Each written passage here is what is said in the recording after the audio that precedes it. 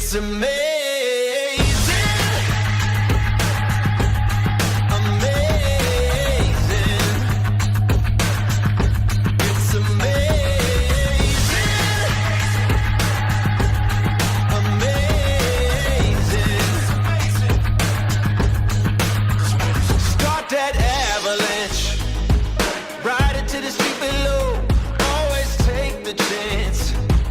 You never do, you'll never know. Who cares if anyone's watching? Let them keep talking and talking. Avalanche, start that avalanche. Okay, this is getting crazy. Tigers getting cagey. Feeling something new, it's amazing. All the records breaking, history in the making. Feeling something new. It's amazing.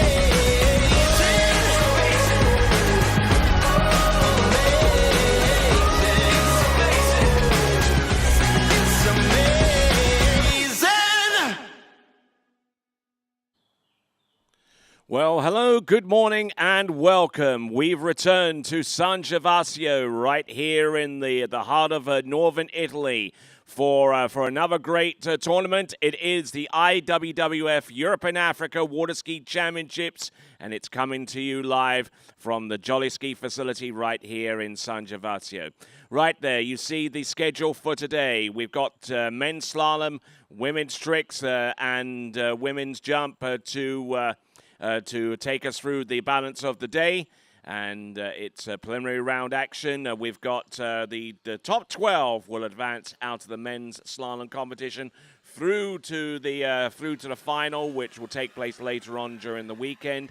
And as we see this great shot here, you can just see the absolute magnificence of this facility here in San Gervasio. I'm Tony Lightfoot, and it's great to have you on board here at the Europe and Africa Water Ski Championships. Great to have you here, and I tell you, we're looking forward to some great skiing. We've got skiers who are spread across the entire spectrum of really young skiers, especially from the nation of Ukraine, all the way up to our more experienced athletes from Italy, and even a skier from the Republic of Georgia who's in his 50s right now, but is certainly giving it his best shot here at the Europe and Africa Water Ski Championships. There you see the row of flags representing the 60 nations that will be vying for honors here at the Europe and Africa Water Ski Championships. We are a little over 10 minutes away from starting,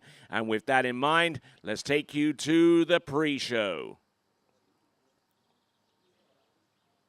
Okay, so we'll take you to that pre-show, and right after this.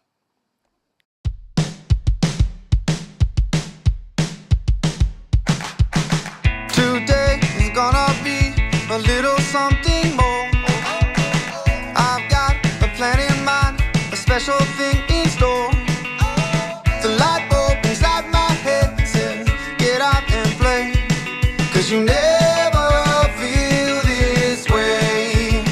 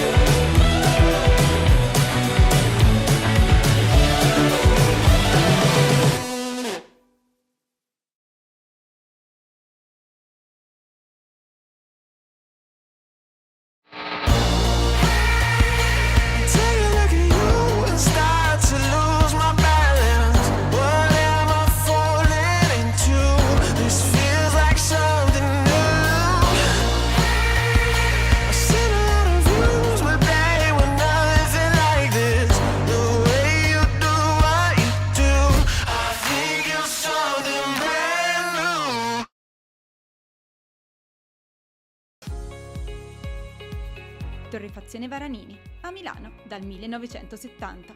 Specializzata nella realizzazione di miscele, bar e vending di alta gamma garantite da un sistema di qualità certificata.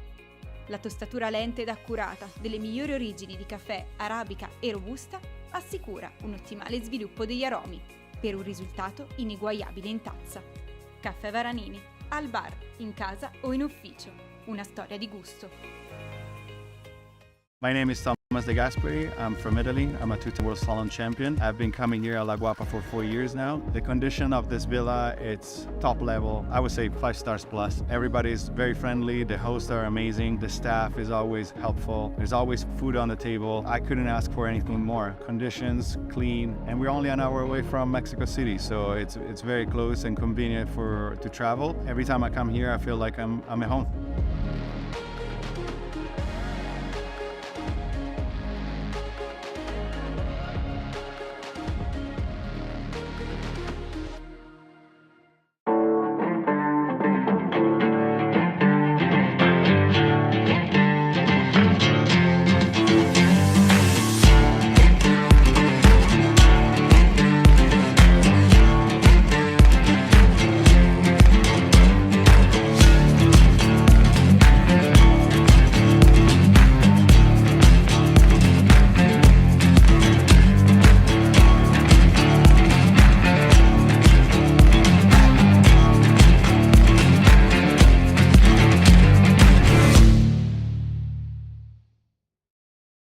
I've been a fan of Marcus Brown since I was like 13 years old. He's, been my childhood hero, and so for him to offer something like this, which is it's great not just for me, but it's great for water skis to have something like this where people can really get a bespoke water ski experience. It's going to improve their skiing, their body, and Jenny's she's amazing too. So just to have the access to both of those guys, I think it's huge, and it has been massive just to talk things through and to get a new understanding of stuff I haven't tried yet.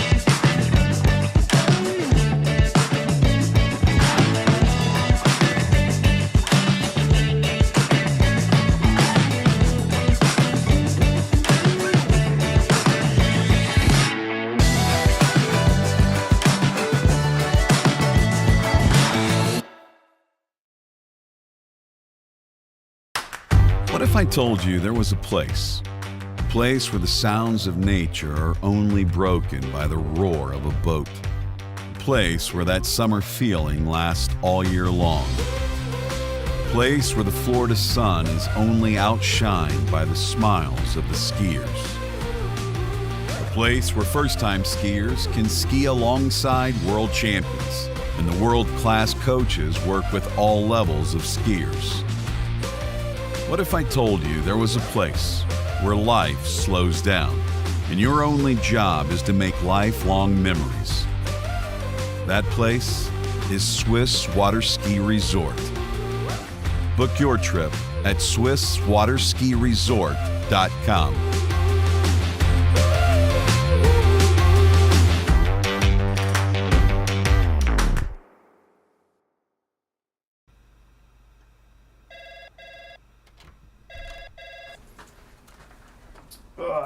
Morning, Brian.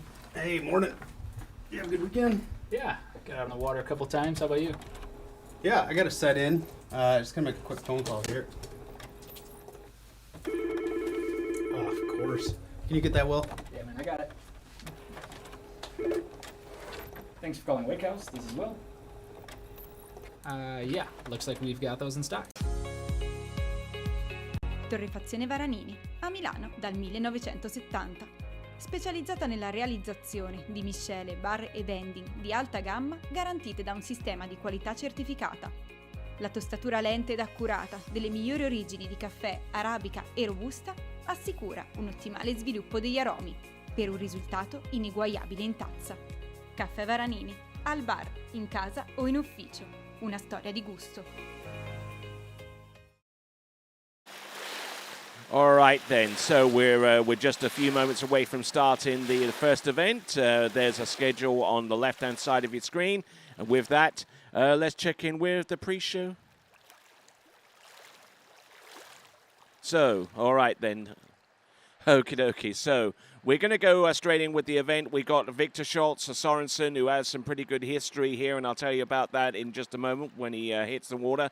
Then we have Mikko Arp Hansen, then Liv Dreyer, then Ivan Zeletsov from Ukraine, then Mikhailovchenko from Ukraine as well. Then we got Gennady Gorelia from the Republic of Georgia, Alvaro Noguera, and Luis Noguera of Spain. We have a trio of Austrians, starting with Claudia Kostenberger, then Alexander Geschiel, and then we've got Luca Rackenwald, and then our 12th skier up on the water will be Freck Skoll, closely followed by Clarence Laveau of France and Samuli Ronka of Finland. So that is a Series 3, then we'll go on to Series 2 and then Series 1. 12 skiers advance through to the next round of the competition, irrespective of what series they come from. So we'll see what Victor Schultz Sorensen can do. And the history to which I was referring to was actually a bronze medal finish in the Junior World Championships that took place here 13 years ago. The second titled event ever held here in San Gervasio. Here he is. This is 14.25 meters. Hasn't really done much this season so far as putting the score up on the board. That's why he's in Series of 3, despite the immense talent that he has to bring into this event. But there you go. That is Victor Schultz Sorensen, and he will get ready for the next pass of 13 meters. So a pretty sprightly start to this competition. Pretty bold start of 14.25 meters at this very early stage, but he is quite a talented slalom skier, as you can plainly see. That is Victor Schultz. Manuel Domini is our driver. He's at the helm of that Malibu Response TXI towboat, and he will be driving this event and also some others towards the end of today's action. 400 foot-pounds of torque there, courtesy of the Malibu TXI. Plenty of power to spare. And looking at the starting dock and seeing Mikael Arp Hansen, another skier from Denmark.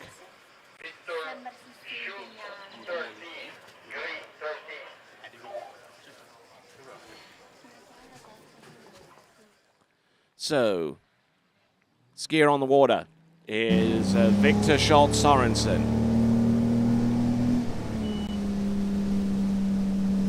Let's see what he's got.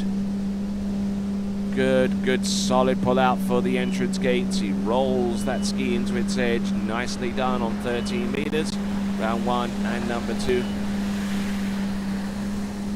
Just navigating his way around all 6 buoys on this pass of 13 meters, which he should do with relative ease. So, bringing him in towards the dockside end, and he's going to get ready for 12 meters now. It's going to be hard to tell at this early stage whether he'll be on course for a place in the 12 skier final, but he's certainly doing his chances no harm whatsoever the further he gets down these runs.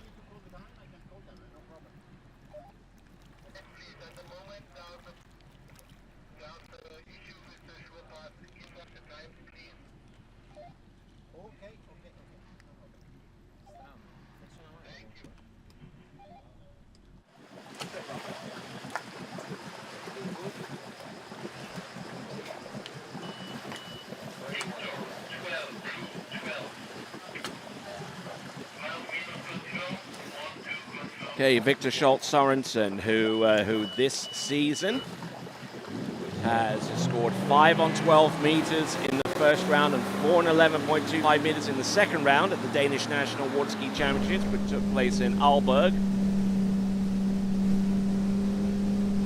That was only just this past weekend, so it has some recent form here.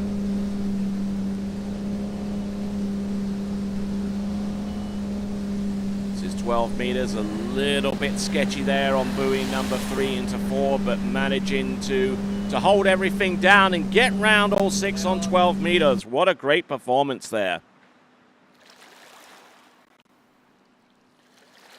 So Victor Schultz Sorensen, who dating back all the way to 2010, has skied in the Junior World Championships, as I mentioned, and even 13 years ago, he was putting scores of 1.5 and 3 on 11.25 meters in successive rounds.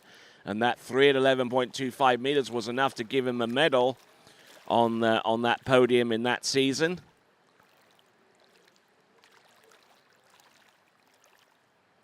So let's see what he's got.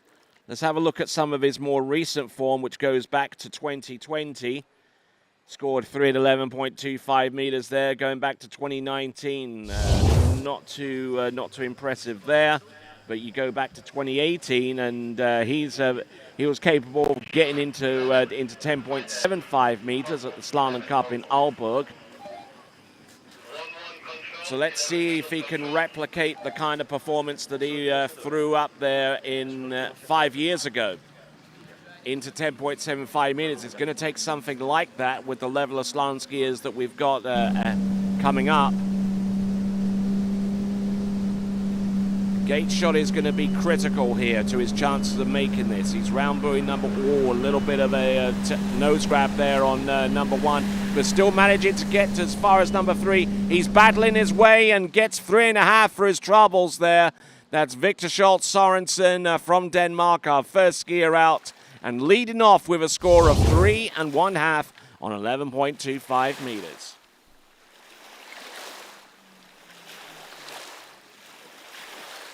Oh, total fin release of buoy number 1. It was hard to tell from the boat, but very easy to tell from the shoreline tower cam. Just looking at him go at this 3 at 10.75 meters was required last season to make the cut, so he's a little bit behind the 8 ball here in that respect. But a good lead-off score, 3.5 at 11.25 meters. And this is courtesy of Victor Schultz Sorensen. Yeah, exactly. Hard to tell from the boat on that fin release, which you saw on our tower cam. But not looking too bad up to a certain point. Just could have used a little bit more patience at the tail end of number 4. That might have helped him to at least get round buoy number 5 and make a play on that. But that's the lead score, 3.5, 11.25 meters. Let's see what the remainder of our Series 3 skiers can do. Starting off with Mikael Arp Hansen.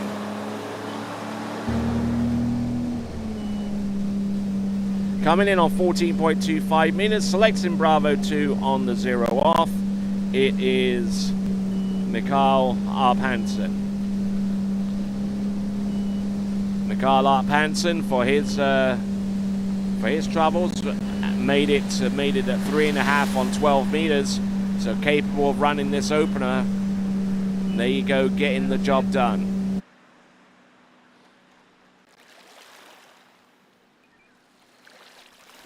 So getting it done, 14.25 meters, no worries there. And here we are. There is our schedule. Slalom Series 3, then 2, then 1, 12 advance out of that. Then women's series of tricks in 2 and 1, in which 10 skiers will advance through to their final. And then the preliminary round in jump in the women, where 8 advance out of those from those 2 series. All right. Lev Dreyer from Ukraine, one of a large contingent of Ukrainian skiers present here at these championships. Probably safe to assume that all of them train over at the Sentosa facility in Dnipro under rather stressful circumstances. One can gather with the conflict that's going on in Ukraine right now. But we'll talk about that a little bit more as we bring in Mikael Harp Hansen.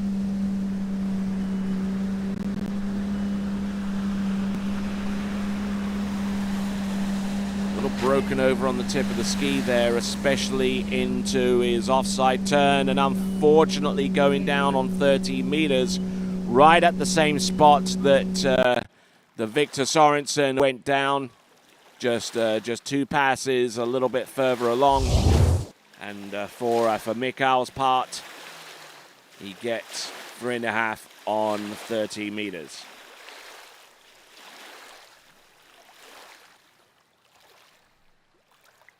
Produced a score of 2.5 on 30 meters in round 1 of the Danish Nationals. And yeah, for the second skier on the trot, a fin release there on his way over towards the left side of the course. And unfortunately spelling disaster there for Mikael Harp Hansen. A second of 2 Danish skiers in this series. We'll see how things progress for them going forward in these championships.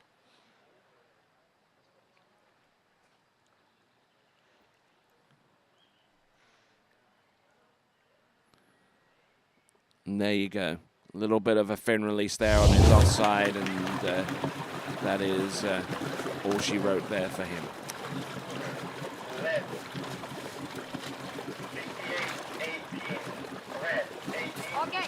Okay, this is 18.25 meters. This is 58K. And to a bevy of encouragement, this is Lev Dreyer from Ukraine. In case you're wondering how old this skier is, I'm gonna tell you that in a moment. Not looking too bad on the opener. And this kid running here at 58K for one of the very few times he'll ever attempt this pass at this stage. He is 12 years old.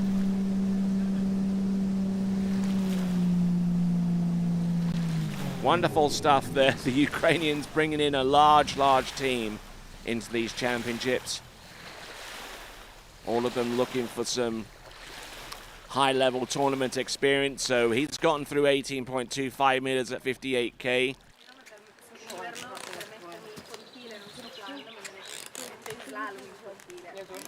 First of 3 Ukrainians. They're all stacked pretty early on in Series 3, and then you've got the likes of Damir Flaratov, who we'll see in the first third of the list in Series 2. Daniela Filchenko, for those of you that are wondering, unable to ski in this event due to an ankle injury, but has reassured me that with the rehab that he's doing right now, he should be ready in time for the World Championships, which will take place in October in Lake County, Florida. All right then, but let's focus in on the Ukrainian that's on the water right now, coming in on the 16-meter line. This is Liv Dreyer.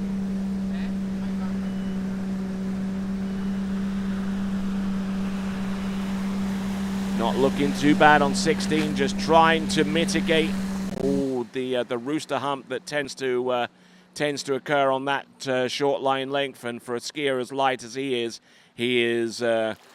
even more susceptible to that. But however, he got round buoy number 3, 2.5 on the 16-meter line. But I think he's a little bit narrow there into buoy number 1, having looked at this again. But managed to get back on track. And just really focus in on the deceleration phase rather than just trying to get out wide and using the additional space created for himself to bleed off more speed. But he is only 12. He is on 60 meters at 58K.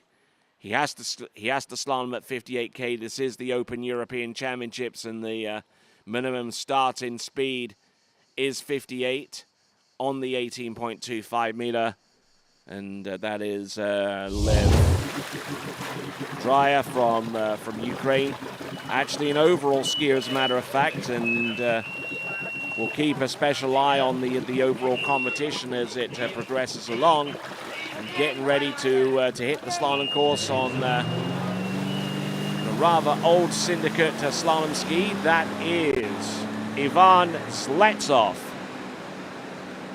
18.25 meters, Alpha 2 at 58K. Entrance round buoy number... Oh, almost going broken forward off buoy number 1, but he's still there, you know. He's round number 2 and number 3. Little bit scary there at the beginning of the pass, but managing to get settled down. Oh, and he had the audacity to backside number 6 on his opener.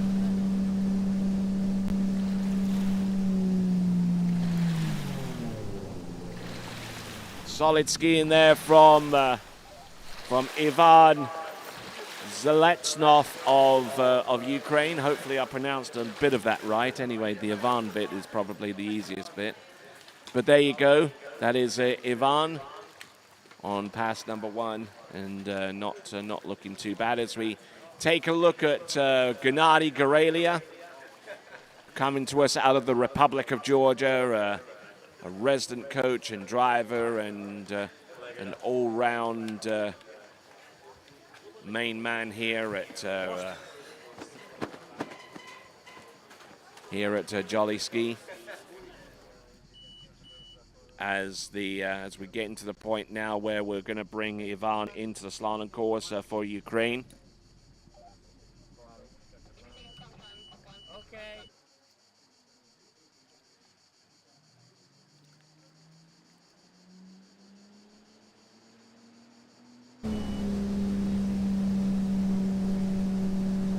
Coming in on 16 meters.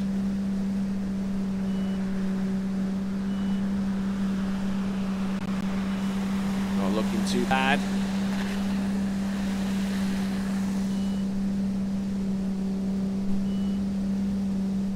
And on 16 meters, there you go. Good skiing there from him.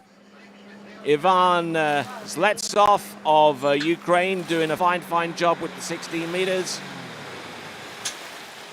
May not have taken the lead in the slalom competition, but has taken the lead in the overall competition. He is one of the 17 or 18 designated skiers who will be skiing all 3 events in this competition.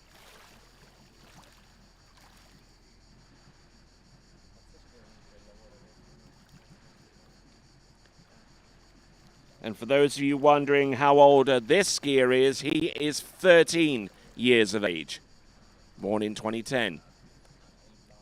Around about the same time that the Junior World Championships was taking place right here in San Gervasio so many years ago. Let's see what he's got for 14.25 meters.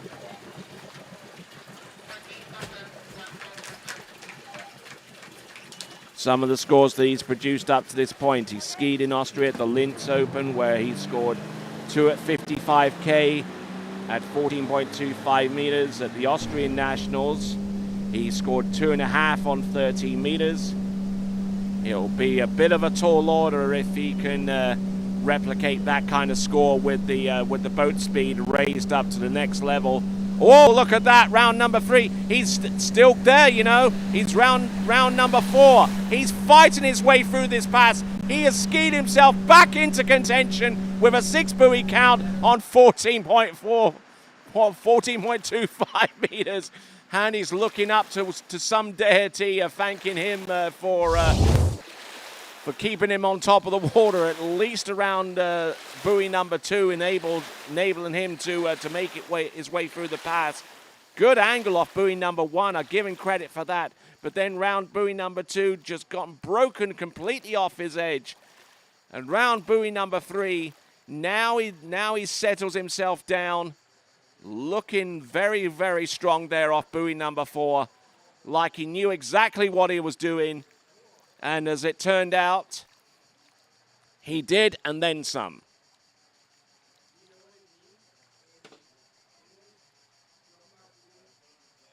So good skiing there from Ivan. Ivan Zalentov of Ukraine, as we get ready for another Ukrainian skier to hit the water, Mikhailichenko. He's certainly sprouted up in the last season. Saw him for the first time over the European Championships in Ricchetto this past season. Now, 13 meters. I think it'll be safe to say that he's in personal best territory right now, especially at 58K. Oh, and he tries to make a play on number 2, and nothing doing there for him, especially after that start of number 1. But give him credit. I mean, he's certainly slalomed himself back into contention on 14.25 meters, but just lost the line, got separated, and is well inside buoy number 2. So that is going to be a 1 buoy count on 13 meters. I don't think even in his wildest dreams he would have gotten that far on 13 meters, especially considering that his personal bests have all been at 55K prior to this tournament, and having to ski at 58 because this is the Open Europeans, as I mentioned before. So there we go. That is Ivan Zalentov of Ukraine. Plug that score into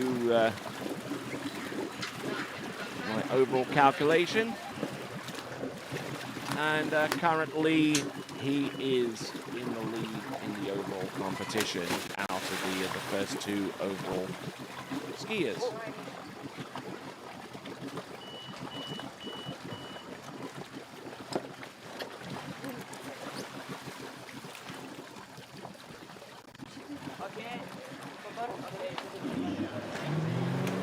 All right, here we go, folks.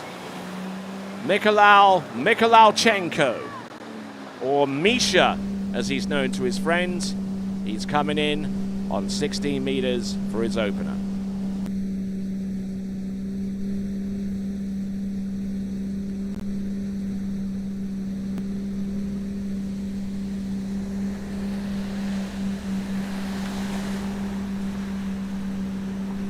Not looking bad. Looking pretty impressive, as a matter of fact. As he gets through 16 meters, he looks very, very calm and composed there on that opener, like he's done this a time or 2 before. All right, then, so that was a 58K, 16 meters. We'll see what he has coming up very, very soon, as we have a look at Gennady Gorelia on dockside.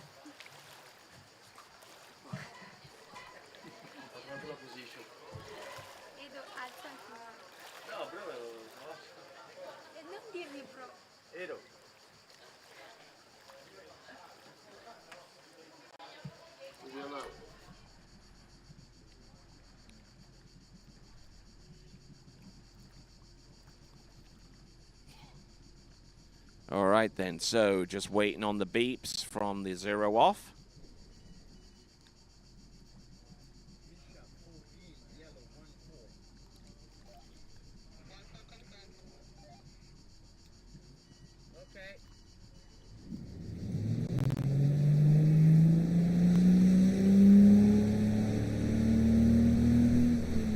Okay, coming in on 14.25 meters.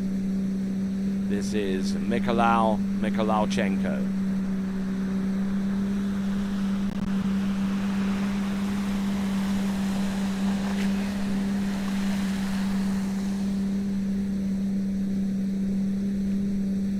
Certainly sprouted up in the last season or so. He's definitely added quite a bit of height to his frame, and looked very, very smooth there on 14.25 meters. Yep, and receiving a ripple of applause around the dockside from the Ukrainian team. We'll see what he can do on 13 meters. It's going to be the next pass for Mikolauchenko. Here's the format. We've got one preliminary round. The top 12 advance through to the next round. So we won't really have too much of an idea as to who will actually advance until we get to within the last two competitors in Series 2, because there just happens to be 10 skiers in Series 1. So that's what we got going on, folks.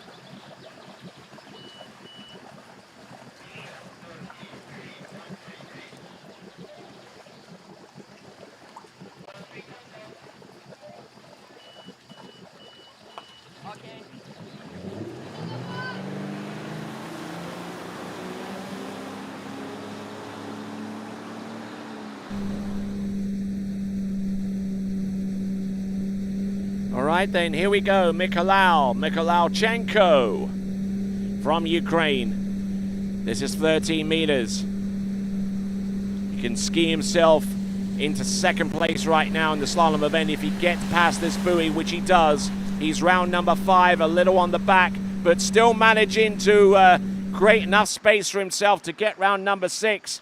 And he becomes our third skier to get through the 13-meter line.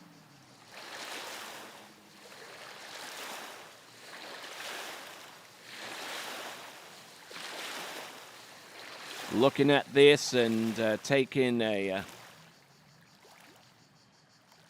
good look at this pass in all of its magnificence.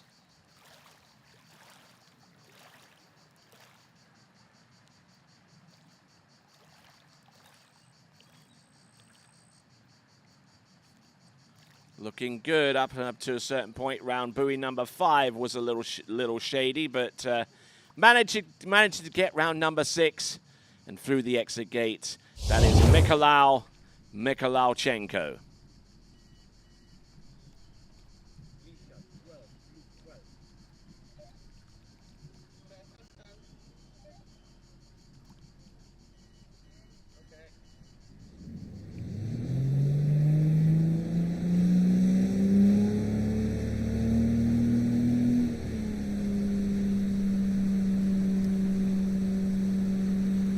All right, then, here we go. This is 12 meters now. Now he needs a really good start. He's in second place right now.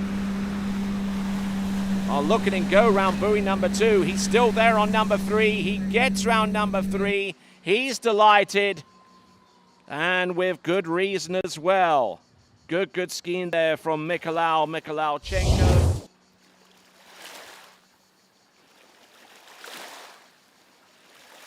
Take a look at some of his scores this season, and yes, at 55K he got as high as 1 at 11.25 meters on that speed.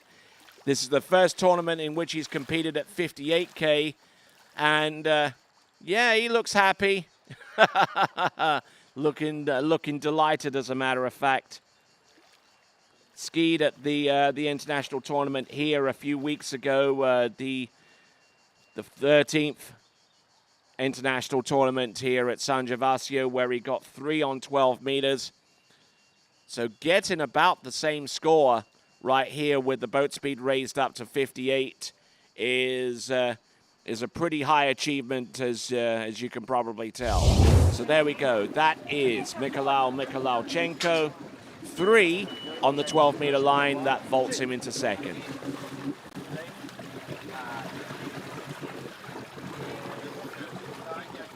All right, now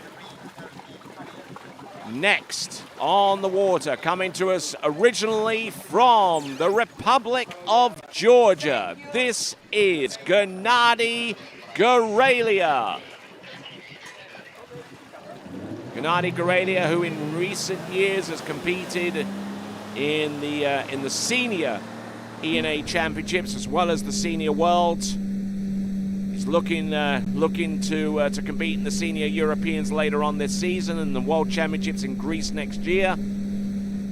But here he is making a little bit of an open European comeback on 30 meters at 58K, still showing the world that he has it on 30 meters for the opener. Yes, absolutely grunts his way through that opener and looking pretty strong. Boat path approved from our shore pass system, and Manuel Domini doing a fine job there, as too is Candido Moz, who is our boat judge. Alvaro Noguera from Spain is on deck right now, getting ready for his turn. We'll see how things play out for him. Gennady Goralia for his effort out there has gotten through 13 meters. And there you see a graphic explanation on how the zero-off system works.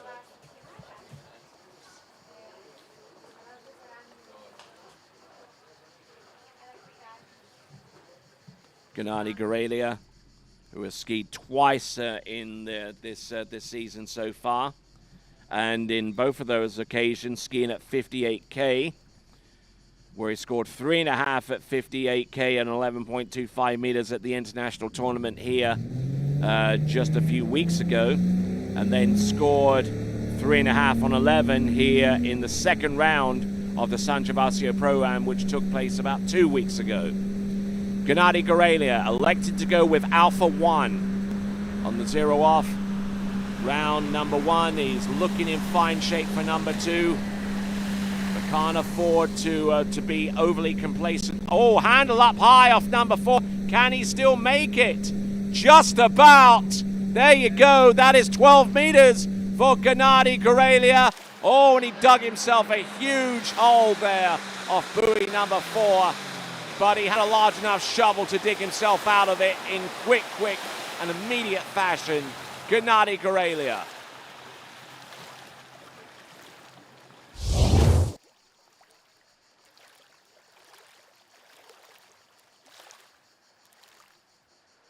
So Gennady Goralia, right foot forward skier, almost did a little bit of a fin release there on buoy number 1.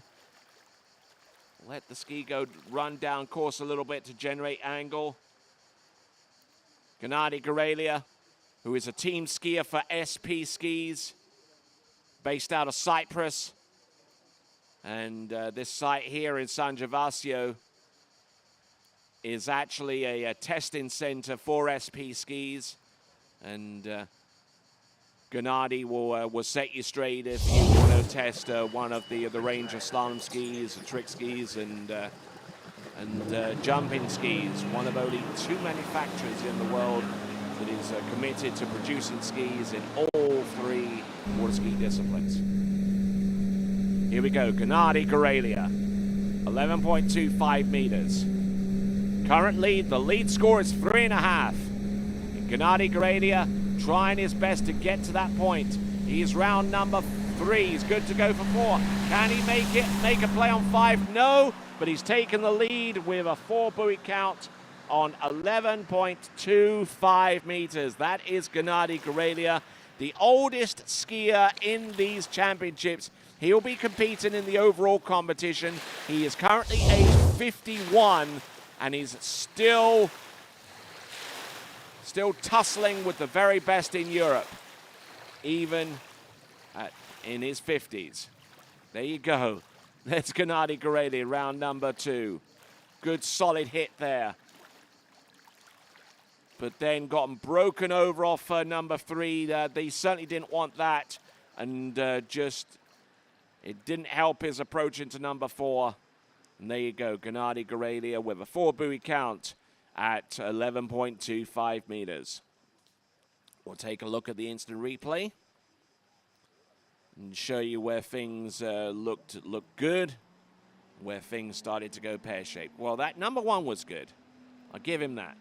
Round number two, which is his onside turn, he made up a little bit of that deficit up, but then he left his ski behind him a little bit on number three, and then he speedballed that into number four. And when we return, we will have the first of two Spanish skiers, Alvaro Nogueira. He'll be coming up next.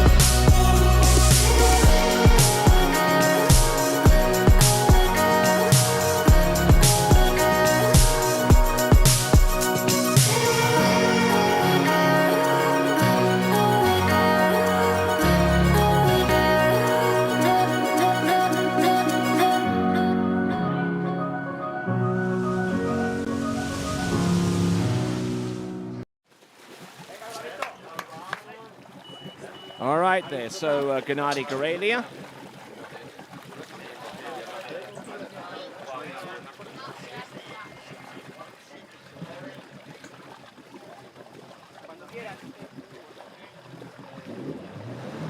So 16 meters, Bravo 2.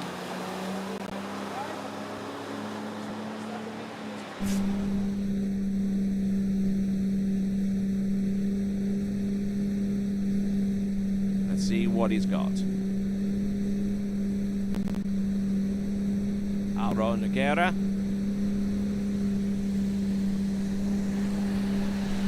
Not looking too bad. Trying to manage the rope. Just trying to stay upright on the opening pass, and then he can start to really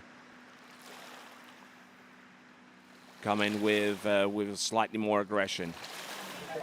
All right, his brother Luis is our next competitor to go in Series 3 Slalom.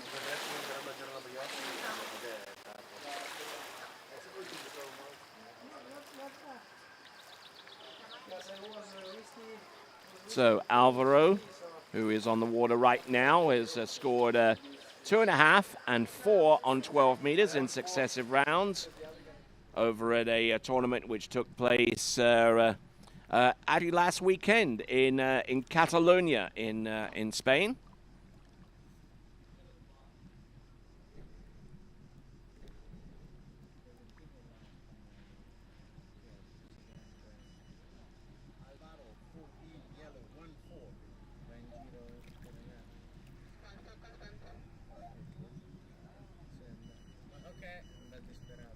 All right, just waiting on the beep, and everything looks to be in good shape. Alvaro Guerra looking for the 6 buoys on 14.25 meters. Let's see if he can get them.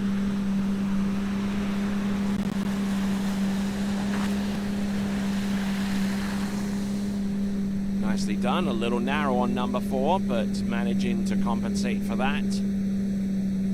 And getting around all 6 buoys, no worries there at all. So that is Alvaro Nogueira. We'll see what he can do with the next pass coming up. Alvaro Nogueira. So sinking in. And just waiting on the towboat to make its way round. Pull his way back into the course. So 30 meters comes up, and hasn't really slalomed that much over the last couple of seasons. His best score in the last 2 seasons has been an equal 4 on 12 meters. He did that last season at the Europeans in Rocheto. and did that recently, as I mentioned, at a tournament in Catalonia. So he's got that to chase for, but he's going to have to go way in excess of that if he's to come up with a score that's close to the lead, or even beyond that lead, put himself in a position where he'd ski in the final. Let's see what he's got. 13 meters. Good start on number 1. Oh, ski behind him a little bit on number 2. He's got to watch out for that. There you go, and a little bit easier around number 4 and number 5 and 6, looking in very, very good shape. Excellent skiing there from Alvaro Noguera. And we'll see what he can do with the 12-meter pass coming up in just a moment.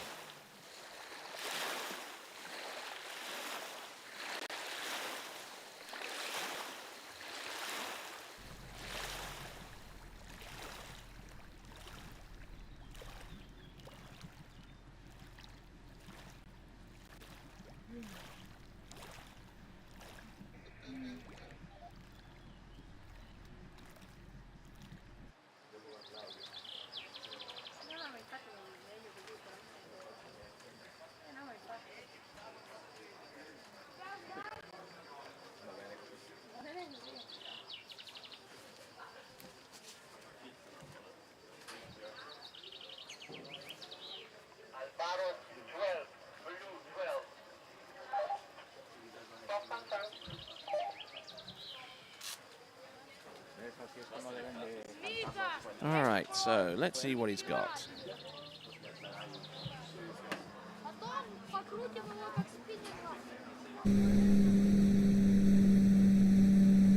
Coming in on 12 meters, needs to get all 6 buoys on his pass to give himself a chance to strike for the lead. He gets round number 1, he's there. He's round number 2, a little bit of a delay. He's round number 3, he's still got the ski out ahead of him. And he manages to get that ski outside buoy number 4, and I don't know whether he got to the wakes in time for the next set of boat guides. We're going to take a little bit more of a forensic look of that, and the judges will also be wanting to take a look at this coverage too. The score under review is the 4 on 12 meters, produced by Alvaro Noguera. Didn't get him too bad of a start. Let the ski go down course a little bit on his onside, and then things started loosening up really, really quick. Oh, I'm not even too sure whether he got round number 4. So the judges are still reviewing that score. We know that it's not going to be any more than 4, under the assumption that you got round that buoy to start off with. We'll take a look at this, and the judges are looking at this once more. Back on the ski on number 2, and now here's the view that we're looking for. Yeah, inside.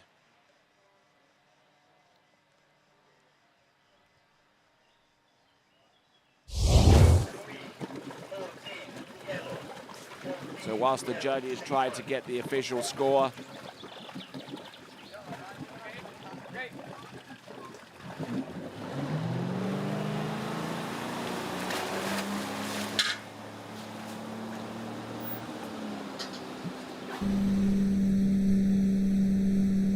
okay, so here we go. Luis Noguera coming in on 14.25 meters.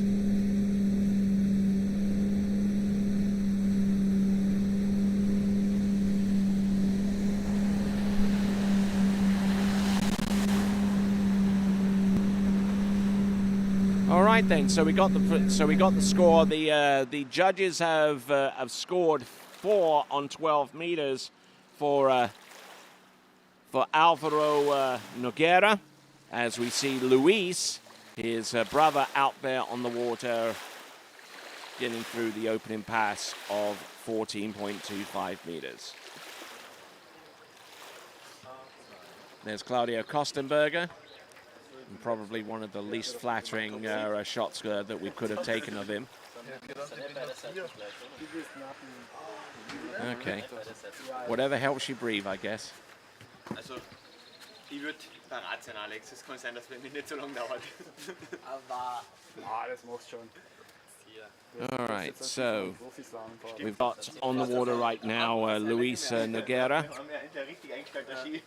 We'll try and get you some of the results that have come his way in the recent past.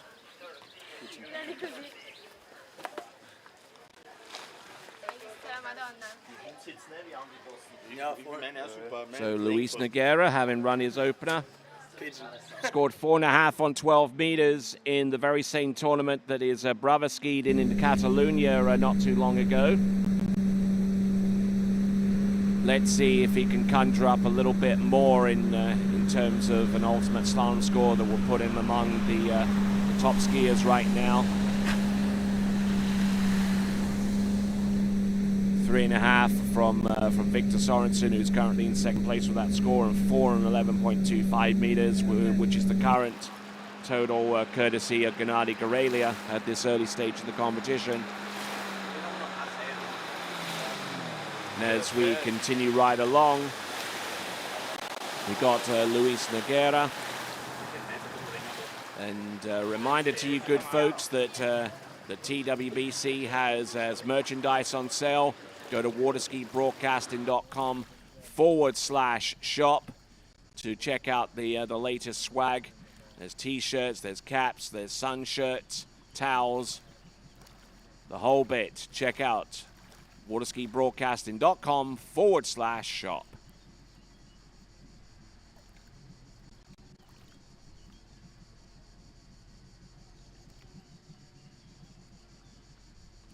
All right, so waiting on Manuel to set the boat into the course. And this is going to be the 12-meter run, having started on 14. Here we go. Here comes Luis Nogueira of Spain.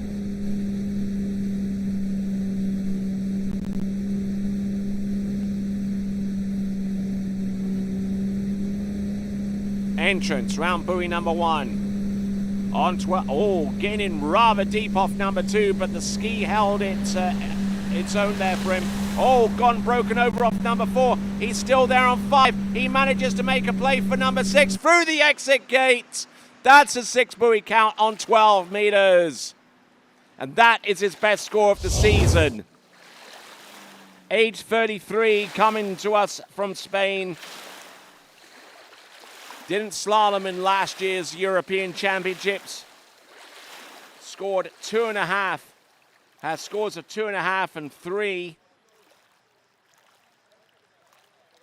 Over in the tournament in France last season. And has slalomed into 11.25 meters on a number of occasions within the last 2 to 3 seasons. So this is going to be a big old shot in the arm there for him.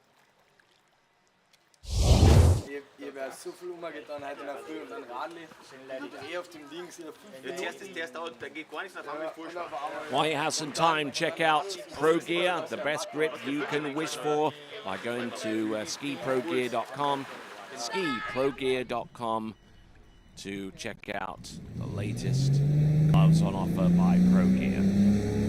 All right then, folks, Luis Nogueira.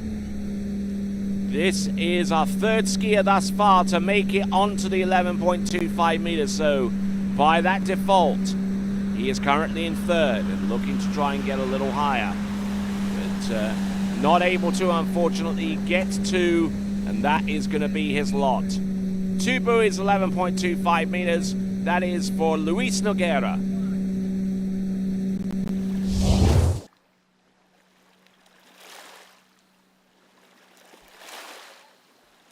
Looking at this one more time. Just not getting the best of starts and opening up and separating away from the boat as he made his wake crossing. And there you go. He performed the S-turn immaculately and got to the wakes just in time for the boat guides.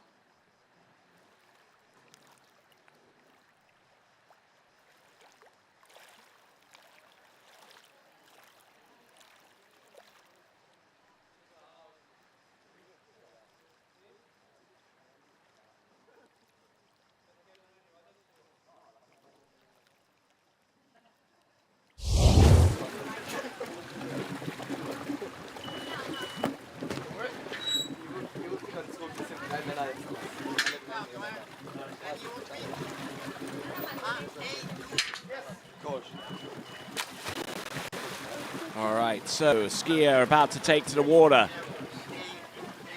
This is going to be Claudio Kostenberger. One of three skiers, as a matter of fact, coming to us from Austria and present here on this list of Slalom Series 3 competitors. He'll be coming into the course on 14.25 meters.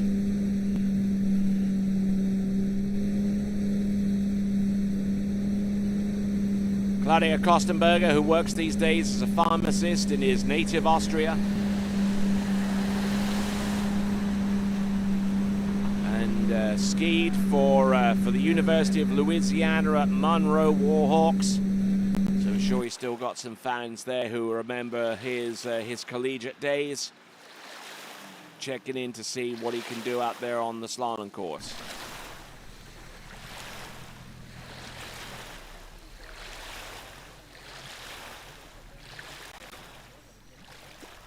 All right, Manuel Domini at the helm.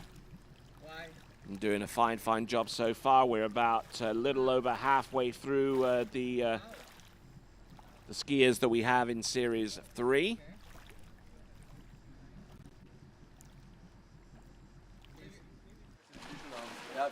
So looking at our next skier to take to the water, it's Alexander Geschail of Austria, just trying to isolate himself away from whatever's going on. All right, so a 13-meter second pass is being called for Claudio Kostenberger.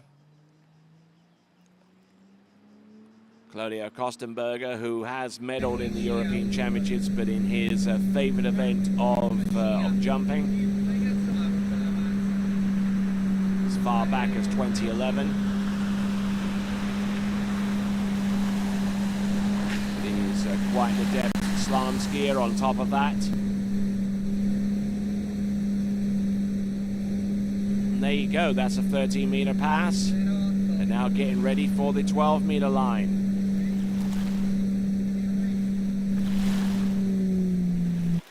So Claudio Kostenberger, who admits he doesn't get to compete too much these days, with work consuming a lot of his practice time and his time traveling to tournaments, but certainly relishes any opportunity that come his way to do just that. All right, I'm Tony Lightfoot. I'm glad to have the presence of your company right here at the Europe and Africa Water Ski Championships. We thank the sponsors. You see them there on the banner directly below me, and we thank them very, very much indeed for their financial assistance going forward. All right then, folks, here we go. We've got Claudio Kostenberger. He's getting ready for the 12-meter run.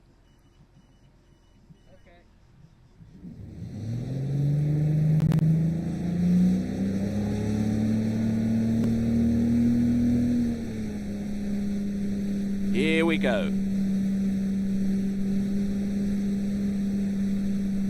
Let's see what we have here for Claudio Kostenberger.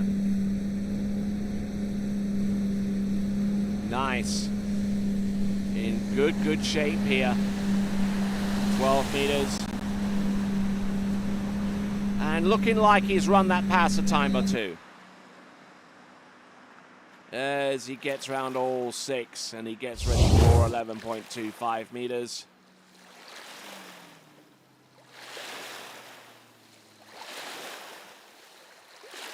Snapping that handle in very, very quickly off his turns on both sides. Just trying to use his tall frame as an effective lever. And don't forget the slalom ski that he's riding on right now. I don't think I even mentioned it at this stage. He's riding on his backup slalom ski because he actually broke his original slalom ski in practice. Took a handle to the ski and it just just cleanly caused a break in the middle of that ski, which made that ski impossible to ride on without doing yourself some immense damage. So Claudio, thankful that he has a backup ski that he can easily ride on, and getting ready for 11.25 minutes. We'll see what he's got.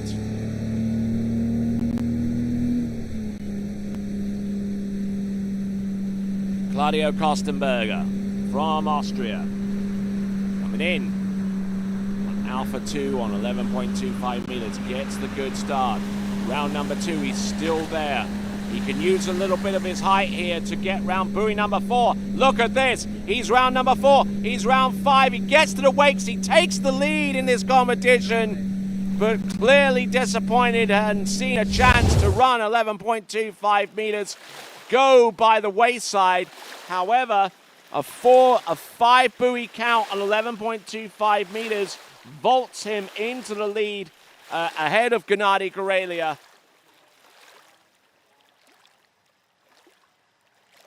Good extension round buoy number 4. It looked like he may have made up all of the deficit that he produced, but then off number 4 he brought the handle high and on his inside, and unfortunately at that point he had to make do with a 5 buoy count on 11.25 meters. It is enough for the lead, and it could give him an outside chance of making it through to the men's slalom final. Hard to say at this stage as we get towards the tail end of Men's Series 3, but he's certainly done his cause plenty of good there with a 5 buoy count and the current lead at 11.25 meters. That is Claudio Kostenberger.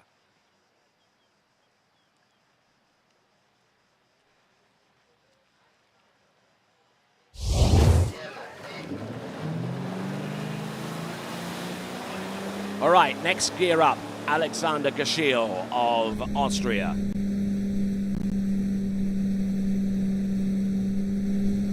14.25 meter start.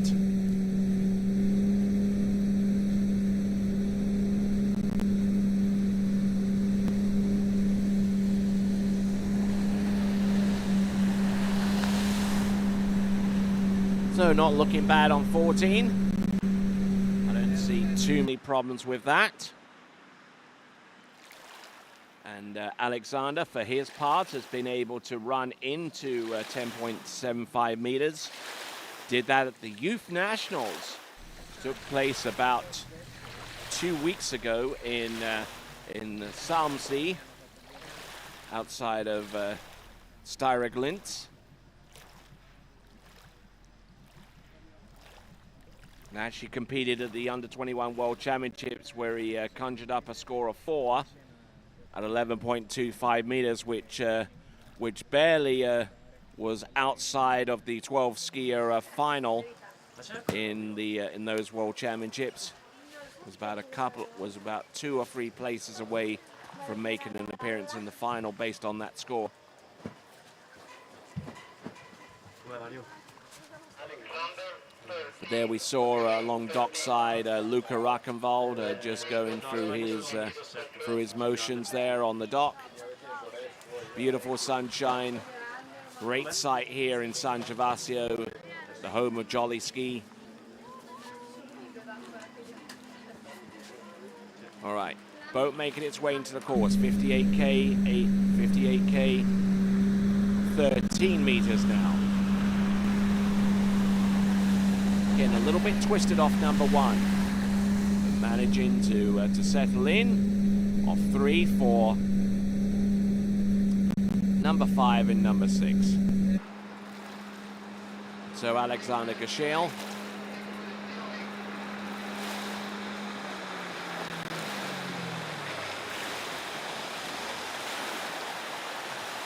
So Alexander there wearing the shorts that would probably work better with 1 or 2 skiers who would be ineligible to ski in this event, as it is the European Championship. I'm sure a couple of American eyes are looking at those shorts and trying to figure out why they're on an Austrian. But we'll We'll continue to monitor his skiing performance, Alexander Gashil, and his next run is going to be 12.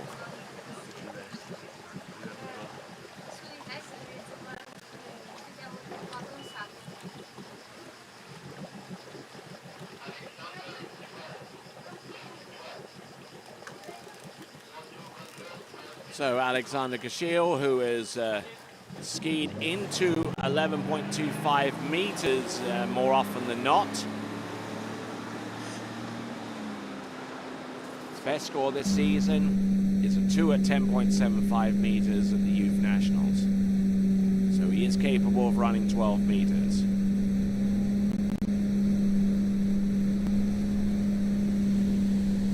Little narrow on number 3 though, but he's managing to make up some of that deficit off number 4 and 5.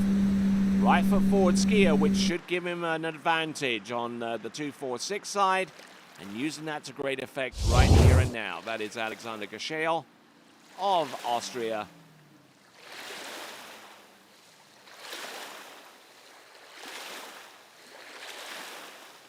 Getting a good load off buoy number 1, and looking in good, strong posture into number 3. He works his way for 4. Good release from the handle. Just a skosh back on the ski, but nothing out of the ordinary there for Alexander. All right, here we go now. It's going to be, what is it, the 12, the 11.25 meter line.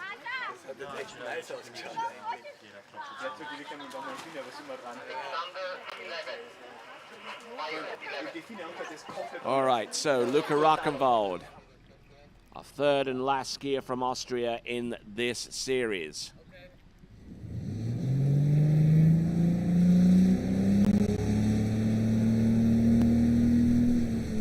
All right, here we go. Alexander Gashil. This is 11.25 meters. Working off Alpha 2 on the 0 off. No one has run 11.25 meters so far. The closest we've seen is Claudia Kostenberg with his 5 count. And it looks like we're going to get oh, look at this! Good solid edge change into number 5. Gets round number 6. Our first skier through 11.25 meters is Alexander Gashil. Yeah, there you go. You pump that fist. All right, good skiing there, and had my doubts about his ability to make an effective turn on buoy number 5 based upon what I saw. But I tell you what, looking in very good shape. Good solid ankle and knee bend to control that slalom ski exactly where he wants it to go. Getting round buoy number 5, taking a big hit. But was it enough to throw him off? No way. He got round number 5, got on the back of that ski, and then just launched himself into number 6. Gets all 6 buoys, and now that puts Alexander Gashil in the lead.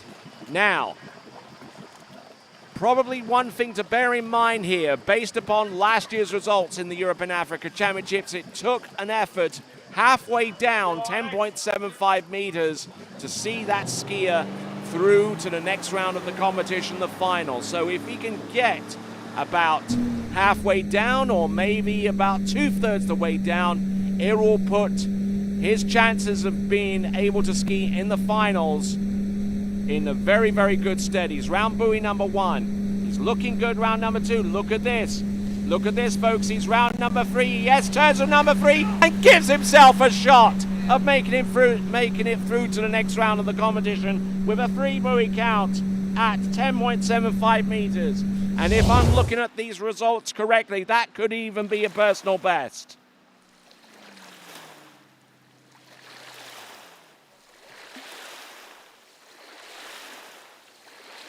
So Alexander Gashil, who is actually age 20, and I'm not even too sure at this point, but I'm trying to recall if there are any U21 skiers out of Austria that have actually slalomed to that kind of level.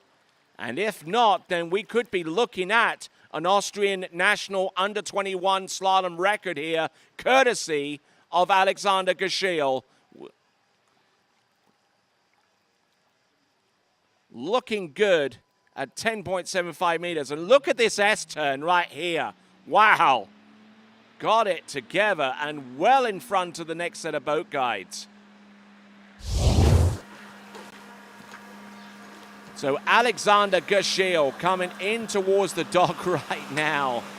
He is in the lead with a score halfway down, 10.75 meters.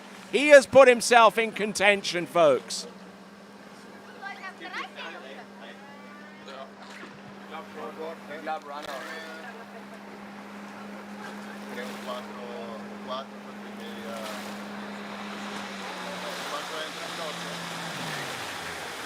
So there he is, Alexander Gashil, and tick-tock into the dock. And the Austrians certainly have reason to celebrate. And we'll see what Luca Rockenwald can do.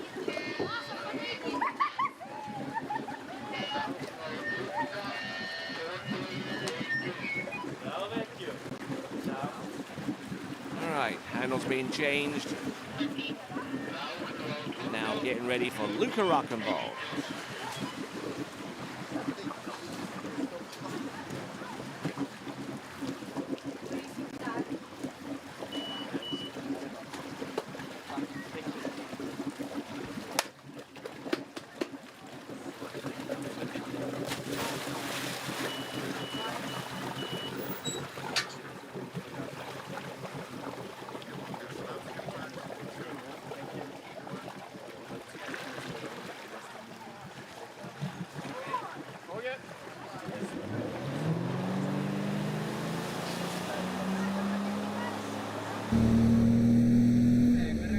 All right, here we go. Luca Rockenwald coming into the course of 14.25 meters.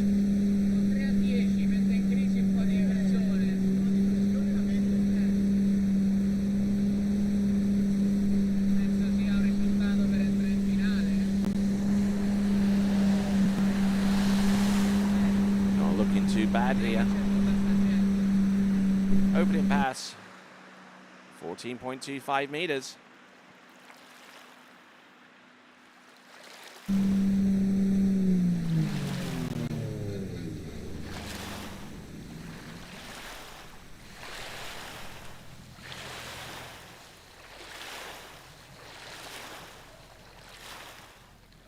So there we go.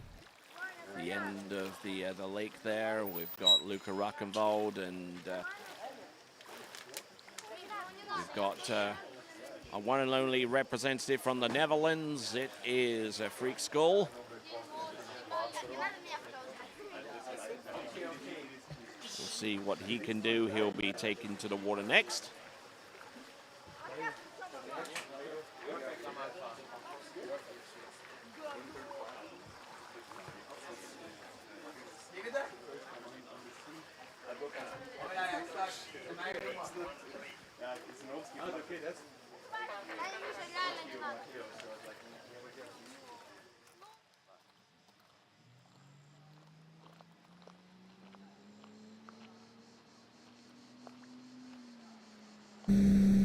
All right, let's see what Luca Rockenwald can do.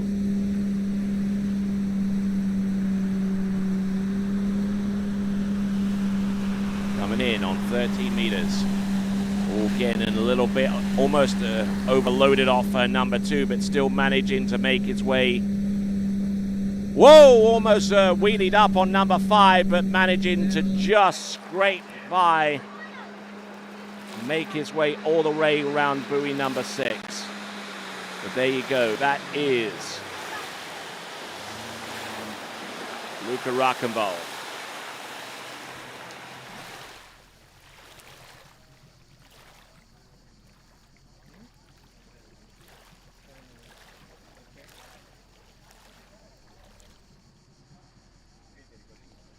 All right, so we've got on the water.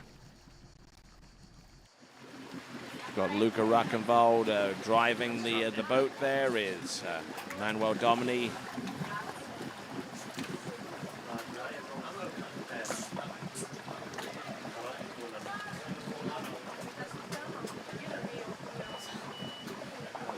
So, Luca Rockenwald, he's gone through the, barely got through 13 meters if we're being honest, but let's see what he can do with 12.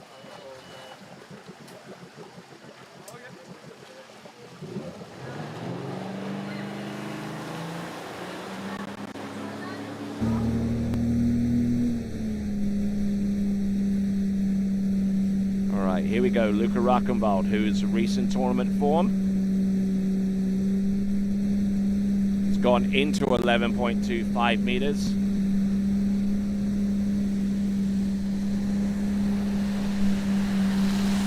Just trying to play this cagily here. Getting around all 6 on the 12-meter line. It certainly wasn't the easiest of 12-meter passes, but that will represent one of his top 4 scores, 4 or 5 scores this season. Whatever comes up on 11.25 meters, the line length that he now has the opportunity to take a look at.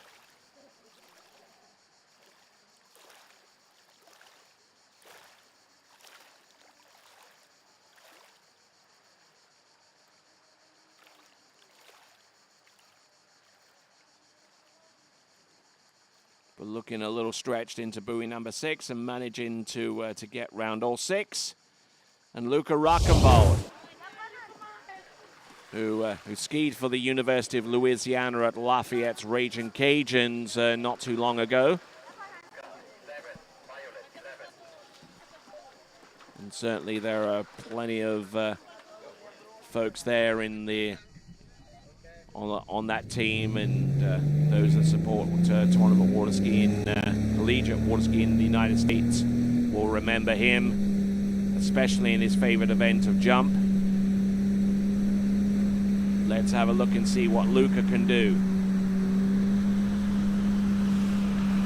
Oh, and on 11.25 meters, taking a narrow approach into there and tried to throw everything into that turn by way of a sacrifice dive. Knew that he came off the handle too early and threw himself too narrow into that turn. So it's going to be half a buoy on 11.25 for Luca Rockenwald.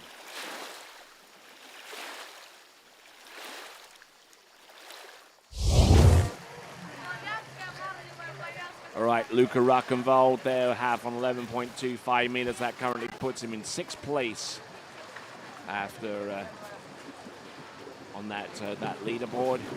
Alexander Geschel, who is certainly giving himself and the Austrian team a good shot in the arm with a 3-buoy count at 10.75 meters.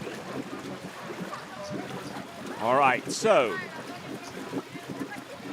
skier about to take to the water, coming to us out of the Netherlands. It is Freak Skull.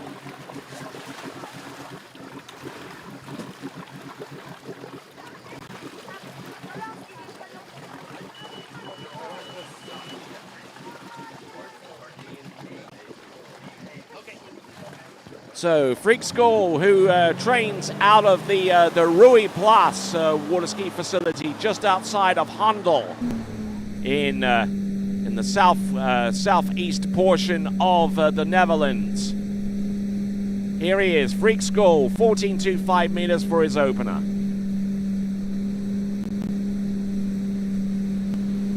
Looking very smooth, looking in good shape here, not overly exerted himself at this early stage. Just trying to keep the tip of the ski driving through the wakes and well into his edge change and turn, and looking in, as I say, looking in good shape.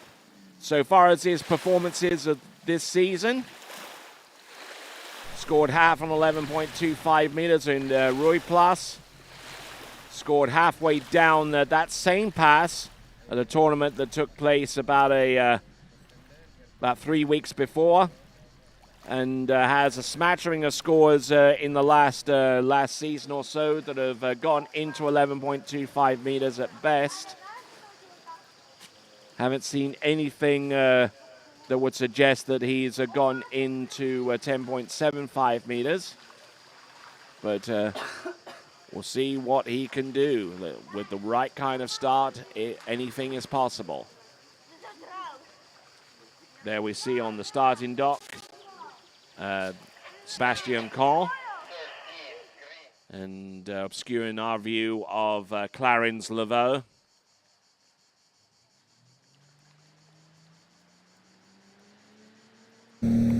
All right then, folks, here we go. This here is Freak School. It's 13 meters now.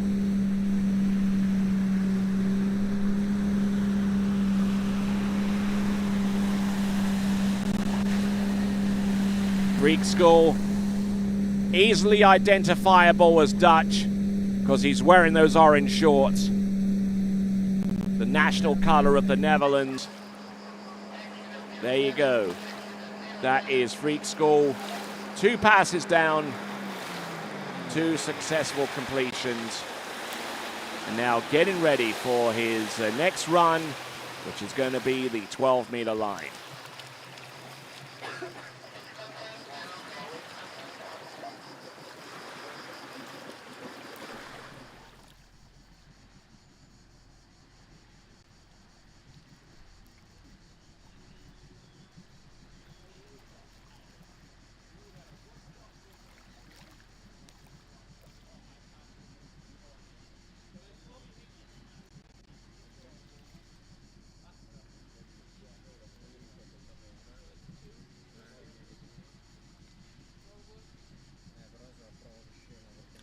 All right then, so we're continuing right along.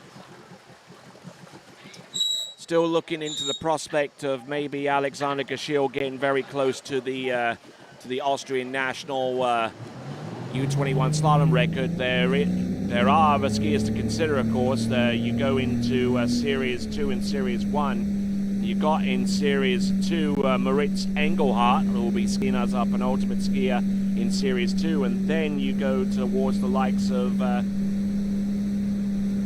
Nicky Attenson, who medaled in the U21 World Championships. But let's concentrate here on Freak School from the Netherlands, and he gets that pass to go. Nicely done, 12 meters.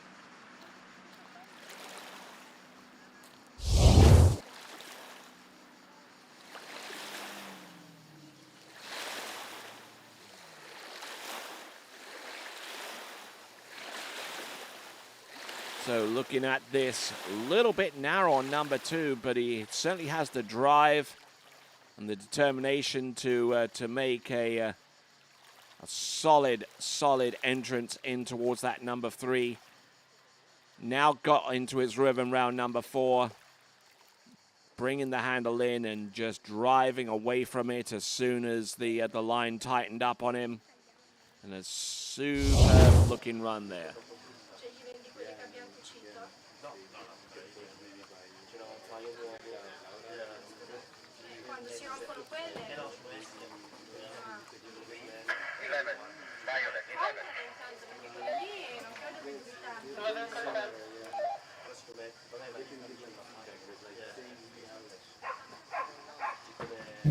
All right then, so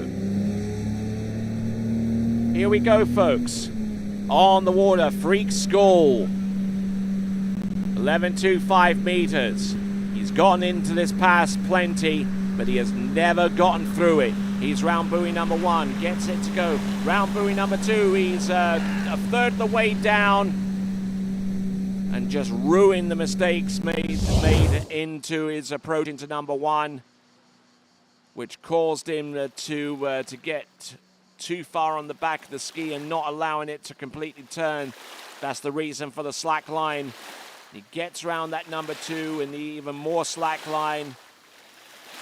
And there you go. That is Freak School. That is a 2 buoy count on 11.25 meters.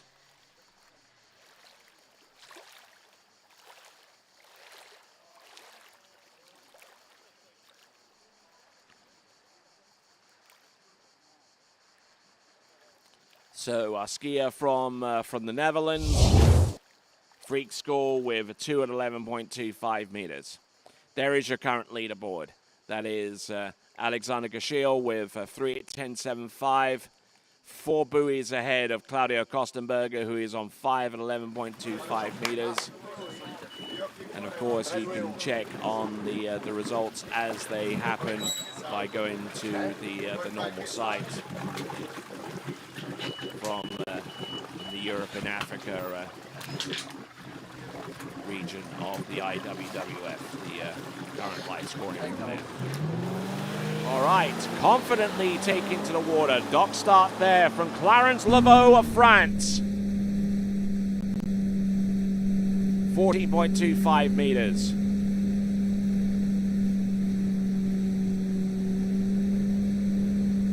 Round number 1 and 2, good and in shape here. Allowing that ski to fully rotate, then getting on it behind the boat, and looking very, very impressive, it does have to be said. Clarence Laveau.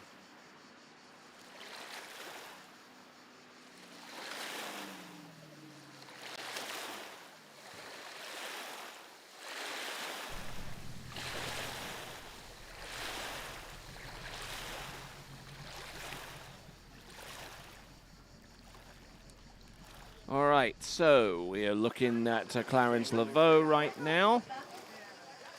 Has skied quite a few times this season and has had at least a couple of scores into 10.75 meters, namely at the 2 qualifying series tournaments for the Masters earlier on this season.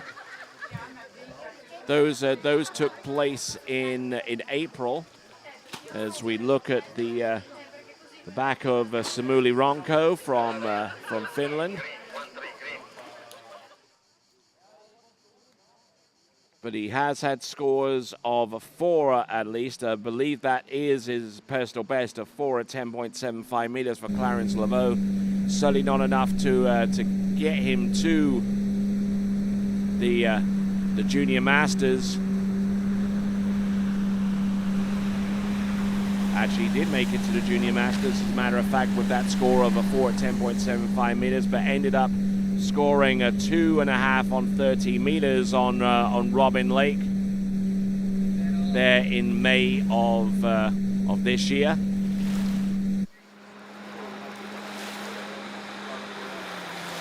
So aged 18. Still eligible for another U21 World Championship assault.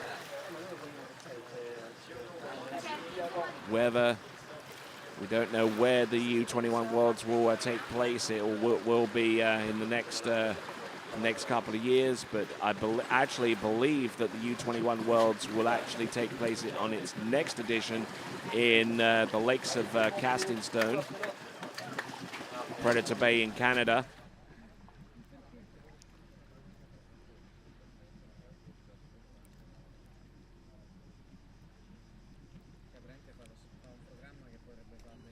So, Clarence Laveau, skiing for France, an under-21 competitor to boot. Let's see what he's got. He's gone through 14 and 13. So here we go, coming in.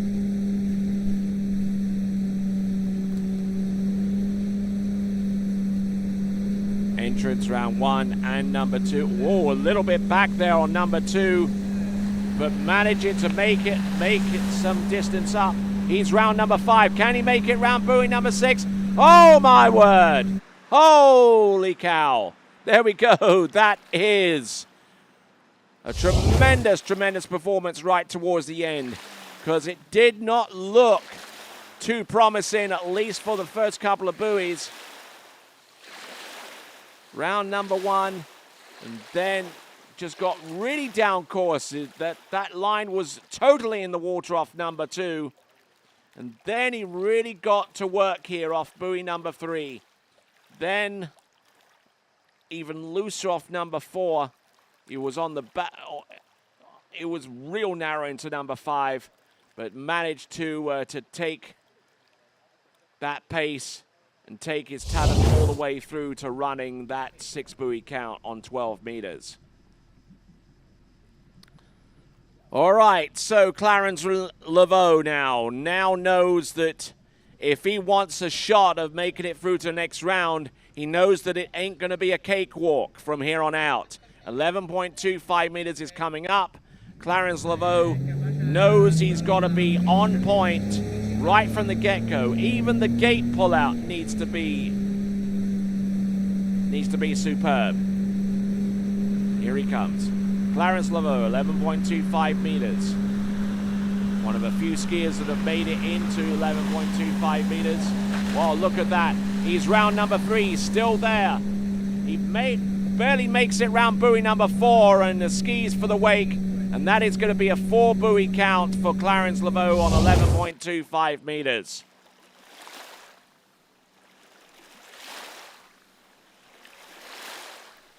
So Clarence Laveau, a member of the French team, which means that these are valuable points that go towards the French team effort.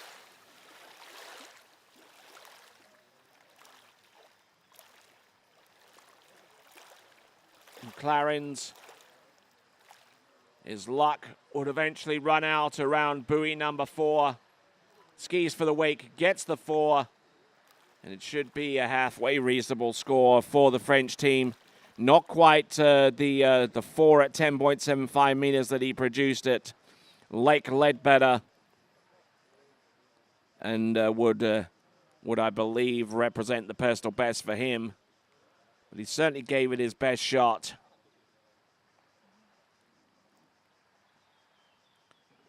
But maybe with an outside chance of making it through to the next round. It's going to take some key scores to come up short in order for him to realize that ambition. But we'll see what occurs going forwards. In the meantime, this is Samuli Ronka from Finland. 14.25 meter start.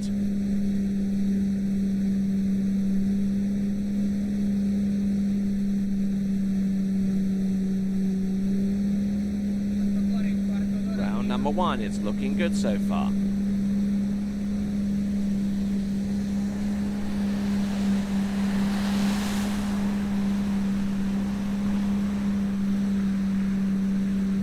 Oh, good skiing there, it looks like. There we go.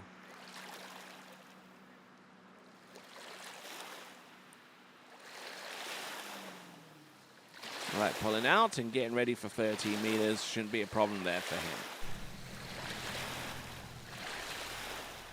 All right, as we continue to work along, be sure to check out the Water Ski Broadcasting Company's shop for towels and apparel and caps and all of that kind of stuff. Check it out at waterskibroadcasting.com/shop.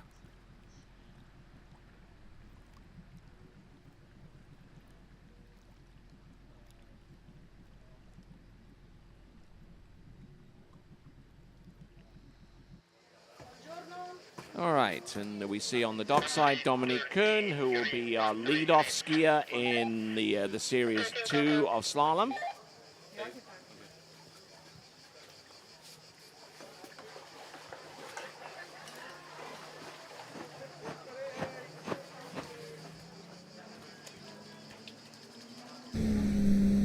Here we go, towboat making its way into the course.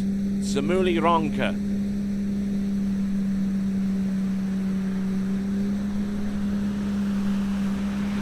Back-sided turn there on buoy number 1.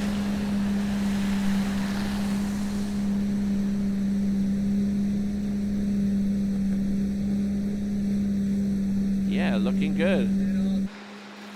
Looking very good, as a matter of fact, as we pick him up from the dockside camera. There's Samuli. Looking in very, very good shape so far. Nothing out of the ordinary.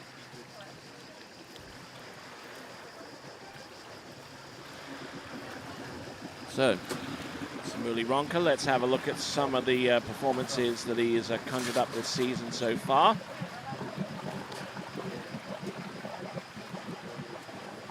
skied in the Scandinavian Youth Championship and came up with a score of 2.5 at 11.25 meters. In the season before, he got 4 at 11.25 meters on a couple of occasions, such as last year's Europe and Africa Championship, and also at a tournament in Finland. Going back a little bit before that, back to 2018 and 2016, there's very little to suggest that he skied anywhere close to the scores that I've previously mentioned. However, let's see what Samuli Ronko can do here. It's very nicely done there with the backsided turn on number 1. Bam, hits that one on buoy number 3 as well. This is 12 meters, a little loose off number 4, but still managing to take it all the way downtown. There you go, it's a 6 buoy count. It is Samuli Ronko from Finland.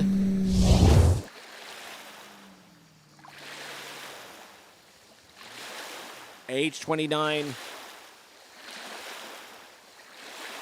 Looking in very fine fettle indeed.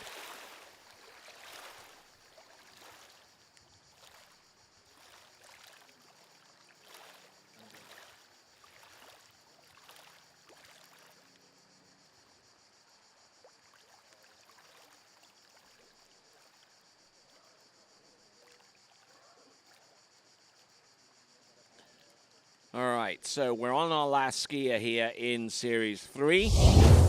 We'll take a slight pause before we go into Series 2.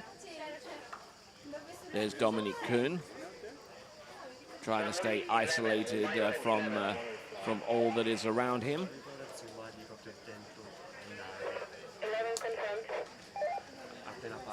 So 11.25 meters for Samuli Ronko.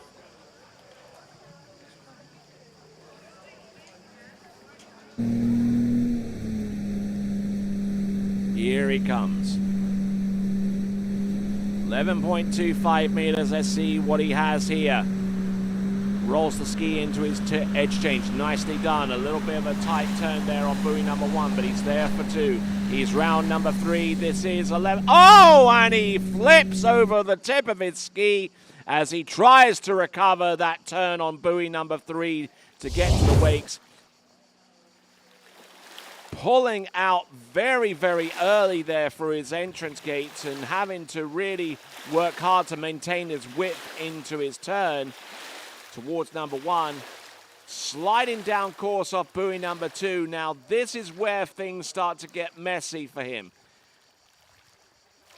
Ooh, takes a face full off buoy number 2 and unable to maintain skiing position off number 3. Therefore, it is a 2 1/2 buoy score for Samuli Ronko on 11.25 meters.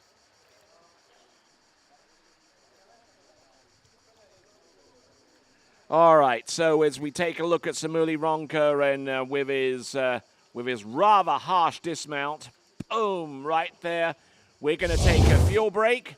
And once we get done with that, we will go on to Series 2. We'll be back right after these. For skiers and water enthusiasts, Florida lakes are what dreams are made of.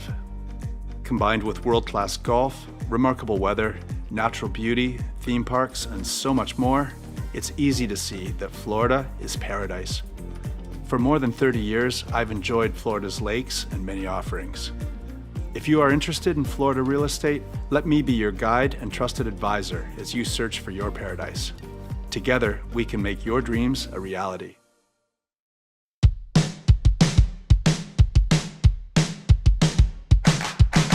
Today is gonna be a little something more. I've got a plan in mind, a special thing in store. The light bulb inside my head says, get out and play, 'cause you never feel this way.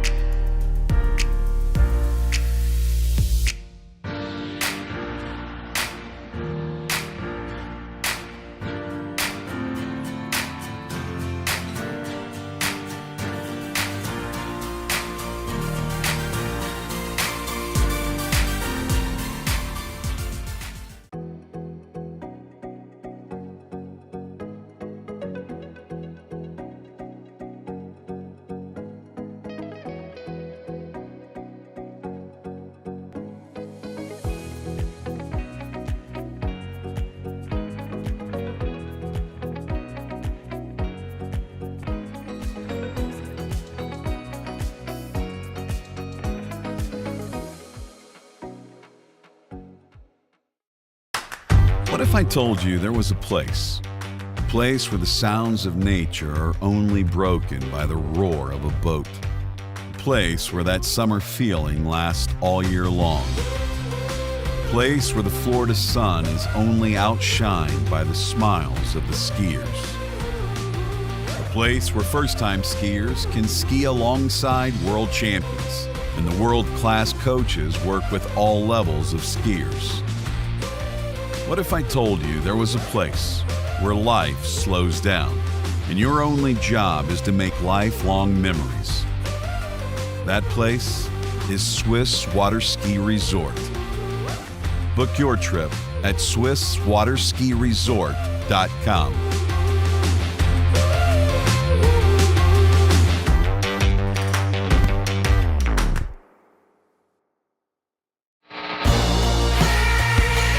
Take a look at you and start to lose my balance. What am I falling into? This feels like something new. I've seen a lot of views, but they were nothing like this.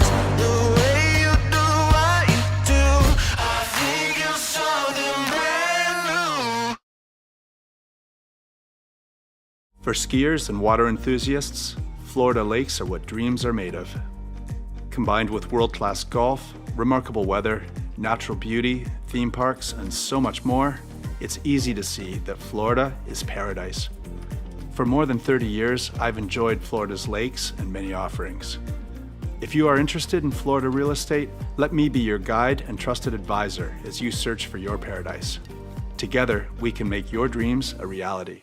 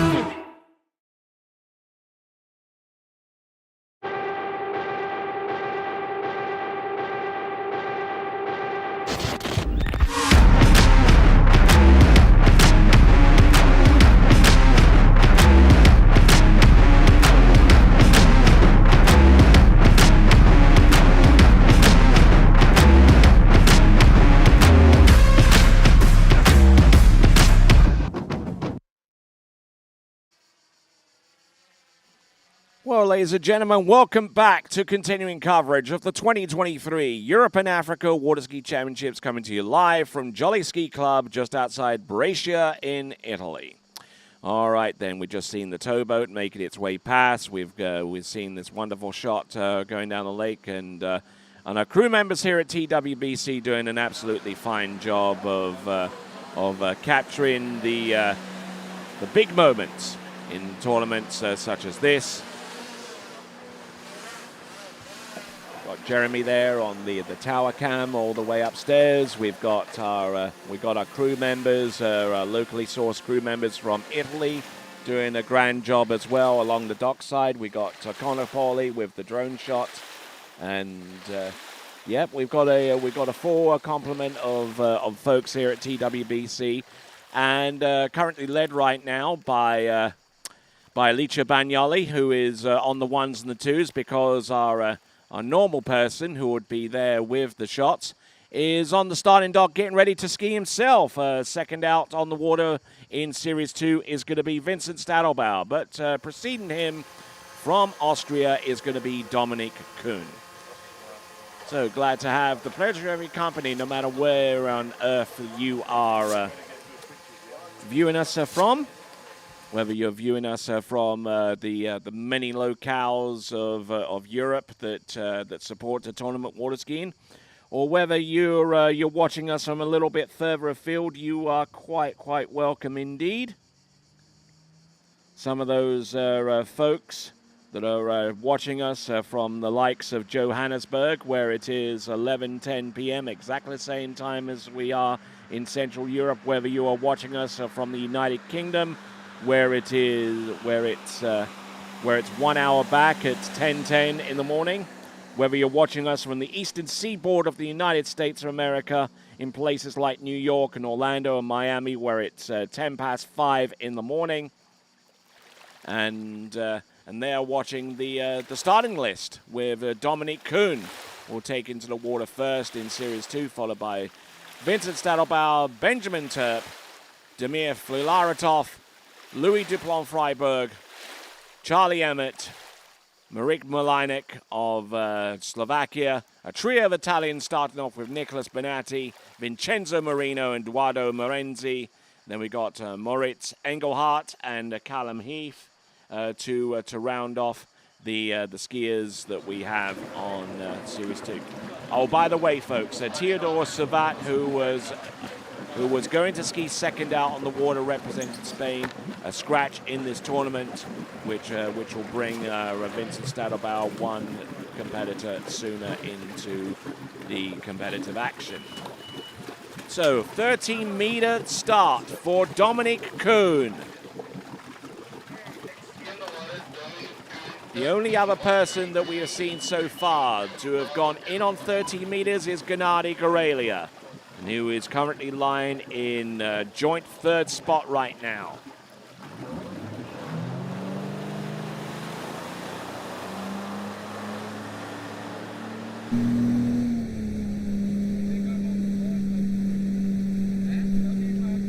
Here we go. This is Dominik Kuhn taking the bold move of going in on 13 meters for his opener.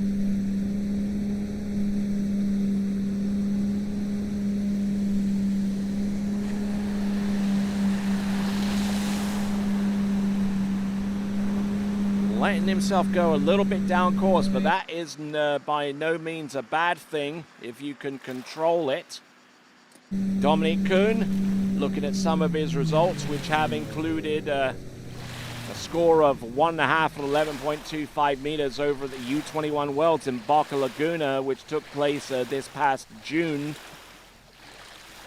has gotten scores more regularly into 11.25 meters, more often than not, I would say. It's gotten 4 at 11.25 meters as his best this season, according to what I'm seeing on my screen here. And has gotten 3.5 at 11.25 meters on 1 or 2 occasions. And dating back to 2021.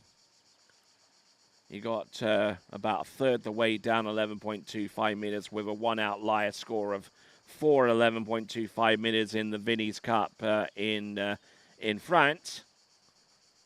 But we'll see if he can pull out a performance here in Series 2 that will set this competition alight. Currently, right now, in the lead with 3 at 10.75 minutes is Alex Gashiel, also from Austria.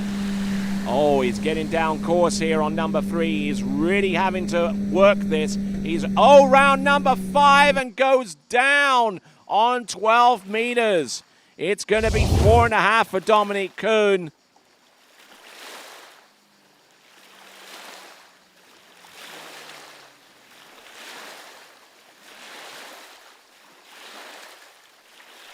And Dominic Kuhn sliding down course pretty much on every instant that he makes a turn, and not getting much of that distance back by his resistance against the boat.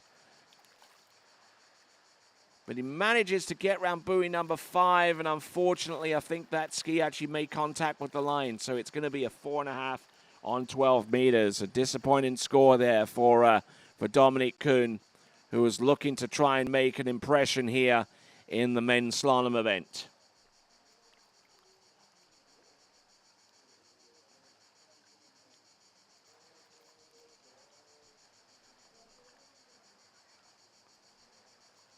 So looking at the tail end of this instant replay once again.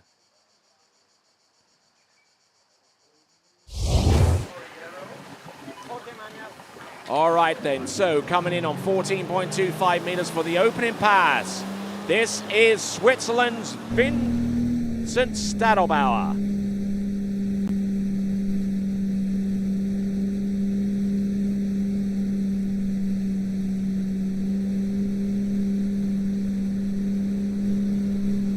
All right, here we go. Vincent Stadelbauer. Opening pass, 14.25 meters. Working a very compressed style, especially through the wakes of the back of the boat, and not looking too bad there.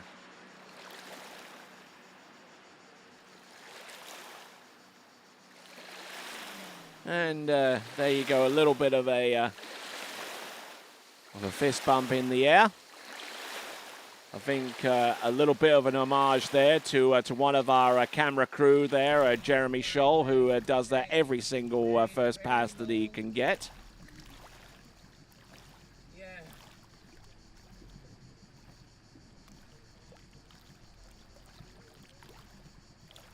Nice, eh? So, Manuel Domini in the boat. Yeah. We've had a change of boat judge.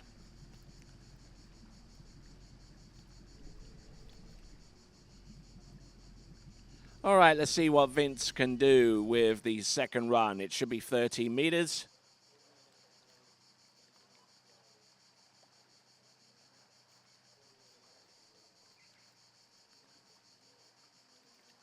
All right, boat inches forward towards the course, and now the throttle is mashed down.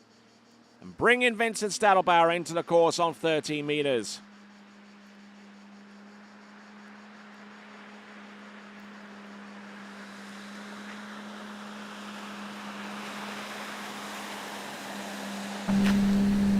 Looking good. Oh, a little bit of a slide down course there. Vincent Stadelbauer doing a fine job in recovering.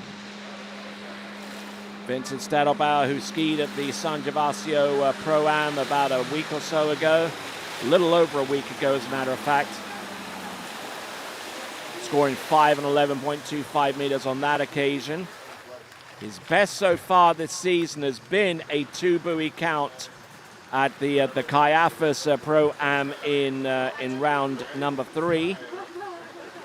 Looking at some of his other scores that have occurred in the last 2 seasons, pretty consistent in being able to get into 11.25 meters.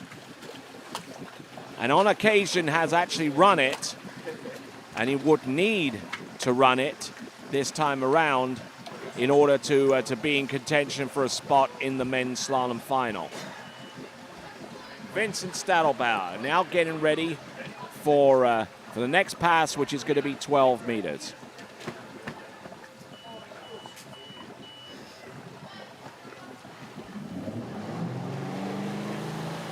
Here we go.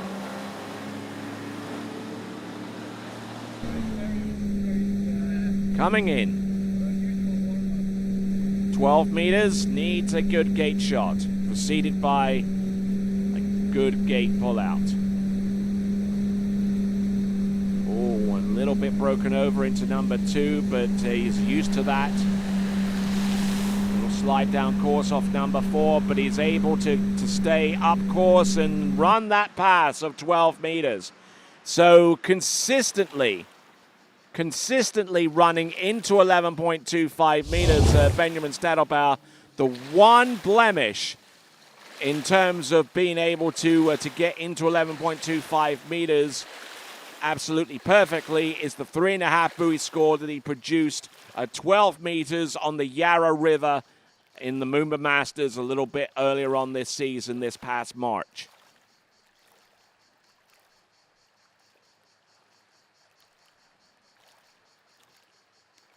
So here is Vincent Stadelbauer, and he's certainly looking for a good start on 11.25 meters to keep that pass in contention for him.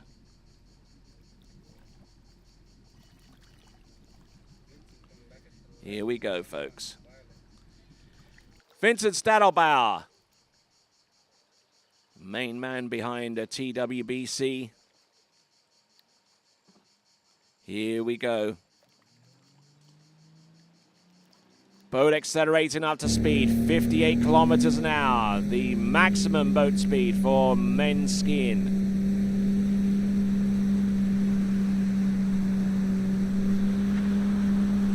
Round number 1 gets it to go. Round number 2, he's still upright. Round number 3, he's good to go there, continuing to go. Trying not to let the anxiety of the situation take over, and he gets through 11.25 meters. Vincent Stadelbauer, only our second competitor in this event thus far to get through 11.25 meters, and he now has a shot at the lead.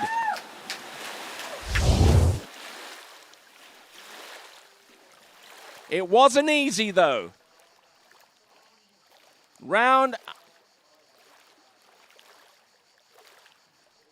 So, Vincent Stadelbauer, who scored 5 buoys on this pass last season at the European Championship, so he's already done better than that.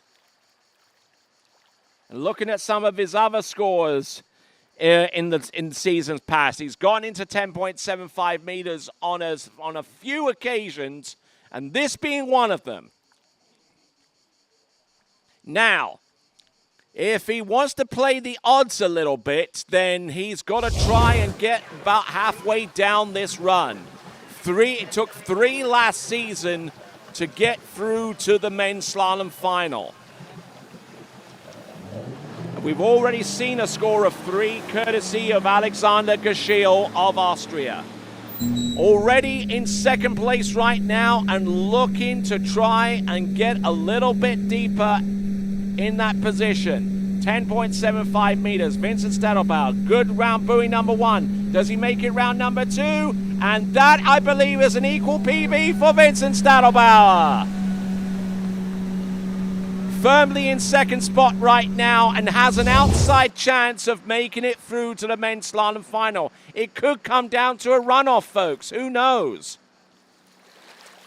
Who knows how this thing's going to transpire? But he gets round buoy number 2, just hits the brakes, and then just brings that ski towards the boat guides. And there you go. Solid effort here from Vincent Stadelbauer from Switzerland.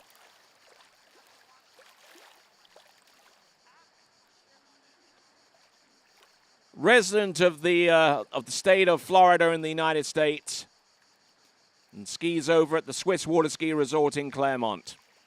And with that, we're going to take a little bit of a break, When we return, we will have Benjamin Turp from Great Britain next.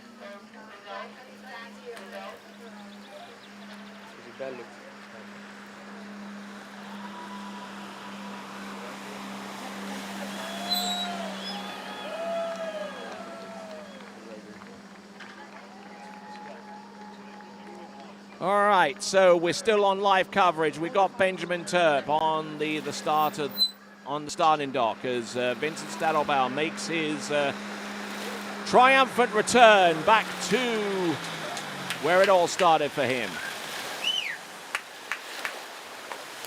And I'm sure that Manuel Domini is going to be on his Christmas card list. Thank you.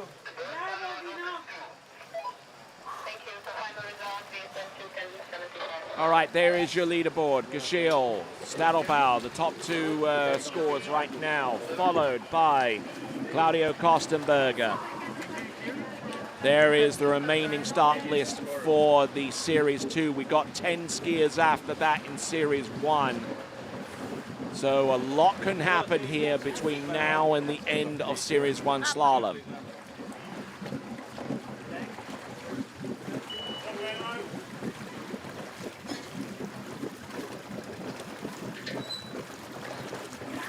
So Benjamin Turp, who has been training on a fairly consistent basis over at International Tournament Skiing, the home of Jack Travers Water Ski School in Groveland in Central Florida. But when he is at home in the United Kingdom, he calls Gosfield Lake in Essex his home.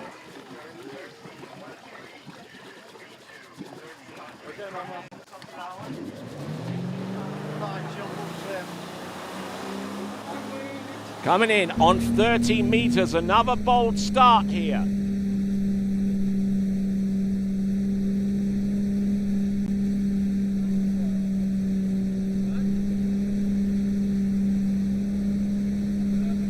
Looking good so far, though.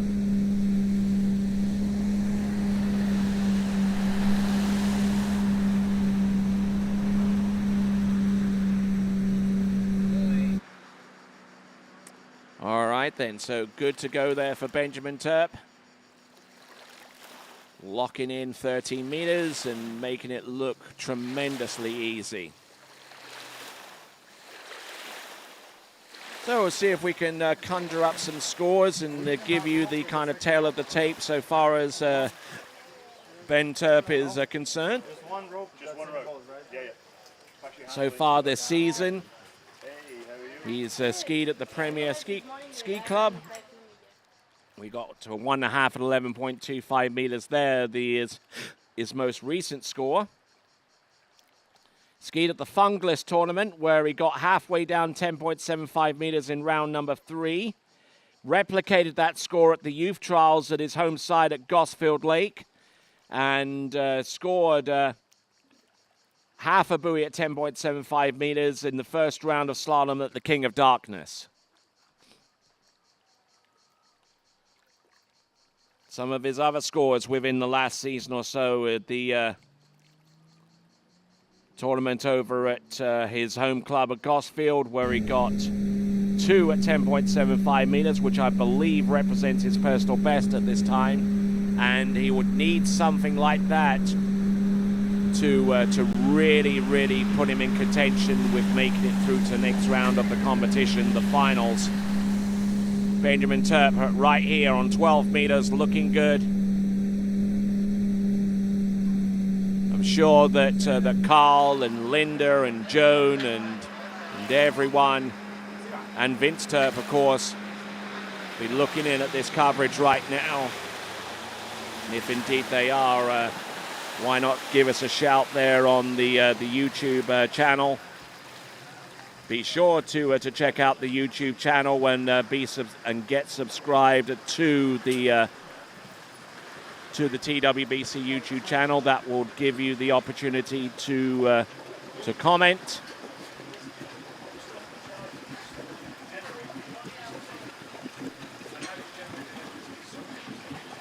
We got our good friend Gregoire Desfond already commenting in at this moment in time.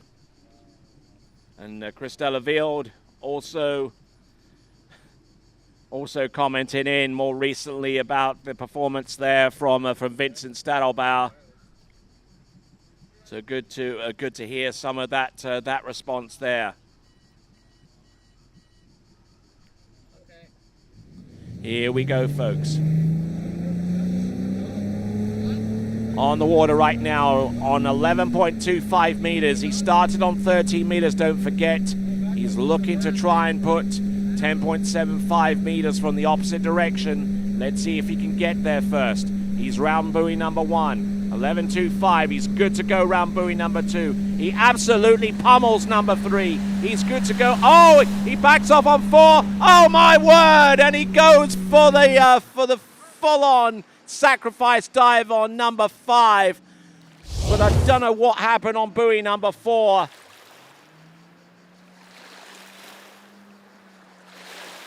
He hasn't raised his hand yet, and he appears to be okay.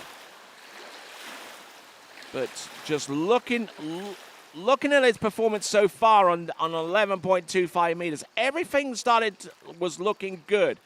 But then he brought the handle, he high-sided the handle, and then the ski just came up short of the turn. Oh my word.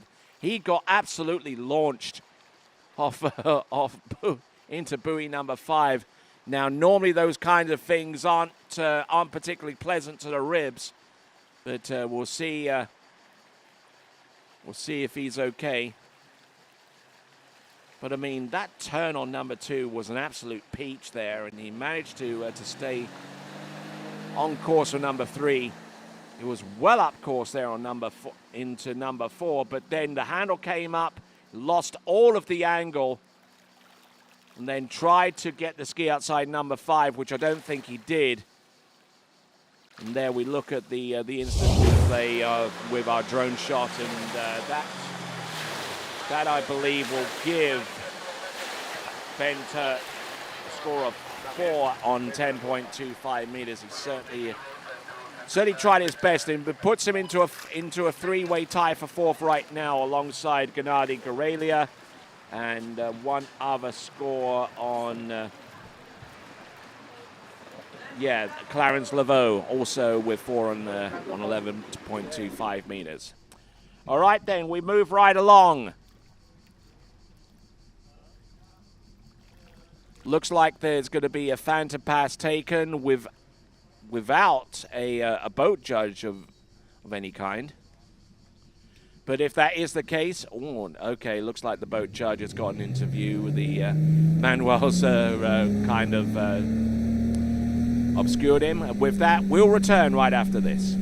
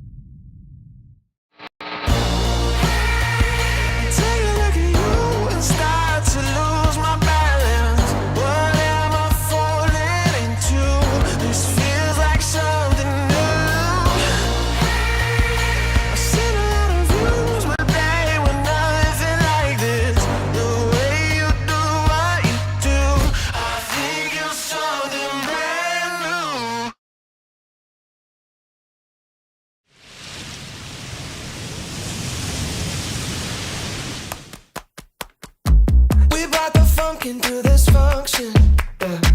We show up dressed into the nines, okay. Never need an introduction. No matter what, we're feeling fine. I'm flying high and I'm never coming down. Look at me now, look at me now, look at me now, look at me now. I can't stop, I'm never giving up because I'm way too hot. Not be at the top, I can't stop. I'm never giving up because I'm way too hot to not be at the top. I'm flying high and I'm never coming down. Look at me now, look at me now,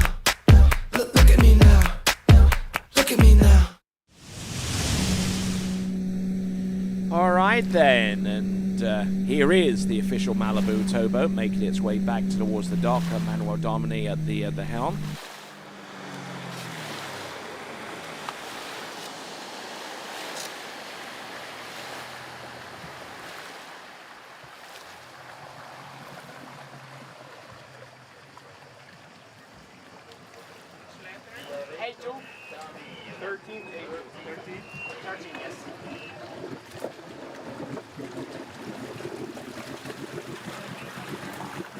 All right then, so skier about to take to the water. He's competed at high level at the beginning of the season, appeared in the Junior World Championships, the U17 World Championships, where he actually skied 2 at 10.75 meters, and then he backed that up with a 1 buoy account at 10.75 meters at his national championships in Ukraine. That's the tail of the tape for Damir Flaratov.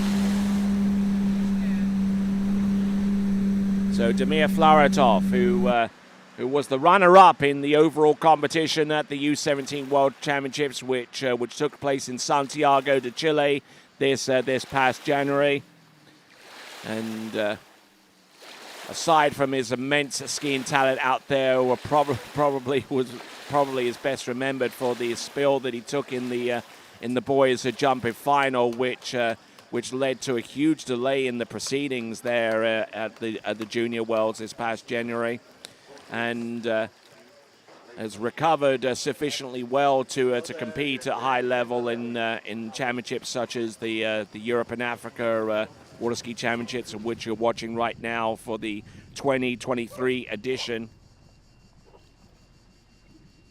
So Damir Flaratov, aside from his overall capabilities, placed 4th in the slalom event there in the Junior Worlds. In the Tricken event, placed in 6th. And even in the jump event, despite his crash there, his 52.5 meter jump in the final gave him a bronze medal. So that's what happened there in Santiago. Let's see what happens here in San Gervasio. Damir Flaratov. This, I believe, is 13 meters. He started on 13 meters, I beg your pardon, so this now is 12. So 12 meters for Damir Flaratov.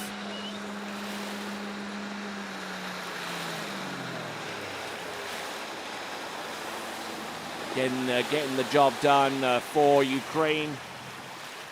Now, the other prominent skier from Ukraine who we would normally see in a tournament like this is Danielo Filchenko, but he comes into this competition injured, and there you see him right there on the starting dock offering advice to Damir.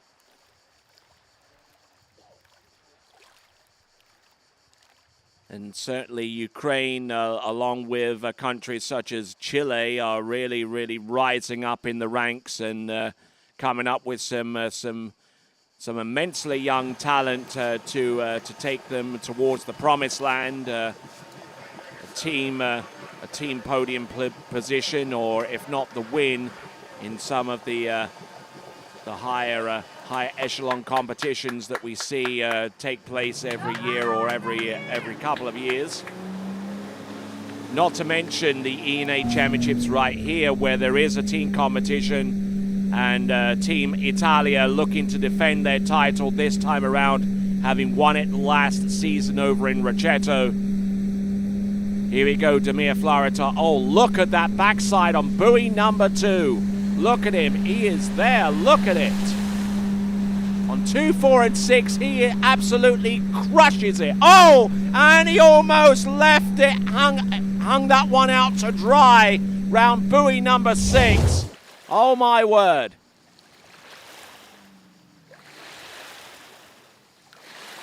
Not often that you see that, but I tell you what, Just look at how well he turns on his offside. His offside is 1, 3, and 5. He's a right foot forward skier. Just look at him go. Good cross course angle, round buoy number 4, which is his strong side turn. Then he can safety check on 5, which he did. And then he had more than enough room to get around number 2. But then he overturned the ski and almost lost complete control of it. Just managing to slide that ski over to his left to get inside the gate buoys. All right, then. We are in Series 2 for this competition.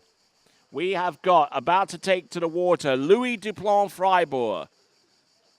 And we have a surprise visitor back there. We've got Brooke Baldwin, who will be looking in upon what Louis can do out there on the slalom course. We'll see him in a few moments. But here we go, 10.75 meters. Anything more than 3 will give him the lead. I believe his PB is 4. And it's not going to come anywhere close to that. But unfortunately, the handle up a little bit high. But that does put him in 3rd spot right now on half a buoy at 10.75 meters. Only the 3rd skier to get onto that line length. But I'm sure he will not be the last.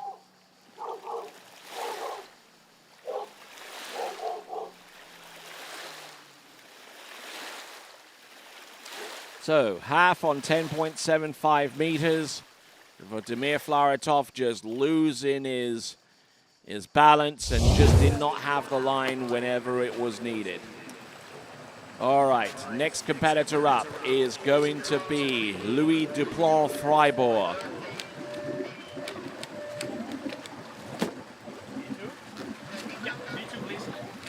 And selecting Bravo 2 at 58 kilometers an hour.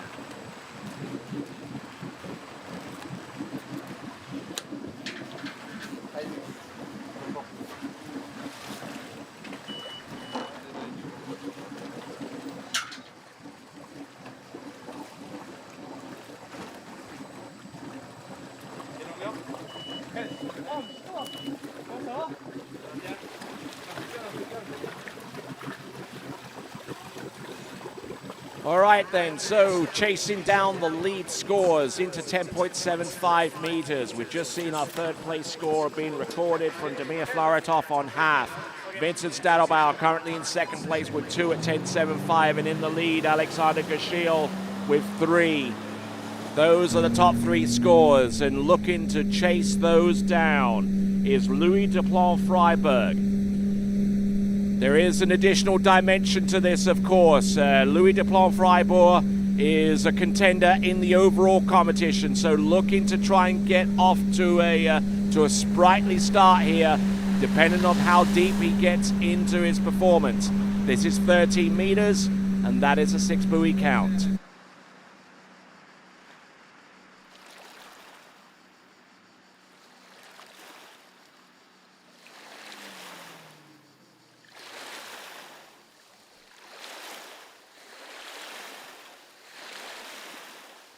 All right, so Louis Duplan-Freiburg getting through 13 meters.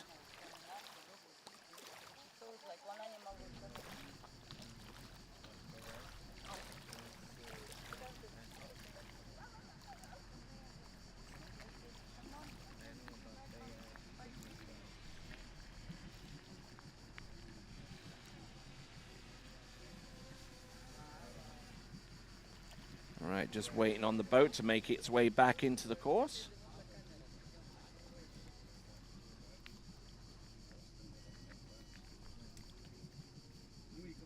All right, so we're looking now at Louis Duplan-Freiburg. Now, in terms of overall, and this is very, very early reckoning in the overall competition. The overall is based upon 3 events.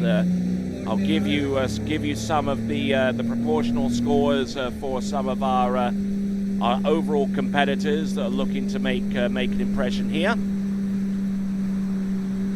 Here's Louis Duplan-Freiburg. This is 12 meters.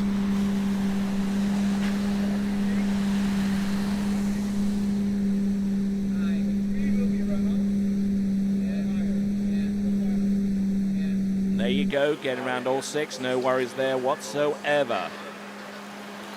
6 buoys on 12 meters. He'll go down to the dockside end and get ready for his third pass, which is going to be at 11.25 meters. There we see a quick shot there of Sebastian Coe, the team manager for Team France. Now taking a little bit of a rather unusual view of the lake there with that. So far as the overall is concerned, Alexander Gashil currently in the lead in the overall competition on 1,000 points. That could all change, of course. We're looking at Gennady Gorelia and Clarence Laveau, each on 871.79 points. This is very, very early reckoning, folks. Luis Nogueira with 820.51. And he ties with that position with Freak School, both of them running with 2 on 11.25 meters. So that kind of gives you an idea of what scores they've produced and how they proportionalize against the 1,000 points that Alex Gashil has by scoring 3 at 10.75 meters. Here we go. This here is Louis Duplan-Fribourg. Look at him go. He's round number 4. A little late into number 5. He's going to have to fight his way out of that hole that he dug for himself. And he gets a 6 buoy count at 11.25 meters. And now puts him in contention, not only in the overall competition, but also with an outside chance of making it through to the men's slalom final.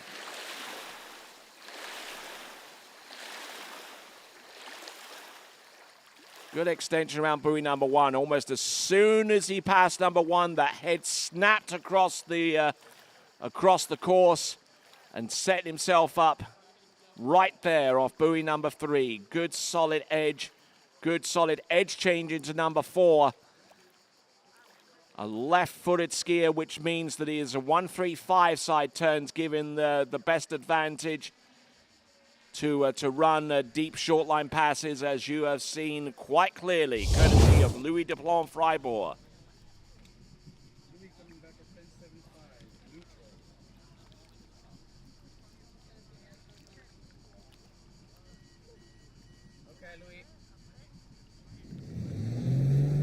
So now, coming in, currently lying in 4th place in the slalom event and continuing to ski. This is Louis Duplan-Fribourg.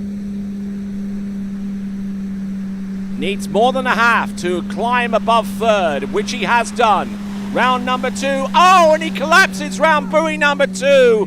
That gives him 1 1/2 buoys there at 10.75 meters. 1.5 at 10.75 meters for Louis Duplan-Fribourg. And what this additionally means that a couple of skiers now have a better chance of making it through to the men's slalom final. Skiers such as Alex Gashil and Vincent Stadelbauer, who currently have scores that exceed this one, courtesy of Louis Duplan-Fribourg. It is 1 1/2 and 1.5 buoys, just to give you an idea of what that is so far as overall points are concerned. That puts him on 961 overall points. He's got some catching up to do. Alexander Gashil in the lead in the overall competition with his 3 at 10.75 meters, giving him currently the 1,000 points.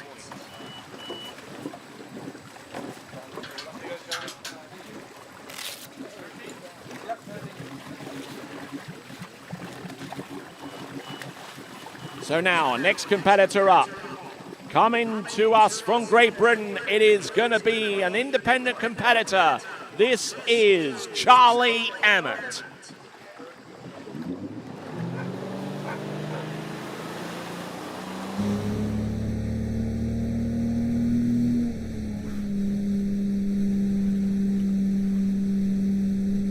So now let's have a look here. Charlie Emmett, 13-meter start.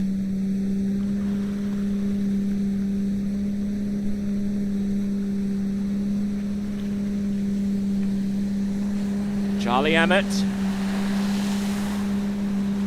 skied in the Pro-Am competition and got as high as 4 on 11.25 meters. Has scored 2 at 10.75 meters in both the Lacanau Cup and also Monaco Slalom Cup. So he's had some success this season into 10.75 meters. You can also go as far back as the MC Skis spring record with 2 at 10.75 meters. There is our current schedule. Men's Series 2, Men's Series 1 Slalom, Women's Series 2, Women's Series 1 Tricks, and then we've got the jump event to round off the initial elimination round series for today. I'm Tony Lightfoot, glad to have the pleasure of your company once again here at the Europe and Africa Water Ski Championships for 2023. Coming to you live from Jolly Ski here at San Gervasio Bresciano. About to take to the water after Charlie Emmett is Marek Malinek from Slovakia.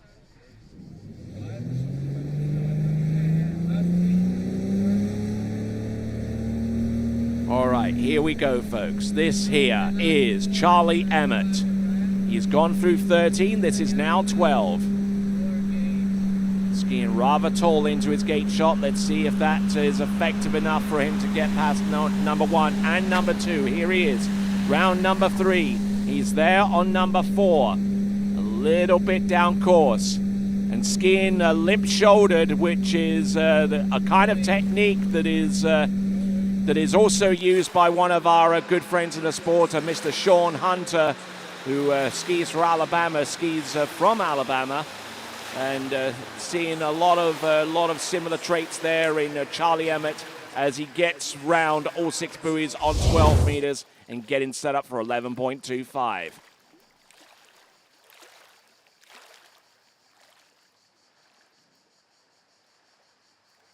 So Charlie Emmett, who has gone into 10.75 meters on a number of occasions and will need something around that mark to put himself in contention with maybe making his way through to the slalom finals.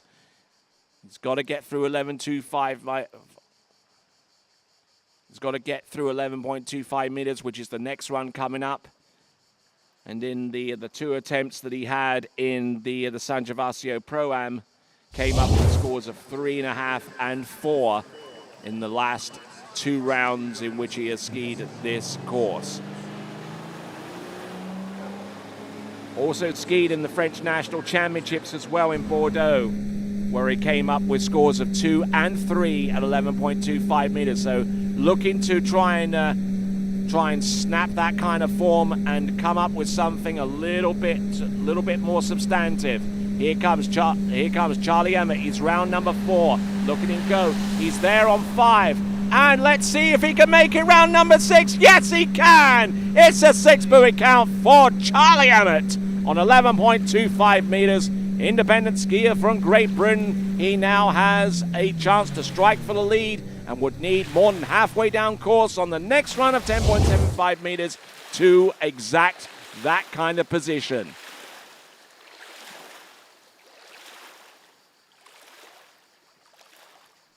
Good strike on buoy number 1, looking at the instant replay. For those of you that are on the shore here, the webcast is available to you as well, as much as it is to everyone else that is watching from far afield. Can see the instant replays, you can see the graphics and everything else that goes into this kind of endeavor. And you'll also be able to see Charlie Emmett get round all 6 buoys at 11.25 meters. Now, let's have a look at some of the targets that he is shooting for. To get in the top 3, he needs to get more than 1.5. If he can get more than 2, it'll slot him into 2nd place. And if he can get more than number 3, he will take the lead.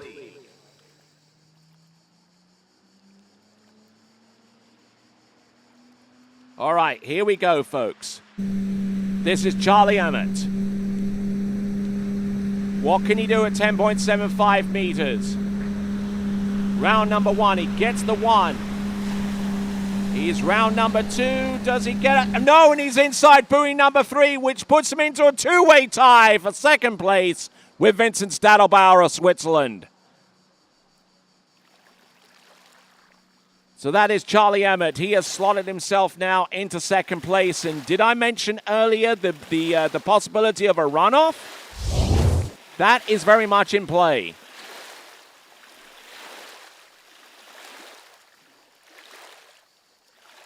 Charlie Emmett getting around buoy number 1, a little loose there, and had to pull all the way into number 2. Tried to make a play on number 3, but he didn't have the leverage to make that happen. But Charlie Emmett may look a little dismissive of that performance, but I tell you what, it has put him in outside contention with a spot through to the next round of the competition.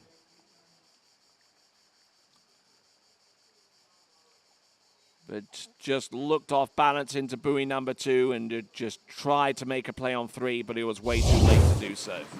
All right, there. Here we go. This is Marek Malajnek from from Slovakia, I beg your pardon. A little bit of a faux pas there, but from Slovakia he comes from. This is Marek Malajnek, and if your memory goes back as far as Paris 2017, he made the cut through to the 12 skier men's slalom final right there in Choisy-le-Voie in the 2017 World Water Ski Championships. Now looking for that same kind of form right here and now to break into the men's slalom final. Marek Malajnek from Slovakia. Let's see what he has.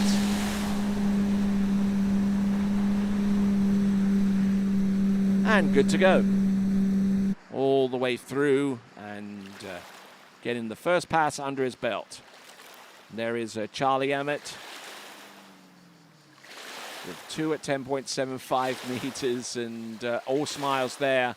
Is that going to be enough to get him through to the slalom final? Could it go so far as a runoff? Who knows at this point? We won't really know for certain until we get about at least 5 or 6 skiers down further into Series 2. Now, our next skier to take to water is a skier that could upset the apple cart, and that would be Nicholas Benatti. And he's on the dock, on deck, getting ready to go.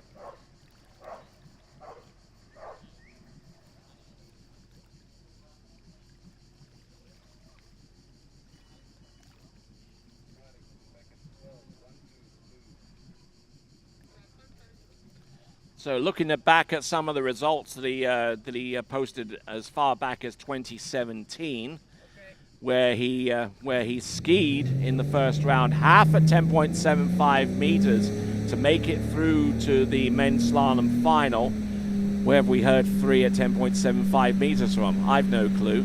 Well, I'll actually give you a clue. It's the current lead score, currently held by Alexander Gashil right now.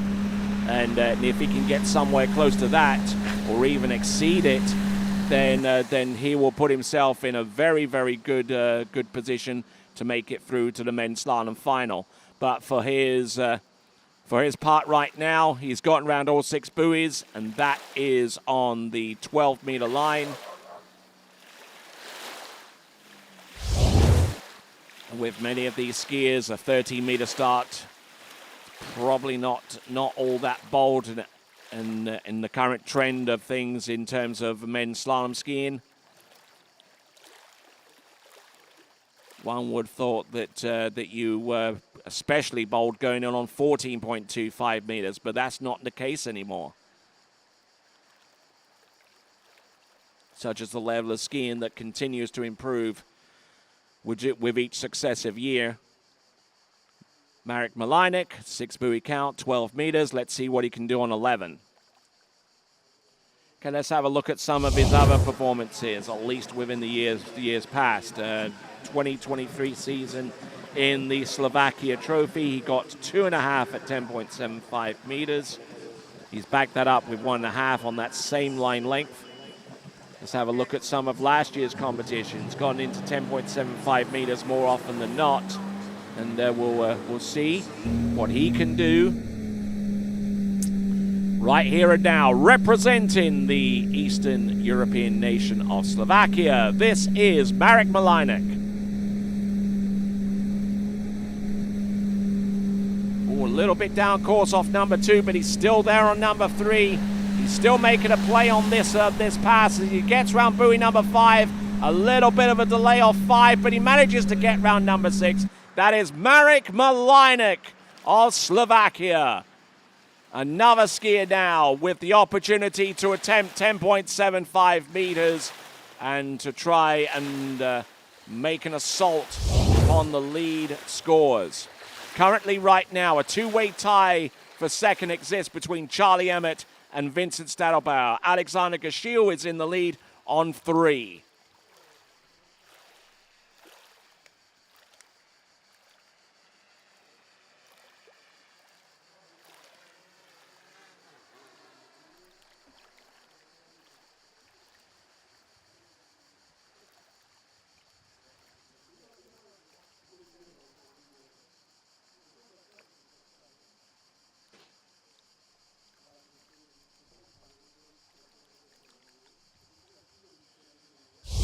Again, a few messages coming in on the TWBC YouTube channel, which you can subscribe to in order to be a part of the live chat.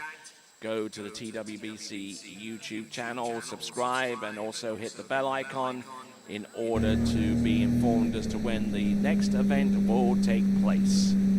Going live. Here comes Marek Malajnek. This is 10.75 meters.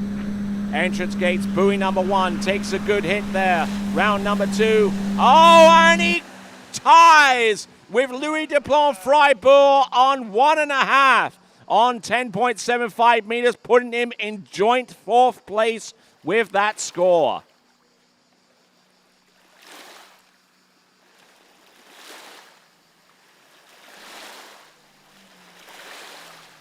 So it's getting a little bit dicey now on 10.75 meters, and certainly getting anywhere close to halfway down the course on that particular line length is not an easy proposition at all. Marek Malajnek off buoy number 1 and a good extension around buoy number 2, but waiting for that ski to rotate, and he just waited a split second too long. And he goes down in the water with 1.5 at 10.75 meters and leaves the top 3 skiers intact in their current positions, with Alexander Gashil in the lead with 3 and Vincent Stadelbauer and Charlie Emmett in tied second place on 2 on this line length.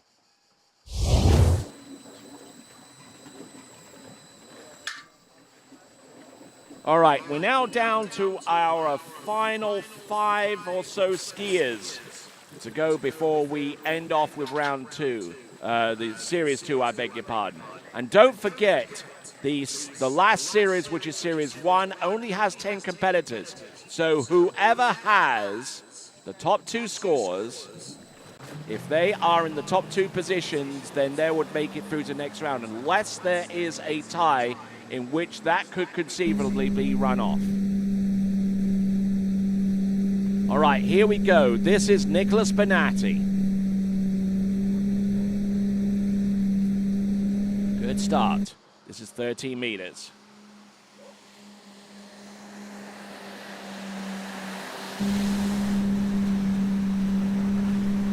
Looking good, looking strong. Not looking at all bad.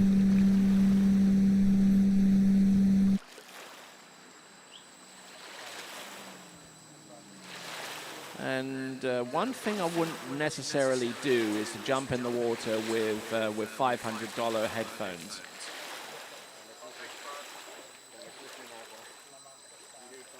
But if he can stay dry, well, more power to him. That's Vincenzo Marino on the starting dock, folks.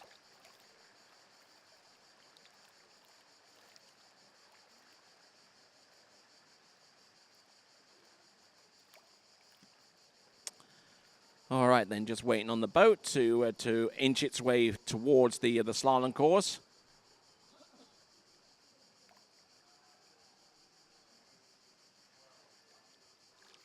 Okay, so 12 meters comes up.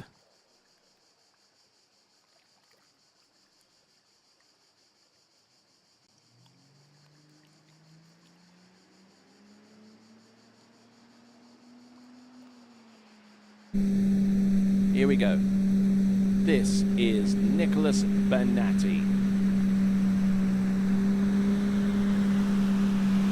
Now, Nicholas Benatti, who made a little bit of history for himself as recently as last season, taking on Thomas de Gasperi in one of the head-to-head rounds of slalom here at the San Gervasio Pro-Am, and actually took down the 9-time European slalom champion in head-to-head competition.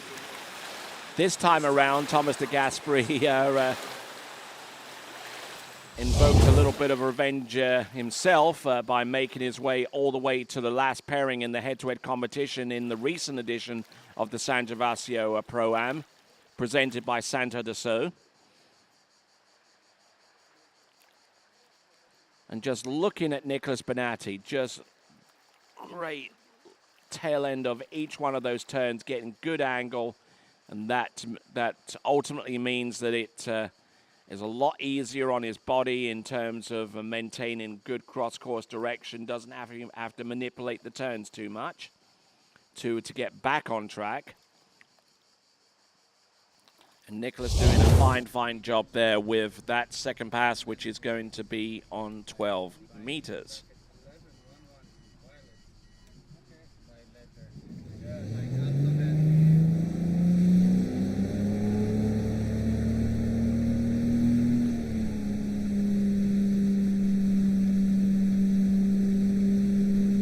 So, skier on the water. Right now is Nicholas Benatti. 11.25 meters. Oh, a little loose there off number 3, but he's there on 4 and has run this pass several times before. He trains right here at Jolly Ski in San Gervasio, so he knows this slalom course inside out, and he definitely has probably a better feel for the water than most.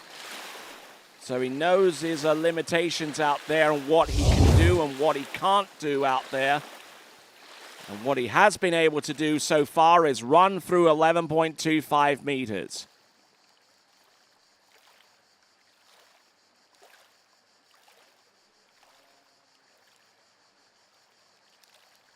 So Nicholas Benatti, in terms of competition so far this season, in the Pro-Am, he scored 2.5 and 3 at 10.75 meters.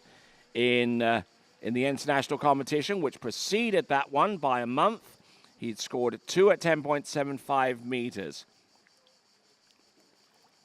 Looking at some of his other events in the past season, in the San Gervasio Pro-Am, scored 4 at 10.75 meters.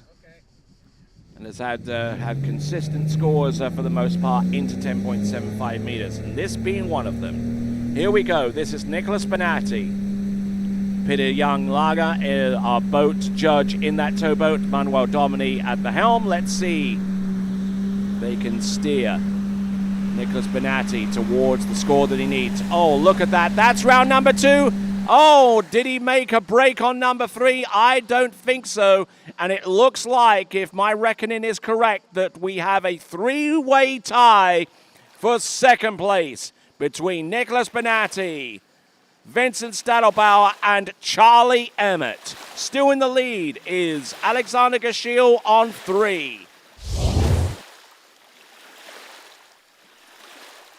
So let's have a look at the gate here. He gets, almost blew the tail of that ski out on number 1. He gets around number 2. Now here's the critical bit. Does he make it outside number 3? I think he did, but he didn't have the handle with him. And the rules dictate that if you do go round a buoy, you must have control of that handle. We'll take a look at this. This is going to be the most telling view that we have. Lost a lot of angle off buoy number 1. Tried to get most of it back on buoy number 2 and lost even greater angle. Yet the handle got out of his hand way before that ski edge changed into number 3. So by my reckoning and subject to official confirmation, it would be yes, and the officials have confirmed it as 2. All right then, next Italian competitor to take to water. This is Vincenzo Marino. And a 13-meter start.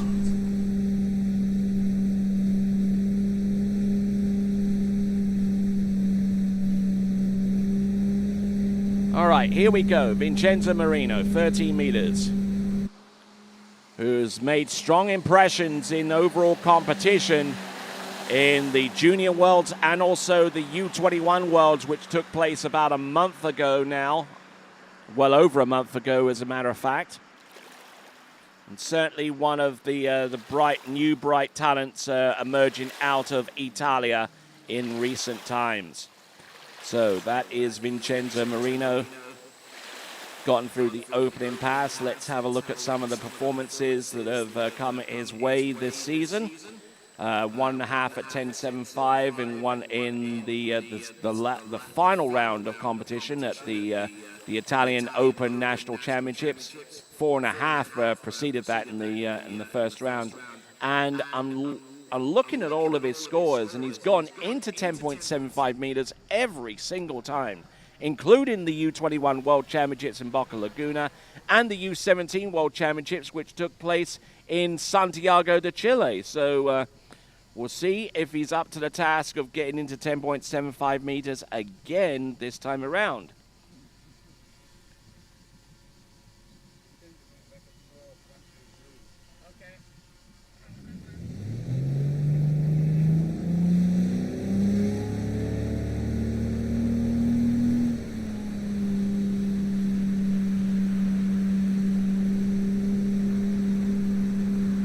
All right then, coming to us from Italy, this is Vincenzo Marino. This is 12 meters.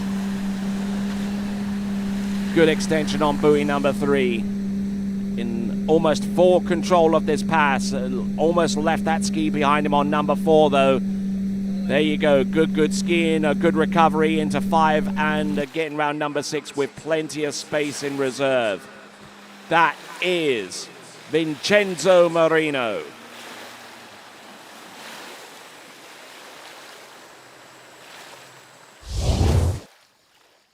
Now, for those of you that follow Italian skiing and wondering where the likes of Florian Paff isn't competing in this event, he did sustain a jump crash and an injury to his hip, which has basically ruled him out of competition at least in the near future, and will no doubt be trying to rehab it and be ready for the World Championships, which will take place in Lake County in the middle part of October, coming up this year.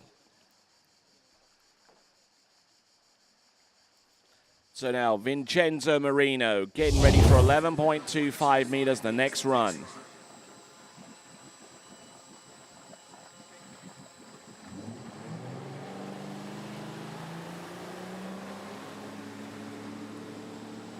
All right, Vincenzo Marino. And also, let me tell you right up front that he is also a contender in the overall competition as well. So there's more than one dimension to what you're seeing right here. Wants to try and get a decent score to keep him in contention in the overall competition. Oh, and look at that, 5 and number 6. Absolutely 100% consistent in making it into 10.75 meters so far this season. That is Vincenzo Marino.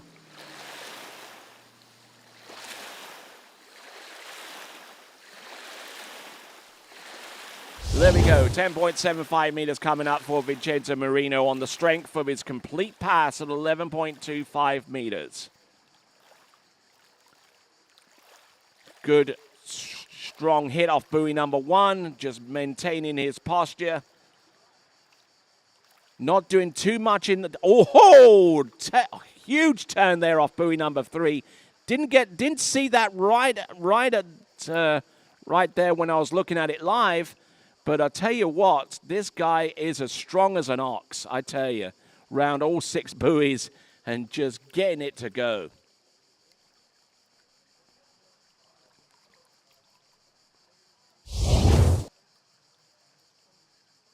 All right then, folks, let's have a look and see. Vincenzo Marino.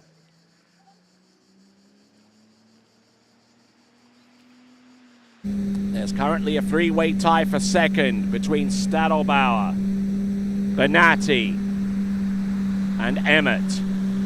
Alexander Gashil is currently on the lead with 3. Vincenzo Marino looking and go. He's now in first place if he can make a turn off. Oh, look at this! Look at this! Look at this! The first time he's run 10.75 meters! Wow! All right. Vincenzo Marino. 6 buoy count at 10.75 meters. It puts him on 1,000 points right now in the overall.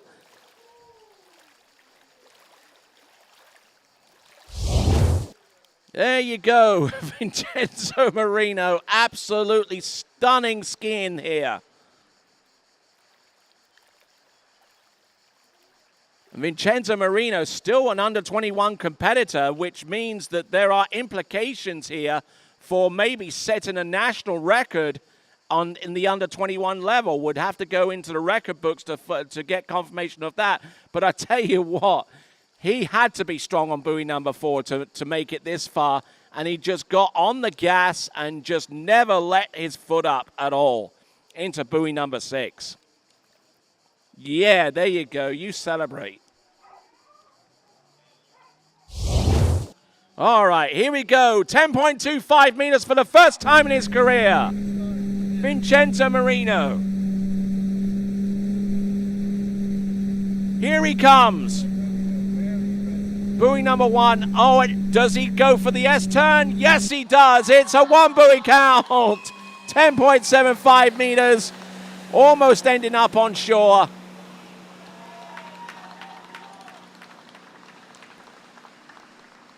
All right, Vincenzo. Vincenzo, buddy, come on up here. There we go, getting a big old hug there from Florian Pfaff. And Alex Gashil, who has just relinquished the lead with his 3 at 10.75 meters. And now Vincenzo Marino has a 4 buoy lead on top of anyone else in this competitive field.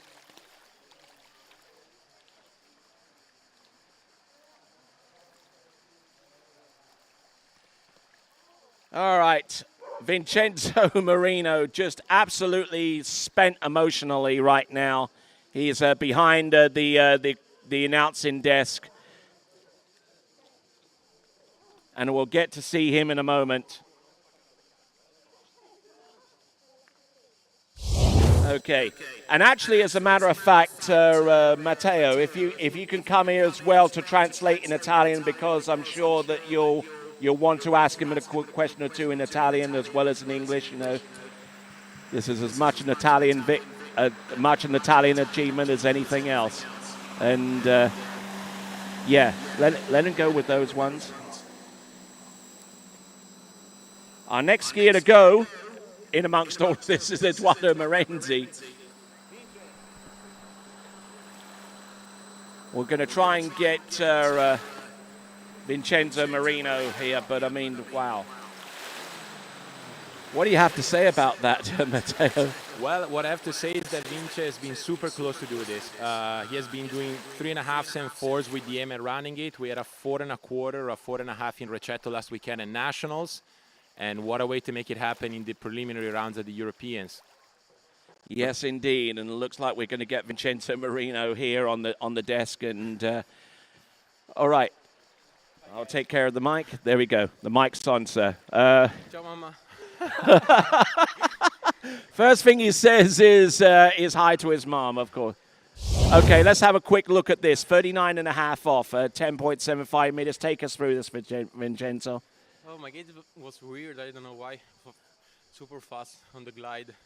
what I make is I make one really good one, good two. A little bit struggling on three. Tell us about 4.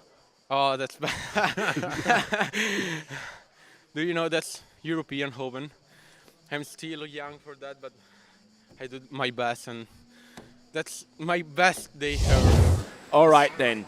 It could get even better for Italy as we take a look at Edoardo Morenzi. We'll talk to you a little bit more in just a moment, and also get some comments from you in Italian, courtesy of Matteo Luzzeri. Edoardo Morenzi, 13 meters, overall competitor. Matter of fact, you're an overall competitor as well. You've got 1,000 points right now, so in the bank, and we'll see if Edoardo Morenzi can come up with something like that. But wow, 1 at 10.25 meters. Has it sunk? A 41 off? Has it sunk in yet? Yeah, let's have a look at it here. Nah. The legs Nice weren't S-turn. committed. Yeah. The legs weren't committing there. All right, then. So, okay, and you almost caught the camera out going into the shore. but there you go. But wonderful dismount, 10 out of 10 for that one. But we'll stay focused on what Edoardo Morenzi is gonna do coming up, and as we have a look at the instant replay one more time. And 1 at 10.25 meter for any overall skier. That's going to be a tremendous performance. And going forward, how confident are you now of getting a high spot in these championships? I'm pretty confident. Tomorrow gonna trick and jump, do my best, and feeling good. All right then. So as we have one Italian on the water, we've got 13. He's going into 12 meters. Edoardo Morenzi. Matteo, if you want to ask Vincenzo anything in Italian to try and sum things up, by all means do. Yeah, of course. Vince 3,5, 4, 3,5, 4,5 l'anno scorso e oggi l'abbiamo portato a casa. Sì. Cos'è cambiato di testa? Ma per lo più sto cominciando a consolidare molto l'11. Mi aiuta tantissimo per entrare più tranquillo e sicuramente con meno stanchezza. E adesso aspettavo questo momento da tantissimo, cioè bellissimo, non so che dirti, cioè super. Grazie a voi, all'organizzazione perfetta, lago perfetto, barche perfette, driver perfetto, tutto nel weekend giusto, al momento giusto, è bellissimo. Bene, sono contento. So Tony, what Vincenzo told me is that he has been waiting for this moment for a long time. And he thinks that what has really made the difference as of late is a cleaner, more solid 11. So both mentally and physically, right? So you finish 11.25, you get at the end of the lake, you're not huffing and puffing, you're able to focus, to stay calm. And he deems that to be a huge difference in his confidence into 10.7 in recent times. Yeah. Well, if he wasn't huffing and puffing, then he sure is huffing and puffing right now. I think that's more like an emotional release. But congratulations to you, so much, Edoardo, and Vincenzo. And so we're looking at Edoardo Morenzi. Okay, so we've got Edoardo Morenzi coming in on 11.25 minutes. Thank you very much, Vincenzo. Thank you, Tony. Thank you. We look forward to seeing you tricking and jumping later on. Here we go. This is Edoardo Morenzi. Looking in go. 11.25 meters, and certainly making quite an impact in recent times as a bona fide overall skier. And certainly in this day and age, it takes at least a good excursion into 10.75 meters to be competitive with amongst the world's best there, Matteo. Absolutely, and Edoardo throughout his career, his junior under 21 career, has always been a remarkable slalom and trick skier. I believe he won a couple of youth Europeans in tricks, but what really made the difference in his overall as of recent has been his jumping, right? So he's been going 62, 63 consistently, which makes a world difference in the overall game. Now he's at the stage, and we spoke about it, where you need to go down 39 to be more competitive. And he knows he has been having good starts. It's actually quite interesting that he's following up Vincenzo. They're kind of in a similar situation, right? They've been getting to that 4 ball, and trying to bring the pass home, which makes a huge difference for a left forward, right? Absolutely, absolutely. So, I mean, I've got Matteo Lazzeri here. Good to see him, and he's the organizer here of these championships. But, I mean, you certainly had a whole bunch of help going forwards, right? Oh, absolutely. And especially at a tournament like this, it's not just us. There's the European Federation putting things together, the municipality here. It's not like a one-man effort by all means. Here we go, Eduardo Morenzi at 10.75 meters. He gets round buoy number 2. Does he make a play on 3? Yes, he does. He's tied third spot right now. Oh, look at this. He makes a play on 4, gets to the wakes. There you go. Grande Edo. Tyrese PB, 4 at 39 or 10.75 meters, which he has been doing with more and more regularity this year. I believe his first time doing 4 was 2 years ago at the Pro-Am here in San Gervasio. Quite frankly, not the easiest of starts, but he just kept it going. And not only does he put him second at the moment, but he's also, that's a score that got him second at the Open Nationals last weekend in Rocchetto. So 2 weekends in a row with 4. Obviously a good score for his overall, and who knows, that might just make it for the finals on Sunday. And that puts him 47 points behind Vincenzo Marino in the overall competition in the so early overall reckoning. Oh yeah, we are at the very early stage of the tournament, very early stage of slalom, and super early stage of overall. But I'm glad you're keeping track, Tony, because I believe the overall tournament here is going to be quite exciting. We have diverse overall skiers, young and not so young. We have you know, like more of slalom jump, more of tricked jump, more of trick slalom. Like, it's going to be a good tournament to follow. Absolutely. So, as we continue along, we've got the first of our skiers that are now within the cut line. This is Moritz Engelhardt from Austria. And I say he's the first person within the cut line because we've got 10 skiers to go in Series 1. 2 more skiers remain out of Series 2. 12 skiers advance through to the final. So if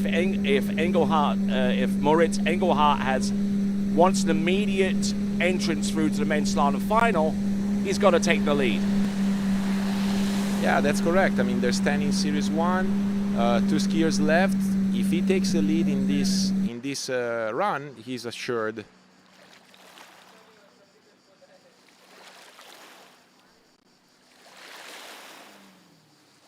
All right, so looking at Moritz Engelhardt.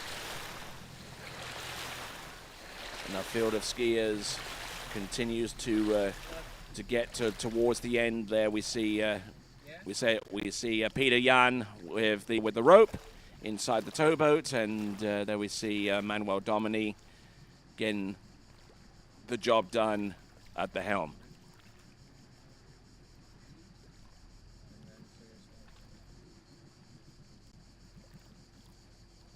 Certainly thank Matteo Lazzeri for his contribution there.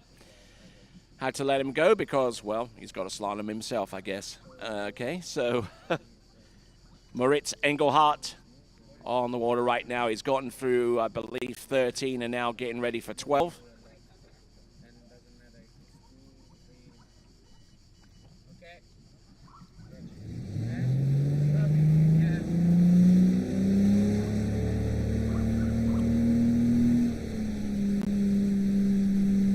All right, here we go, folks. Let's have a look and see. Moritz Engelhardt on third. This is 13 meters. He actually started it on 14. Bit of a break in the current trend of skiers going in on 13. Ooh, a little bit narrow on number 5. He could have hung that one out to dry very easily, but he managed to make an impressive run there. So just taking a look at recalculating some things so far as the overall is concerned. Vincenzo Marino currently in the lead with 1 at 10.25 meters. He's on 1,000 points for the overall. About 59.76 points away is Eduardo Morenzi. So well within striking distance, and it's going to come down to what each one of them will trick and will jump to ultimately crown the overall competition champion.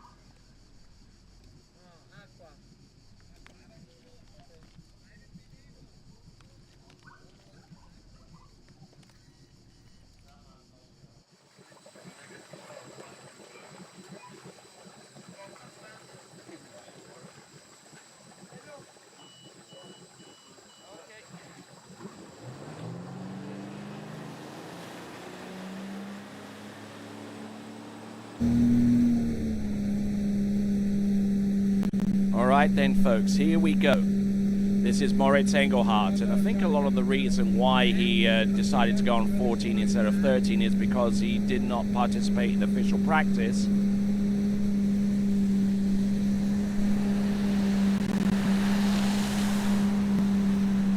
But he gets the job done on 12 meters and now has 11.25 meters coming in from the opposite direction.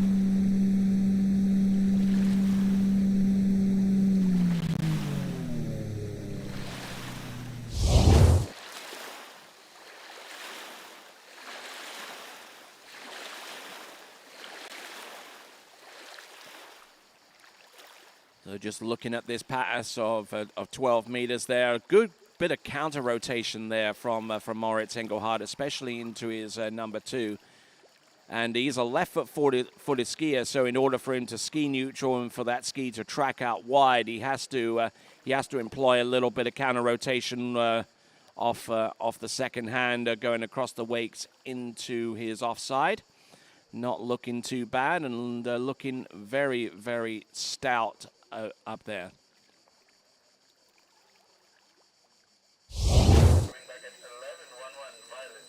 So our next skier to go, our last skier to go in the Series 2, it is Callum Heath.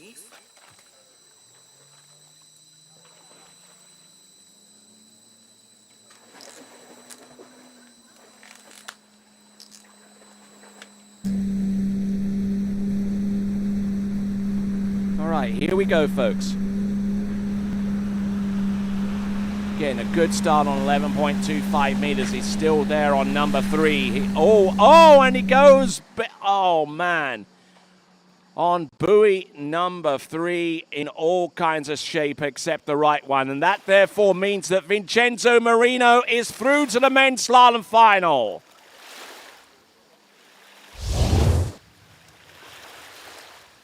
Let's have a look at this instant replay courtesy of Moritz Engelhardt.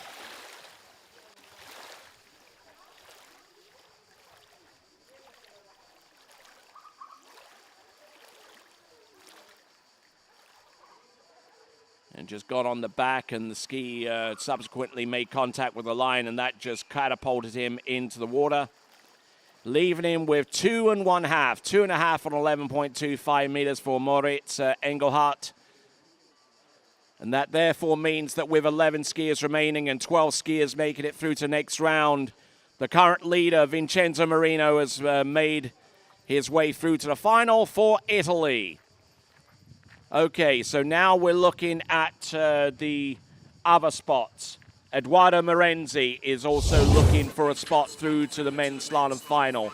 And any score less than 4 buoys at 10.75 meters will ensure that Edoardo Morenzi is through to the next round. All right, that also means that is the score that our next competitor has got to chase. Our next competitor on the water is going to be from Great Britain.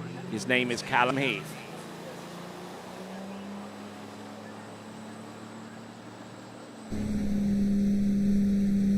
Callum Heath, who comes to us out of Amersham in England, I believe, and trains at a number of different facilities around the United Kingdom. Skied over at the San Marcio Pro-Am, where he got 5 on 11.25 meters, and backed that up with 1.5 at 10.75 meters in round number 2. Skied in the Caiaphas battle, where he got into 10.75 meters in every single round. So he's definitely got the potential of putting in a performance that could send him through to the next round. There is your current leaderboard on the left-hand side of your screen. Marino, Morenzi, the top two. Alexander Gashil currently in third spot right now with 3 at 10.75 meters. And it has taken a score of around 3 at 10.75 meters in the past European Championships to make it through to the next round of the competition.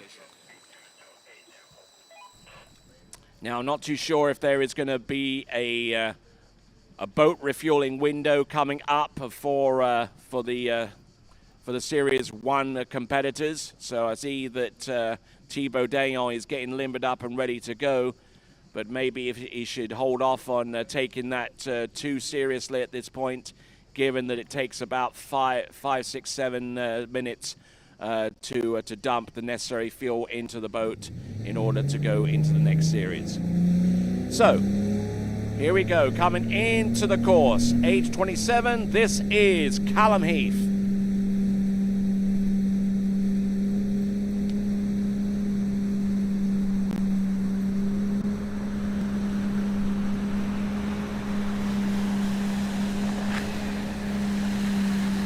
So Callum Heath, you skied in quite a few events stateside last season, skied in Malibu and the Mastercraft and the Travers Grand Prix. Had mixed results in each, and in most cases he got into 10.75 meters. And in last year's European Championship, scored 2.5 at 10.75 meters. In each of the two rounds, the elimination and the final.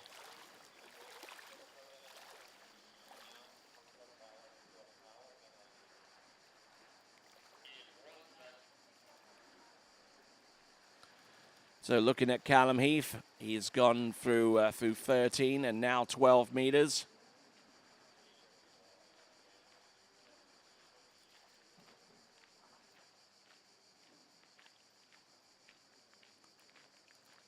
So Callum Heath, so far so good, 13 and 12 under his belt. And now looking for the critical pass at 11.25 meters. Now this effort here coming up is going to go a long way to determining who has made it through to the next round of the competition, at least out of the initial two series, series 3 and 2. Here we go, folks. Coming in. Callum Heath on 11.25 meters, all taking a big chunk off buoy number 3. He's good to go round number 4. Oh, and he's down on buoy number 4. Oh my word. That puts him out of contention. Unfortunately, it's going to be 3.5. Looks like we're going to go straight into Series 1 from what I can gather from our officials. And Callum Heath has signaled that he is okay. His pride is hurt more than his physical being, but Callum Heath gets 3.5 for his effort.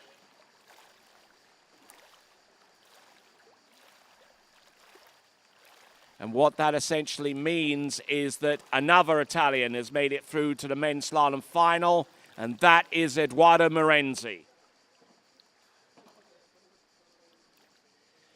So now it puts Alexander Gashil back into contention now, because his score of 3 at 10.75 meters has now become the cut mark. Vincenzo Marino and Edoardo Morenzi through to the next round of the slalom event. Wow, that is a remarkable crash. So again, 3.5 at 11.25 meters as the confirmed score. The confirmed score, 3.5 at 11 for Callum Heath. All right, we're going to go straight into Series 1. Start list for Series 1 will appear on your screen just like that. Thibaut Dayon takes the water first, followed by Carlo Elias, Tim Tornquist, Aaron Davis, Jakob Bonya, Matteo Lazzeri, Tom Paul, Brandon Caruso, Thomas de Gasperi, and Sasha Deska.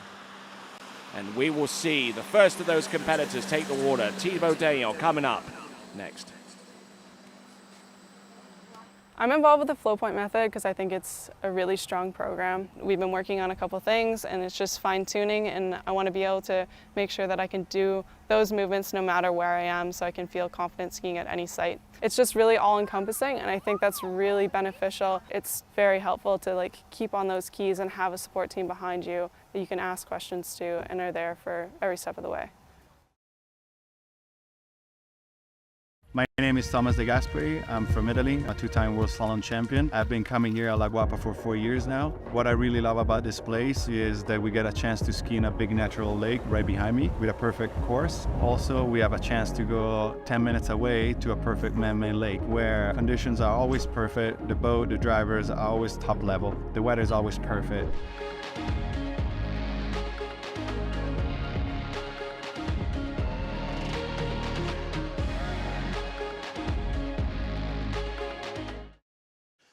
All right, then. Welcome back to continuing coverage. You have just joined us in time for men's Series 1 of the slalom skiing elimination round.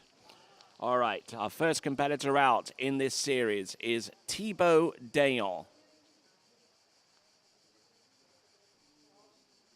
And there is our remaining schedule, Series 1. Then we go into tricks and then go into jump for those series that are scheduled for today.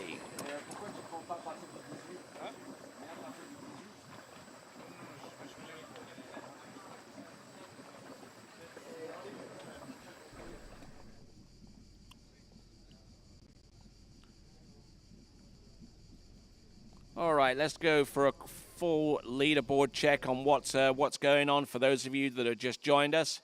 There it is. Vincenzo Marino currently in the lead, 1 at 10.25 meters. Eduardo Morenzi, 4 at 10.75 meters.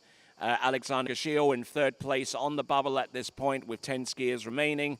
Vincent Stadelbauer and Charlie Emmett and Nicholas Bonatti currently tying at fourth place right now with 2 at 10.75 meters. In a two-way tie for seventh, Louis Duplan Freibourg and Marek Malinek, Demir Flaritov on 9th, Claudia Kostenberger on 10th, Gennady Gorelia and Clarence Laveau currently tying on 11th.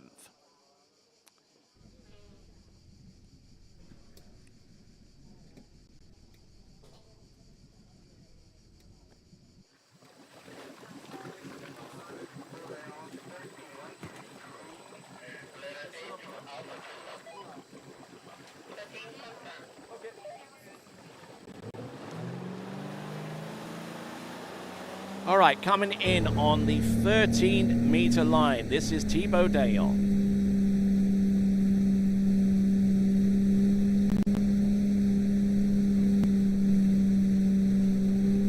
Here we go. 13 meters, looking very, very smooth. It doesn't look like there's too much movement. And the current French national champion, not going for overall this season, electing not to jump, but maybe he's going to save that jump event for the Open World Championships, which will take place in the middle portion of October this season in Lake County, Florida once again.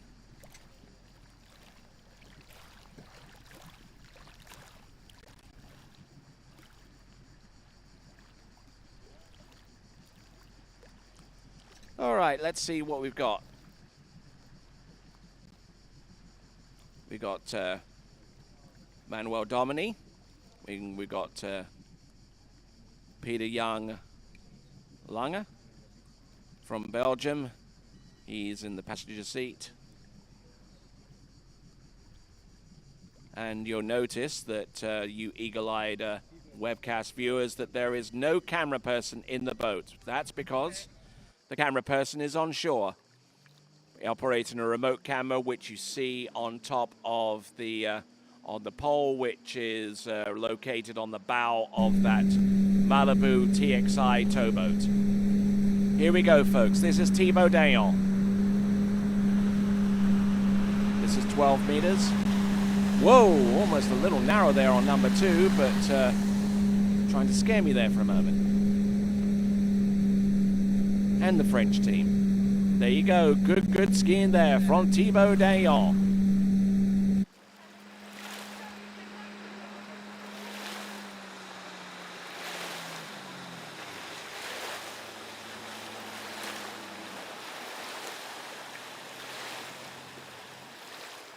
Good to have so many of our fans watching in from across the world, tuning in your multitudes. Thanks a lot for doing so, and also for those of you subscribers to the YouTube channel.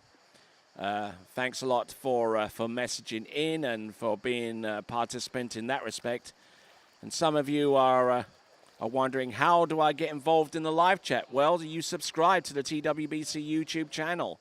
If you subscribe, you will have the ability to chat it up with our good folks that are already there during this event. And if you hit the bell icon, you will also be informed as to when the latest broadcast goes live. Thibaut Dayon now coming in 11.25 meters. The further you go down, the more critical each pass becomes. Thibaut Dayon, who resides in Central Florida these days. He actually has a real estate brokerage under his name. Doing exceptionally well with that, from what I'm being able to gather. Thibaut Dayon, look at him go. And that is 11.25 meters, getting that one to go. Nicely done. So now here comes the cut mark. The cut mark that Thibaut Dayon has got to get in excess of is 4. That was the score. Actually 3. And just needs to get a piece of 4 with the next run to supersede that the 3 mark that is currently held as a 3rd place score, courtesy of Alex Gashil.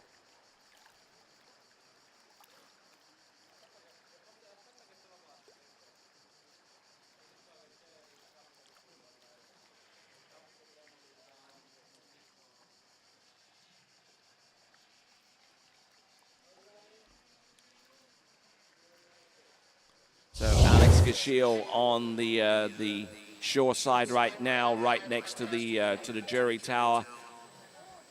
Nervously waiting to see if his score of 3 is enough for him to make it through to the next round of the competition. It could well be decided right now. Here comes Thibaut Dayon, needing a piece of 4 to advance. He gets round number 1.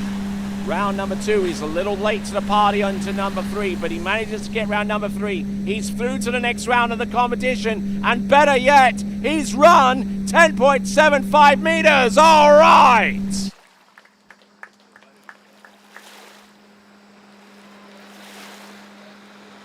So, Thibaut Dayon has basically skied his way into the final with that 6 buoy count at 10.75 meters. He is currently in 2nd place right now.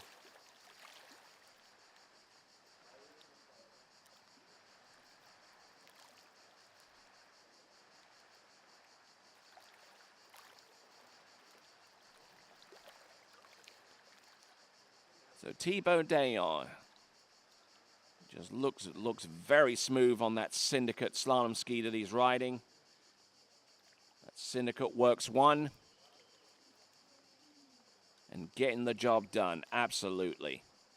All right, so now it comes down as to who wants to lead. Thibaut Dayon, currently right now with 6 buoys at 10.75 meters. Your current leader right now is Vincenzo Marino on 1 at 10.25 meters. Here he comes.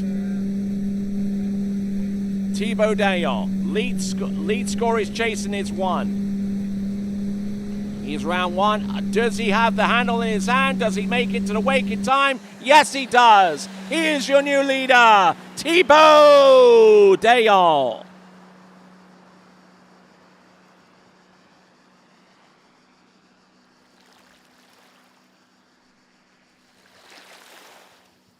So, continuing on there, that was Thibaut Dayon with 2 at 10.25 meters.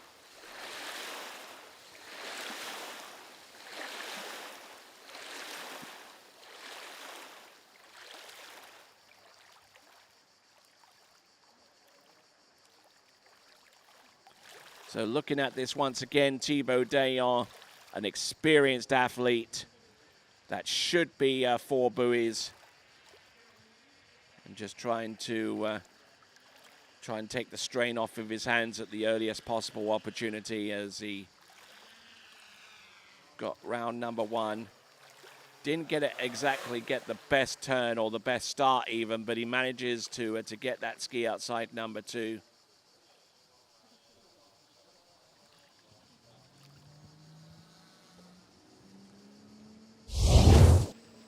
So Thibaut Dayon with his score. That is a 2 buoy count, and that should set him off through to the final. We'll be back right after this. Torrefazione Varanini, a Milano dal 1970. Specializzata nella realizzazione di miscele, bar e vending di alta gamma garantite da un sistema di qualità certificata. La tostatura lenta ed accurata delle migliori origini di caffè, arabica e robusta assicura un ottimale sviluppo degli aromi per un risultato ineguagliabile in tazza. Caffè Varanini, al bar, in casa o in ufficio. Una storia di gusto.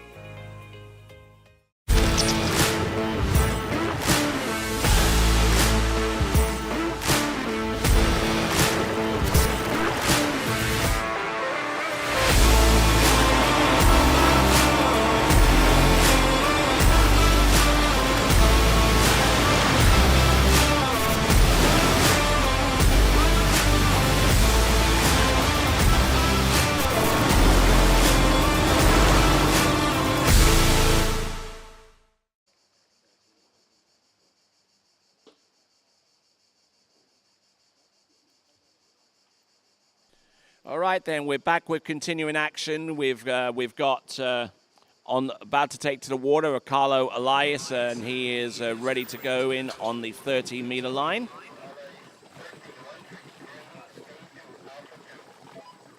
Okay.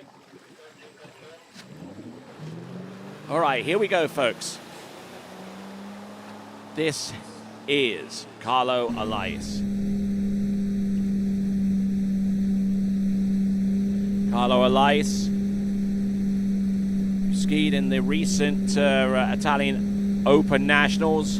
Got 3.5 at 10.75 meters there. He's looking for a return to high echelon form. He's gone into 10.75 meters on most occasions, but getting past the halfway point has been a little bit difficult for him in recent times. We'll see if he can conjure up the kind of performance that will get him past that line.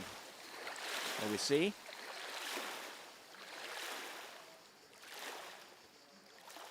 There is Thibaut Dayon's fiance right there, and getting a few snaps there, and Thibaut Dayon will be skiing in the final round of the men's slalom competition later in this tournament. Thibaut Dayon, in addition to being a fantastic slalom skier, has also contributed points to the French team overall cause.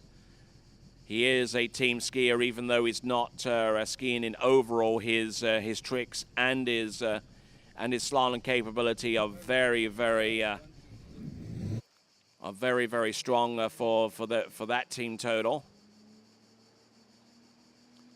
All right, then we'll continue right along. We have got Carlo Elias, individual specialist competitor from Italia. Again, a good hook up off buoy number 1. This is 12 meters. Pass he should have absolutely no problems running. There you go, good style, good technique, especially off that 5 into number 6, and gets that pass to go. So now it's 11.25 meters. The cut line is still intact on 3 at 10.75 meters. Skier about to take to the water from Sweden is Tim Törnqvist. See him getting ready right there.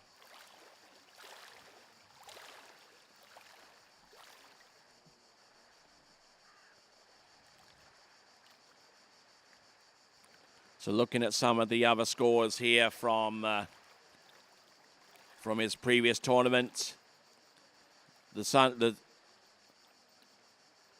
Gervasio Pro-Am, where he scored 3 at 10.75 meters twice.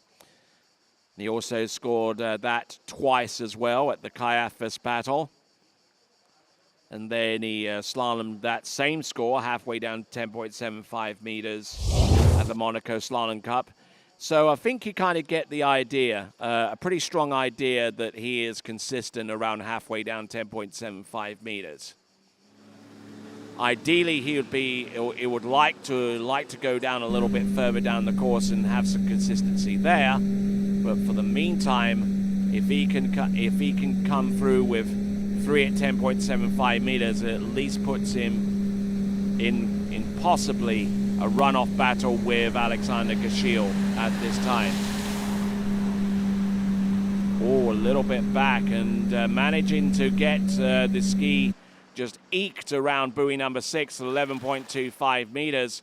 So now he has a chance of attempting 10.75 meters, a pass that he knows that he's got to get at least halfway down to put him in contention for a place through to the next round.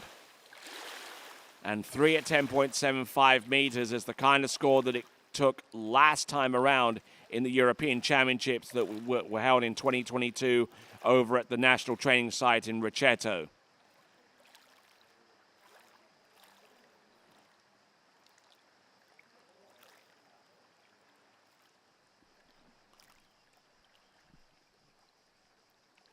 So looking in good shape, and got that pass going on. So there we're looking at the Sacha Desquin from France, getting ready for his turn, and just limbering up using the handle. Always a good exercise, that.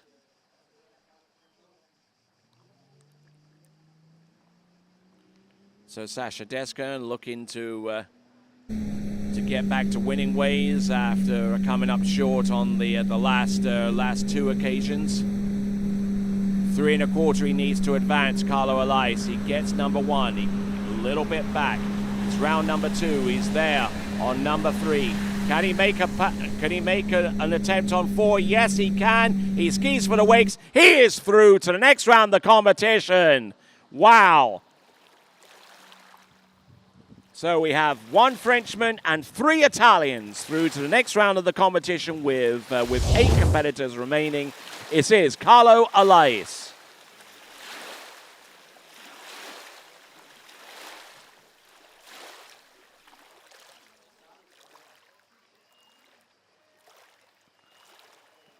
Just absolutely stopped that ski in motion there on buoy number 2, and managing to generate just enough angle to get the job done. Yes, that ski is plainly outside buoy number 4. Gets to the wake just in time for the boat guides, and it is a solid 4. Looking at this from the boat angle,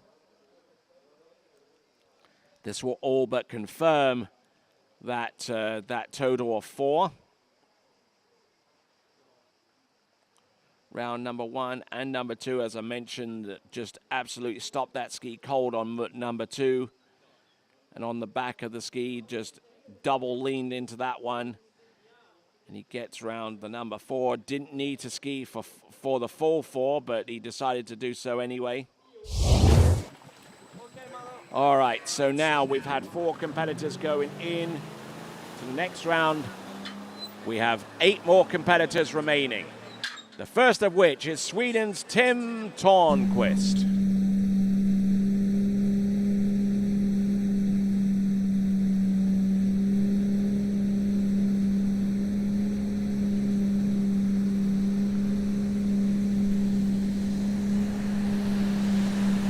So Tim Törnqvist looking good. So a 13-meter start for Tim Törnqvist. Looking in very, very sprightly shape indeed.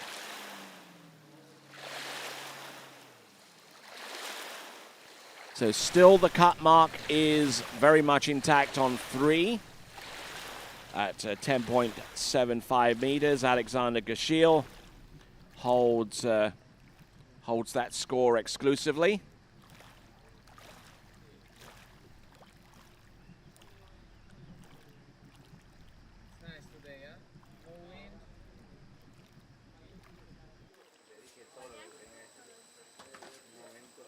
There we see Aaron Davies from Great Britain. One of 2 British slalom skiers to feature in this Series 1. There is your current leaderboard. Thibaut Dayan on 2. Vincenzo Marino on 1 at 10.25 meters. Eduardo Morenzi on 4, along with Carlo Elias.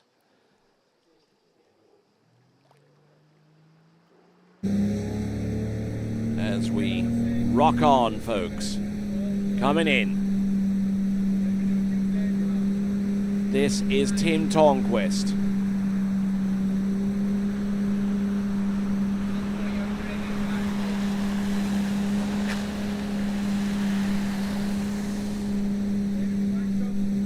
There you go. Seems to make very easy and very light work of that one on 12. Looking for something similar with the next run of 11.25 meters.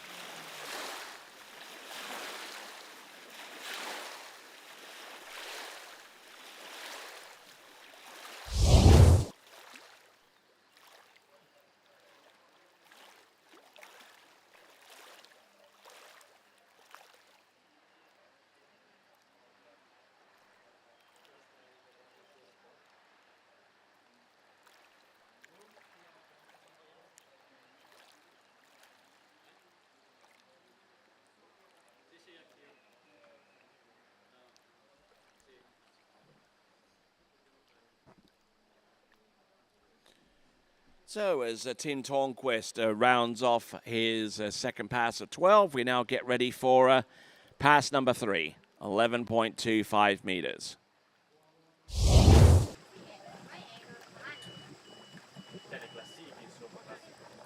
So Tim Törnqvist on top of the water right now, 9 1/4 buoys away from the promised land here.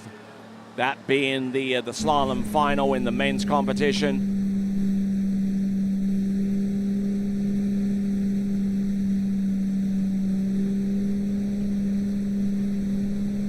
Getting in a little bit deep off buoy number 1, but managing to stay upright on buoy number 2.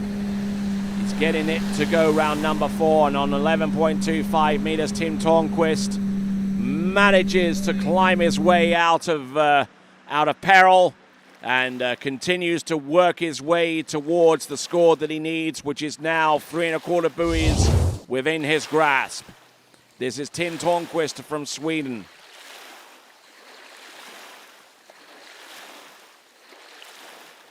Tim Törnqvist, for his part, his scores have been mixed this season of 2023. He's gone as early as the Swiss Pro. He got 3 at 11.25 meters. When you factor in some of his performances, such as the King of Darkness with 2.5 at 10.75 meters, and he got 5 1/4 at 10.75 meters over at the Caiaphas Battle. That was a little bit earlier on this season, the first full weekend of July.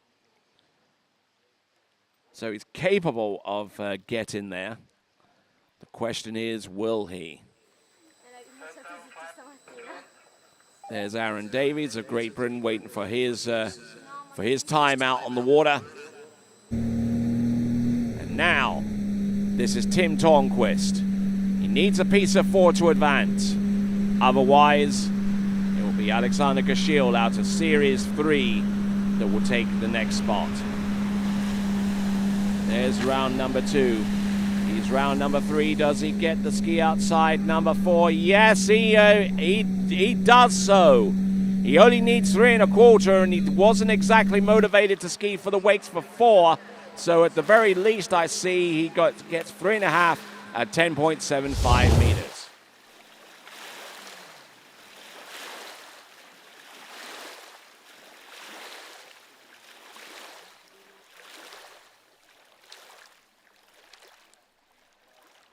So getting the judges' call on this one, it should be 3 1/2.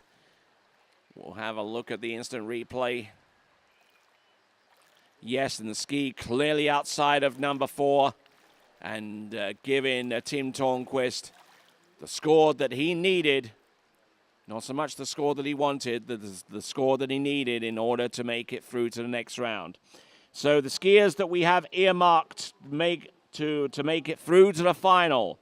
We got Tim Tornquist, Carlo Lais, Thibaut Dayon, who has the current lead, Eduardo Morenzi, and Vincenzo Marino. Those 5 are currently through. We have 7 skiers remaining.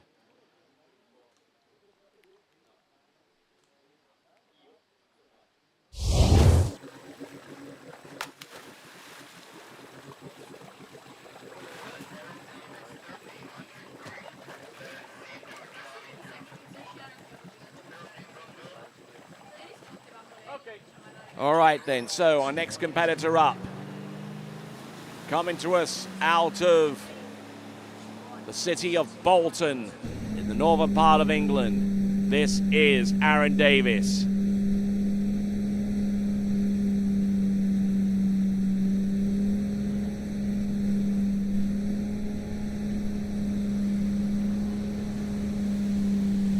Looking good.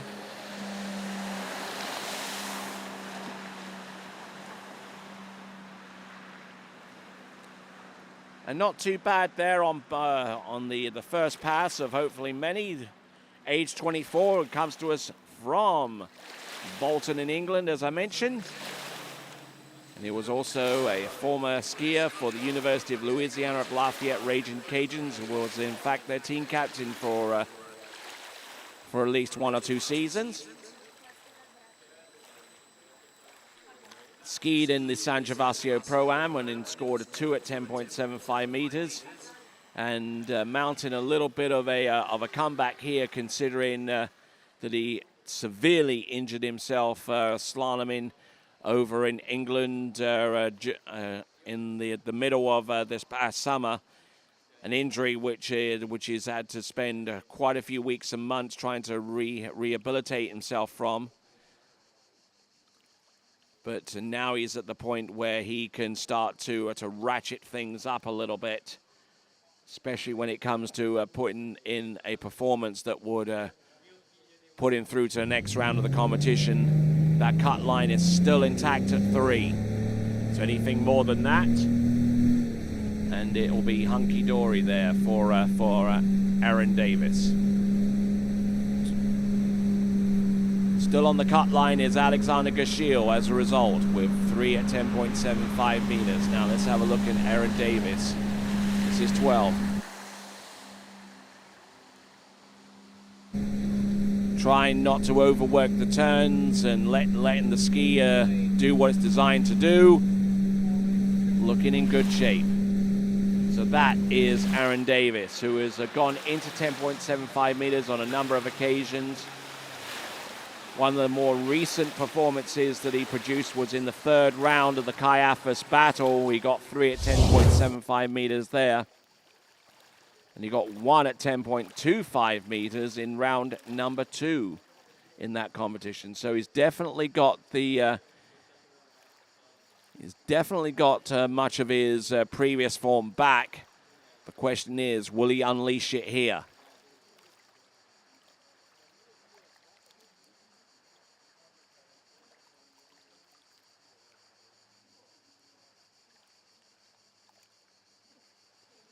So good rotation off number 5, and nicely done round number 6, and everything is looking pretty much in order right now for Aaron Davis.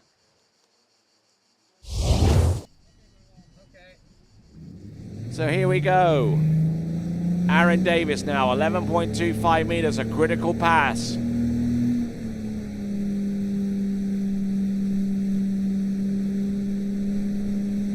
Good stout pull out here. There you go, around buoy number 1. Letting the ski roll. There's number 3 and number 4. Oh, late off number 5. He manages to get round number 6, and he'll be breathing a huge sigh of relief there, because he was very, very narrow into number 5 and had to extend that turn down course in order to finish it off and get round buoy number 6. But Aaron Davis getting the job done so far. He needs more than halfway down this next pass in order to be a feature in the upcoming men's slalom final.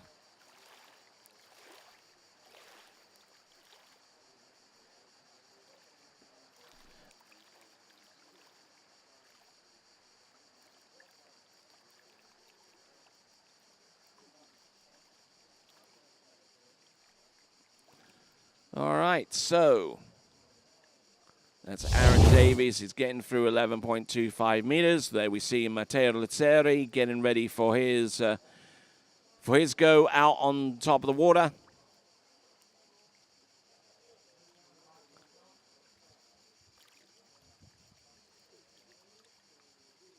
And Matteo Lizzeri, the current Italian national slalom champion. We'll see if he can parlay that to getting through to the next round. But let's concentrate on Aaron Davis. He needs a piece of 4 here. He's round number 1. That's a third the way. Oh, and gets round number 2. Oh, and gets round number 3 and to the wake. So he ties. He ties with Alexander Gashil. That could invoke a runoff.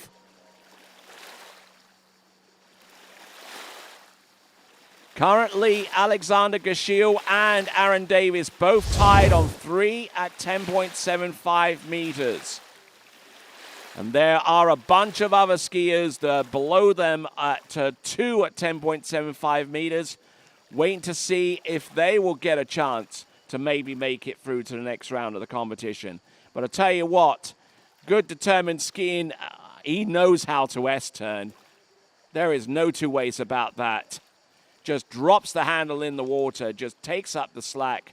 He knows he's a little bit disappointed, but he at least skis himself into somewhat of a position where he could possibly make it through to the next round.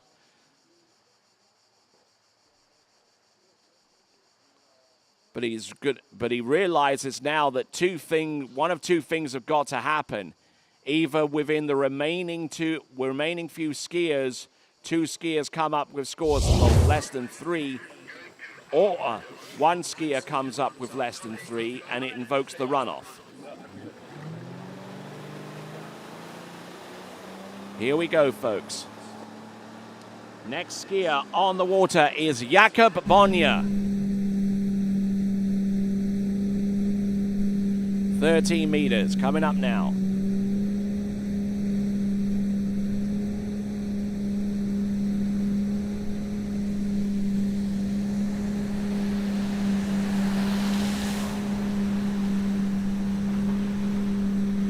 All right, so Jakob Bonja managing to make his way through 13 meters. And I've just noticed that behind me, that Alex Gashil, I don't know whether he's making his way back towards the starting dock, but I would sincerely suggest that he does, because a runoff could well be invoked if one competitor comes up short of 3 at 10.75 meters, but if 2 come up with a score of less than that mark, then it would mean that Alexander Gashiel and Aaron Davis would advance through to the next round of the competition. That's how it stands right now. We see that Dayon, Marino, Morenzi, Elias, and Tornquist have all advanced through to the next round of the competition.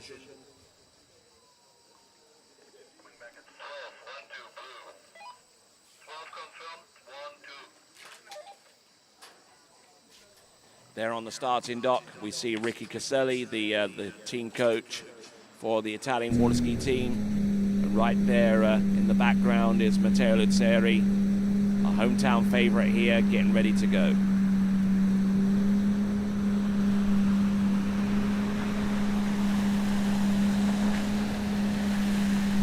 There you go, strong as an ox out there. That's Jacobonia.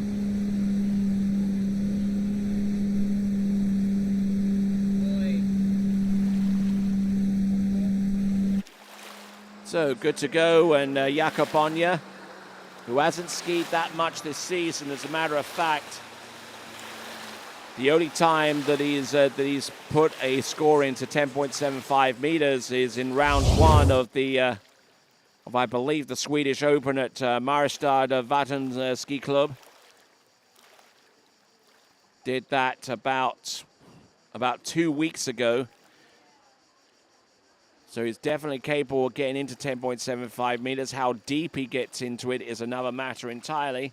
If we look at some of the competitions that he produced in the last year, scored 4.5 at 10.75 meters in the final round, and scored 1 at 10.25 meters to get there in the European Championships.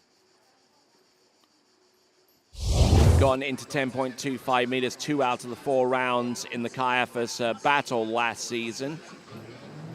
And he has a smattering of scores to support him into 10.25 meters. So we'll see if this season's form is anywhere close to last season's form. We'll see what he can do on 11.25 meters. He gets the start.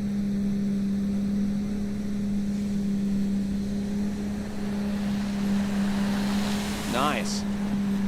Don't see too much wrong with that. He gets around all 6 buoys there as a consequence. Certainly like the look of that, and he will pull out to the right-hand side of the Malibu towboat and get ready to bring in Jacobonia.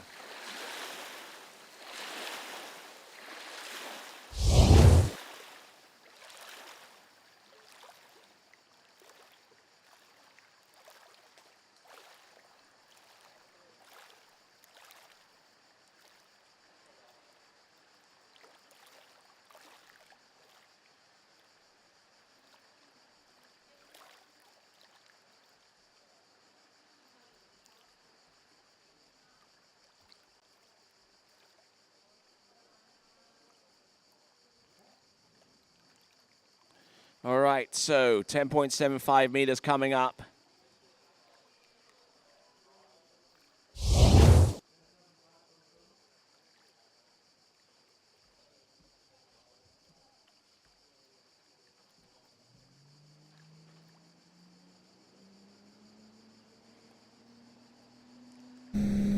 All right, let's see what he has.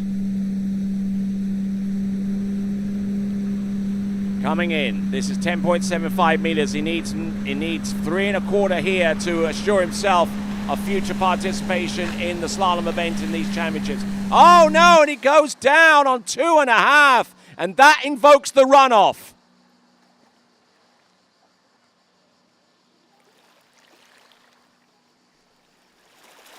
Wow. Would not have expected that one there from Jacobonia on 10.75 meters.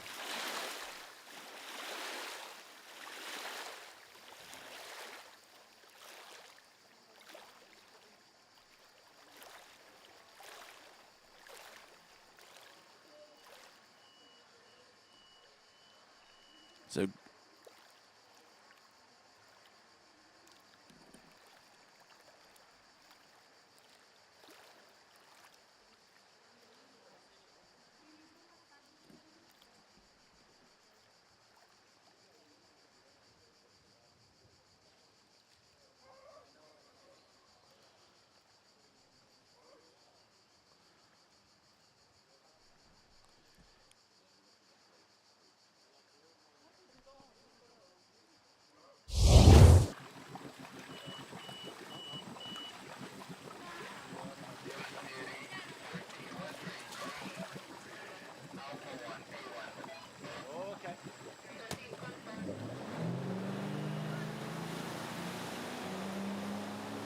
All right then, so continuing right along with this event, we got Matteo Luzzeri. So to confirm, we've got the following skiers through to the next round of the competition. We got Alexander Scheel through to the next round.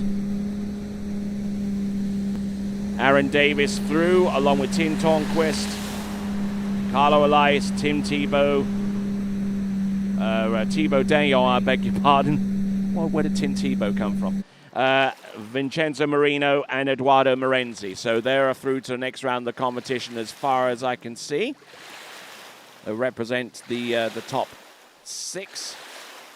Actually, the top 7 with 5 remaining to go.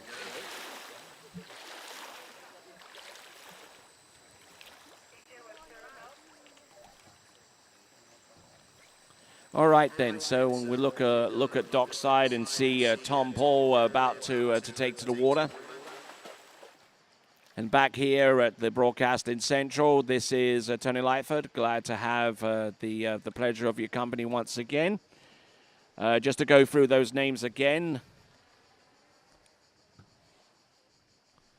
Going to take a look at the leaderboard. Dayon, Marino, Morenzi, Elias, Tornquist, Gashiel, and Davis all through to the next round of the competition.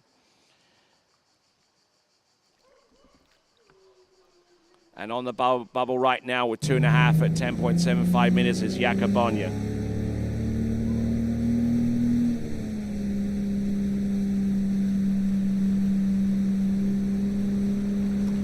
All right, here we go. Matteo Luzzeri. He's gone through 13. Now he's going to try and do something similar on 12. Good leverage off number 2. He's a right foot forward skier. You'd expect nothing less, would you? There you go, 6 buoys there from 13 and 12. That is Matteo Luzzeri.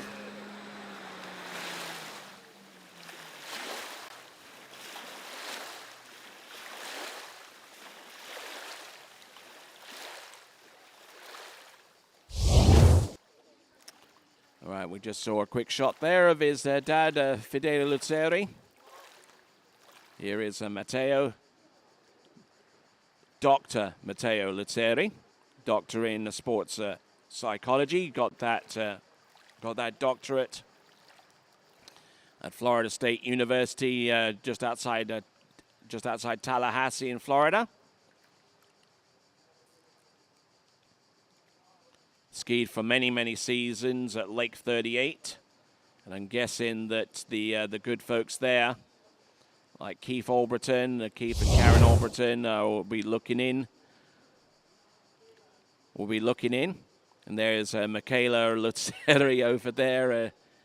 She's as shy as can be there, and but looking out to see what her older brother can do out there on the water. This is Matteo Luzzeri.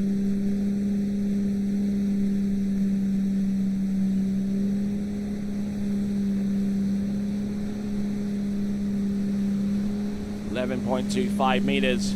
The current Italian national slalom champion won that title last weekend in Riccetto, and that basically rubber stamped his entrance into this European men's slalom championship.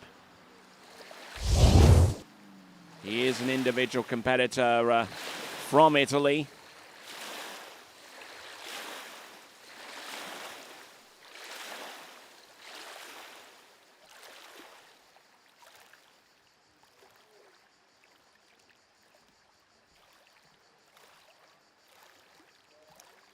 So now it becomes a shootout now between Matteo Luzzeri and Jacobonia right now. Jacobonia's score of 2.5 at 10.75 meters is the cut line. So essentially for Matteo Luzzeri at 10.75 meters coming up, if he can get more than halfway down that run, then he will advance through to the next round of the competition. So anything more than 2.5, essentially a 3 buoy count at the very least. There we see Tom Paul. He's getting ready. Whether he'll be out in the water sooner or later is going to be determined by how far Matteo Lazzeri gets down 10.75 meters. Round number 1 gets it to go. Round number 2. Oh, a little bit of a slide on number 2. He gets round number 3. That's enough to see him through. He's good to go round number 4. He's round 5. Will not make the pass this time around, and will be a little bit disappointed with that, I'm sure.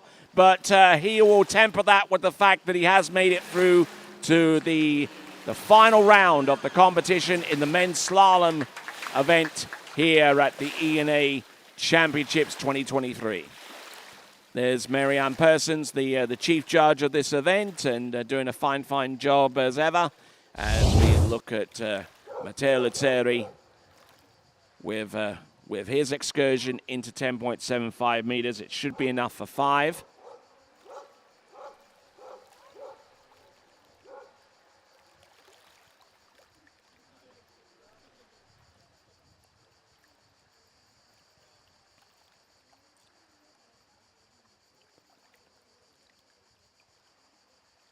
Just looking at the tail end of that 10.75 meter run, he probably knows at that time that he doesn't really need to ski anything more than that.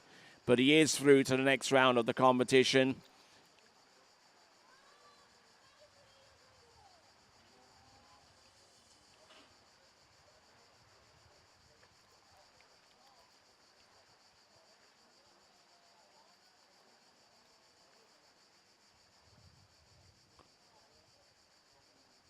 So looking at this instant replay one more time. Bit of a slide there on number 2, as we saw a little bit earlier. And then he tried to make up some time on buoy number 4, but unfortunately wasn't to be the case for him. But he is enough. He hasn't got enough and through to the next round. All right then, on the water from Great Britain. And a team skier. This is Tom Paul.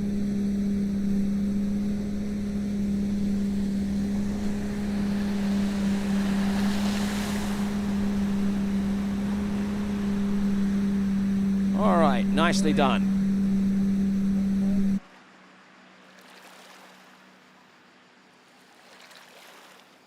Nicely done there from Tom Paul. Gets the 6 buoys out of the way on 13 meters. Now gets ready for 12.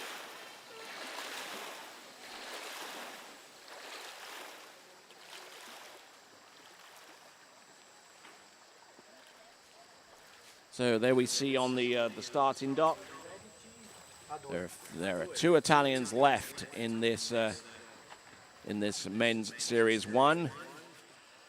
The first of which is going to be Brando Caruso, and he's getting ready right now. Tom Paul is our current competitor on the water. For those of you just joining in, you are most certainly welcome to the Europe and Africa Water Ski Championships for 2023. Held for the second consecutive time in Italy. We were in Rocchetto last year. We're here at San Gervasio this time around.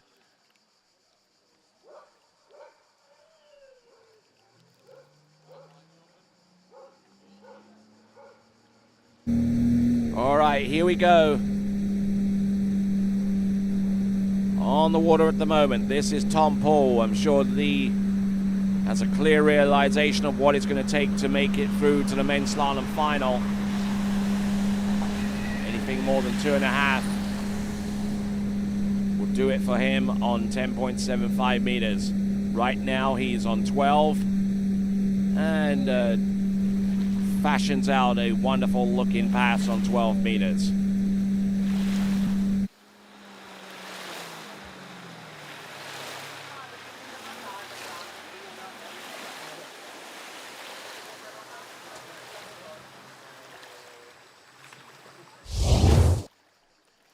Currently, the lead score is still held by Thibaut Dayon on 2 at 10.25 meters. Vincenzo Marino, his score at 1 at 10.25 meters, has put him out in front in the overall competition.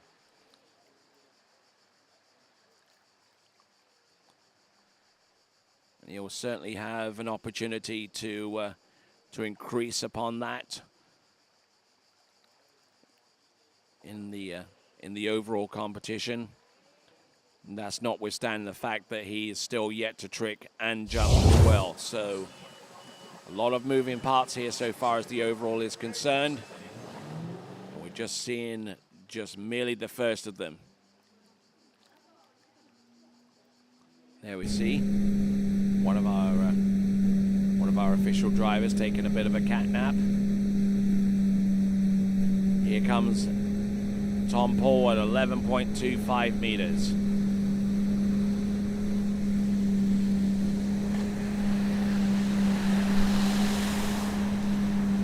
Through 11.25 meters he goes. Nicely done. Looking very, very purposeful out there and getting around all 6 buoys on the 11.25 meter line.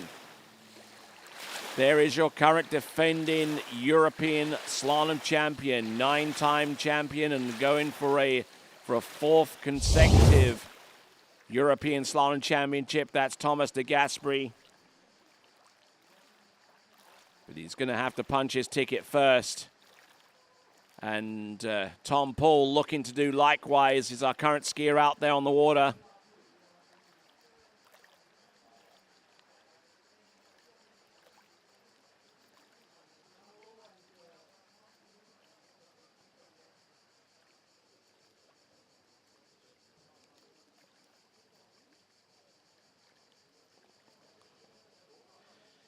So looking in good shape, that is Tom Paul. So looking over there at Brando Caruso, who's won the European Slalom Championship in under 14s, under 17s, and under 21, and is yet to complete the set with the Open Slalom Championship win. We'll see what transpires. Here we go. This is Tom Paul, needing 3. And he gets the 3 that takes him through to the next round. He stalls up on 4 and gets 4 buoys at 10.75 meters. Dismissive of that score. Would have liked to have gone a little further down. But in terms of accomplishing the mission to make it through to the next round of the competition, I would say mission accomplished.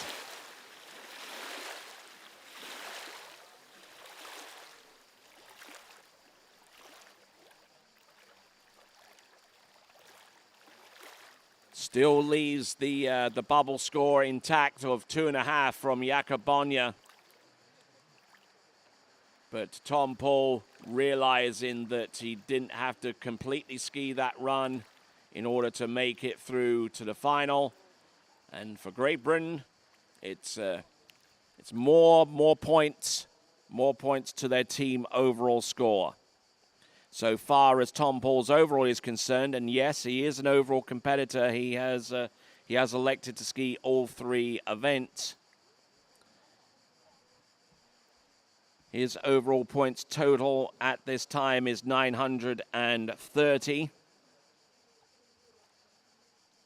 930 overall points at this time, with 4 at 10.75 meters for a total of 40 buoys. All right. Coming in with Alpha 2 on 13 meters is Brando Caruso.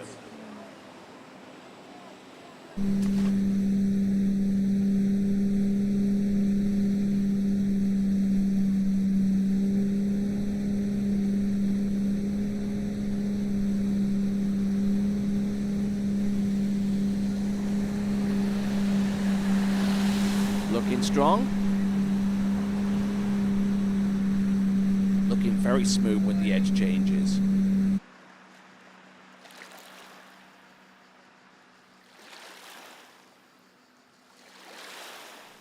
All right, so he's through on pass number 1. That was the 13-meter opener.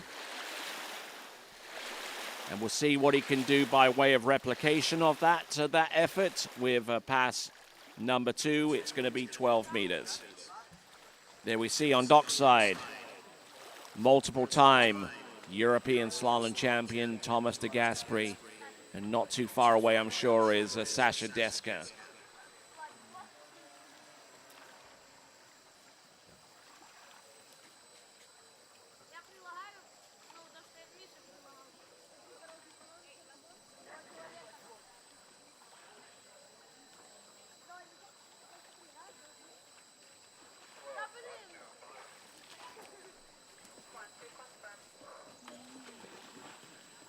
All right, for those of you tuning in from across the world, you are most certainly welcome. This is the 2023 Europe and Africa Water Ski Championships. Whether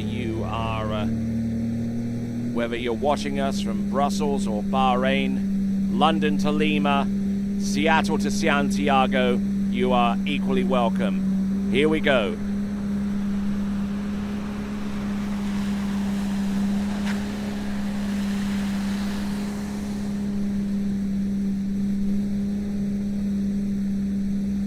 All right, on 12 meters, not too shabby there for Brando Caruso.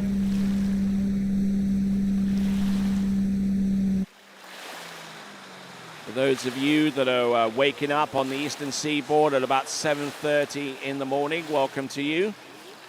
Whether you're in New York or Miami or Orlando or any of those cities that are in the Sunshine State of Florida, good morning to you.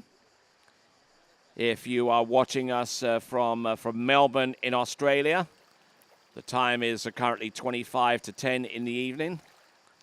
So good evening, or rather a good night to you folks there. But please know that if you want to catch up on any of the coverage that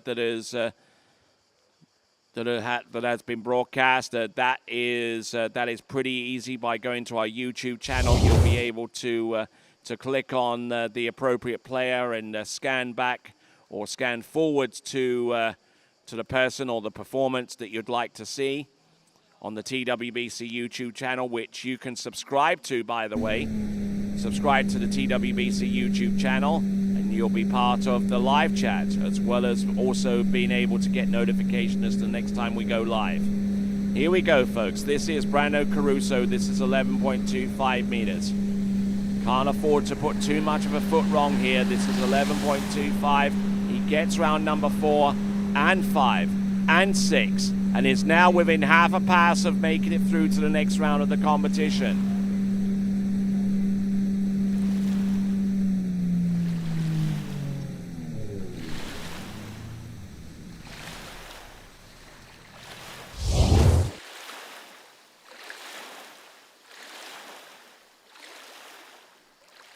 So,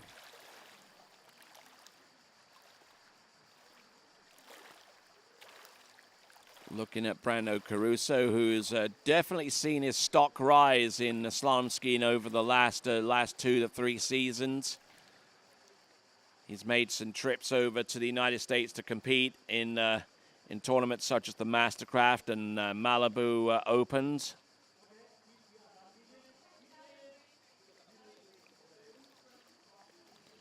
Matter of fact, if we were to take a deeper dive into some of those results, got into 10.25 meters in 2 out of the 3 rounds at the Mastercraft Pro.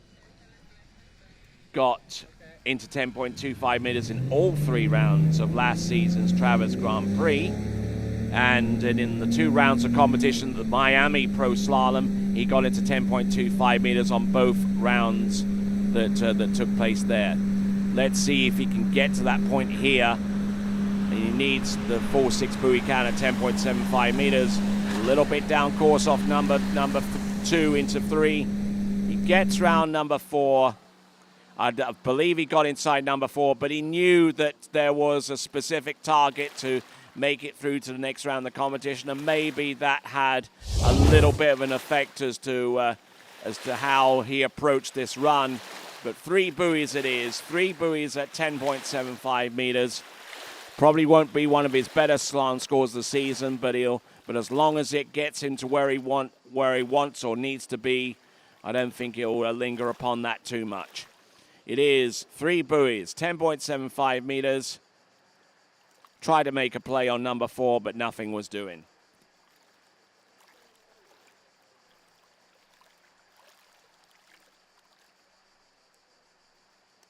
All right, we're down to our final 2 competitors now as we take one final look at Brando Caruso's effort that has seen him get to the promised land, which is the men's slalom final, which will take place on Sunday.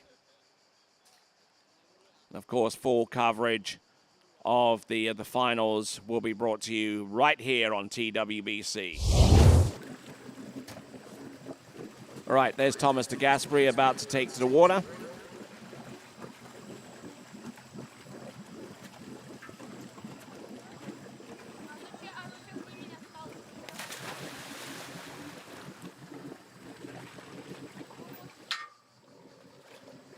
All right, so Thomas de Gasperi, the former 2-time World Slalom champion, chasing his 10th European Slalom Championship and looking for a 4th European Slalom Championship on the bounce. 13.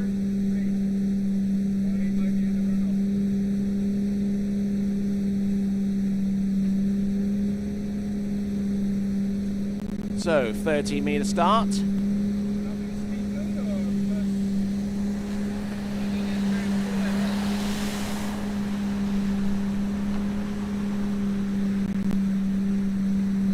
Thomas de Gasperi, who in this championship last season scored 2 at 10.25 meters in round number 1, and then won the title with 1.5 at 10.25 meters.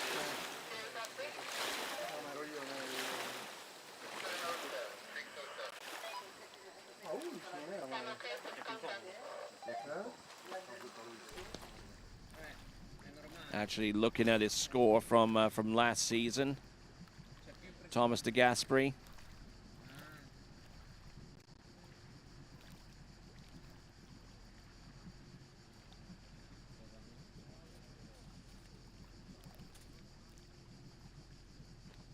Looking at some of his results last season, actually scored 2 at 10.25 meters in round 1 and 3 at 10.25 meters in round 2.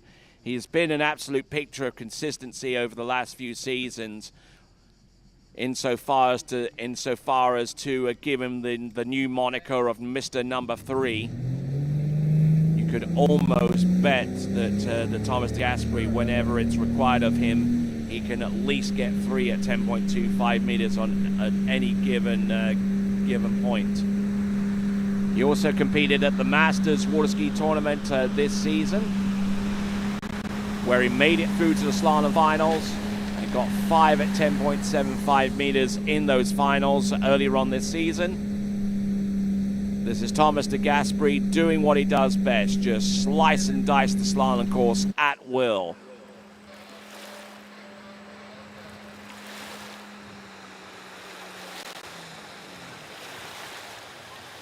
And Thomas de Gasperi, who as recently as last week made it through to the head-to-head final against Freddie Winter, coming up just a little bit short of the mark there, but still consistently into 10.25 meters in every single round of the 5 rounds of skiing that he had.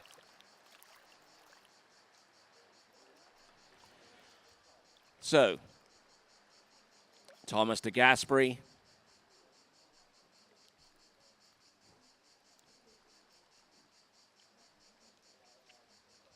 getting everything to go, moving forward.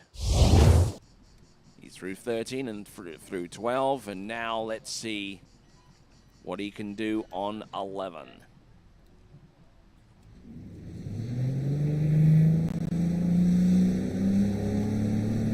All right, here we go, folks.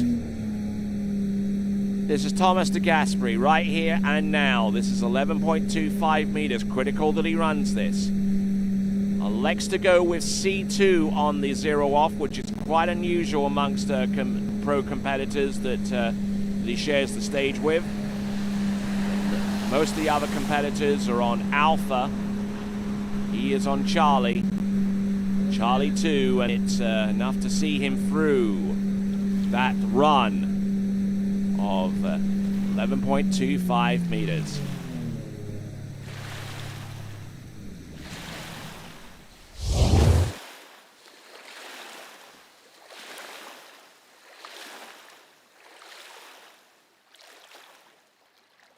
Certainly has a great approach there into his number 1.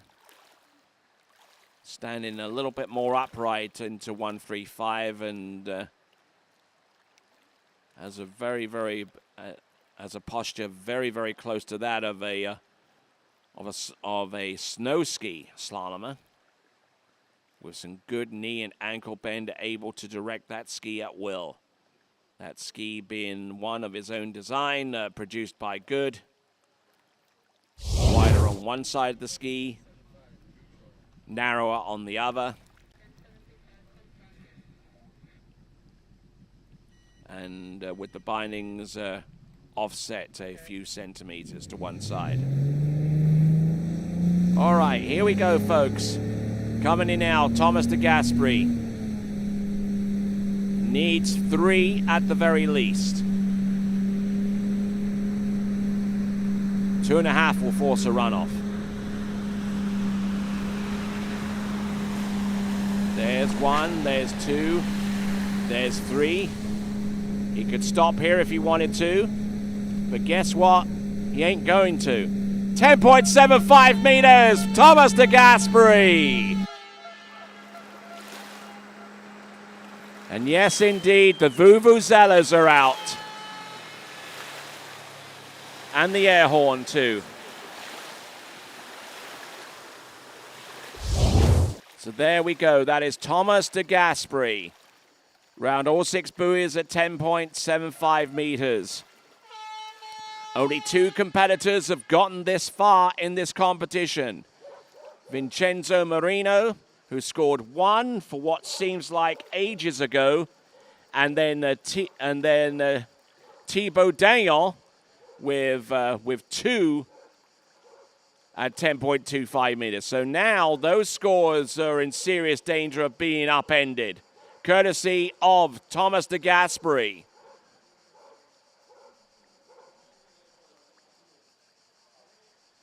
All right, so 6 at 10.75 meters has been called by the officials, and now it's time to mash the throttle down one more time for 10.25 meters. It is Thomas de Gasperi. Question is, how far does he go? He knows he's through to the next round of the competition. That is a certainty.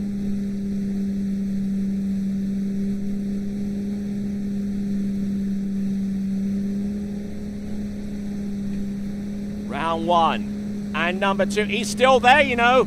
He's on number 3. Does he make a play on 4? Oh, and he's just inside, just a skosh inside number 4. And Mr. Number 3 keeps on rolling. 3 buoys at 10.25 meters, the new lead score from Thomas de Gasperi.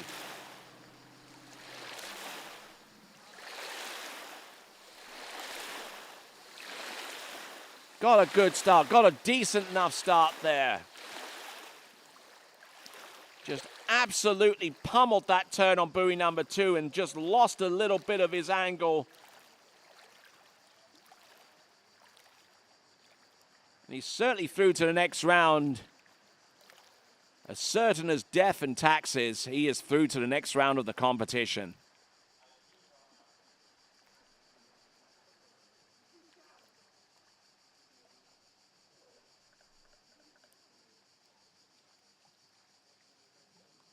Thomas de Gasperi, looking at him once again, just gotten sucked in a little bit on number 3, and any mistake, just even the most minor of mistakes, is enough to cost you the run. So there we go. There is the Italian tricolor waving for Thomas de Gasperi as he makes his way back to the shore.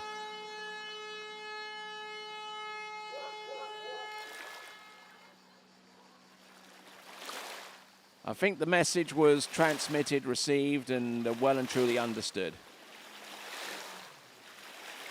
All right, so Thomas de Gasperi through to the next round, and we're now on to our final competitor. Final competitor coming to you from France. His name is Sacha Desquin.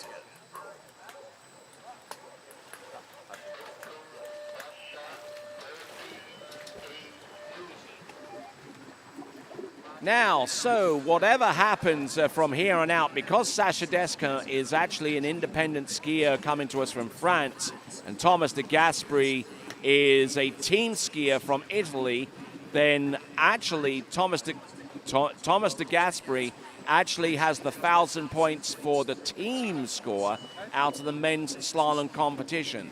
So getting the job done not only for himself, but also for Team Italia as well. Thomas de Gasperi has the 1,000 points for the men's slalom team total. 13 meters, Alpha 2.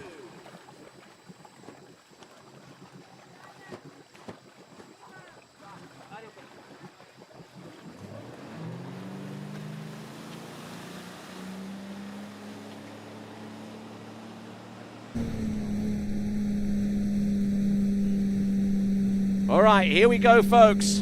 Coming in, Sacha Desquin, 13 meters.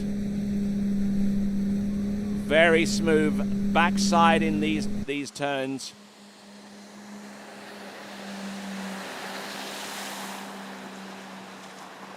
In 13 meters, it's still relatively straightforward for a skier of Sacha Desquin's ability to backside those turns.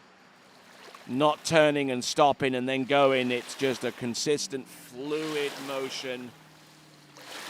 Edge change and just allowing the ski to arc out nice and wide, and then you meet up with the handle on the backside of the turn and then continue on that process 5 more times.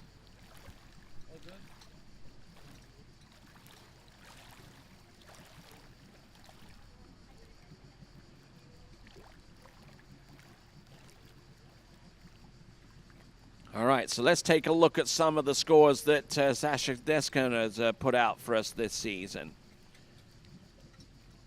One at 10.25 meters, his score from the French National Championship, San Gervasio Pro-Am. He got 2 at 10.25 meters there in round number 3. The Caiaphas Battle, it's almost the same picture. In the last 2 rounds, he got 3 buoys each at 10.25 meters. At the Monaco Slalom Cup, 3 there, and pretty much has been that has been pretty much his form all season long, getting to 10.25 meters on most accounts. Here we go. This is 12 meters. Sacha Desquin. Now the score that he needs is 3 at 10.75 meters to eliminate Jakob Bonje.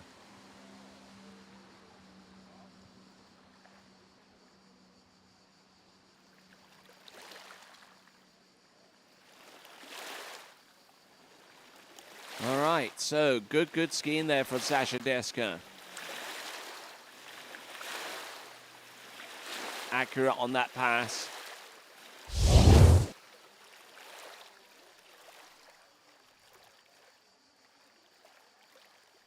Using a little bit of KT tape on his shoulders just to try and support the tendons that are no doubt working overtime to maintain the leverage and the angle getting produced at the end of each turn.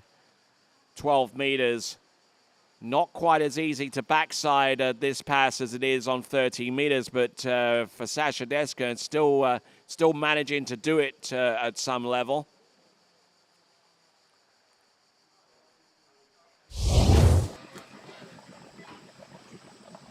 So here we go, Sacha Desquin is ready for 11.25 meters.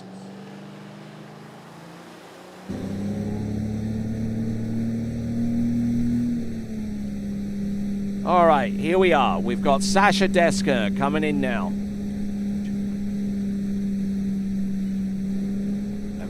10.25 meters. Needs to start. He's now within 6 buoys away of making it through to the next round of the competition, and he's shrinking that gap all the time on the strength of him skiing all 6 buoys on 11.25 meters. Now he's 3 buoys away from achieving a spot in the promised land.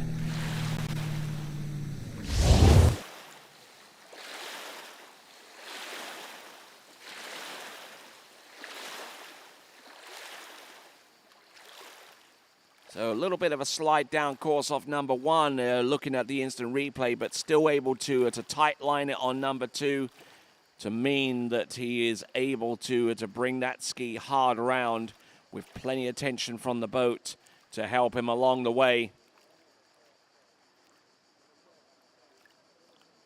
Brought the handle in just a little bit high, but that's not a problem. And Sasha Deska riding the HO Syndicate Works 1 to very, very good effect. Surprised the skiing world this season, where he transitioned from his old brand of ski to that Syndicate brand of slalom ski, and he certainly found a level of consistency on that ski which has prompted him to stay on it. Here he comes, Sasha Deska.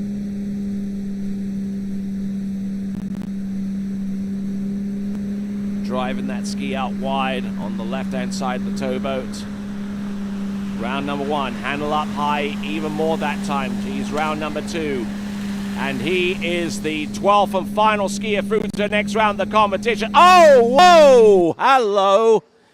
Gets round number 4 and just launches himself into his edge change, but there wasn't too much of a soft landing pad there for him in that respect. But he's through to the next round of the competition, and maybe, as I mentioned with at least one other skier, maybe the fact that it took less than a complete pass at 10.75 meters may have factored in to whatever decision he was making in regards to possibly getting a shot at 10.25 meters.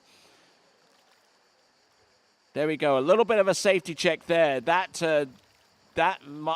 could well and indeed mean that he was skiing from a target point of view. Got round that 3, got to number 4, and I don't think that ski got round number 5, hard as he tried. Which does mean that we have our 12 skiers, folks. And we'll take a look at those 12 skiers in just a moment. All right, so let's have a look at this. Oh, almost blew the tail out on number 3. That could have been a cause for concern in no small measure. But, well, they don't get much nastier than that in terms of falls, but there you go. All right, here is the leaderboard, and the 12 skiers making it through to the next round of the competition, starting with number 12, Brando Caruso on 3. Also tying 2 ways with Alexander Gashil and Aaron Davis. They are all through to next round, 3-way tie for 10th. 9th place outright, Tim Tornquist with 3.5 at 10.75 meters. Sasha Deska, Thomas Paul, Carlo Elias, and Eduardo Morenzi. 4-way tie for 5th, all on 4 at 10.75 meters. In 4th place outright with 5 at 10.75 meters is Matteo Luzzeri, certainly a popular skier here at San Gervasio. And here are your top 3. In 3rd place currently right now with 1 at 10.25 meters. His first ever excursion into that line length is Vincenzo Marino. Thibaut Daignan from France. He is through to the next round with 2 at 10.25 meters. And Mr. Consistency himself, number 1, Thomas de Gasperi from Italy with 3 at 10.25 meters. And those are your 12 through to the next round of the competition. We're going to take a short break right now, and then we will return. We will go on to our next event, which is the tricks, coming to you right after these.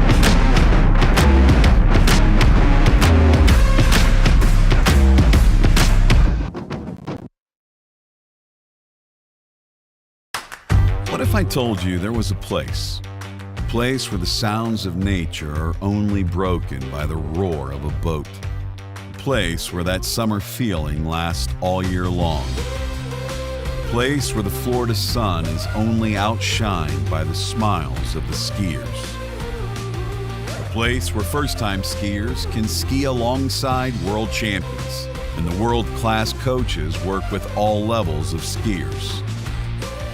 What if I told you there was a place where life slows down and your only job is to make lifelong memories? That place is Swiss Water Ski Resort. Book your trip at SwissWaterSkiResort.com.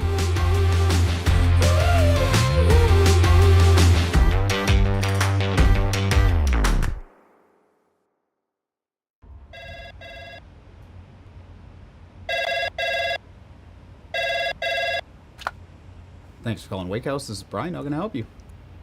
Yeah, Will. Can I let him know who's calling? All right, just a second. Will, I got a fill for you. Perfect. Give me just 1 second. All right, hit it. Thanks for holding. This is Will. Hey, how's it going? Good.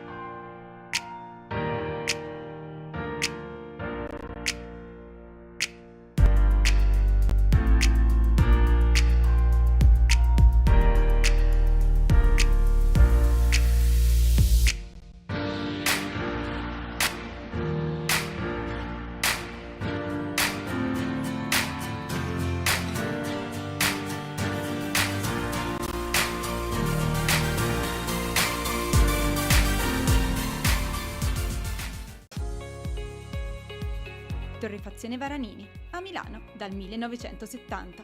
Specializzata nella realizzazione di miscele, bar e vending di alta gamma garantite da un sistema di qualità certificata.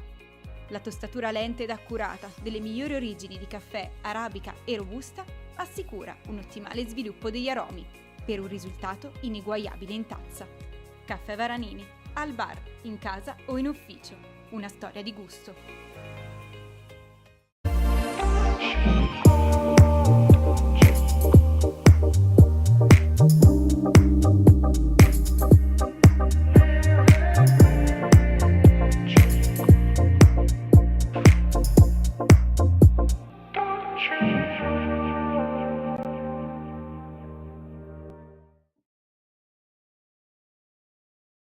For skiers and water enthusiasts, Florida lakes are what dreams are made of.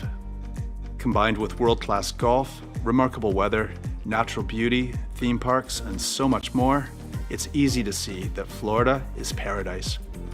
For more than 30 years, I've enjoyed Florida's lakes and many offerings. If you are interested in Florida real estate, let me be your guide and trusted advisor as you search for your paradise. Together, we can make your dreams a reality.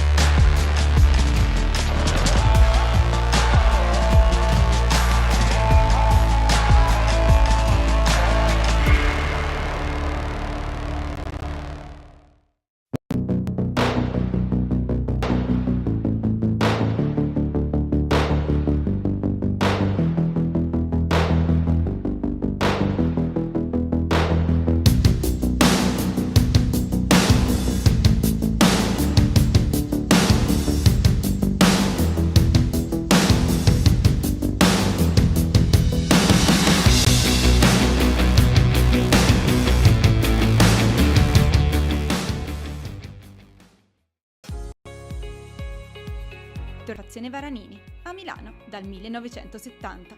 Specializzata nella realizzazione di miscele, bar e vending di alta gamma garantite da un sistema di qualità certificata. La tostatura lenta ed accurata delle migliori origini di caffè, arabica e robusta assicura un ottimale sviluppo degli aromi per un risultato ineguagliabile in tazza. Caffè Varanini, al bar, in casa o in ufficio. Una storia di gusto.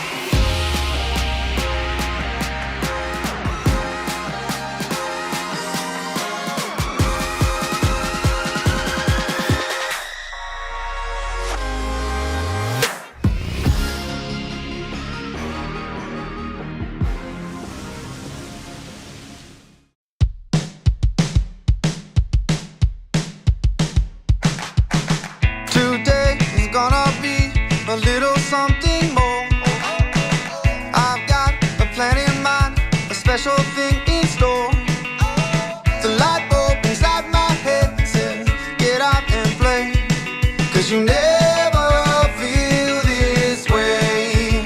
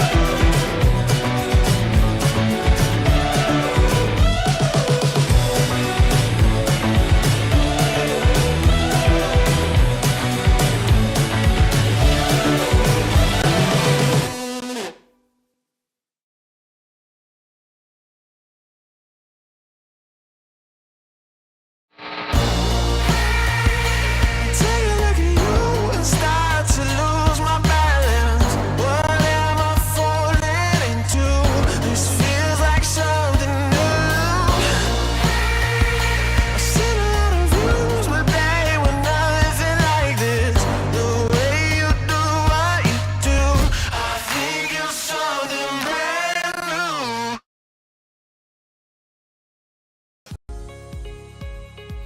Torrefazione Varanini, a Milano dal 1970.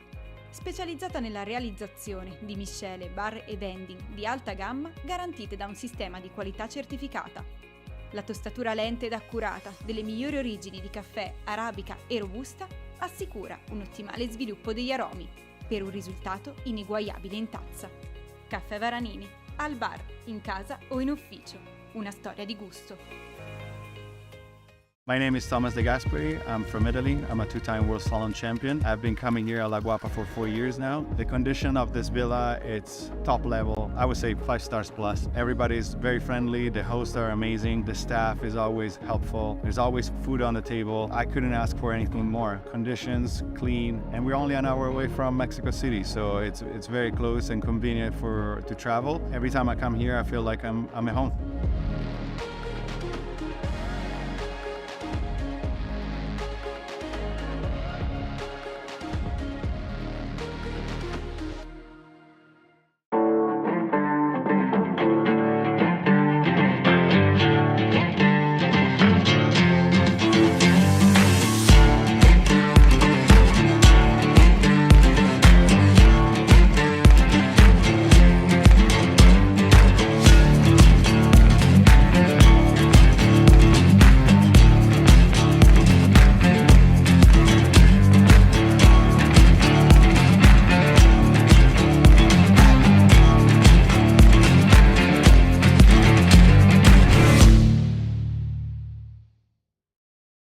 I've been a fan of Marcus Brown since I was like 13 years old. He's, been my childhood hero, and so for him to offer something like this, which is it's great not just for me, but it's great for water skis to have something like this where people can really get a bespoke water ski experience. It's going to improve their skiing, their body, and Jenny's she's amazing too. So just to have the access to both of those guys, I think it's huge, and it has been massive just to talk things through and to get a new understanding of stuff I haven't tried yet.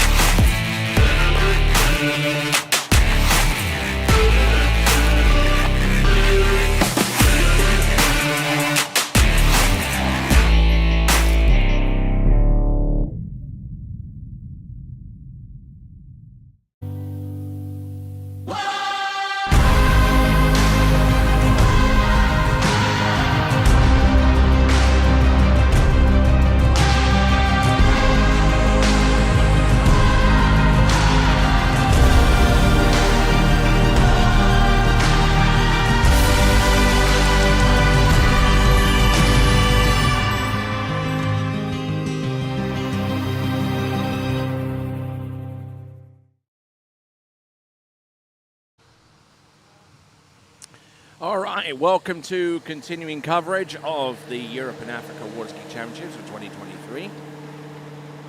We're in Open Women's Series 2 Tricks Elimination Round. And there is our run order. Marie Vipranyetsova of Greece will get things up and running, followed by Emilio Dreyer. Then we have a pair of skiers from Great Britain. That's Jennifer Benjamin and Sancha Altram. Then we have Lily Steiner, Zuzana Orakova from Slovakia, and from Czechia, we've got Katarina Vrabkova.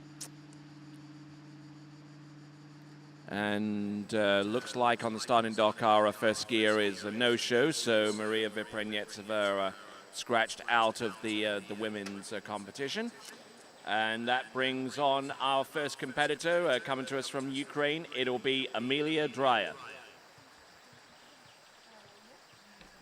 Good to have you here at the Europe and Africa Water Ski Championships. We've just gone through the men's slalom elimination round, all three series. Thomas de Gasperi, the lead skier going into the men's slalom final. He'll have the #1 seed, and he'll be the last person off the dock.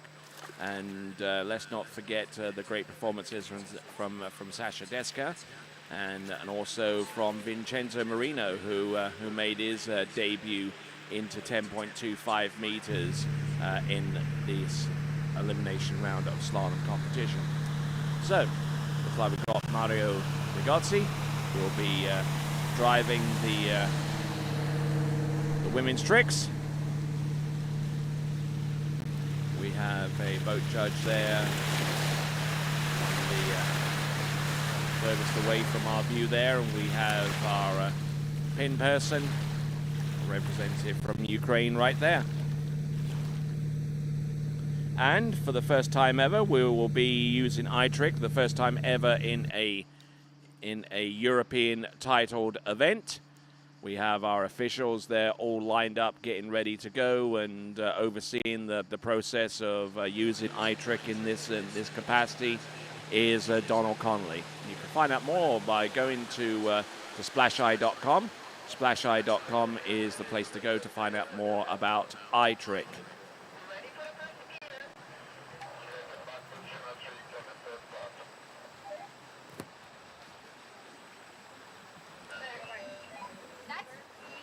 So, for those of you that are not quite up on the format for the tricks event, it's pretty straightforward when you consider all things. You've got 2 20-second passes, and the objective is to trick as many points as possible. Each trick has a predetermined point value. A properly performed trick will get the 4 points. An improperly executed trick will score 0. And obviously the skier with the greatest amount of points will end up being the winner.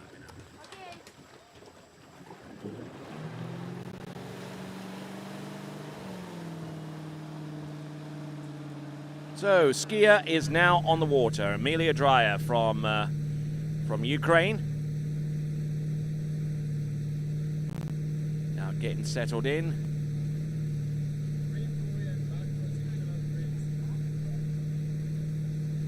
And here is the iTrick on the left-hand side of your screen. This will consist of the opening pass will consist of hand tricks, and this will be a wake line 5 front. Yep, nails that one shot. Wake line 5 front. The wake back to back, surface back to backs. And here she goes for the wake 5 front, 310 points. There's a wake-o afterwards, and now she's going to go for the backflip, which she does. Here's reverse. She nails that one as well. Emilia looking very, very good on the opening pass. Emilia Dreyer from Ukraine. They're still judging the tricks towards the end of that run, and we just had a quick snapshot there. They're still judging the tricks, and based upon time, it looks like the tricks that were counted will constitute somewhere of around 2,560 points. Now, that's not an official score quite yet, and when it does become official, the judges will hit the commit button, and then it will commit those points to the final decision. And then that will be the points produced on pass number 1. There you see there's the backflip there. That's a second to last trick. And then around about that point, 20 seconds will have expired. So so the 360-degree spins will not count as a result of that. You only have 20 seconds in which to complete each run. And once the buzzer sounds, we're just waiting on the timing to come into play to make sure that those tricks at the end were adjudged to be out of time, or maybe there'll be a discrepancy in the timing. Looks like we've got a committed score. 2,560 points. 2,560 points on pass number 1. So that, and the 2 last tricks there that you see up on your screen for pass number 1 hands were adjudged to be out of time. So now we will bring in pass number 2, and this will consist of toe tricks.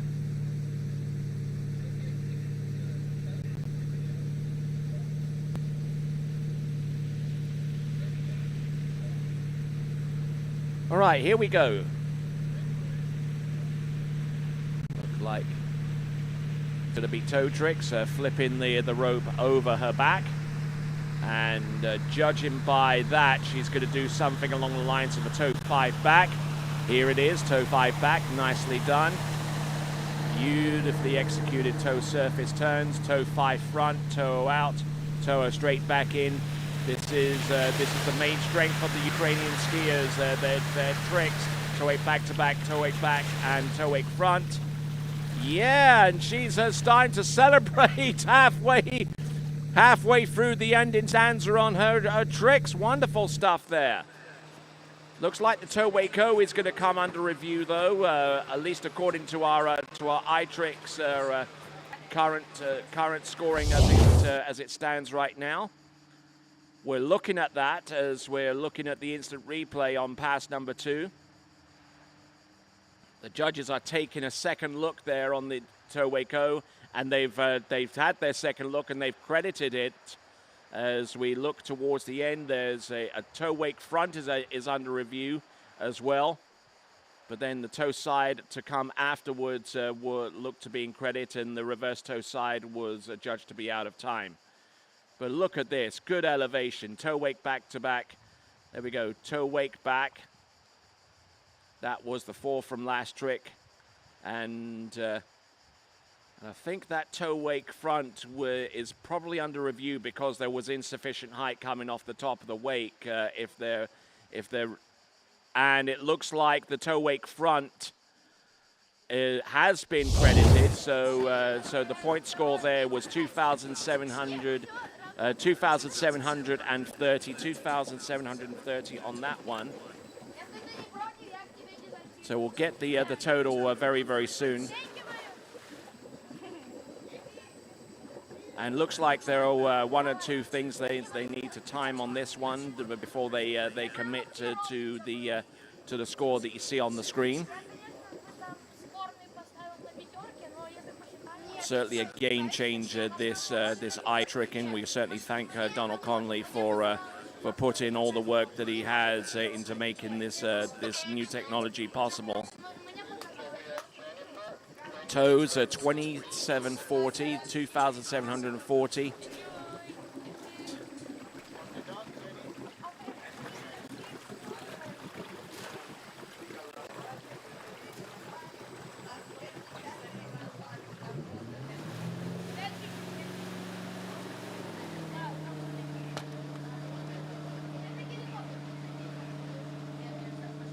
All right then, so we're on to skier number 2. From Great Britain, it'll be Jennifer Benjamin.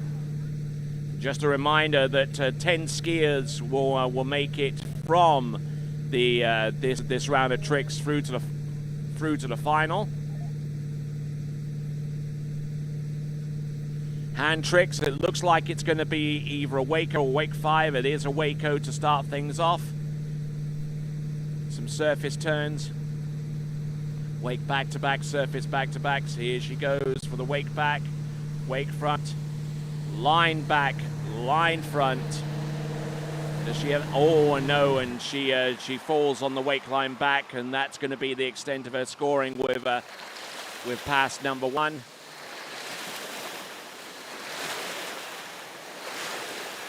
So it looks like we got a score for Amelia Dreyer, 54-50.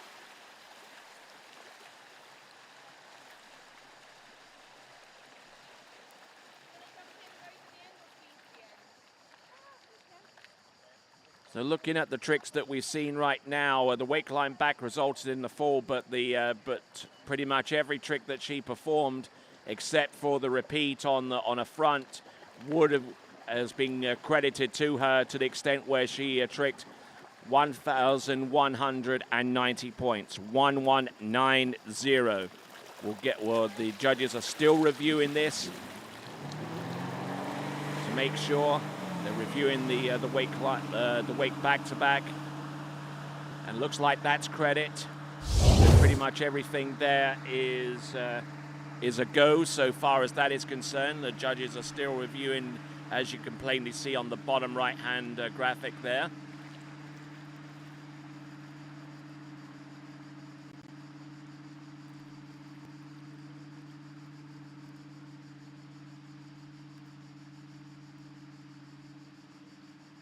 Okay, so the weight climb, so the reverse appears to be no credit. The back-to-back, so that drops the score down from 1190 to 1040. They're still looking to time out the run, and it looks like it is 1040. Okay, so they're going to send the boat back in for pass number 2. It looks like 1,040 points is going to be the accredited score for Jennifer Benjamin.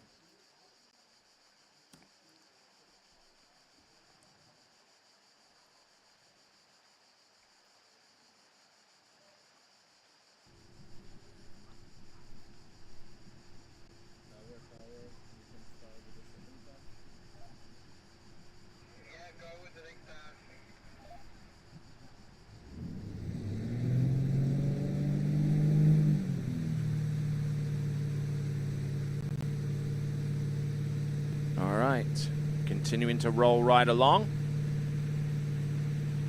Pass number 2 coming up. She's already has 1,040 points in her back pocket. And we're now going to go with toe tricks. The rope are being wrapped behind her, so the toe foot is behind the standing leg. This, I believe, is either going to be a toe O or a toe 5 back. It is the toe 5 back.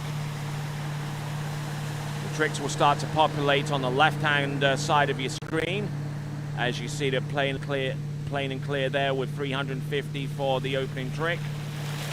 Working our way through the toe wake back and toe wake front. Oh, a little unsteady there with the toe wake front. Toe O in, and yeah, and she managed to stand up. Great skin there for Jennifer Benjamin. I'm not too sure on whether the toe O out would have actually scored. It was a rather a partition spin, but we'll see about that in just a moment. The tricks are being judged as we look through these tricks on the instant replay. You see the tricks. There's over 1,700 points worth of tricks already in the bank there for her as they're being reviewed.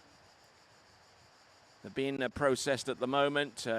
First of all, they're looking to see whether the tricks are actually performed correctly, and then they'll resolve any timing issues to come afterwards.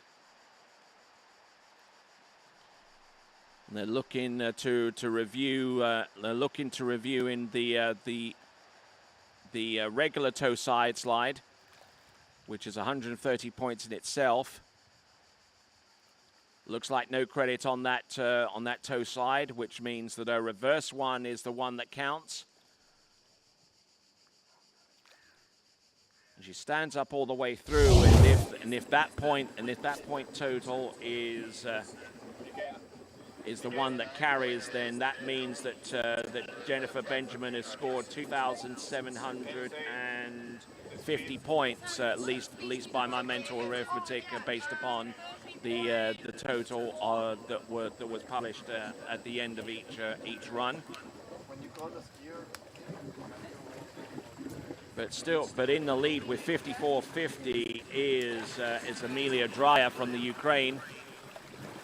As we get ready for our next competitor, coming also from Great Britain, this is Sancha Outram.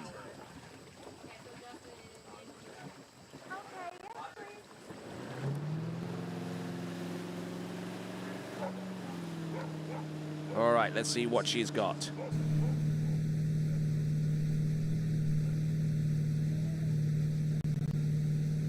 All right, we'll get a confirmed point score for Jennifer Benjamin in just a moment or so. In the meantime, Sancha Outram getting ready for what I believe to be a wake line 5 front for her opener. Indeed it is. It's a positional spin towards the back. And here she comes, wake line 5 front. Oh, a little bit sketchy there on the landing, but managing to get it situated. Wake line 5 front is a 420 point trick.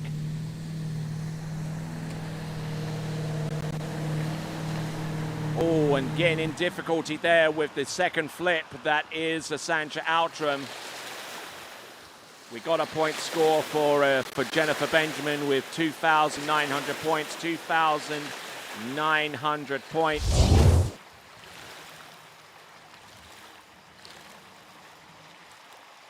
So 2,900 points, so about 160 more points were found from somewhere. For Jennifer Benjamin, but good on her. All right, then we've got Sancha Outram. We're looking at her tricks once again with the benefit of instant replay, and at the same time we're determining how much of that that she did out in the water was actually credit and within time, including that wake back, and then she rolls in for the backflip, which I believe was credit for 500 points. And then she fell on this one, which I believe would have been about 3 or 4 seconds away from time expiring anyway. So there we go. That is Sancha Outram.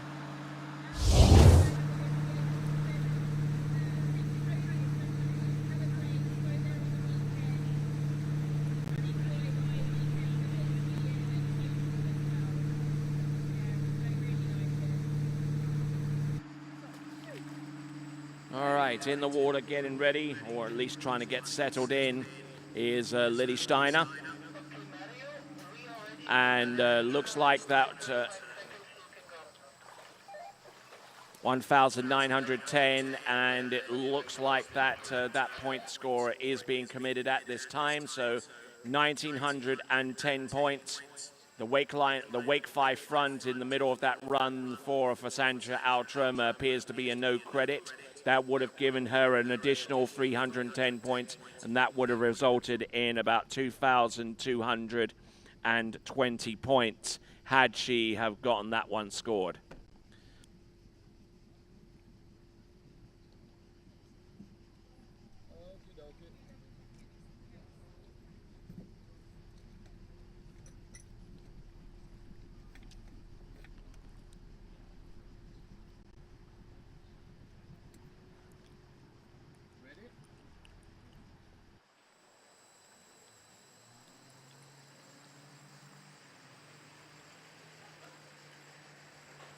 All right, here we go, folks, as we see our next skier getting ready to take to the water, Lily Steiner.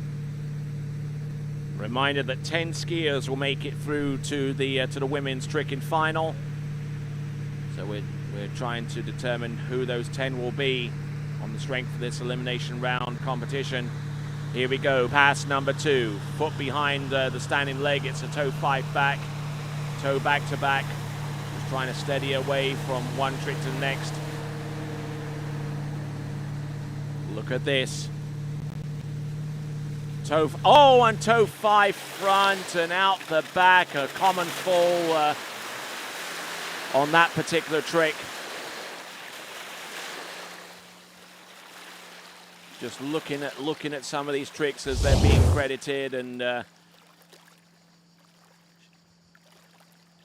I don't know whether that was an attempt at a toe 5 back, a toe 5 front, or whether it was a separate toe O. According to our eye trick, it's wanting to give us that as a toe O full, but we'll have a look at this with the benefit of the instant replay. Then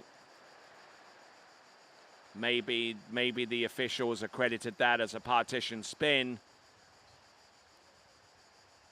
But fall was produced as a result of that trick nonetheless. And if those points that you see on the screen, as we see a few of them come under review, are anything to go by, then Sancha Outram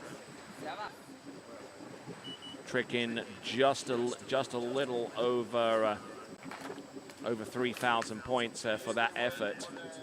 We await to get the fullest extent of those tricks scored before we send Lily Steiner out onto the water for Austria.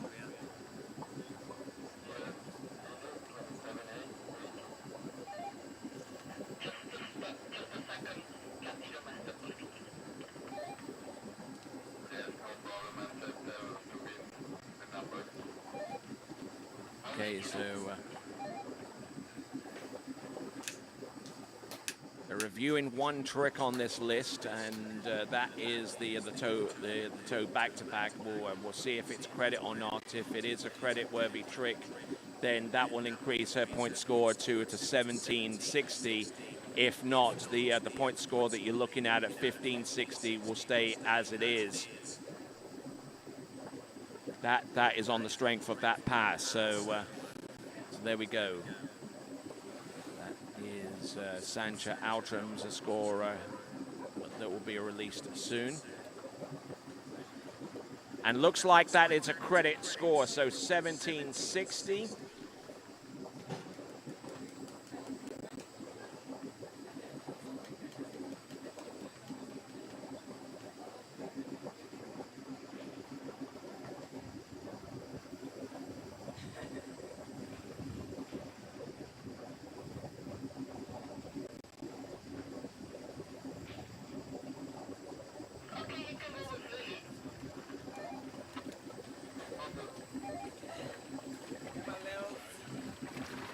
All right, so Lily Steiner is coming up next.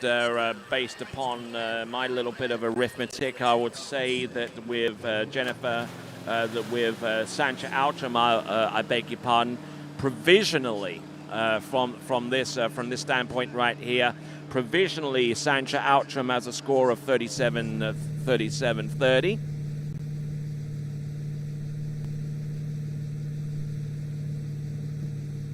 But we'll see if that is a confirmed score via our officials in just a moment. In the meantime, this is Lily Steiner. Lily Steiner coming to us out of Austria. Let's see what she's got. It's going to be a wake line O to get things up and running into a step sequence. Got to play it cagily here. There we go. We're already at about 640 points before she goes into the bulk of her surface spins. Oh, when she drops the handle on a wake 5 front, and that will rob her of the remainder of her tricks, not to mention the fact that a wake 5 front is 310 points on its own.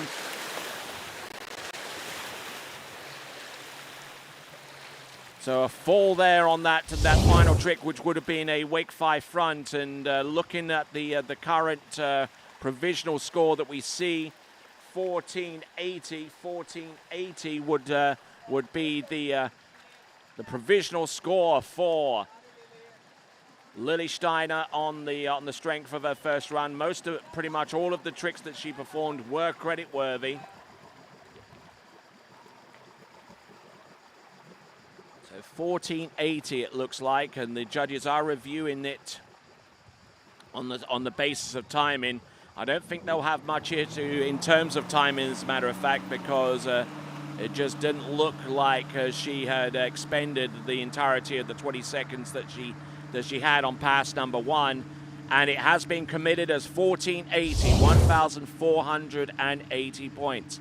As you rejoin us here for live action here at the Europe and Africa Water Ski Championships. We're in the midst of the tricks event in Series 2. 10 skiers will make it through to the final. The best 10 skiers out of either Series 2 or Series 1 will make an appearance in the final.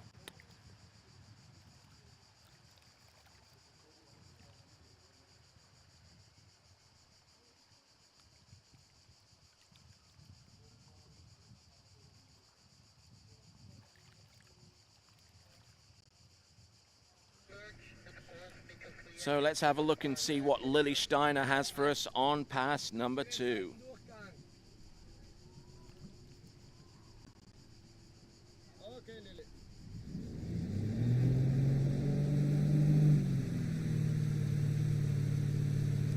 Looks like we're still working on trying to release Sancha Outram's score, but provisionally I have on here 37-30.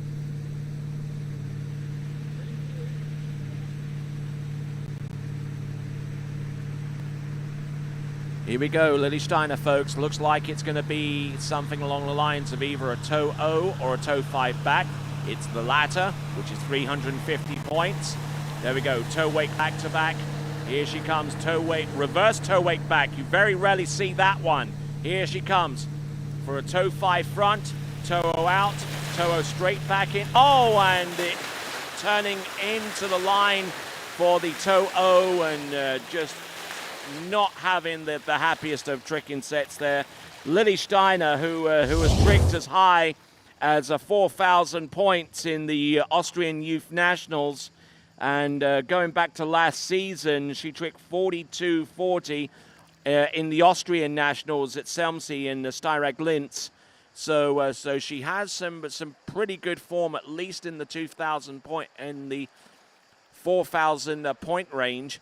But I doubt whether that's going to get anywhere close. Now, looking at the tricks that are under review and those that are credits so far, with 21.10, I would surmise it's going to be something along the lines of about 3,400 points, give or take, as the judges are reviewing these tricks in using the iTrick system, which is being used for the very first time in a European titled event here at the 2023 EA European Water Ski Championships. We're seeing the judges are continuing to review these tricks, and we'll have a point score certainty. Looks like it's going up from 21.10, where it was 21.10, but it went up to 22.10 momentarily. Apparently the toe front is a repeat, and that deprives her of an additional 100 points. And the timing is now being invoked into this effort to make sure that all of that would have been in time. The trick that she fell on is the reverse toe O.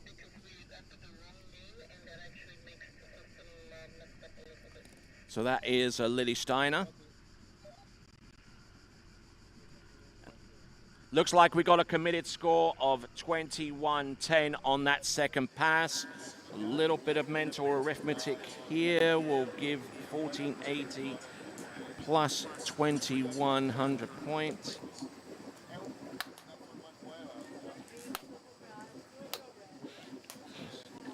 $21.10.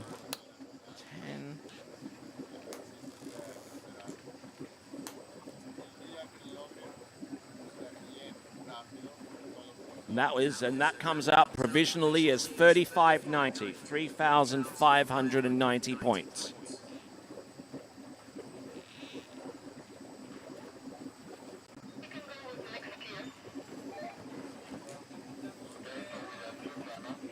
All right, we now come down to our last two competitors in Series 2. We're going to see Karina Vrabkova from Czechia. But first, coming to you from a country that borders it on the eastern side, Slovakia, this will be Zuzana Orakova.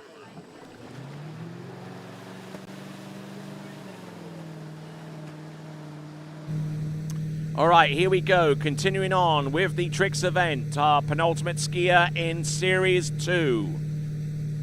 Zuzana Orakova from Slovakia.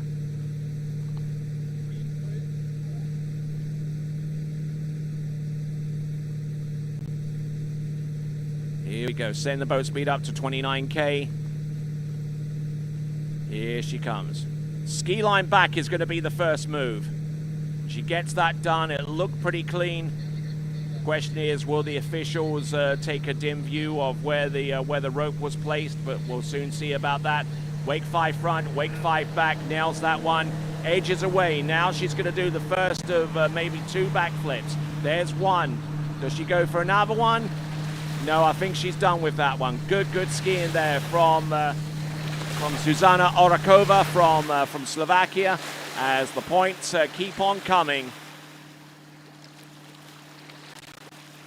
Just waiting on the final ones to come through, including the 500 points that would be credited her for the backflip.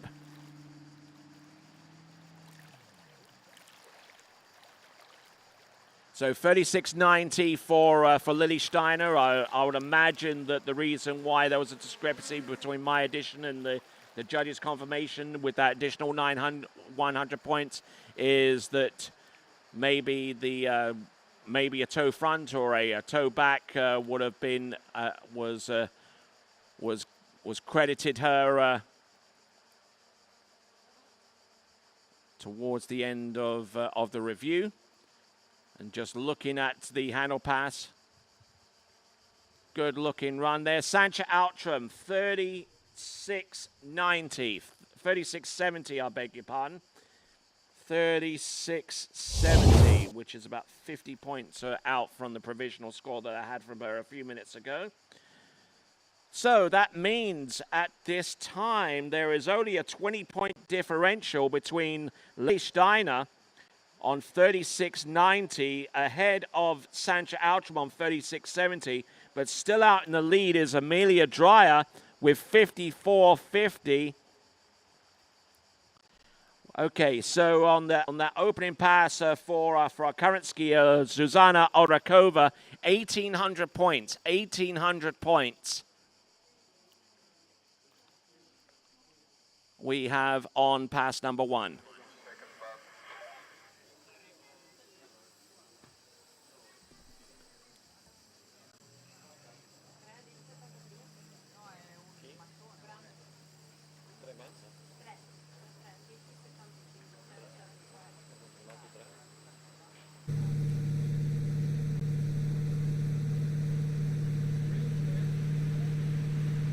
All right, here we go. This is Zuzana Orakova from Slovakia.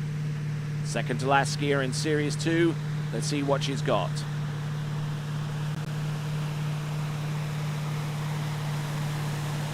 There we go.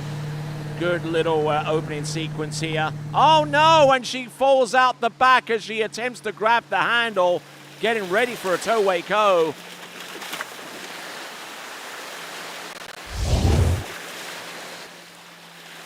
So no credit there. That actually results in a fall. So not that many tricks for our officials to credit.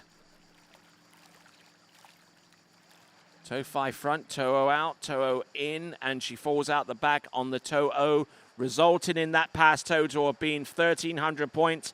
And if that is correct alongside the handle pass, then that gives her a score of 3,100 points.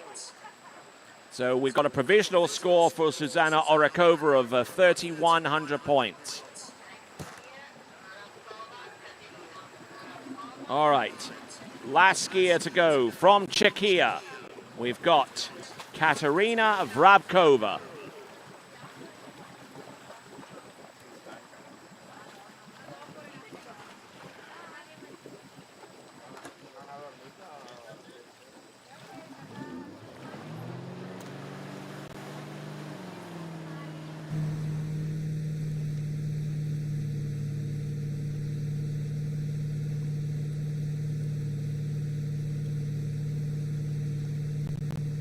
Okay, here we go. Settling in with 28.2K for a handle run. This now is Katerina Vrabkova.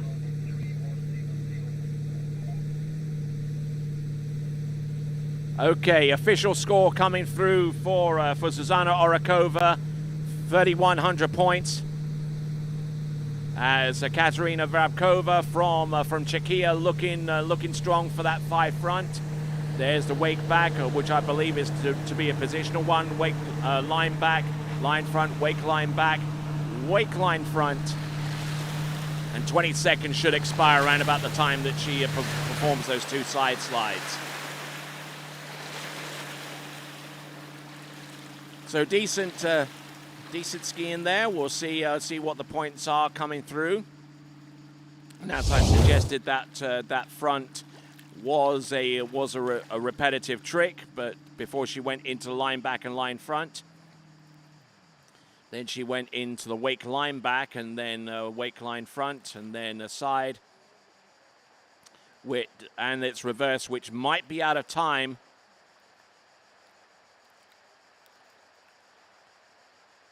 Critical tricks, especially with the trick skiing this close.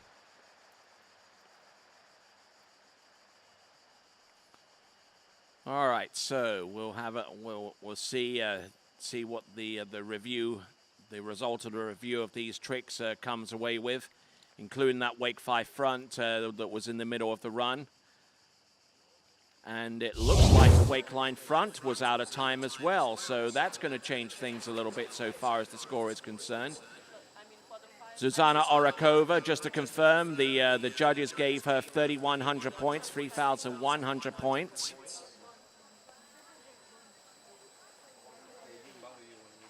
And there is our current leaderboard, Amelia Dreyer with 54.50. Lily Steiner with 36.90, Sancho Outram with 36.70. Those are your top 3. And then you have Zuzana Orakova in 4th place right now with 3,100 points and Jennifer Benjamin on 2,900. All right, looks like we have no credit there on the wake 5 front. A repeat on a front, and it looks like it's going to be down to the timing for the last 3 tricks. The wake line front that looks to have been put into credit, and it looks like it's 1340. So 1,340 points is what's going to go her way, subject to official confirmation, of course.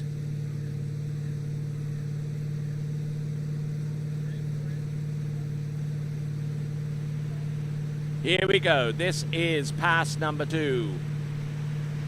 Toe tricks. Toe 5 back, 350. Now, toe back to backs. Toe wake back to back. And here comes the toe wake front.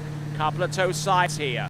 Just to settle down her tempo. There's the toe back and the reverses. There we go. There's the toe 5 front. Toe out. Wow. Okay, she stood up on both runs, made it look easy, and a good effort there from Katerina Vrabkova of Czechia to round off the series 2 in women's tricks.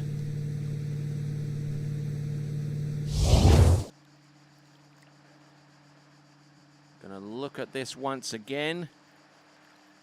Keeping the toe foot very close to standing leg, a critical element in terms of making these toe tricks is the complete control over that line, because that does have a profound effect upon your balance and how you pace yourself and how much tempo you put into the run.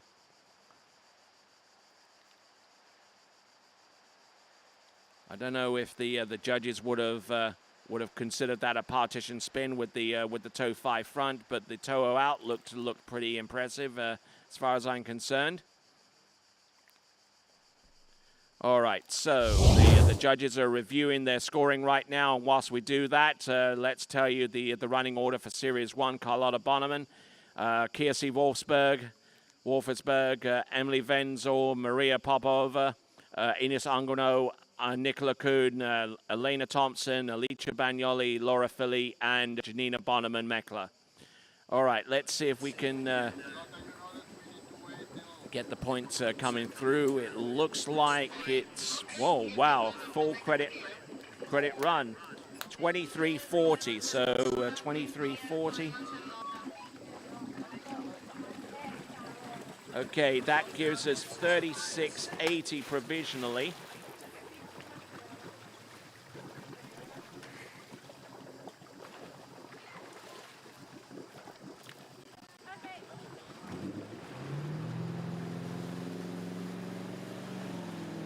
All right, coming in on pass number 1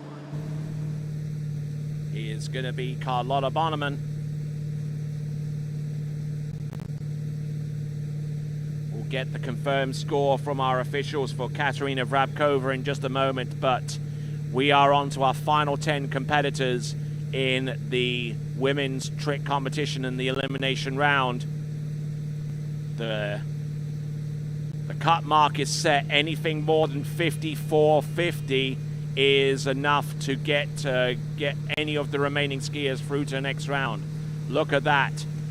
Great spins there from one direction to the next. There we go, the toe wake line back. Couple of toe sides, a toe back and a toe wake front. All right, nicely done. Good speed and good balance.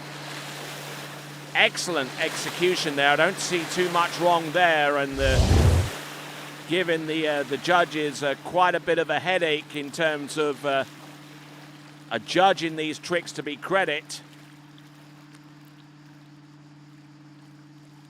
Now it becomes a timing issue, I would believe. That would be the only thing that would prevent Carlotta Bonneman from achieving a better than average score as a result of what she just produced there.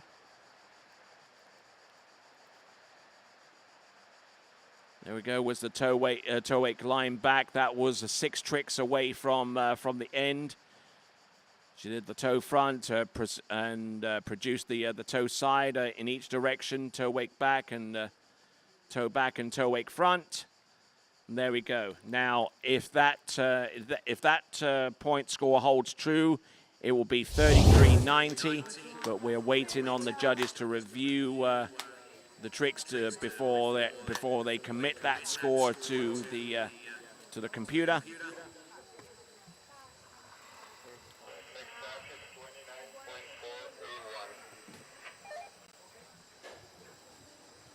Okay, it looks like we got a score of 39.90 for Katerina Vrabkova. It's been reviewed and is adjudged to have been 39.90.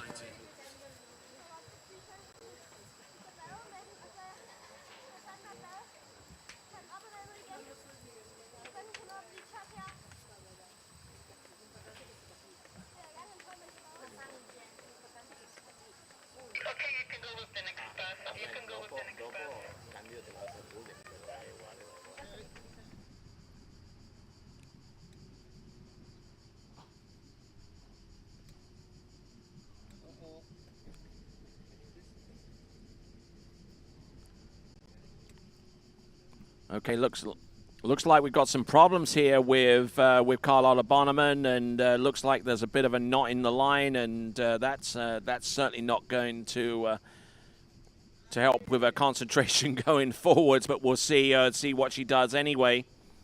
Toe tricks are going to be coming up. No, actually, hand tricks are coming up next. She's already done toes.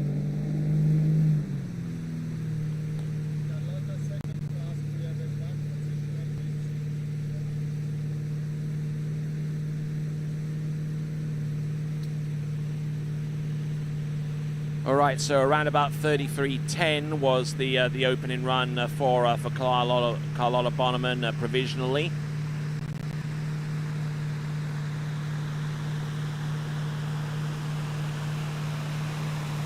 There we go, wake line 5. Oh no, and she collapses! Oh my word! And not too sure what happened there, but That therefore means provisionally that Amelia Dreyer has made it through to the tricking final on the strength of what we've just seen right now.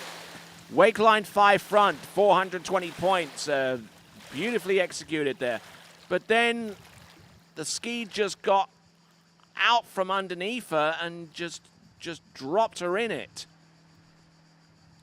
So about 420 points upon 33.10.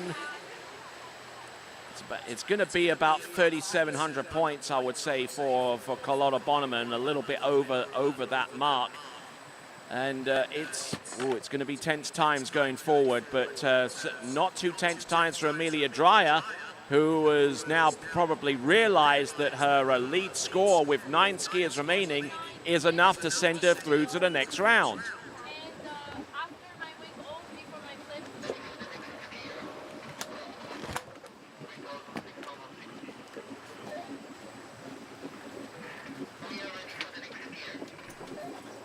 All right, we're pushing a score out for Carlotta Bonneman, 3660, 3,660 points.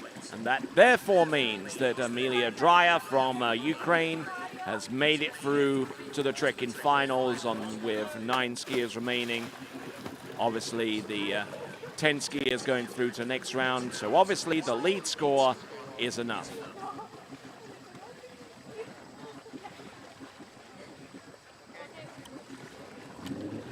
All right, skier on the water right now from Switzerland is Kirsi Wolfersberg.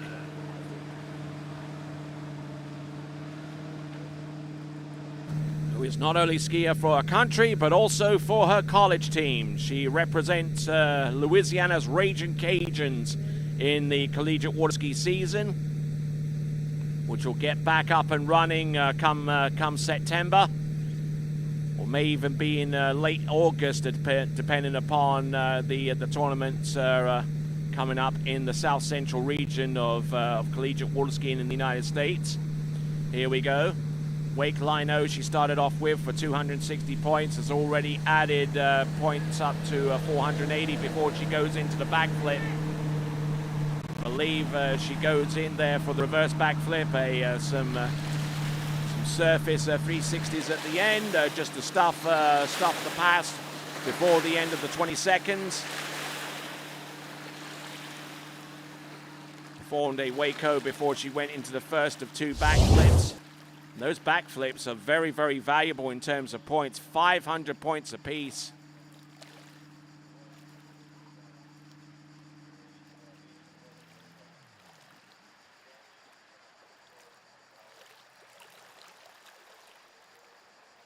And just looking at these tricks one after the next. It's looking very strong here with Kirsi Wolfersberg. The judges are reviewing, and so far they've determined that she's scoring right now currently 2230 points. It still continues to be reviewed though, and including those tricks which initially are judged to be out of time, a couple of sides and an O.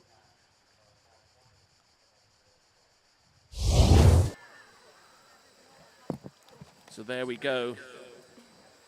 That is Kirsi Wolfersberg, and provisionally I'm seeing a score of a 2230, and it still comes down to timing. And I would believe that those last 3 tricks, the side and reverse and the 2230, it looks like they're going to proceed on with the next run, which will consist of toe tricks for Kirsi Wolfersberg.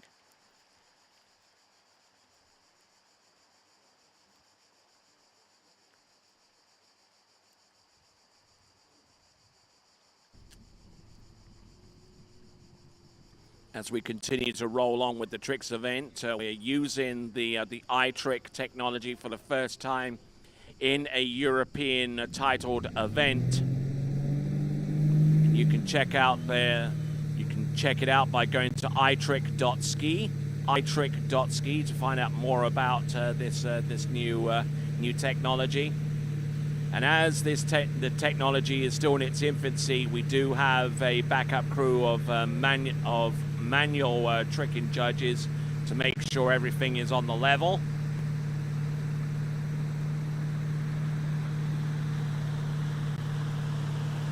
So here we go, toe 5 back, toe back to backs. Here she goes, toe 5 front, a little bit of a pause there before going in for the toe 5 front. But looking good, toe Waco, good elevation. Realizing that if she tricks towards where she typically tricks, it might well be enough to send her through, and we'll see if that's the case. Looking to trick somewhere over 39.90 in order to move into a position where she could potentially ski in the final. There's 8 trickers left, and if she can get above that second place score of 39.90, then Kiersey would be sitting pretty right now. Just waiting on the scores for the remainder of these toe tricks. Couple of tricks are repeated, but mostly it looks like it's a 23.90. And if 23.90 is indeed the case, and the timing is spot on with what we're seeing up on the screen, then that could represent a fabulous tricking performance there, courtesy of Kiersey Wolfersberg. 23.90 provisionally on pass number 2, added to 22.30, and would be enough for 42.60 if everything goes to plan. Provisionally, we're looking at the timing right now to assess whether those tricks are in time. And it should result in a point score provisionally of 46.20. And if that is the case, then Kiersey Wolfersberg has tricked herself into the final.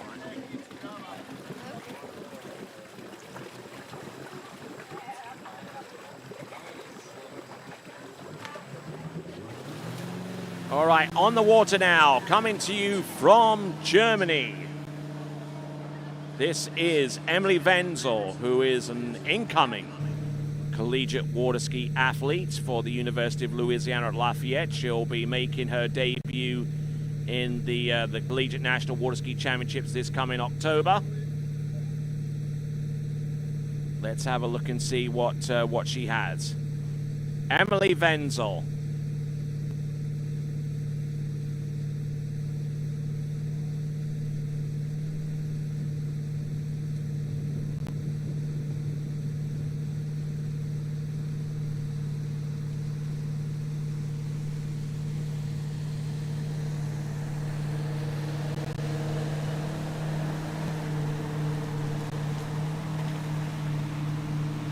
Looking good. Getting through the remainder of those tricks.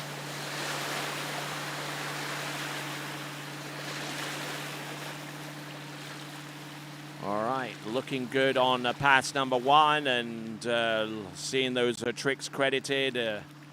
She's definitely on track here. 4,620, 4,620, exactly the same as the provisional score that was released a few minutes ago, and that means that Kiersey Wolfersberg is through to the next round of the competition alongside Amelia Dreyer.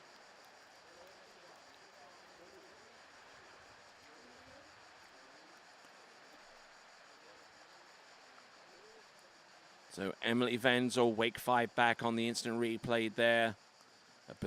One or two positionals, and just working into the Waco. And then she goes in for the backflip, which she got on the tail of the ski, but she managed to regain enough of her balance to do a surface O to add some more tricks towards the end. All right, at the tail end, getting her prepared for pass number 2, which will consist of toe tricks. There's Christophe de Vergier in the boat, assisting in that regard. We're looking at the starting dock and seeing Ines Anguano getting ready for her 2 20-second runs.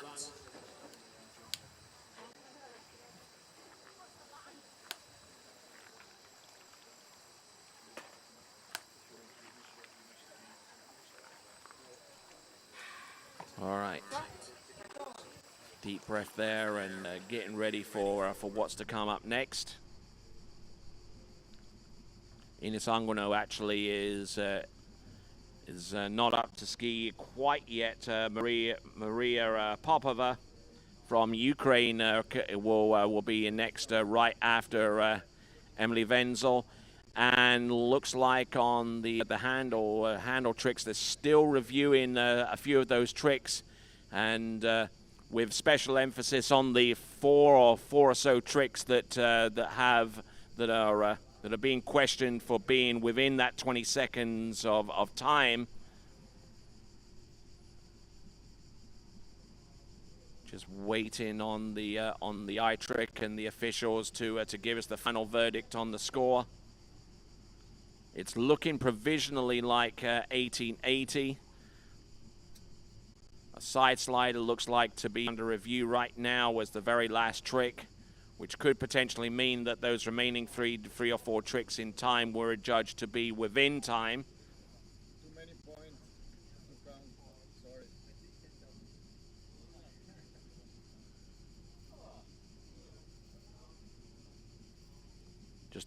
Just a reminder once again that iTricks is being debuted here at the Europe and Africa Water Ski Championships in a European title event for the very first time. So obviously in this environment, there's gonna be some teething problems from one trick to the other. Okay, so it's 2380. They've committed the score as 2380, 2,380, 2,380. A little bit of mental arithmetic comes in here very, very handy. So 3990, which is the breakthrough score needed to make it through to the next round. And if Emily Wenzel has hopes of making it through to the final, then she's going to need to trick in excess of 1,610 points on this, the second and final run. She's done the bulk of the work with the handle tricks. Let's see what she can do with the toes.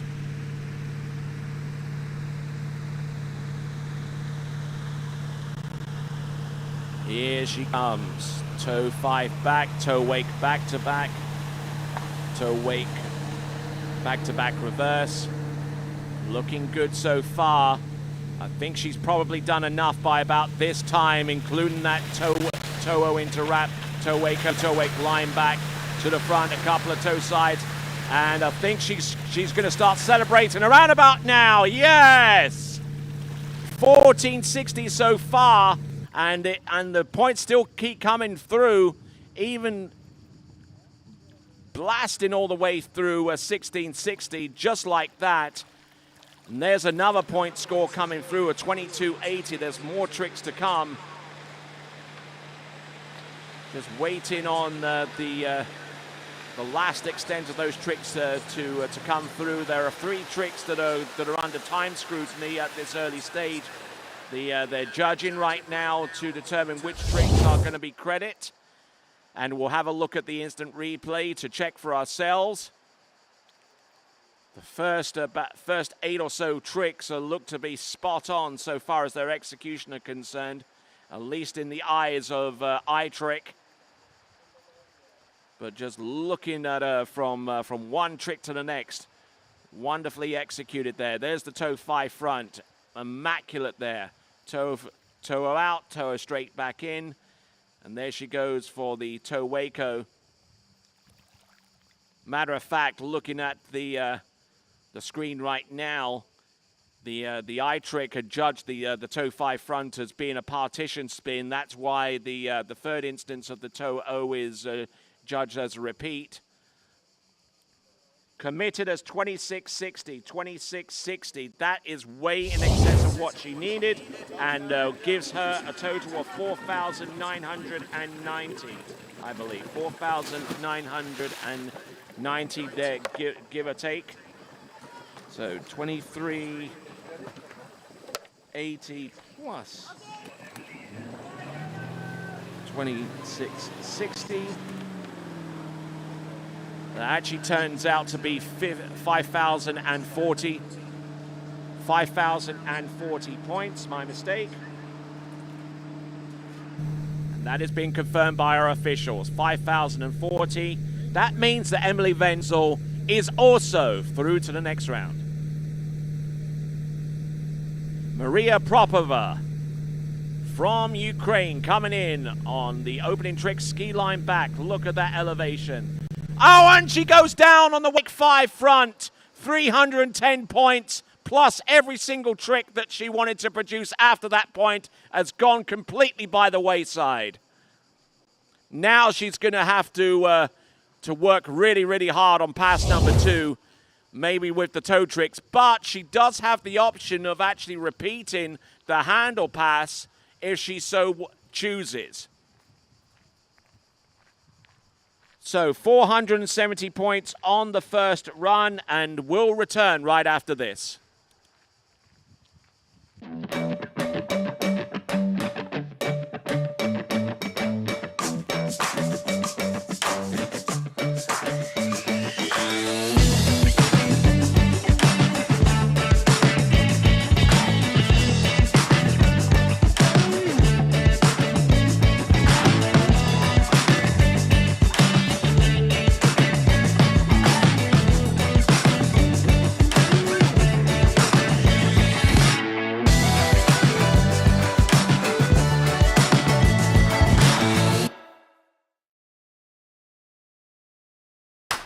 What if I told you there was a place where the sounds of nature are only broken by the roar of a boat?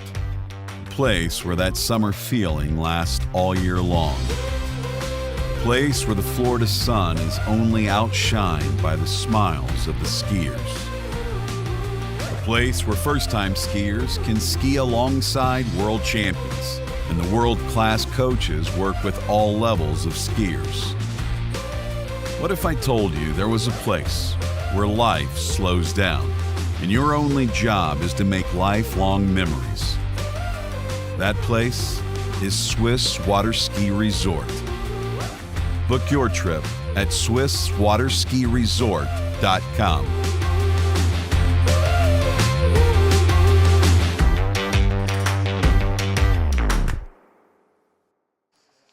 All right, back to continuing live coverage of this, the 2023 Europe and Africa Water Ski Championships. I'm Tony Lightfoot, and glad to have the pleasure of your company. All right, so we're just waiting on our officials to give us the green light. Now, as it was explained yesterday during the team captains meetings, the skier will be, if the skier falls at any time during the pass, they're actually going to be pulled straight up on top of the water, and then when they get dropped at the opposite end of the course, and from that point onwards, the 45 seconds of pause time to change the trick ski, to change the line, comes into play. All right. Now we're looking at the starting dock and seeing Ines Anguino from France getting ready to go. And we also see Sébastien Kahn, the French team manager, getting everything situated.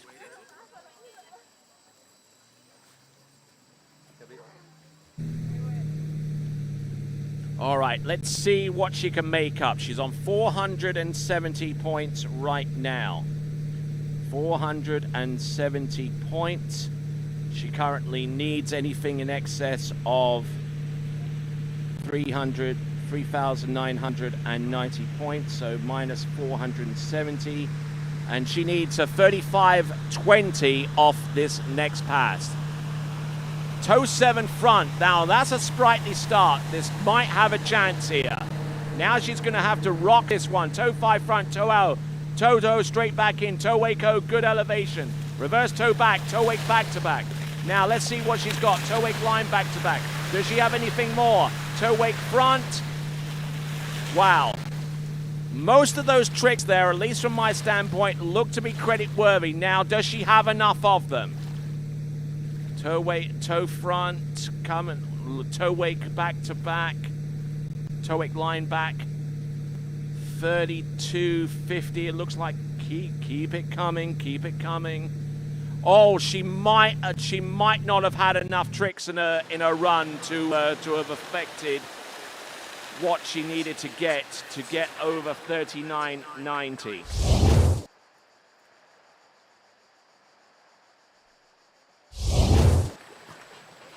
So we'll have a look and see. It looks like for the majority of tricks, they are credit worthy. However, there is a trick in the middle there towards the end that's under review, the toe wake back to back, which by itself is 330 points. Now, if you add that to what has already been scored, then it could make up the difference in the shortfall here. We'll have a look and see.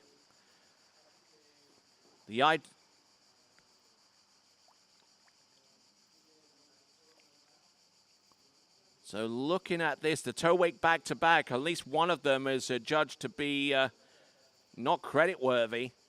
Although if that was the toe wake back to back, I certainly saw enough air between the ski and the water to have given it credit myself. But then again, I'm just me, and the officials are 2,600 points. 2,600 points, which is about 3,070 points.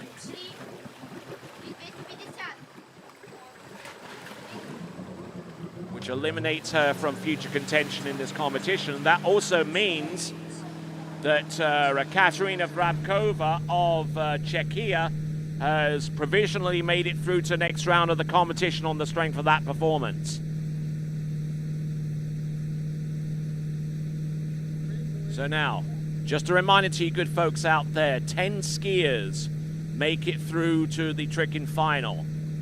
We've already had 4 provisionally through to the next round. Now we'd start the final 6 competitors with Ines Anguino on the water right now. There's the wake 5 front, positional to back, wake 5 front, wake 5 back, 310 points for each one of those 540-degree spins. There's the wake flip. There's the back flip reverse. That's 1,000 points between those 2 tricks. And a surface O, a couple of side slides. And she's having a happy day out there so far, but she's only halfway done though.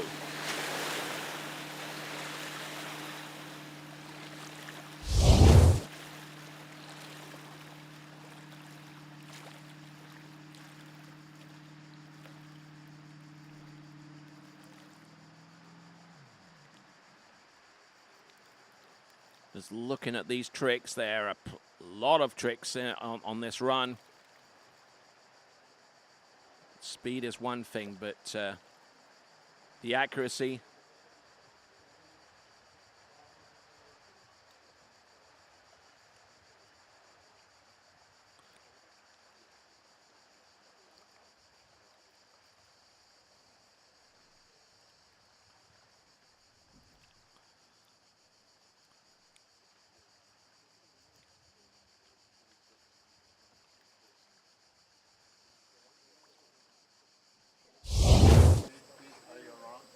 All right there, so we're looking at the tail end of that run there from Ines Anguino. They're looking at the timing on this one and seeing if everything is okay. 25.40, it's committed, so it's 25.40 on pass number 1.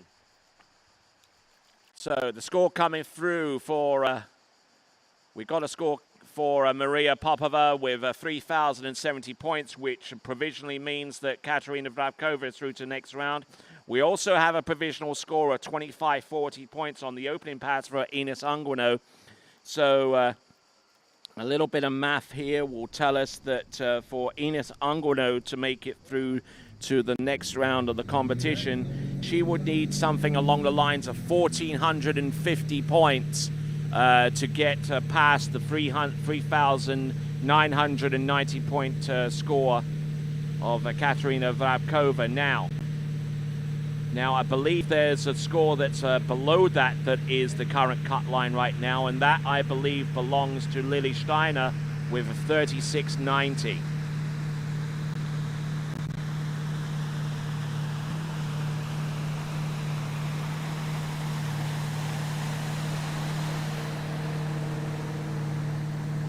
Look at these tricks, one after the other. Resetting the target now to 1,150 points in order to make it through to the next round. And yeah, she's done it. I mean, absolutely, Ines Anguino has done more than enough to make it through to the next round of the competition, even looking at the provisional tricks that are coming through that are being judged one after the other. I mean, the point score's coming through, 28-30. I mean, she's blasted it. And she might even take the lead at this point. I mean, at this juncture, we're seeing tricks being listed. The toe side probably is going to be adjudged to be out of time. But even so, I mean, 31.50,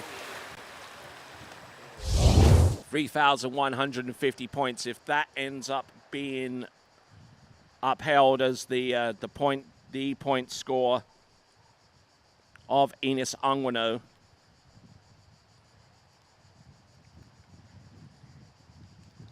then it's looking pretty good at this point. 25.40.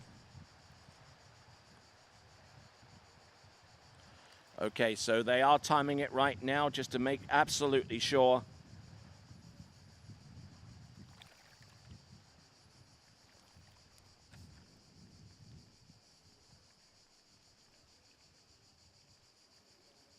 All right. So we got a...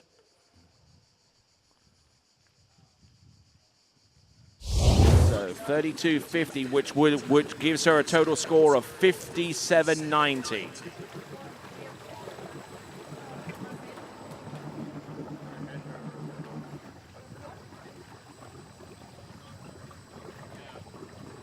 All right then, so provisionally we've got at 57.90. We've got at the moment Ines Anguino. That's a provisional score. We'll get the official one coming through any moment. But in the meantime, we're going to bring on Austria's Nikki Kuhn.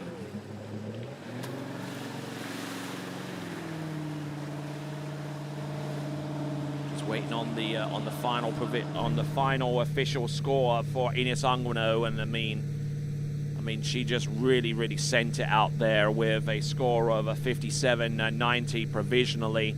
That puts her way in front of Amelia Dreyer, who's in the current lead at this point. Amelia Dreyer now in second place, we believe, with 54.90, based upon our provisional reckoning here. Toe tricks, look at these being produced in very rapid fashion. Toe 5 front, toe out, toe straight back in. Look at this, good elevation with the toe wake O, toe wake lino, wonderful. Look at this, backs and fronts, outside of the wake, nicely done. So our job is halfway done there with the toe tricks, and looking in splendid shape there. That is Nikki Kuhn out of Austria.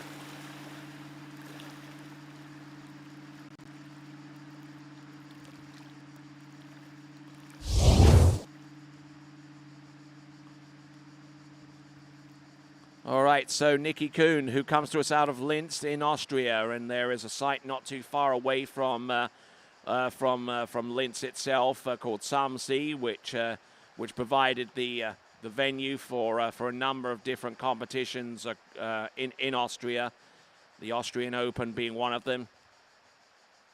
And just looking at these toe tricks one after the next, keeping the toe foot very close to a standing leg whenever it's required to. And there's the toe wake-o towards the end. Toe wake lino.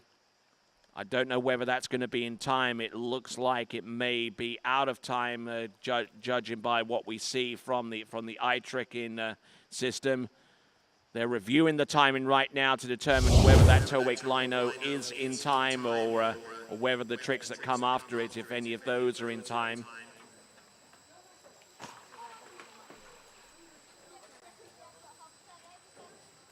All right, so we're just working out the timing here for Nikki Kuhn as Elena Thompson.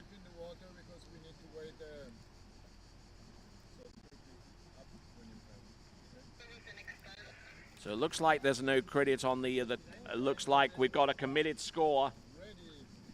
2330 points, 2,330 points, and the new scores come through of 5790 for Ines Anguino. She is through to the next round of the competition.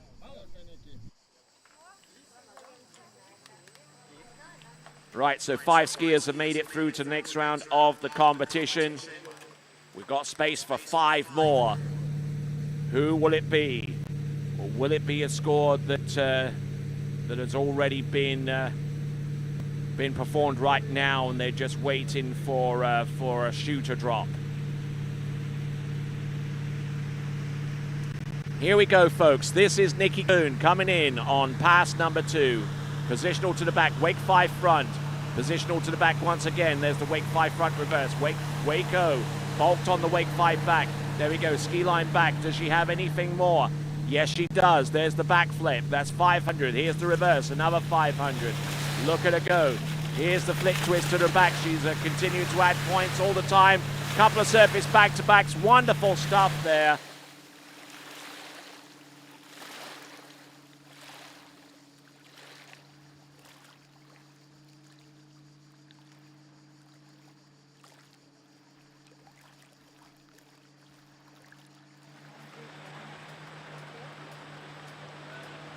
So Nikki Kuhn needing 1,060 points on pass number 2, and she is already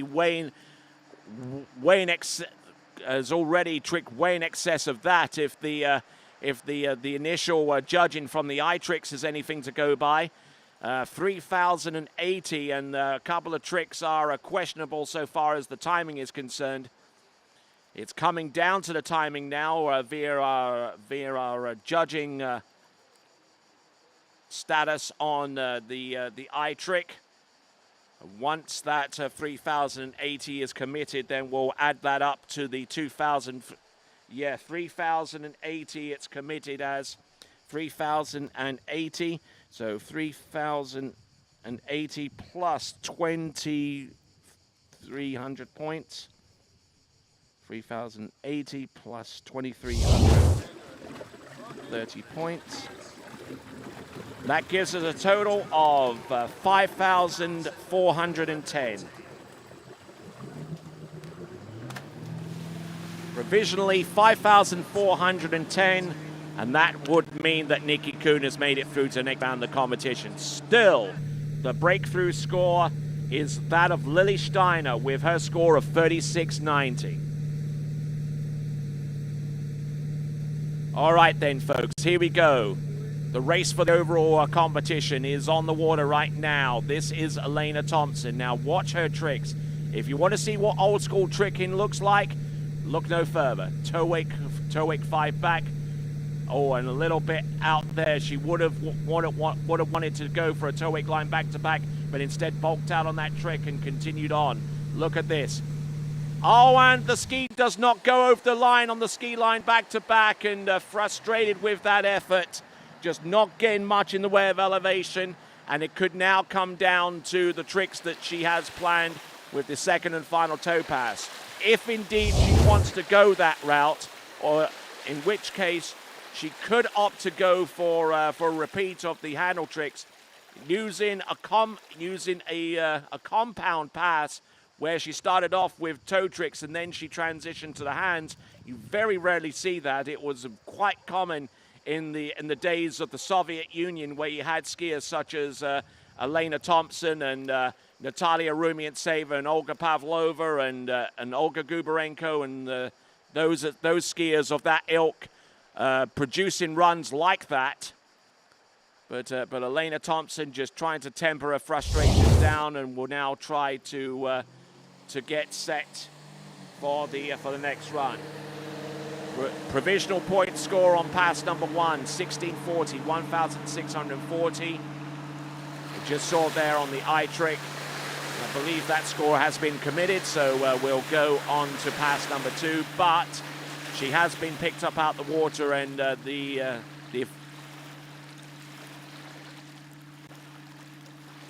looks like Nikki Kuhn's score has been revised. It is 5,500 points, but that doesn't really matter. It's another additional 90 points on top of what the eye trick gave her, and still means that she's through to the next round of the competition.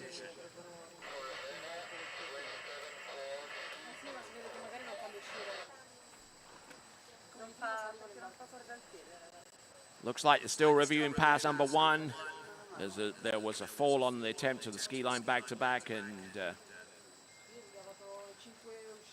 obviously I don't know where that weight back-to-back would have figured into the equation, because she fell quite clearly on the ski line back-to-back. But that being the case, I believe what you're seeing right there is a fairly accurate representation so far as what she performed in terms of tricks.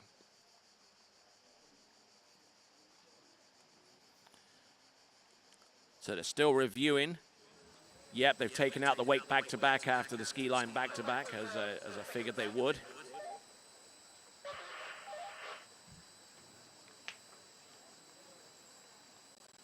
Okay, so the judges are still reviewing, and it looks like they're going to be committing to this score of 1,180 points. Now, 1,180 points.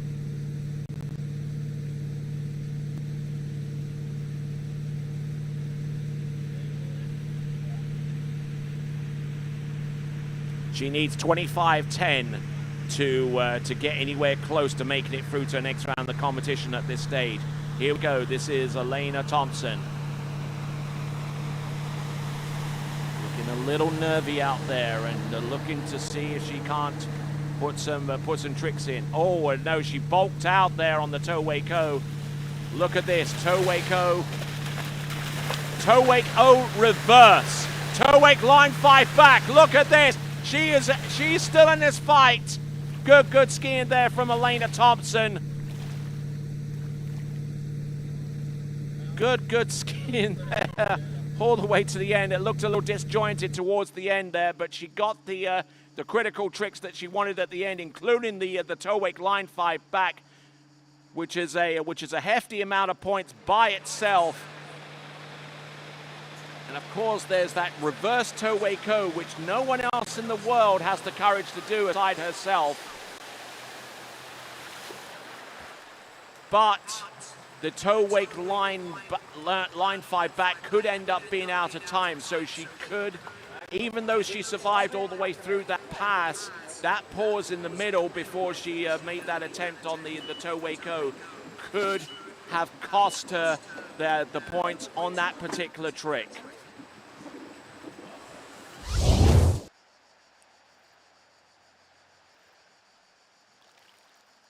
If that point score is held up as an official one, 25.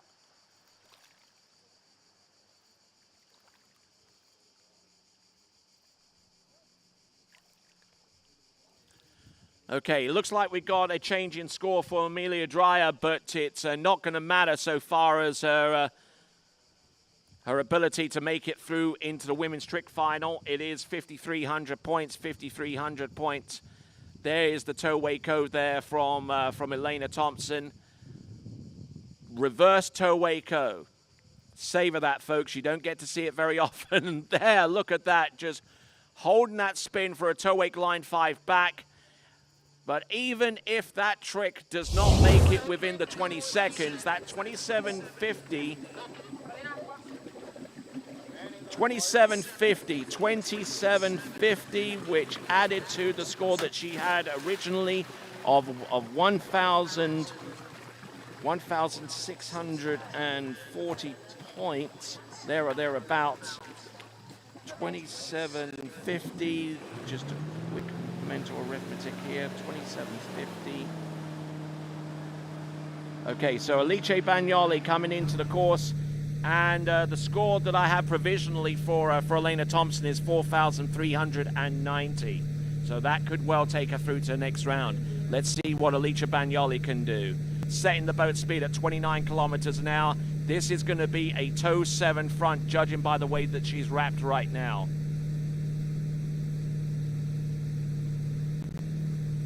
Nicely done. Well held. Toe wake. Toe 5 back, toe back to backs. Look at her go, keeping the toe foot close to a standing leg. Alicia Bagnoli, who tests the slalom more these days, but is an exceptional tricking artist. Toe wake line back. Oh, and going down there on that about 3/4 of the way into that toe pass. Now, Alicia Bagnoli, who has made an appearance in the U.S. Masters in the women's trick competition at least twice in the last few seasons. Sure enough that she does have a great ability in this event. And these points coming up not only for herself but also for the Italian team working forwards.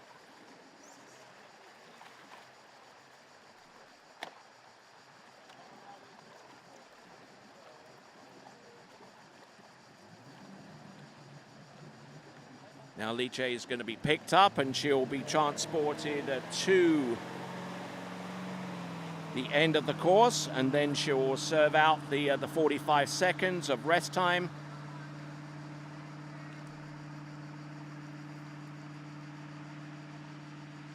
And looks like a score of 29:10 on the opening pass.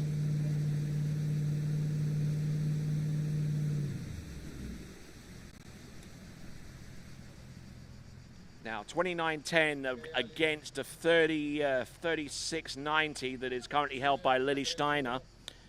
36:90.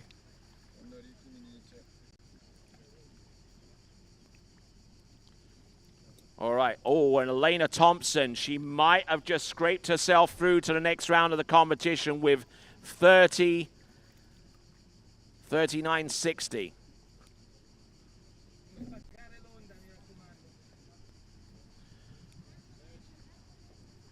39:30 we're looking at. 3,930 points, which is just marginally higher above the total which he needed to make it through, which is 36:90.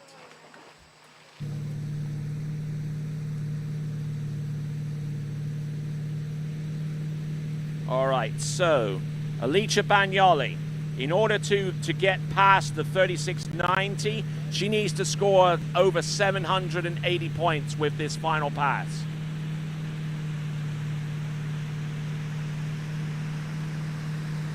All right, let's see what she's got for Italia. This is Alicia Bagnoli, wake 5 front, wake 5, no, she bulked out of the wake 5 back. It's a smart move there before she goes into her backflips, which will have the bulk of her points. 2 backflips combined for 1,000 points. Here she goes, flip twist front, flip twist to the back. Look at their elevation there. Mo back at the end. Nicely done. Oh, yeah. Yeah, I think she's through to the next round. What do you say?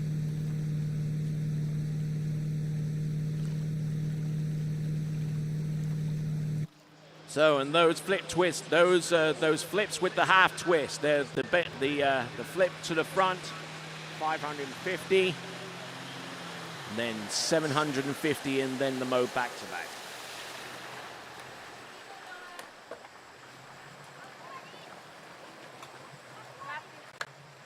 Fantastic effort there from Alicia Bagnoli.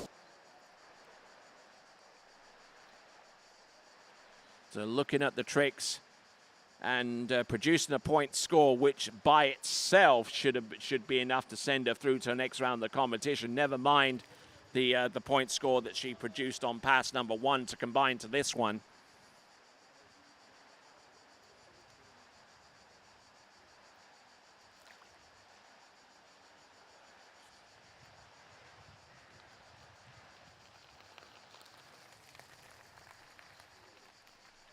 Right, just looking at that elevation here, including for this one, the Mo back-to-back right at the very end just stomps the landing.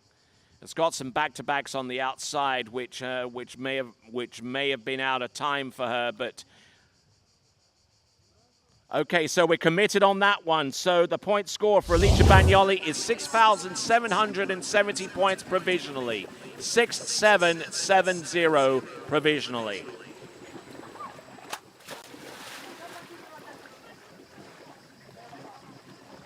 All right, now we're on to our penultimate skier, and she comes to us from France. It's going to be Laura Philly.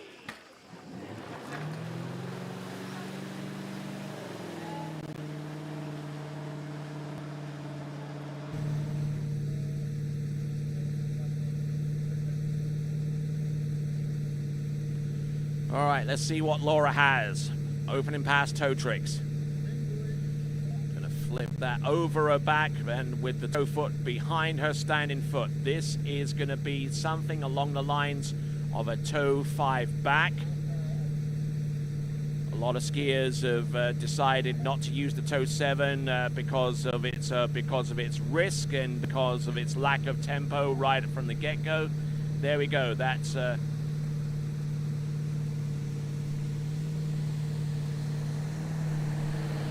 at this. Oh, and getting in deep there with some of those toe wake line tricks towards the end. Good skiing there from Laura Philly. Fantastic skiing, as a matter of fact. We've got an official point total coming through in just a moment as we see these points being loaded into the I-Trick system, which is currently being used here for the very first time in a European titled event.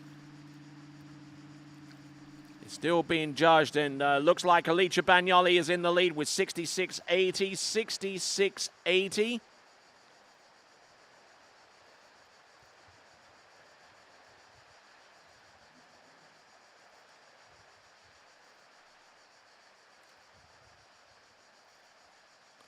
So just looking and seeing the tricks here from Laura Philly, taking a bit of a hit there on one or two of them, and losing a few split seconds of time that can be quite costly. All right, we're just waiting on the final trick score for Laura Philly on pass number 1. All right, and looks like we got a 4:30 start time for the jump event. 4:30 is when we will start with the jump event, with Series 2 and then Series 1 women.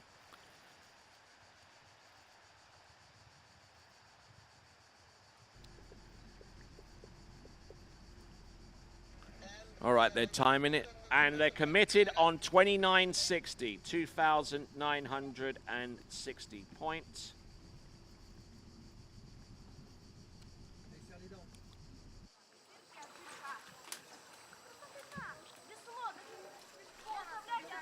All right there, so Laura Philly on 29.60 and looking for something a little bit more than that with the second and final pass. As a matter of fact, she's looking for something along the lines of about 700 or so points. I'll give you the accurate assessment here.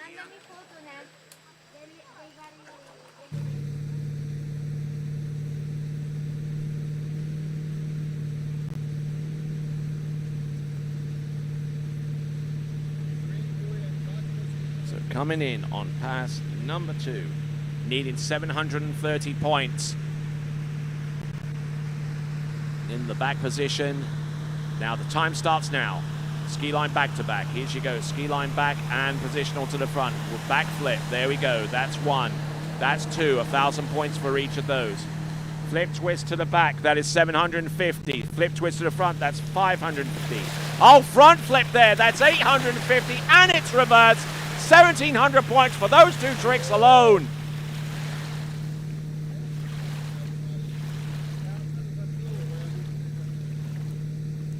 good, solid trick in there from Laura Philly. She is sending out the artillery today.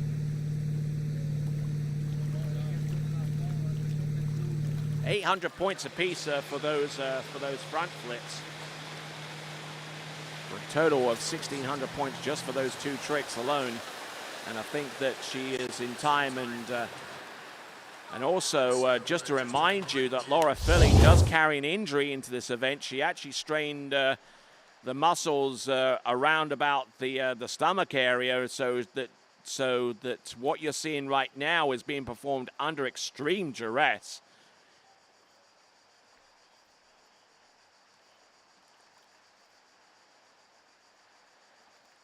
So certainly working hard.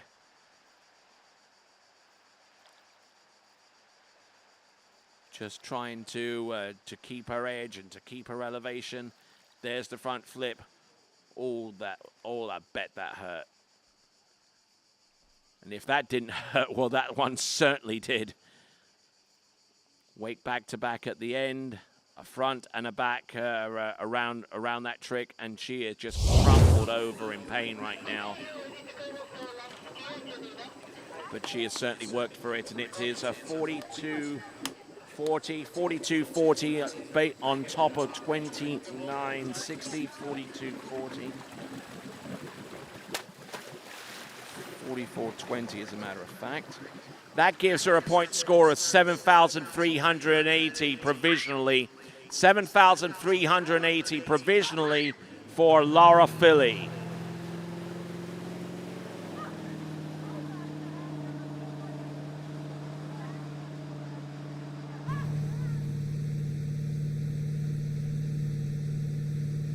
All right, now come down to our final trick of the day. This is Janina Bonneman-Meckler. Needing a score in excess of 36.90 to make it through to the women's trick final. Let's see what she has. She's going to be starting with toe tricks. It's going to be a toe 7 front. There it is. Toe 5 back, toe wake back to back, toe wake back to back reverse. A skier who regularly tricks 10,180 points. She's done that on so many occasions. Toe wake lino, look at that. Toe wake line back and back and front. Toe wake line back to back. Look at her go. Fantastic skiing there for Janina Bonneman, an overall competitor. Matter of fact, I did some calculations a little bit earlier on, and the scores that she brings into this tournament, if they were actually performed in the same competition, her six at 11.25 meters, 10,180, and about a 54 meter jump, that would have put her within about 5 points of setting a new world overall record and breaking the one that was set in 2012 by Natalia Bertnikava. But for the moment, we'll concentrate on her tricks right here, and we'll see how things progress along with her in the fullness of time. There we go. That is a toe wake lino. There's the toe wake line back, and she turns away, turns to the boat, toe wake line back to back, and about as good as it gets there for Janina Bonneman-Meckler. And I'm sure even at this hour, at this rather early hour in the morning, in the United States, on the eastern seaboard, more specifically the city of Charlotte. It's about 10 o'clock in the morning on a Friday there, and I'm sure that her husband, Dane Meckler, is watching. And if you are indeed doing so, sir, why not want to hit us up with a message on the YouTube, on the TWBC YouTube channel. 39.10 on the opening pass, 39.10 on the opening pass.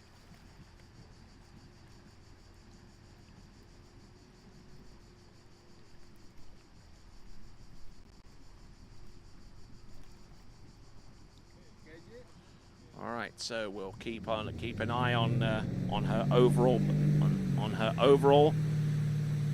on the score that she could potentially put into the fray.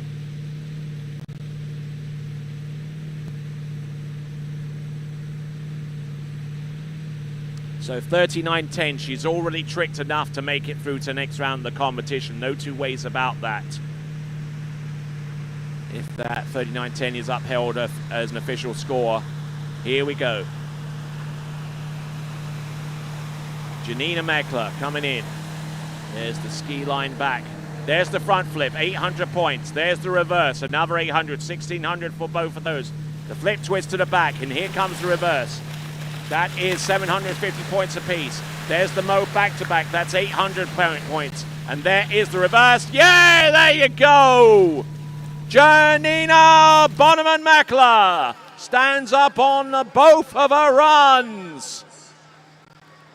Fantastic skiing, and this is going to be a huge, huge number. We'll wait on the officials to get through their marking using the eye trick. Just looking at this once again, Janina Meckler.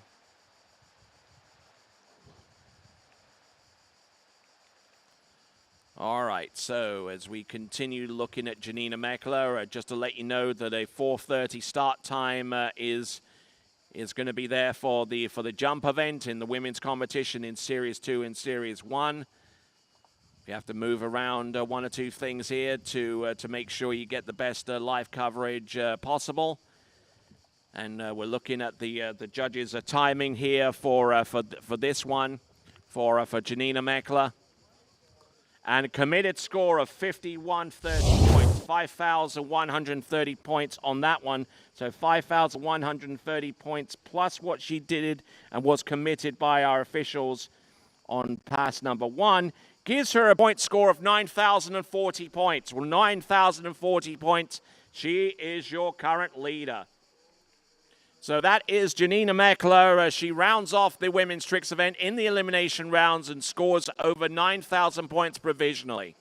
So once we get all of the provisional scores finalized, we'll put that up on the board. Okay, so now, yes, it is indeed 9,040 points. Provisional has become official. Janina Bonneman-Meckler, 9,040 points. Laura Philly, 7,930 points, 7,930 points. Licia Bagnoli, 6,680. Ines Anguino, 5,790. Fourth place right there. Nicola Kuhn with 5,500 points. Amelia Dreyer from Ukraine with 5,300 points. Emily Wenzel in seventh place with 5,040 points. Kiersey Wolfersberg with 46.20. Elena Thompson with 39.30.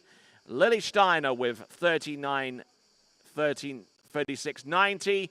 And on the outside looking in is Katerina Vrabkova with 36.80.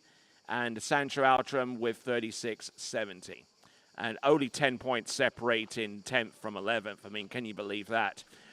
All right, then. So we've got the schedule, our remaining two events. We've got the Women's Jump Series 2, the Women's Jump Series 1, all that to come. Stick around, folks. This is continuing coverage of the 2023 Europe and Africa Water Ski Championships, and we'll be back right after this.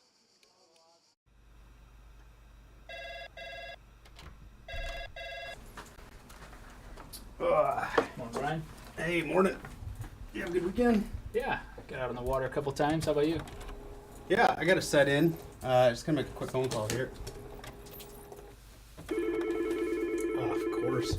Can you get that, Will? Yeah, man, I got it. Thanks for calling Wake House. This is Will. Yeah, looks like we've got those in stock. Torrefazione Varanini, a Milano dal 1970. Specializzata nella realizzazione di miscele, bar e vending di alta gamma garantite da un sistema di qualità certificata. La tostatura lenta ed accurata delle migliori origini di caffè, arabica e robusta assicura un ottimale sviluppo degli aromi per un risultato ineguagliabile in tazza. Caffè Varanini, al bar, in casa o in ufficio. Una storia di gusto.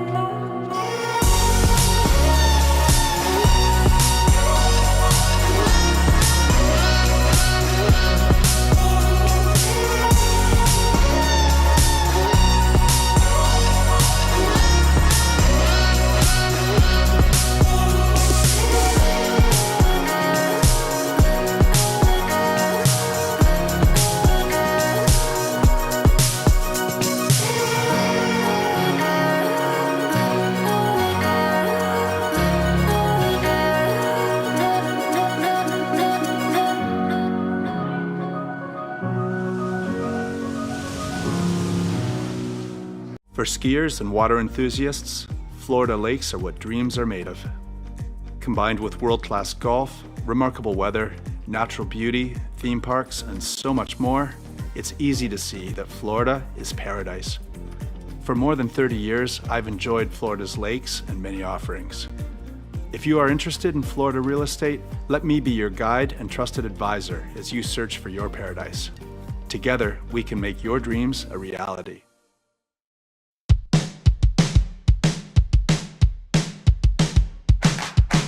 Today is gonna be a little something more. I've got a plan in mind, a special thing in store. The light bulb inside my head says, get out and play, 'cause you never feel this way.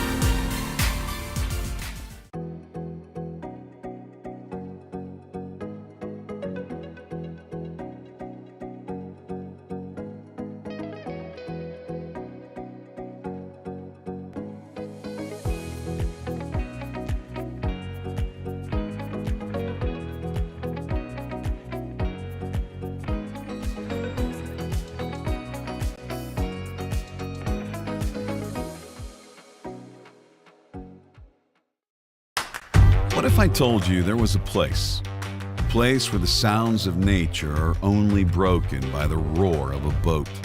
A place where that summer feeling lasts all year long. A place where the Florida sun is only outshined by the smiles of the skiers. A place where first-time skiers can ski alongside world champions, and the world-class coaches work with all levels of skiers. What if I told you there was a place where life slows down and your only job is to make lifelong memories? That place is Swiss Water Ski Resort. Book your trip at SwissWaterSkiResort.com.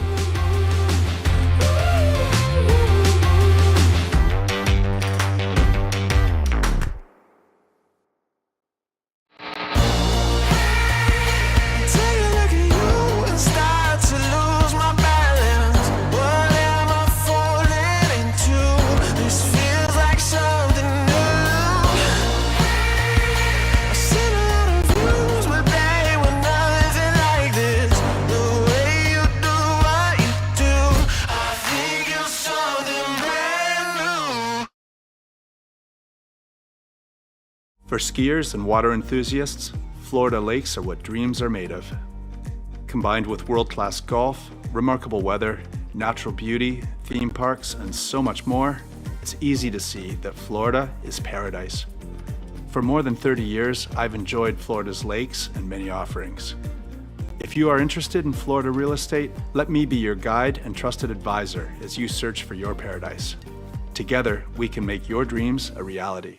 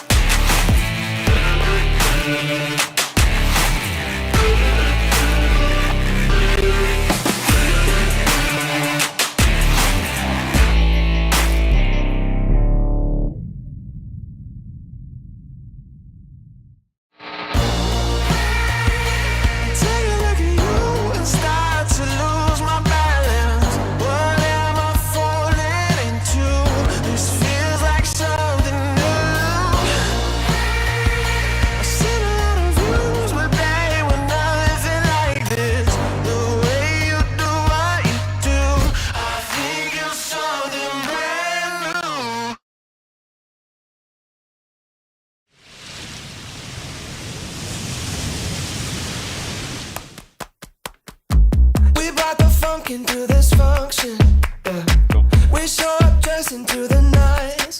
Okay, never need an introduction. No matter what, we're feeling fine. I'm flying high and I'm never coming down. Look at me now. Look at me now. Look at me now. Look at me now.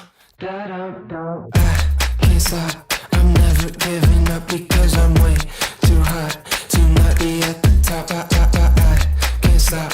I'm never giving up because I'm way too hot to not be at the top. I'm flying high and I'm never coming down. Look at me now. Look at me now. Look at me now. Look at me now. I'm involved with the Flow Point method because I think it's a really strong program. We've been working on a couple things and it's just fine tuning, and I want to be able to make sure that I can do those movements no matter where I am, so I can feel confident skiing at any site. It's just really all encompassing, and I think that's really beneficial. It's very helpful to keep on those keys and have a support team behind you that you can ask questions to and are there for every step of the way. My name is Thomas De Gasperi. I'm from Italy. I'm a two-time World Slalom champion. I've been coming here at La Guapa for 4 years now. What I really love about this place is that we get a chance to ski in a big natural lake right behind me with a perfect course. Also, we have a chance to go 10 minutes away to a perfect man-made lake where conditions are always perfect. The boat, the drivers are always top level. The weather is always perfect.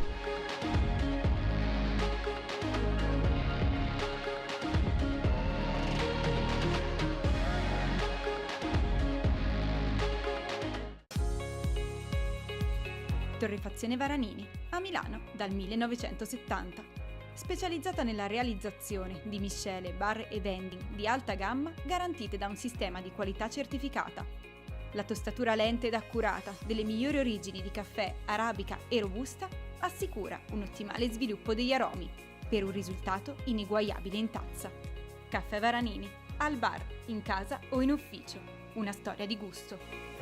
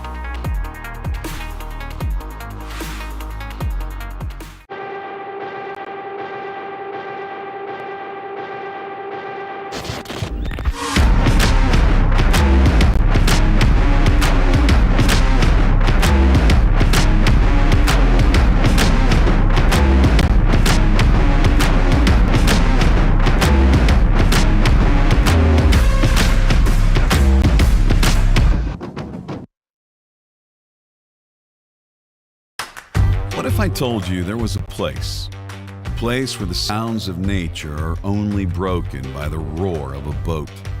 A place where that summer feeling lasts all year long. A place where the Florida sun is only outshined by the smiles of the skiers. A place where first-time skiers can ski alongside world champions, and the world-class coaches work with all levels of skiers. What if I told you there was a place where life slows down and your only job is to make lifelong memories? That place is Swiss Water Ski Resort. Book your trip at SwissWaterSkiResort.com.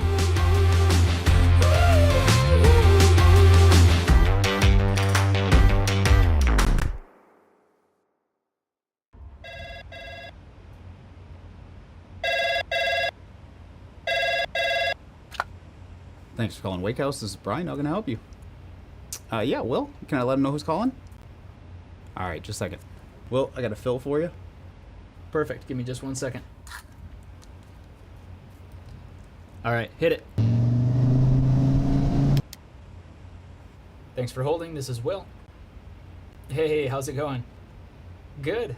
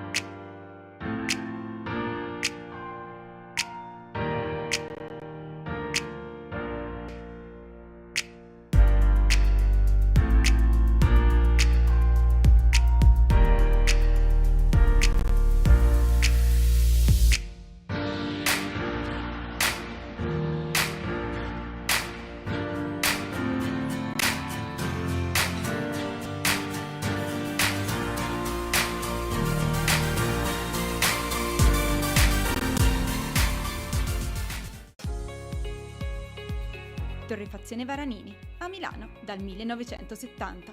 Specializzata nella realizzazione di miscele, bar e vending di alta gamma garantite da un sistema di qualità certificata.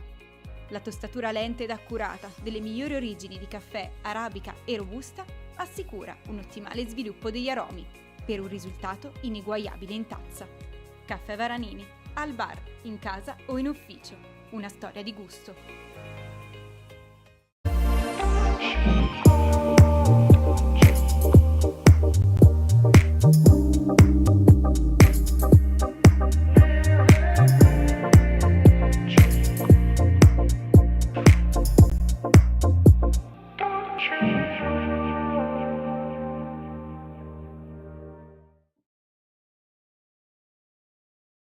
For skiers and water enthusiasts, Florida lakes are what dreams are made of. Combined with world-class golf, remarkable weather, natural beauty, theme parks, and so much more, it's easy to see that Florida is paradise. For more than 30 years, I've enjoyed Florida's lakes and many offerings. If you are interested in Florida real estate, let me be your guide and trusted advisor as you search for your paradise. Together, we can make your dreams a reality.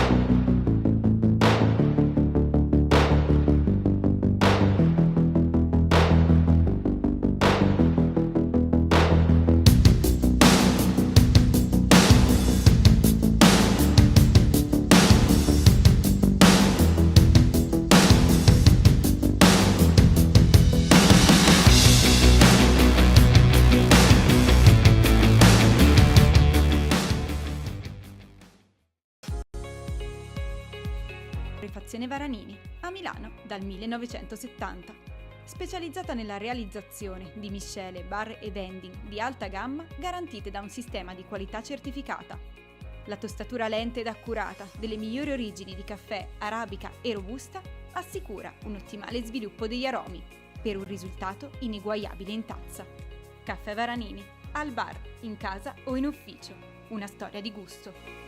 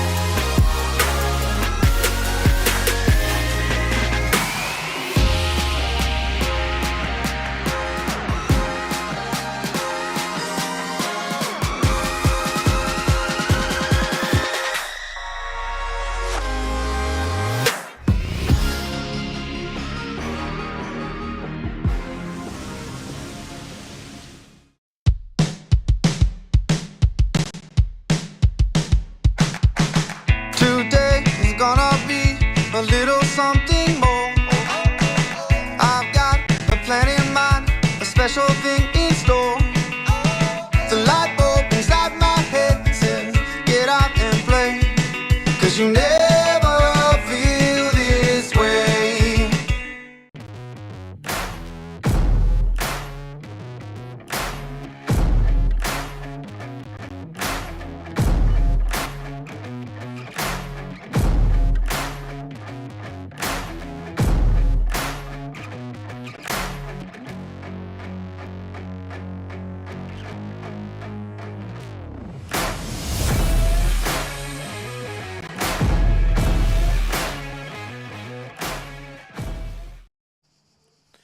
Well, ladies and gentlemen, welcome back to continuing coverage of the 2023 Europe and Africa Water Ski Championships. We're coming to you live from San Gervasio in Italy.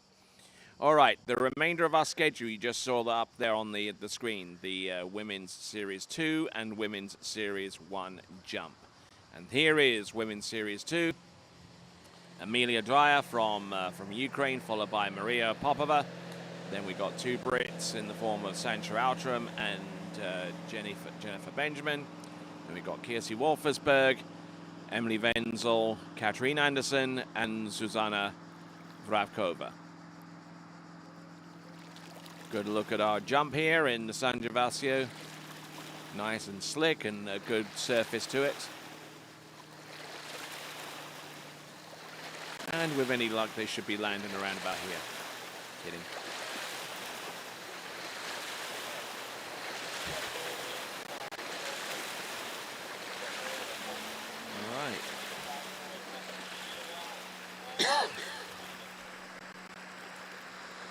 All right, looks like we have Amelia getting ready to go. She's happy that she's made it through to the trick finals. We have 8 skiers in this Series 1. We have 8 skiers in Series 2, I beg your pardon. Then we go into Series 1, where there will be 7 and 8 to make it through to the final. So whoever has the best jump approaching Series 1 would almost certainly make it through to the next round of the 8 skier final.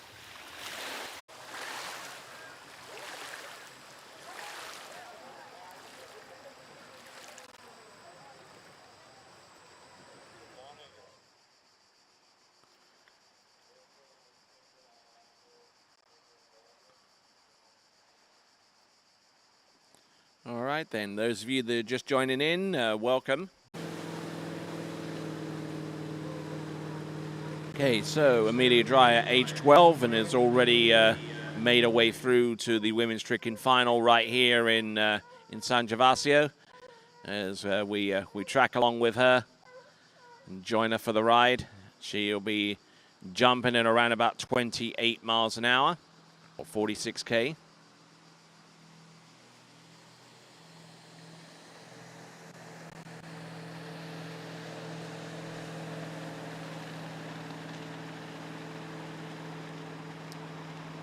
All right, taking her down all the way to the end.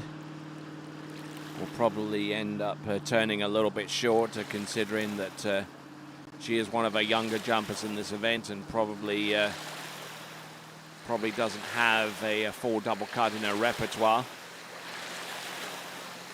So we won't use as much space on her this time around. Amelia Dreyer with the letter J on the 0 off. 45 kilometers an hour. A skosh under 28 miles an hour.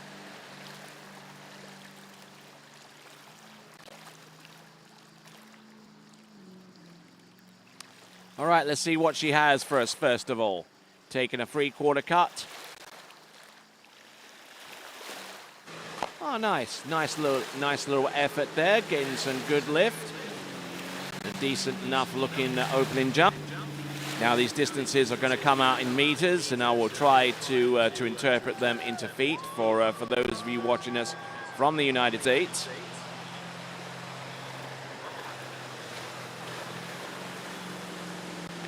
As Amelia Dreyer makes her way towards the opposite end of the lake, we'll try and get the distance for you.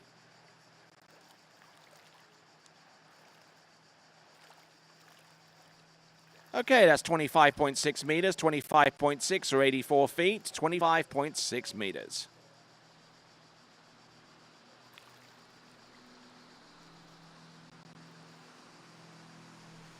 So opening up with a decent looking jump. And if I'm looking at this correctly, 25.6, looking at some of her previous jumps. Let's have a... And 25.6, that's a PB. Looks like Donald Connolly is implementing some new technical gadgetry into the equation here at San Gervasio.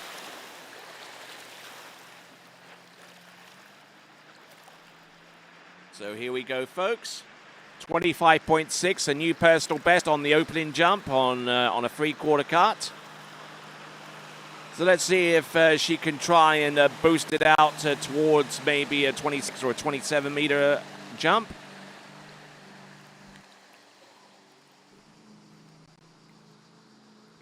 Here we are. Jump number 2.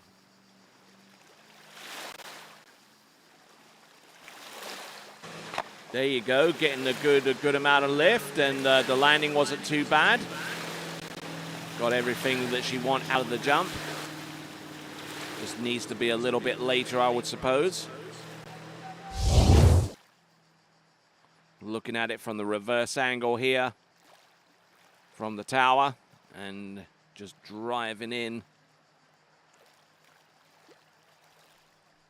And looks like we're going to get a distance through. It's going to be very, very similar to jump number 1, and it is 25.1 meters or 82 feet.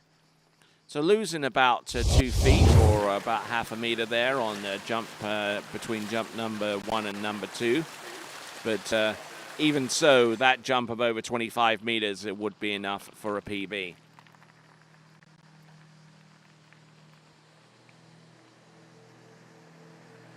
Right here at the home of Jolly Ski, San Gervasio Bresciano. 8 advance out of this this women's jump series 2 and 1. Top 8 scores advance through to the women's jump final. So we'll see what Amelia can do with a one last jump.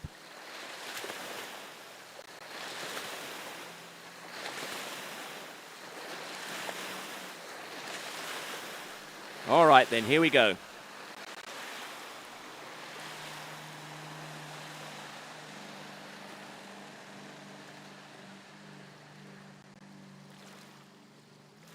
Here comes Amelia Dreyer.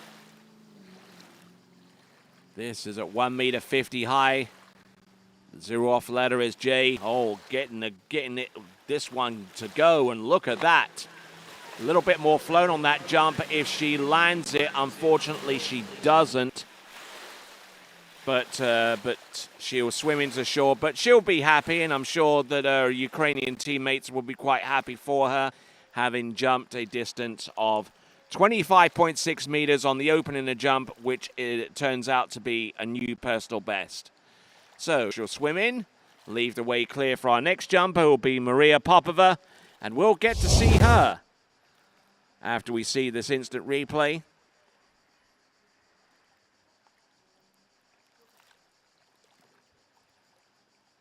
Really drove into the jump and gotten some good lift on that one, but she just really had a hard time with the landing on that one, and unfortunately got pulled out. We'll be back right after this. Torrefazione Varanini, a Milano dal 1970. Specializzata nella realizzazione di miscele, bar e vending di alta gamma garantite da un sistema di qualità certificata. La tostatura lenta ed accurata delle migliori origini di caffè, arabica e robusta assicura un ottimale sviluppo degli aromi per un risultato ineguagliabile in tazza. Caffè Varanini, al bar, in casa o in ufficio. Una storia di gusto.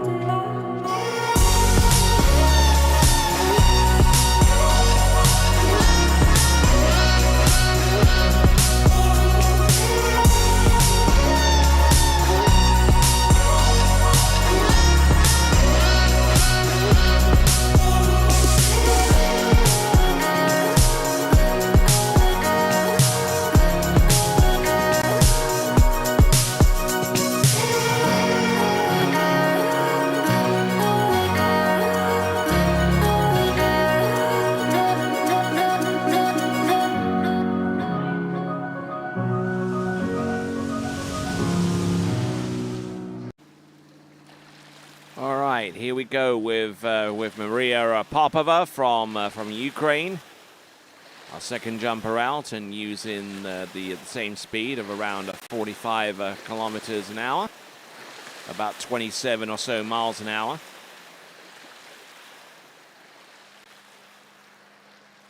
All right, let's see what we've got here.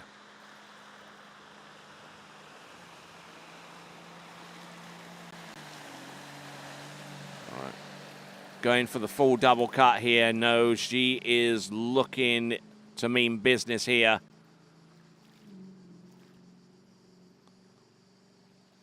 Full double cut, arm sling, the whole bit. Looks to have a little bit of slack in the line on the turn. Whoa, look at that. Really forced her way onto the jump that time. And almost hung it there on the bottom right-hand corner, which could have been nasty. Should bring the cut back just a little bit and give her a little bit of room, but Maria Popova has taken the lead with jump number 1, I'd fancy.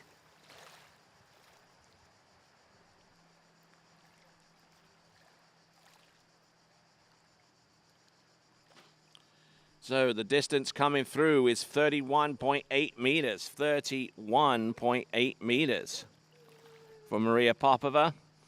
And 31.8 meters would actually be one of her better jumps of the season. Her best jump, which was produced in the Linz Open, was a 33.2. So not too far away from that. And look out, looks like we got Deadpool on the rescue team.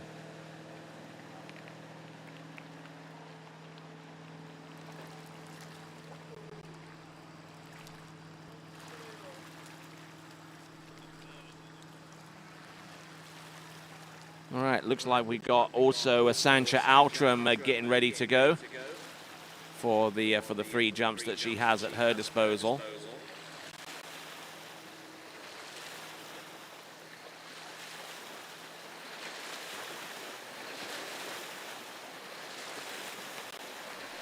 Here we go. Coming in hot on jump number 2, already with 31.8 meters. 31.8 meters was the same kind of jump that she produced towards the tail end of last season. This is Maria Popova from the Ukraine.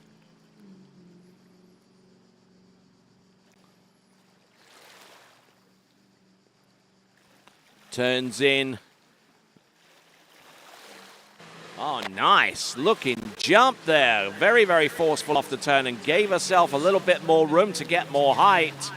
I would imagine that jump to be a little bit further than the first. And really bringing it on with this second attempt. Distance come, 32.4 meters, 32.4.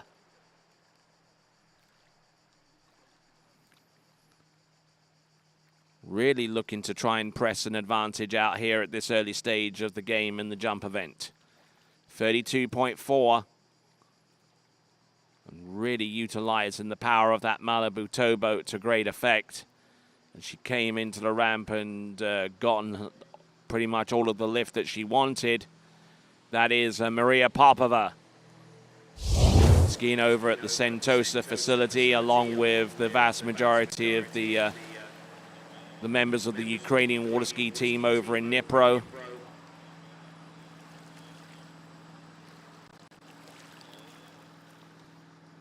So 32.4 meters, which is her second best jump of this season. As I mentioned, her best jump was in the first round of the Linz Open over at Salmsee in Styreg. Here is our chief judge there, Marianne Persons. Good to have her here.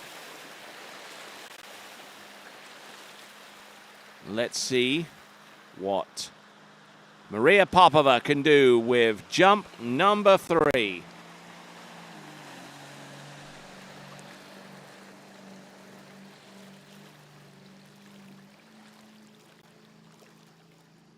Good drive off the 600.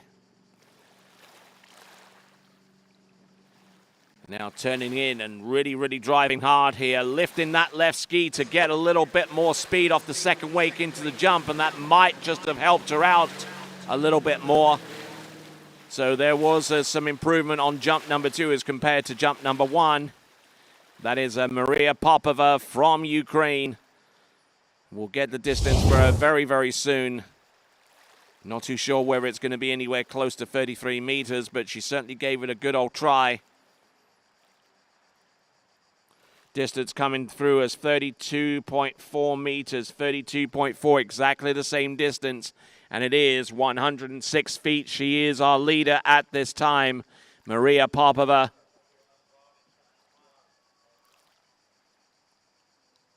Just a little bit on the back, and I think more than anything else, that forced her to lift her left ski up to try and get on the ramp a little quicker.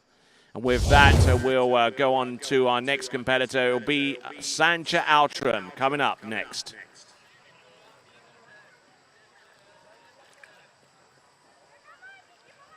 For skiers and water enthusiasts, Florida lakes are what dreams are made of.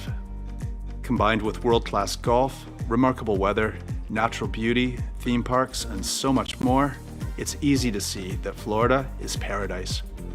For more than 30 years, I've enjoyed Florida's lakes and many offerings. If you are interested in Florida real estate, let me be your guide and trusted advisor as you search for your paradise. Together, we can make your dreams a reality.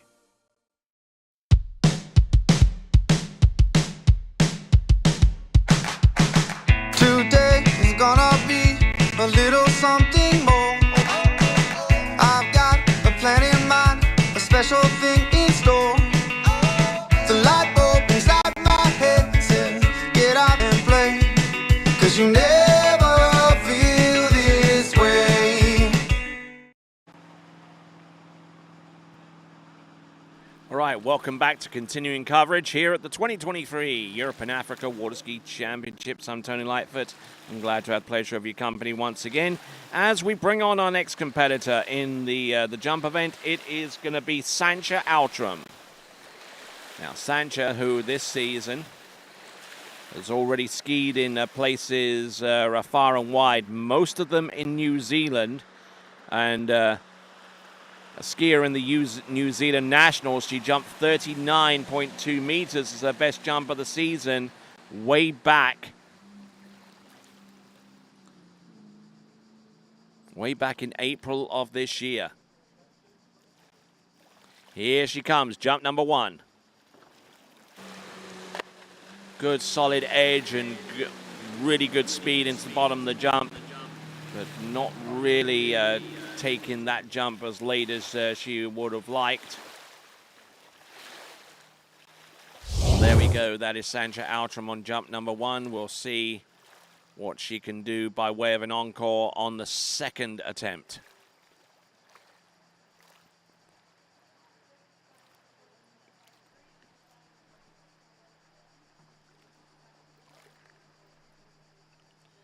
All right, so the jump distance is about to come through for Sancha Outram. And there it is up on your screen, 35.1 or 115 feet. So she takes the lead away from Maria Popova. But she is very conscious of the fact that there are quite a few talented individuals to come after her. So if she aspires to have any aspirations of jumping in the final, then she's really got to unleash the beast, as it were.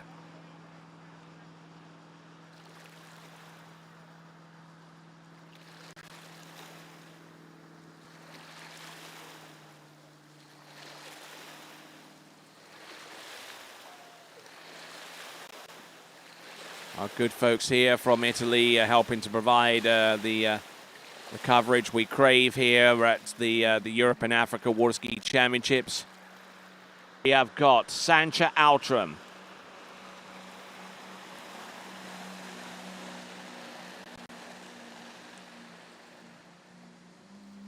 Coming in on jump number 2.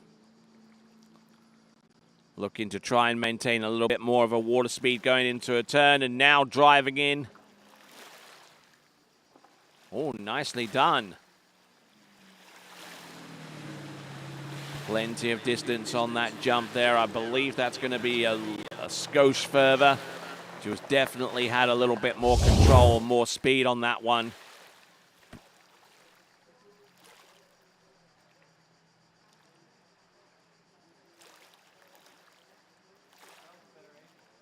Distance coming through 34.8, 34.8. I was figuring on that jump being a little bit further than the one previous, but now she's got a little bit more work to do in order to really put herself among the top jumpers. I mean, right now she has the lead on 31.1, but I don't think that lead is going to stay intact for too long. So we see Jennifer Benjamin getting ready for a go out there.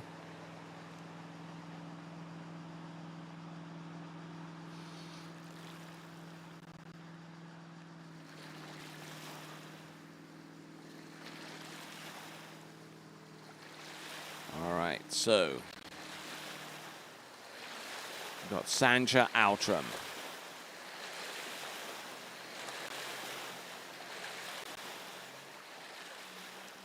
Here she comes on jump number 3. What can she do here with the third and last attempt? She's jumping at 54K with the letter M on the 0 off.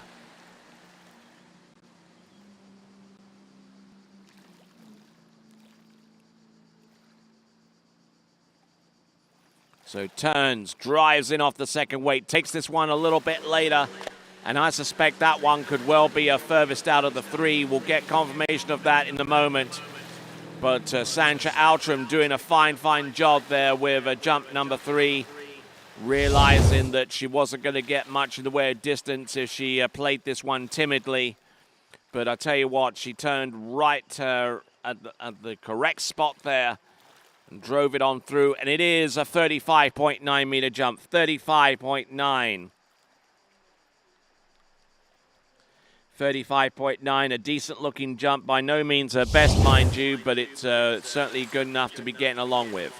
All right, next competitor up is Jennifer Benjamin from Great Britain. There you see her among our remaining skiers. We'll follow on with Kirsi Wolfersberg and the rest, and we'll be back right after this.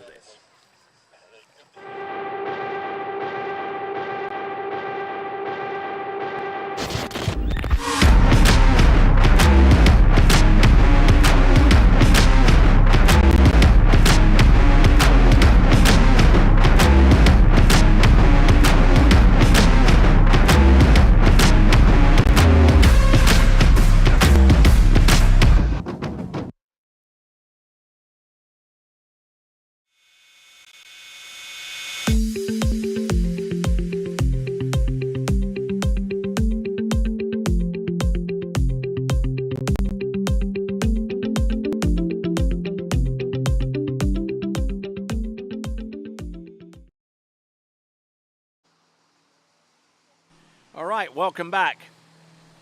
We're in the midst of the Women's Series 2 jump event. We're glad to have you on board. Got Women's Series 1 in about 4 skiers from this point. And the skier on the water now from Great Britain is Jenny Benjamin.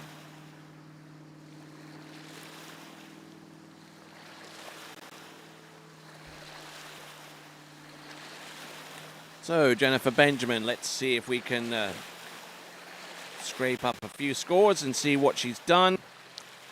This is actually her first jump event of the season, lo and behold. But when she jumped last season, she jumped 37 meters at the Malibu Summer Multi.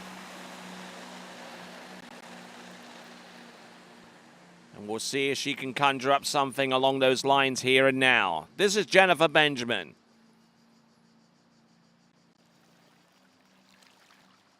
A little early coming off the second wake into the jump, and will not get too much speed going in. But we'll get a decent amount of lift as she had plenty of room to extend off the ramp.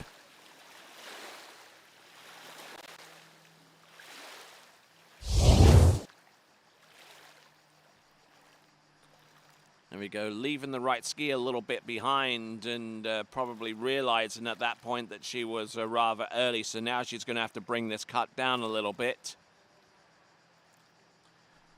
Should be getting a distance, and it's 31.6, 31.6.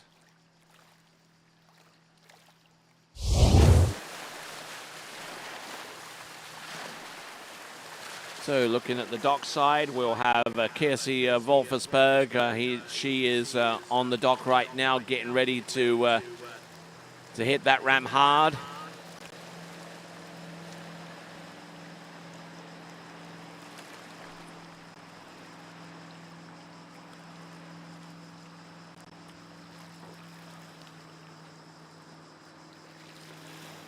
All right, here we go. Jennifer Benjamin now working her way back into the jump course for jump number 2.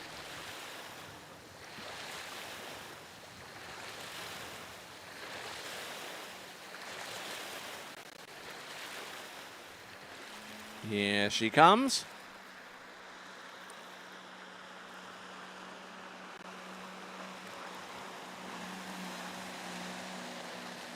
Now working her way towards the right-hand side of the towboat.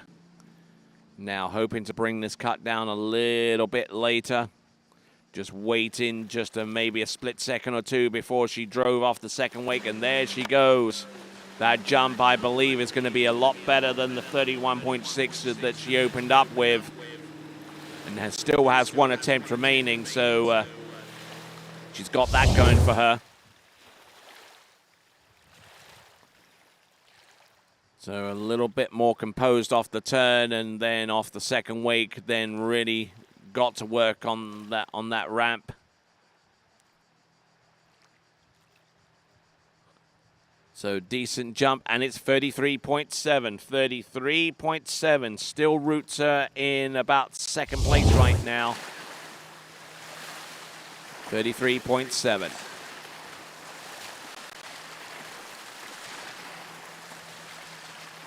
Currently, the lead distance belongs to Sancha Outram with 35.9.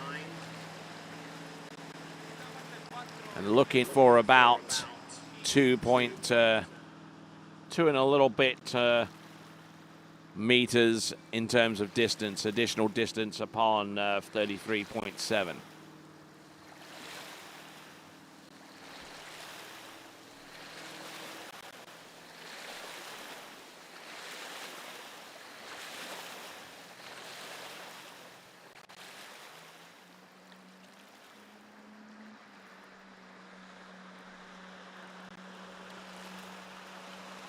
All right, here we go. One last jump.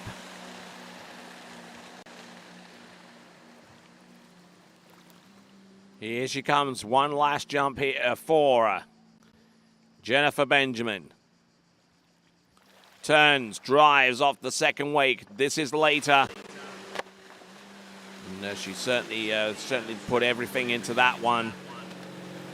Progressively later jumps and hopefully progressively longer distances as a result. That is Jennifer Benjamin.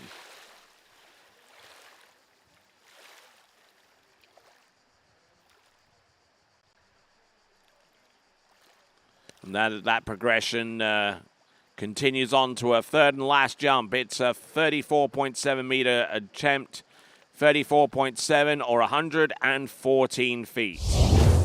That is Jennifer Benjamin. Here are the remaining competitors on the starting list. We'll have Wenzel, Anderson, and Orakova to round off Series 2. But before them, we'll have Kirsi Wolfersberg, and we'll see her take to the water next.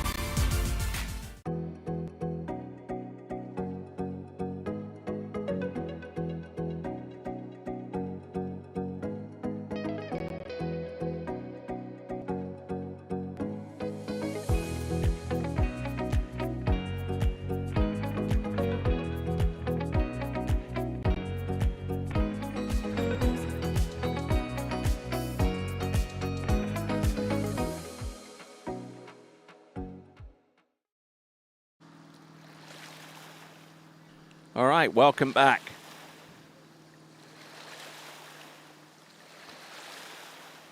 Our new bike path around the facility here at San Gervasio is certainly proving to be quite popular with the local population here.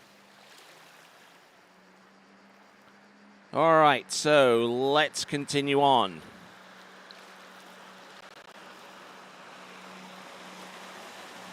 Here we go, Kirsi Wolfersberg. Jumping at 54 kilometers an hour. Skier who made her way into the trick-in final just a few minutes ago. Let's have a look and see. Ooh, a little bit of spread there off the top of the jump. She means business.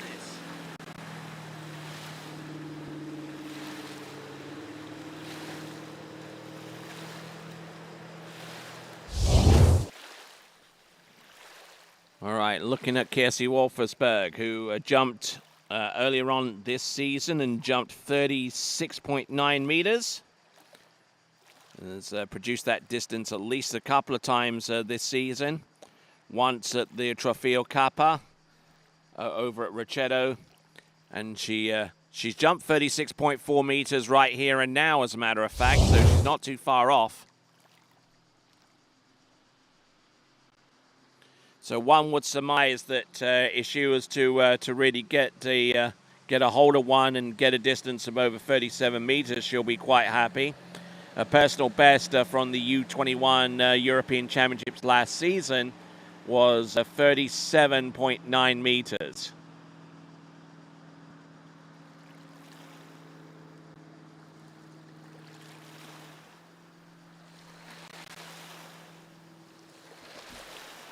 Kirsi Wolfersberg of Switzerland.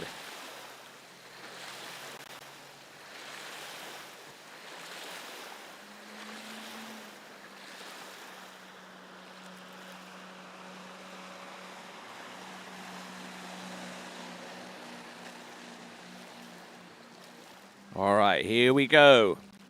54 kilometers an hour. Not too sure what letter that she's running with on the zero off.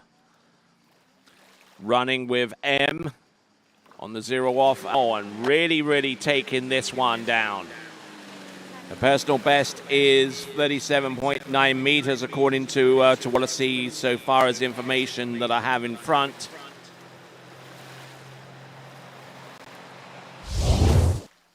But looking strong here, Kirsi Wolfersberg.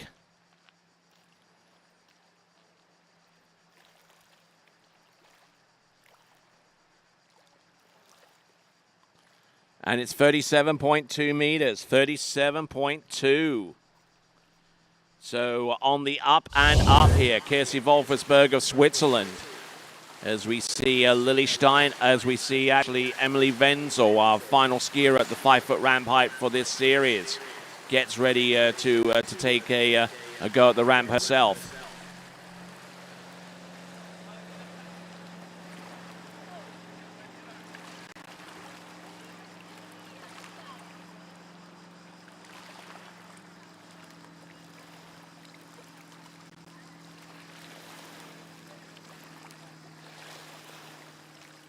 All right, here we go. We've got Kirsi Wolfersberg increasing upon her first jump distance of 36.4 to 37.2.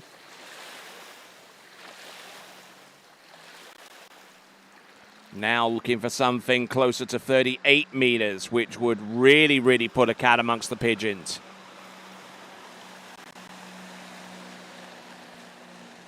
Bouncing on those jump skis, just absolutely waiting for that ramp to get to her.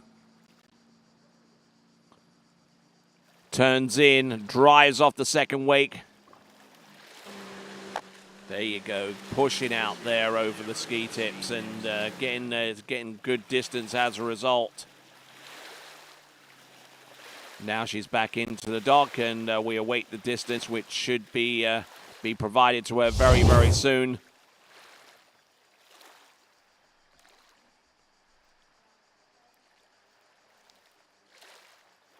Distance coming through. Oh, and it's a new PB. 38.4 meters. 38.4 for Kirsi Wolfersberg.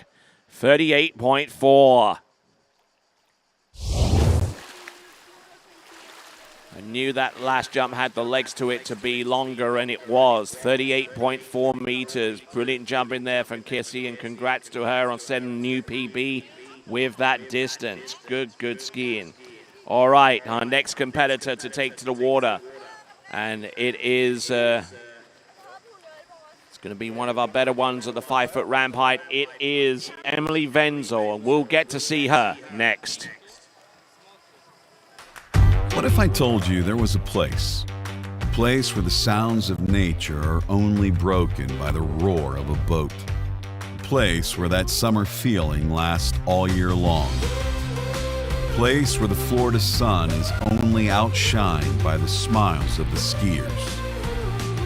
A place where first-time skiers can ski alongside world champions, and the world-class coaches work with all levels of skiers. What if I told you there was a place where life slows down and your only job is to make lifelong memories? That place is Swiss Water Ski Resort. Book your trip at SwissWaterSkiResort.com.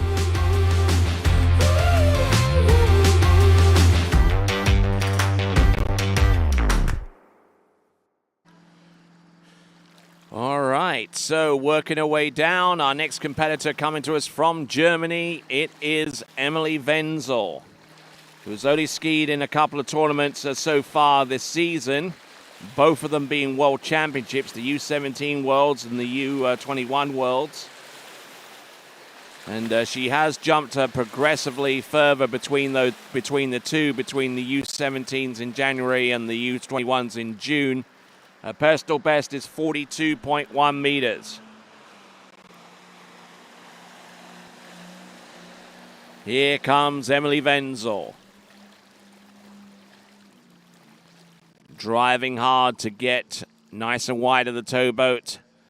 And now working the edges. Whoa, look at that. She means business right here on jump number 1. Taking in a lot of speed, and that jump, I would surmise, will be very close to a 40-meter distance. 40 meters was the distance that she jumped in the elimination round of the U21 championships, and managed to help her make an appearance in the jumping final as a result. And it's 39.6 meters, so that close to 40 meters on her first attempt for Emily Wenzel.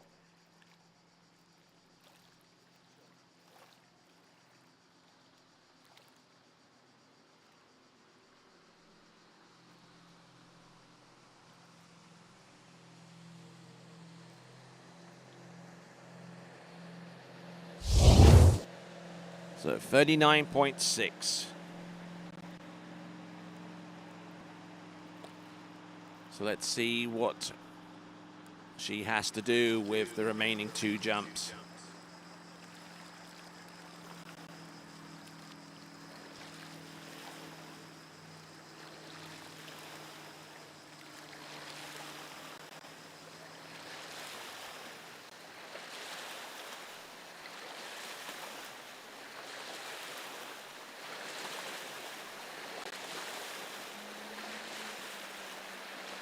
So 39.6 has taken the lead with that jump, but knows that the further that she can jump with the remaining 2 attempts, the better.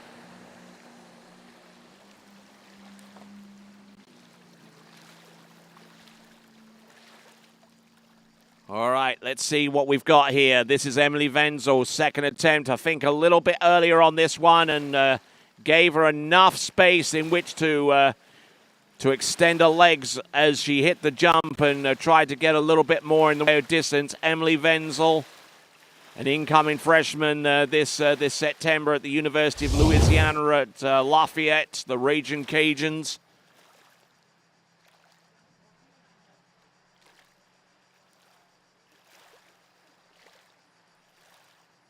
.5 there on jump number 2, so she backed it off a little bit to get her lift, but she also deprived herself of the speed as well. leaning in over a left knee over a left ski, and just couldn't really get much of anything off the top of the jump to extend that flight out.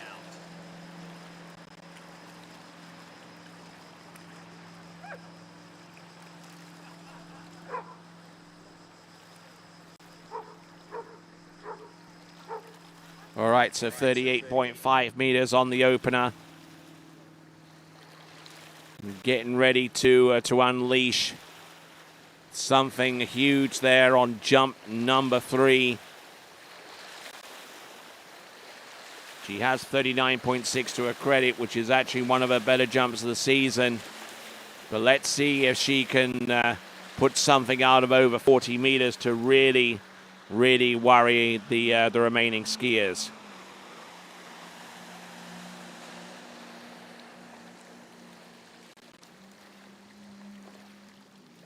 Here comes Emily.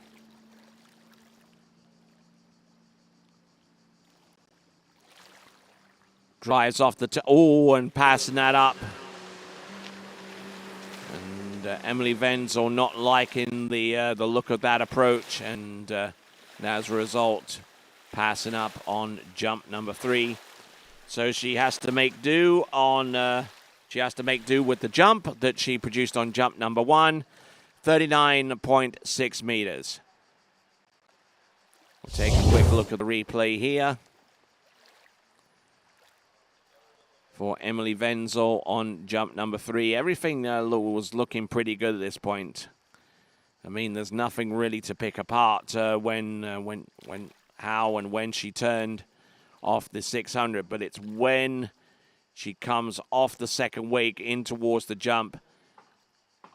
Just looked up and found that she was just a little bit too late and had to pass. When we return, we'll return with 1.65 meter ramp height jumping, and our first competitor there in Series 2, Katrine Andersen. We'll see you in a bit.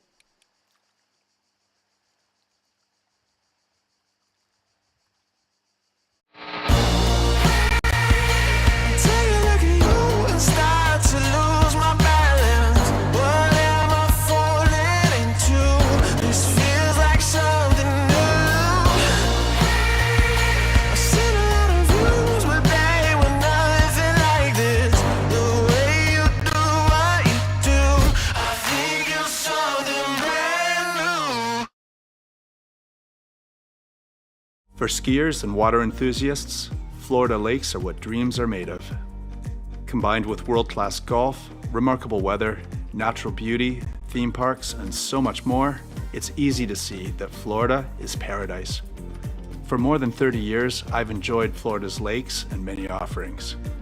If you are interested in Florida real estate, let me be your guide and trusted advisor as you search for your paradise.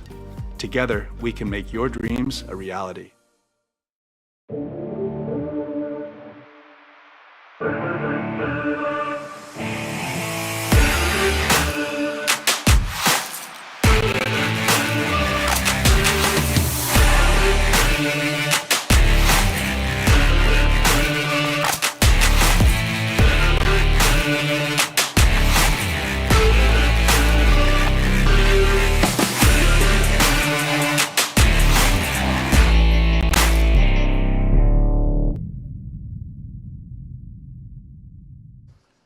All right, returning to action in Series 2 women's jump. The ramp has now been raised from 1.50 meter to 1.65 meters high.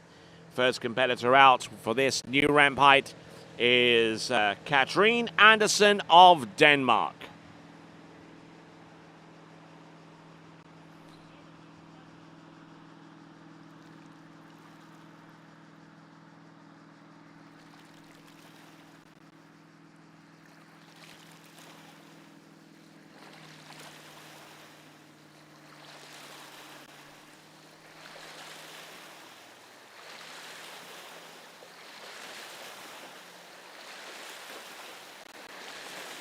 All right, here we go. Jump number 1.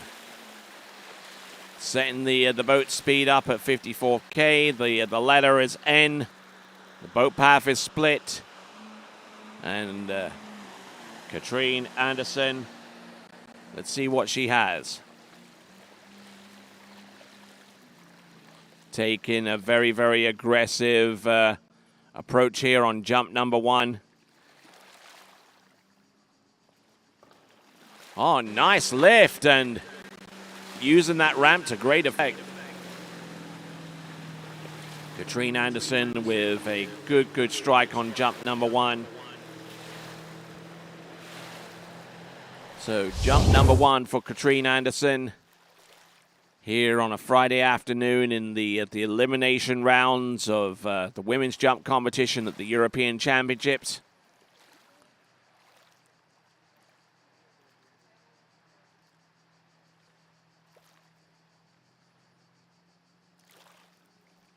And looks like 41.2 meters is the distance, and it is enough for the lead.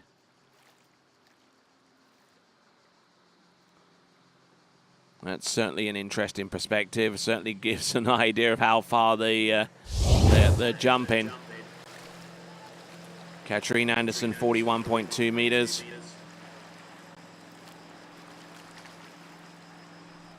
Sitting on the dock and getting ready to go is Zuzana Orakova. Orakova from Slovakia. And she'll be our next competitor. She'll be the last one in Series 2, and then the ramp is lowered down once more to 5 foot, and then will be raised for 1.65 meters for the remaining jumpers.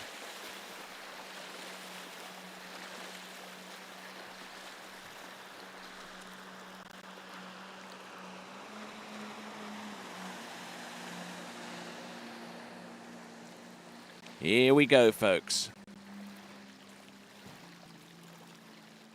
Zuzana Oravkova from Slovakia will be our next competitor, but before her, Katrine Anderson on jump number 2, taking in a lot more speed that time around, brought the cut in a little bit later, and it's certainly not leaving much to chance out there. Looking to try and take the lead in this series, and if she can put something out there that would be something more than what Zuzana is capable of, then that could mean that Katrine will have made herself through to the next round, but she still has some work to do. It's 40.7 meters on jump number 2.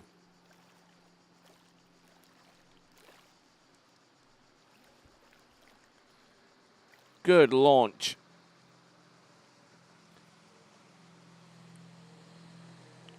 Speed was good, but the lift didn't exactly help her out much.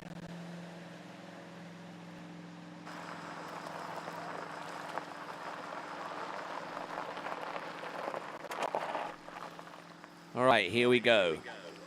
We've got one more jumper to come in Series 2. And that will pretty much set the stage for what our remaining jumpers have to do in order to make it through to the next round of the competition.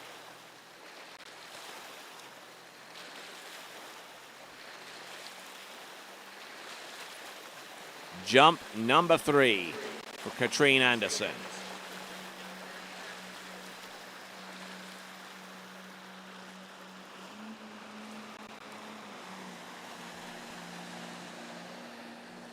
Here we go, folks. Katrine Anderson. Out nice and wide, just trying to keep that line tight and making sure that the line does stay tight throughout the turn. Oh, yeah. Certainly like her air form.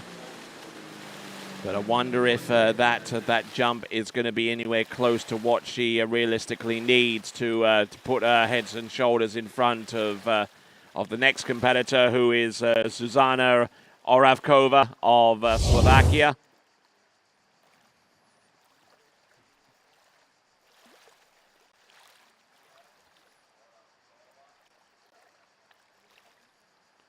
Distance coming through, oh, it's even less. It's 39.7, 130 feet on jump number 3.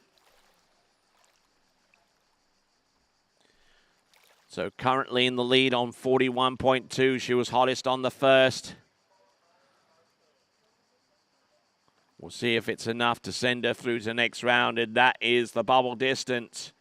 7 competitors to go in Series 1. 1 more competitor to go in Series 2. It is going to be Zuzana Oravkova. There you see the leaderboard with Anderson, Wenzel, Wolfersberg, Altram, Benjamin Popova, and Dreyer currently in that order. And when we return, we'll have Zuzana Oravkova next.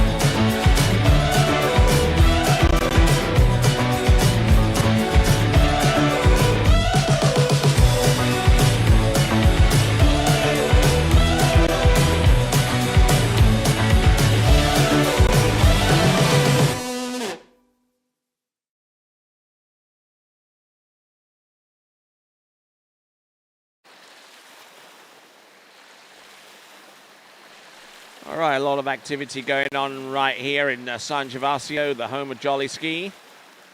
And right now, coming into the course for a first of 3 attempts, this is Zuzana Oravkova from Slovakia. For her part, she's been able to jump in the mid to upper 30s. Let's see if she's got anything more substantive than that. All right, not bad on jump number 1. Safe-looking jump there, nothing to be too overly excited about.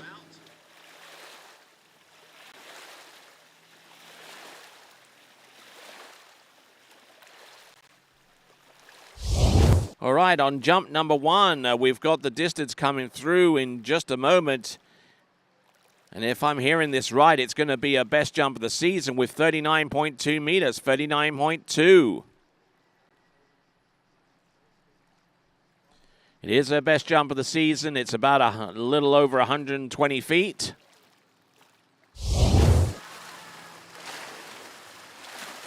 We'll see if that is enough. Katrine Anderson, I'm sure, is around dockside at the moment, just so. Looking at our German coach there, Christophe Duvergier, who based himself outside of Bordeaux in a tiny little place called Lacanal. And here we go. This is right here and now. Zuzana Oravkova. Going with letter N, N for November.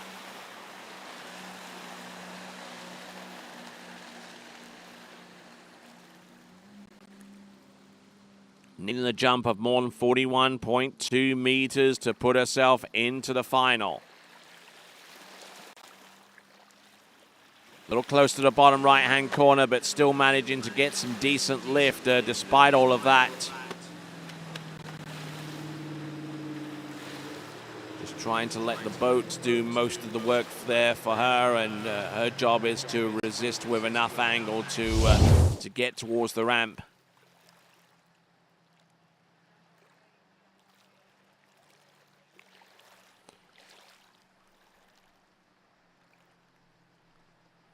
So the distance coming through, it's not going to be particularly good in her eyes. It's a 38.1 meter jump, 38.1 or 125 feet.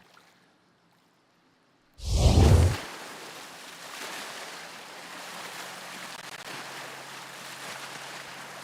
looking to try and place herself in the final, which she can do, provided that she jumps over 42.1.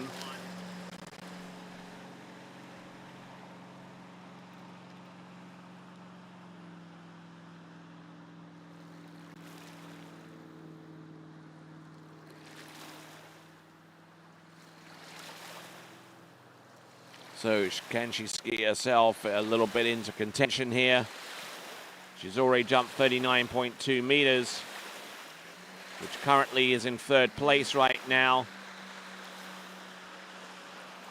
Katrine Anderson currently holds that lead on 41.2.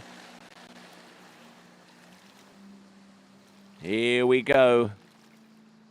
This right now is Susanna Orevkova. On 39.2 is her best jump and did not like the look of that jump, but what that does, however, do is that puts Katrine Anderson through to the women's jump final on the strength of a 41.2 meter leap on her first attempt.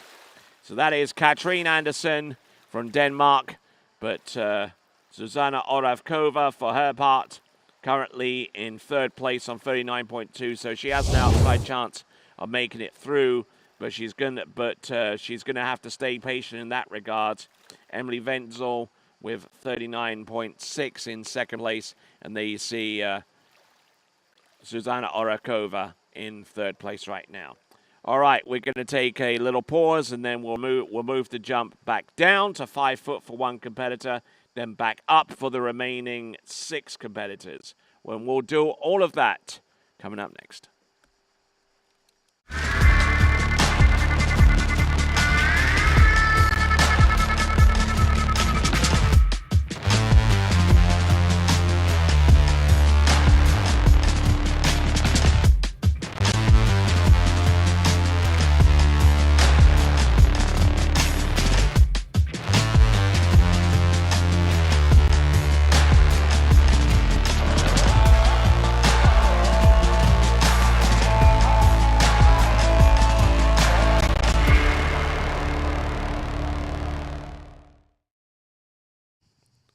All right, so let's have a look at the start list. We got Carlotta Bonneman taking to the water first, followed by Alicia Bagnoli, and following on with Lily Steiner, Elena Thompson, Ines Anguano, Maria Vipranyatseva, and finally Janina Bonneman-Meckler. Not too sure whether Carlotta Bonneman is selected to go at 1.65 meters high. They do have the ability to remotely raise and lower the jump. Maybe as quick as that can happen is the reason why we're bringing Carlotta Bonneman out onto the water. So we'll go under the assumption that that ramp is indeed 5 foot, and kind of take it from there. Carlotta Bonneman.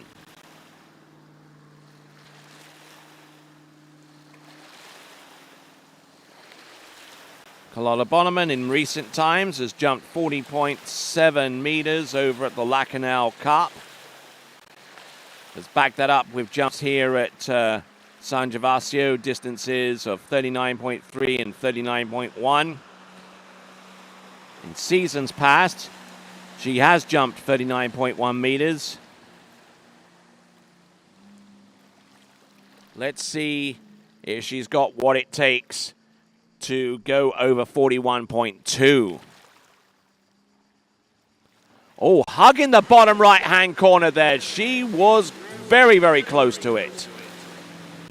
That could have been nasty.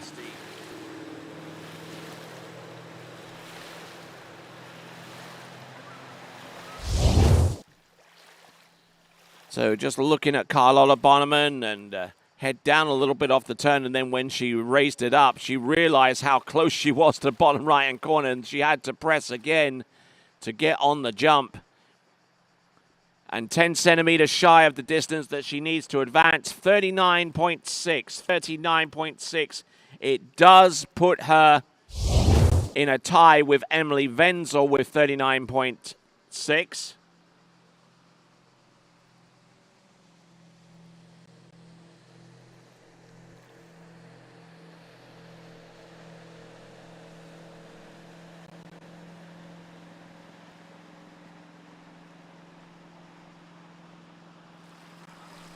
All right, let's see what she has with her remaining 2 jumps.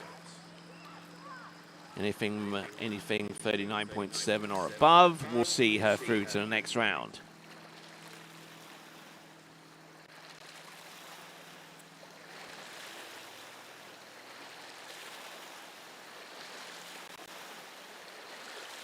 Right, here we go, folks. Coming in, jump number 2. Corrine Anderson, who is already through to the next round of the competition, will no doubt be checking out the action on the water and see if there's anyone that's even close to exceeding her distance of 41.2 at this stage of the game in Series 1. Turns away, tightens up that line prior to that. She gives herself a little bit more room, a whole bunch of room, as a matter of fact, to really drive across the jump and get some halfway decent lift.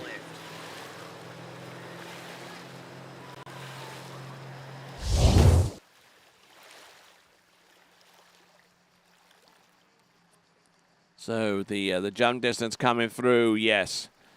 And still with 39.6 meters, there is consistency, and then there's that.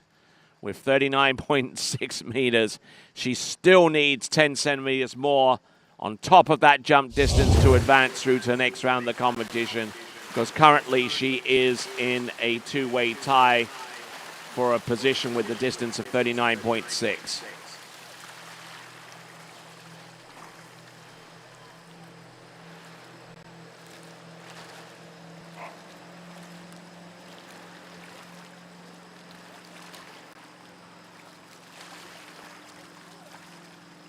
So Emily Wenzel right now on a distance of 39.6. That currently puts her in second spot right now, in a two-way tie for second spot currently with Carlotta Bonneman. Be sure to subscribe to the TWBC YouTube channel. You'll be able to participate in live chat and also be able to be notified as to when we go on live next.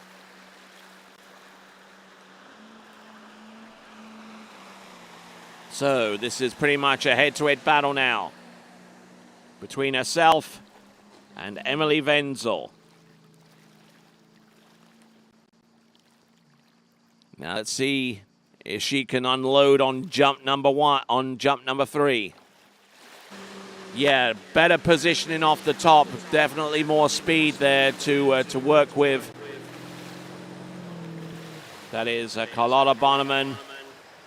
And we'll see what that distance transpires to be.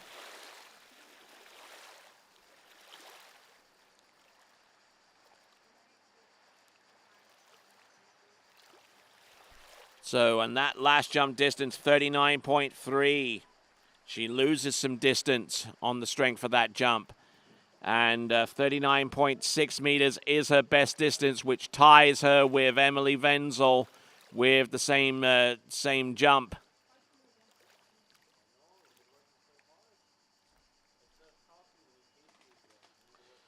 So now the ramp is now going to be raised to 1.65 meters high. It shouldn't take but a few seconds. It will take us just about the same amount of time as it would take to take a quick break and rejoin Alicia Bagnoli, who will take to the water next.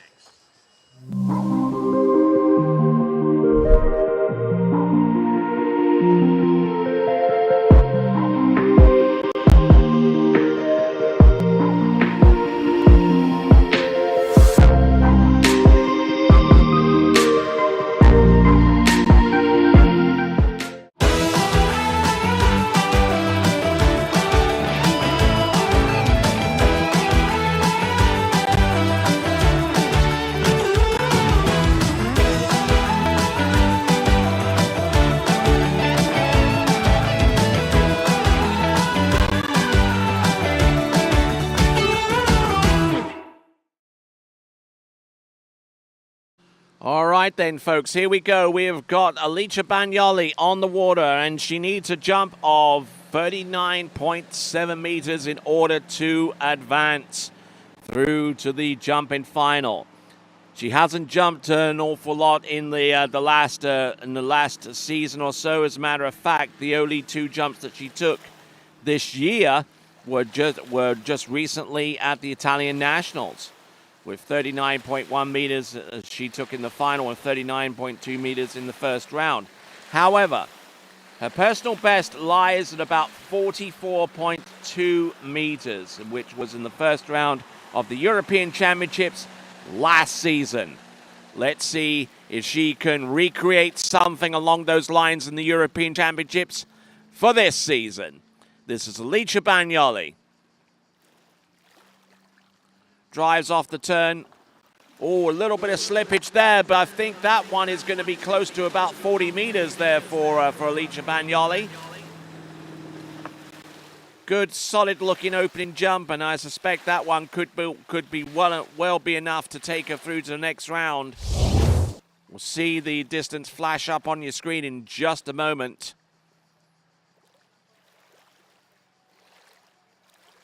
Huge jump there of 43.2, and she has taken the lead. 43.2 or 142.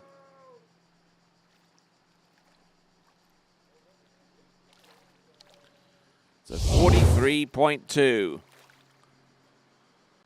So, Alicia Bagnoli, she'll readily tell you that that jumping is her least favorite event out of the three. Uses it primarily to stay competitive in the overall competition. But looking to try and get a little bit more in the way of distance, because anything more than that is certainly going to help her in the overall competition. As I mentioned, a PB in the first round of these championships last year, 44.2. So looking to try and get about a meter more in terms of distance on top of what she's already conjured up thus far.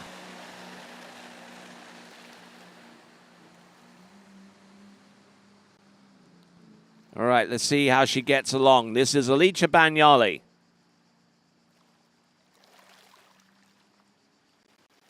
Oh, and passing up on jump number 2.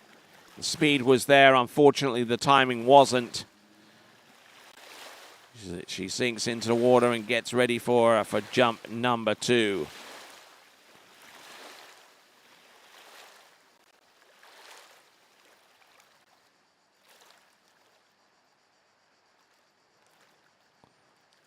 All right, then. So Alicia Bagnoli just about to take the ride home to the dock, and emphasizing the point that that this event is certainly not a favorite out of the three. Uses it more for overall than anything else, and she's heading home. Refusal on jump number 2. Elects not to take the jump on jump number 3, but she's through to the next round anyway. So there you go. That's Alicia Bagnoli. And as she comes home, we are going to go on to our next competitor, Lily Steiner. We'll see her take to the water next.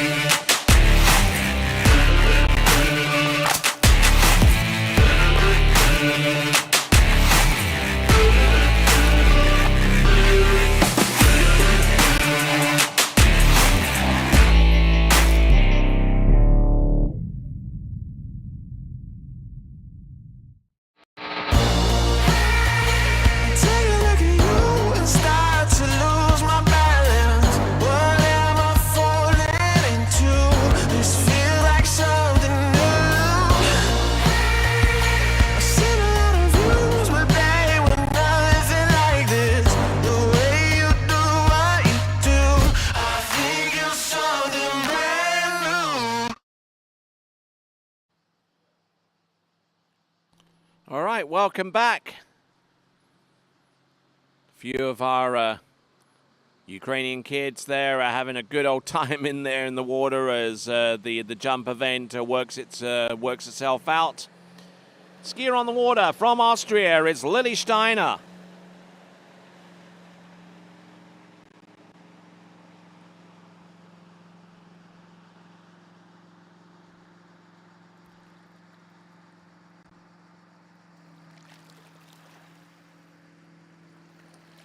All right, so Lily Steiner has 3 jumps at her disposal. We'll try and give you an early reckoning so far as the women's overall is concerned after 2 as we approach the second event completion.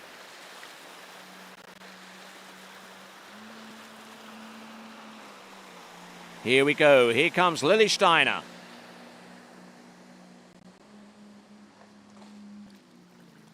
Aggressive in her approach on jump number 1, just trying to hold the line tight.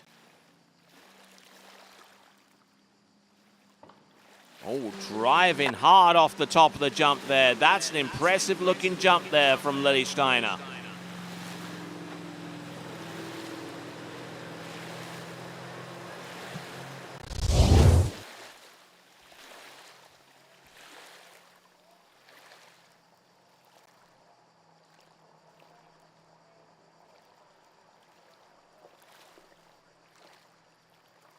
So 40.4 meters on the opening jump. And at this moment in time, not enough to see her through to the next round. We'll get confirmation of that in just a moment or so. So yes, actually, as a matter of fact, with 40.4 meters, she is through to the next round, needing the jump of over 39.6 meters to do just that, and just squeaking over that mark.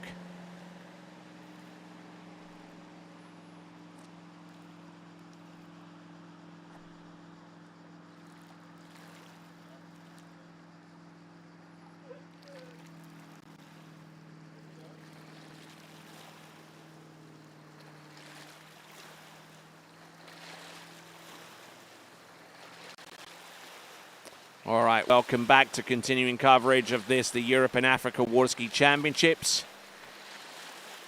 Right here in San Gervasio in Italia. Lily Steiner has already booked her spot through to the next round with 40.4. Will no doubt want to try and get a little bit higher than that if she can possibly manage it.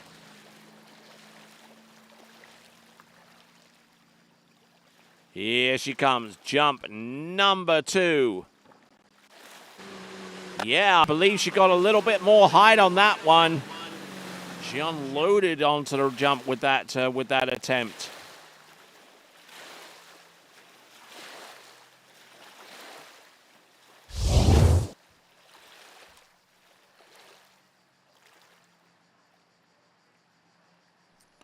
Oh, wow, the distance coming through right now, it's going to be impressive. We'll get that up on your screen. It's 43.5 meters. That currently puts her in the lead right now above Alicia Bagnoli.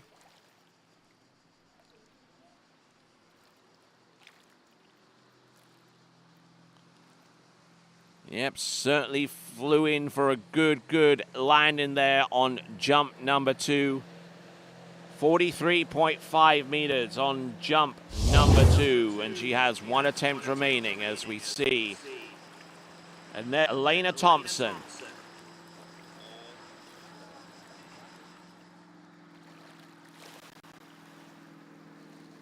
Here we go, one of our crew there. That is Eduardo Lamalfa, and sitting inside a place that no one really wants to be.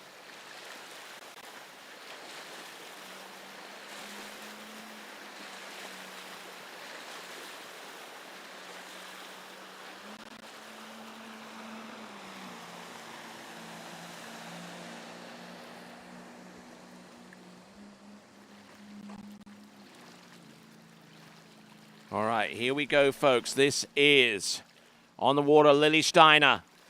from Austria. Oh, a little bit of air coming off the wakes into the jump, but she manages to control enough of that speed, enough of her position to help her get out and get more distance. That could well end up being the furthest jump of the day. We'll get the distance for certain from our officials momentarily.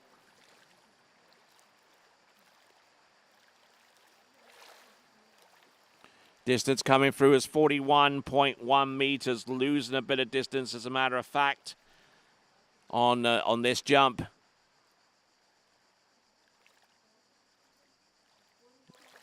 So 41.1 meters for Lily Steiner.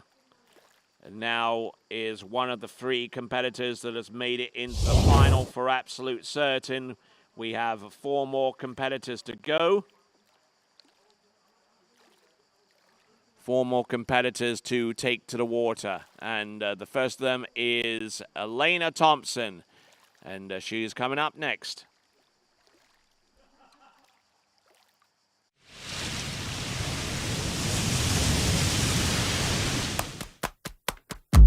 We brought the funk into this function.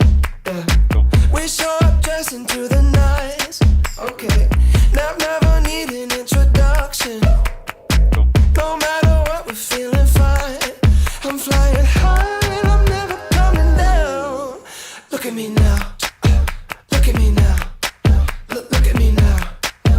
Look at me now. I can't stop. I'm never giving up because I'm way too hot to not be at the top. I can't stop. I'm never giving up because I'm way too hot to not be at the top. I'm flying high and I'm never coming down. Look at me now. Look at me now. Look at me now. Look at me now. All right, skier on the water right now as we continue coverage into Women's Jump Series 1, our last event of the day. Skier is Elena Thompson. Now, Elena Thompson, for those of you that are wondering, is formerly Elena Milikova, originally from Russia, but achieved a Swiss citizenship a number of years ago and skis under the name of Elena Thompson these days.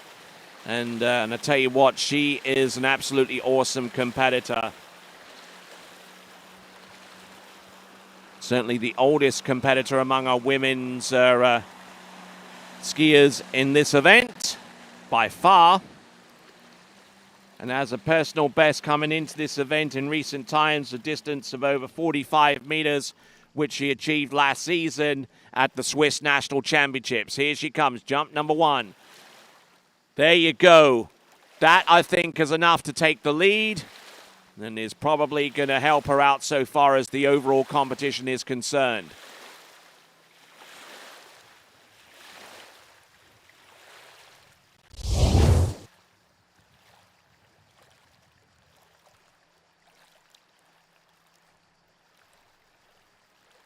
So we're going to get the distance coming through any moment now. Up on your screen, 43.4 meters. 43.4 meters. It is enough for second place at the moment.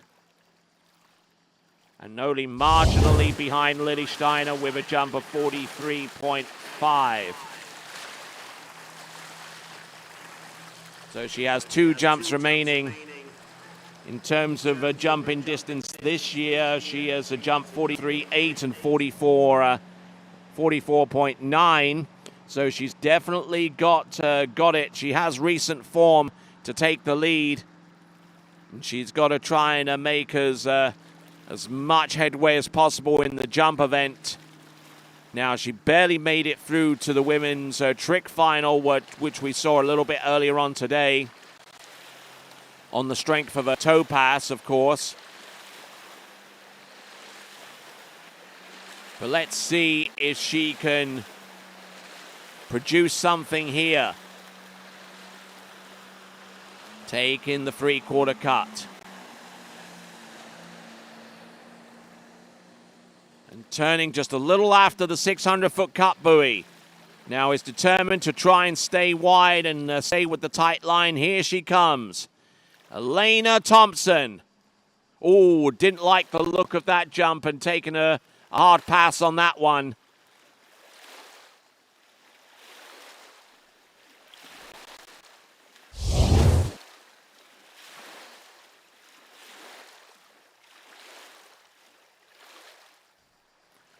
All right, Elena Thompson.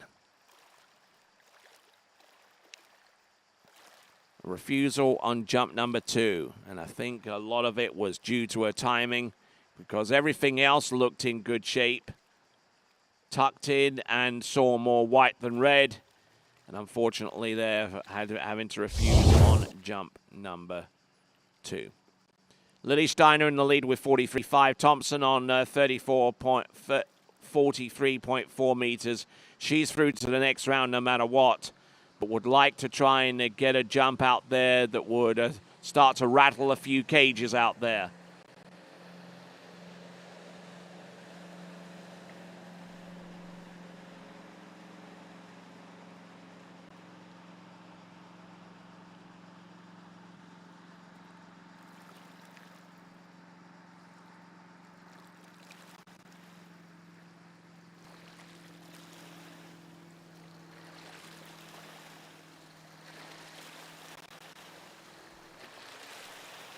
All right, so Elena Thompson, one final attempt.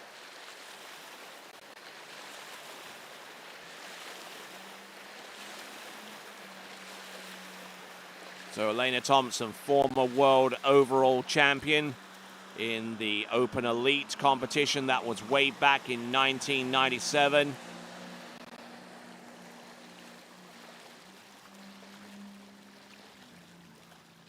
And we'll see if she can draw upon that experience with jump number 3. Turns in, drives off the second wake, pounds that jump. Look at her go. Wow. That jump is close. It's very close to about a 45-meter attempt. Just taking in a lot of speed, bags full of it into the jump. We'll get the distance momentarily, but I suspect that one is going to be the furthest out of the 3 for her.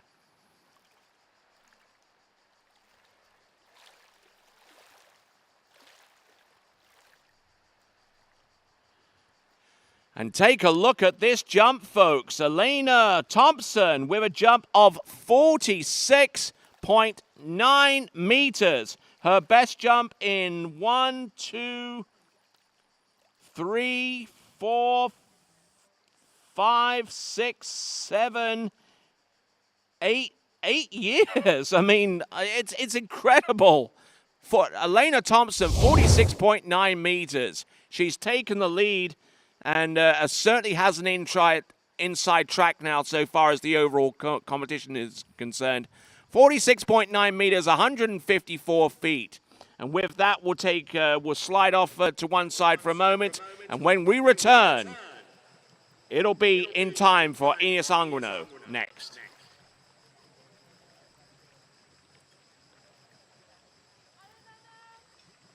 I'm involved with the flow point method because I think it's a really strong program. We've been working on a couple things and it's just fine tuning, and I want to be able to make sure that I can do those movements no matter where I am, so I can feel confident skiing at any site. It's just really all encompassing, and I think that's really beneficial. It's very helpful to keep on those keys and have a support team behind you that you can ask questions to and are there for every step of the way. My name is Thomas De Gasperi. I'm from Italy. I'm a 2-time World Slalom champion. I've been coming here at La Guapa for 4 years now. What I really love about this place is that we get a chance to ski in a big natural lake right behind me with a perfect course. Also, we have a chance to go 10 minutes away to a perfect man-made lake where conditions are always perfect. The boat, the drivers are always top level. The weather is always perfect.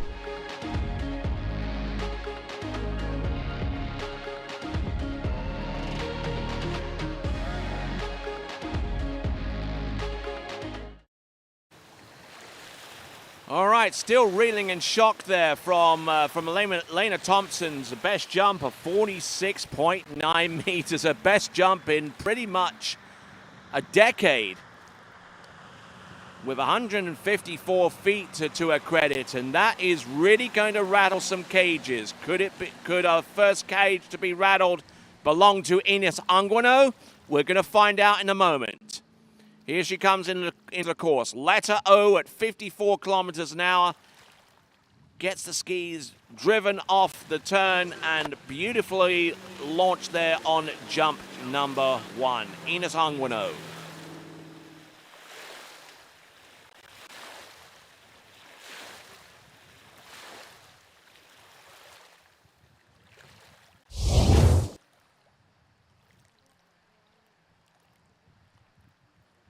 So looking for the first jump distance to flash up on the screen. It is 45.3 meters. 45.3.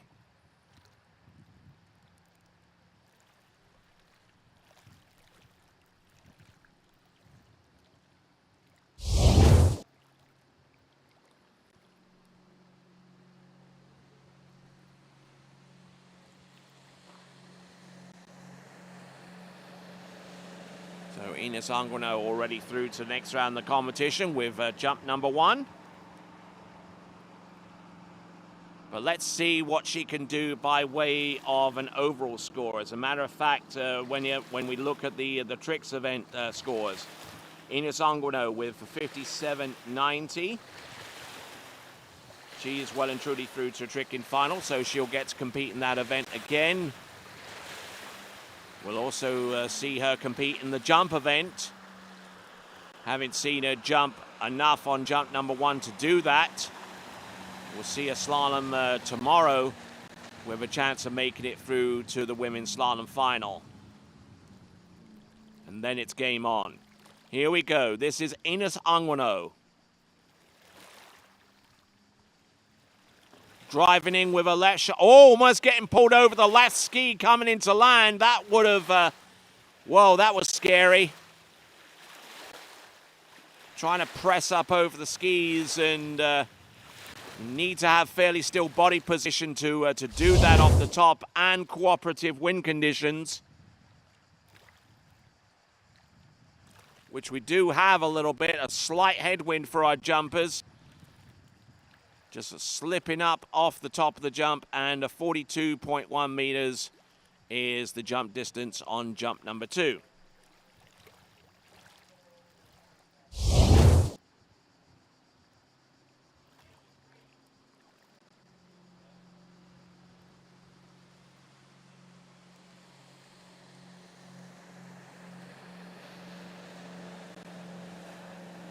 All right, 42.9 meters on jump number 2 for Ines Anguano, but that yielded a fast boat time. However, that is outstripped by the jump that she had before, so no re-ride is going to be given to her on that basis. So 45.3 meters is her current best jump distance. Wasn't able to exceed it on jump number 2. And here she comes on jump number 3.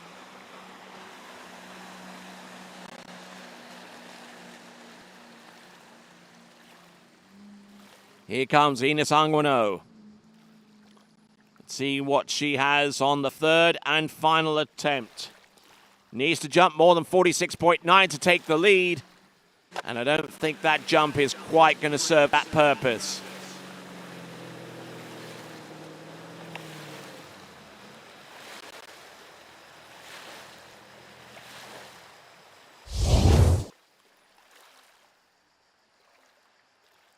But looking at this turn, looking in very good shape indeed off that turn. Whoa, okay, 45.8 meters. Not bad at all. 45.8 meters ends up being her longest jump of the 3. Isn't enough to overhaul Elena Thompson's best jump of 46.9, mind you, but is certainly a step in the right direction when it comes with the overall competition. 45.8 meters. And when we return, we'll bring on Marie Vipranetseva of Greece. Next. Torrefazione Varanini, a Milano dal 1970.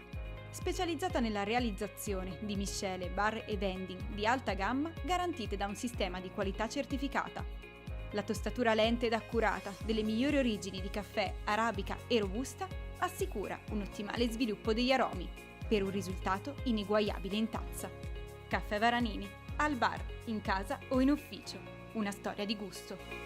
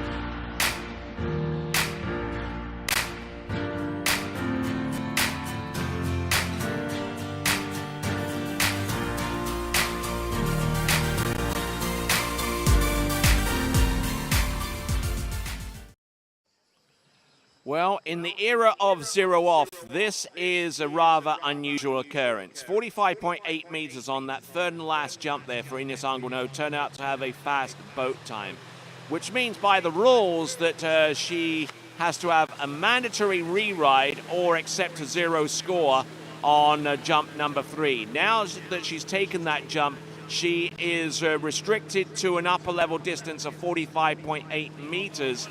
Now, she can jump over that distance, but it will only be counted as high as 45.8 meters in the grand scheme of things. So, Ines Anguno getting ready for a re-jump on jump number 3. We'll see if it can be somewhat better than 45.3, which is the best jump that she has officially. But she can only jump half a meter longer within the restrictions of the fast boat time rule. Here is our current leaders. You can scrub up 45.8. It's 45.3 meters, and it's about 149-foot jump for the time being, at least. Well, let's see what Ines Anguno can do on a re-jump of jump number 3.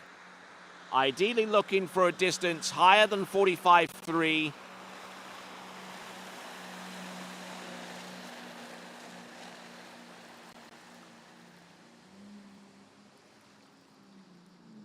Here she comes, jump number 3.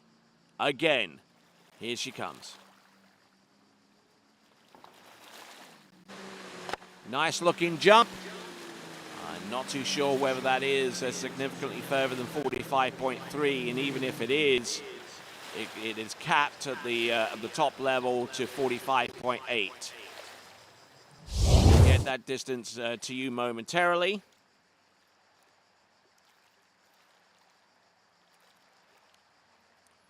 Jump distance 43.8 meters, which means that she has to accept 45.3 as her best jump distance. 43.8. That will affect the overall a little bit, not by much, mind you, but 43.8 meters.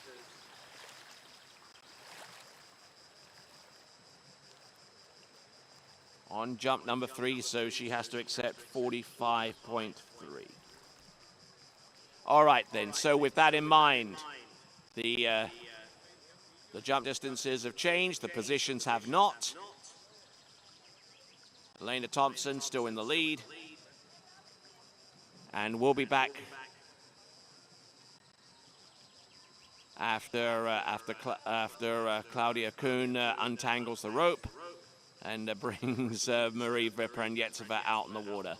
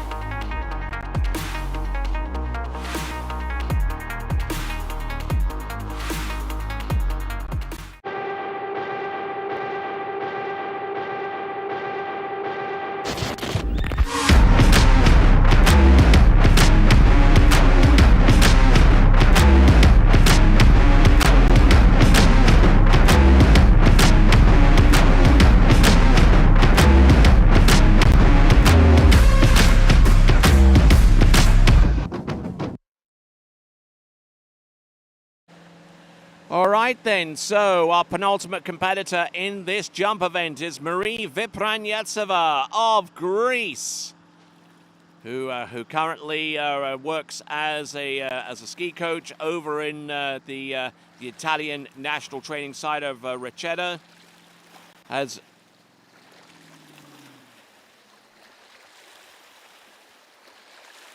And I'm not too sure what's happening here. She's been dropped to the opposite end of the lake, and I'm not too sure why. She should be coming in for jump number 1. Marie Vypranetsova, who's jumped 51.6 and 50.4 meters already this season over at Recceto, and last season won the EA Open Championship in Recceto with a 53.6 meter jump. So looking for something in the 50s to really set this competition alight.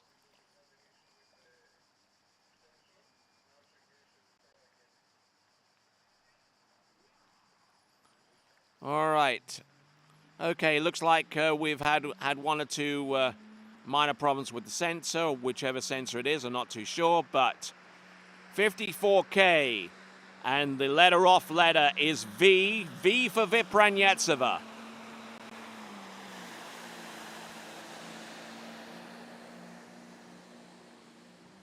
Coming in with that bright fluorescent helmet.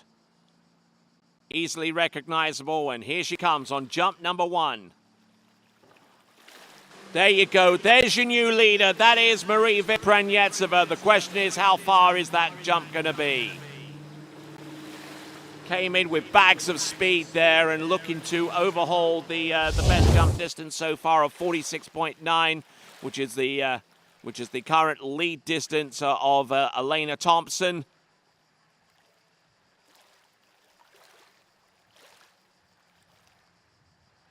So the distance coming up, it's 49.5, 49.5. She has the lead, 49.5. And she is through to the next round of the competition with that distance. But she has a lot more left in the tank, as is proven by some of her previous year's jump distances.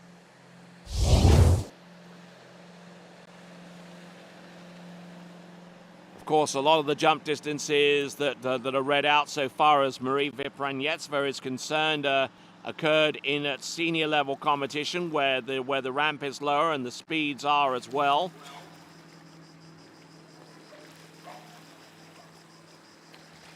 Marie Vypranetsova has excelled at Recceto, at Bottas Ski and the Europe and Africa Water Ski Championships,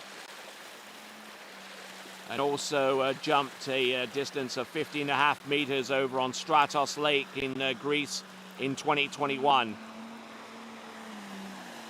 Let's have a look and see. Here comes Marie Vypranetsova.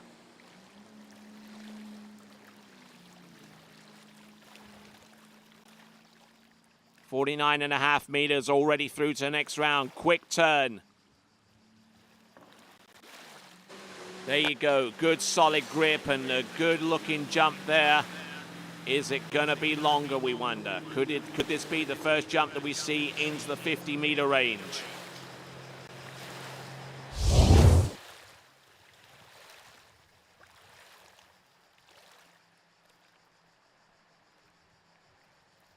Distance coming through, and the answer to that question is yes, 50.5 meters, or 165 feet, 50.5 meters for Marie Vyprenyetseva on jump number 2. Just absolutely buries everything into that jump. Comes into the landing and establishes a new lead score. Now, so far as the overall competition is concerned, in the jump event, obviously, Elena Thompson being an overall competitor and with the best jump among her peers in the overall competition, has the 1,000 points. But we'll really see some competitive action once the slalom event takes to the water tomorrow. We'll have a much clearer idea of who is a true contender and who's on the outside looking in so far as the overall competitions are concerned. All right, here we go, folks. This now is Marie Vyprenyetseva on jump number 3.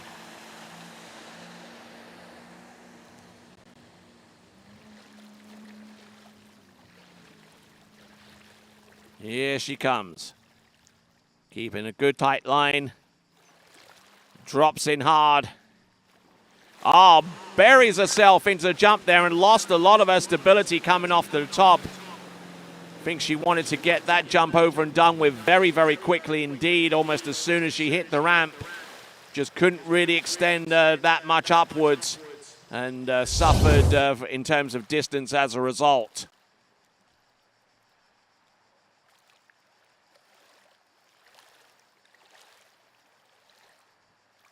So Marie Vyprenyetseva, a 46.9 meter jump, 46.9 meters. Funnily enough, that was the best jump distance from Elena Thompson a few minutes ago. But her best is 50.5, and that currently has the lead. And just didn't really get anything off the top of the jump. She had the speed, but no lift at all. All right, then. So that was Marie Vyprenyetseva, currently in the lead with 50.5. And we now come down to our final jumper coming to us out of Germany. It's going to be Janina Bonnemann-Meckler, and we will see her next. What if I told you there was a place where the sounds of nature are only broken by the roar of a boat? Place where that summer feeling lasts all year long. Place where the Florida sun is only outshined by the smiles of the skiers. A place where first-time skiers can ski alongside world champions, and the world-class coaches work with all levels of skiers. What if I told you there was a place where life slows down, and your only job is to make lifelong memories? That place is Swiss Water Ski Resort.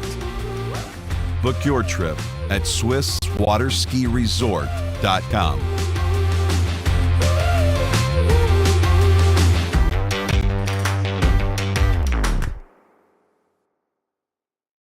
All right, here we go. Got Janina Meckler, originally from Germany, but now residing in Charlotte in North Carolina. Our final 3 jumps of the day to round off today's first action of these championships.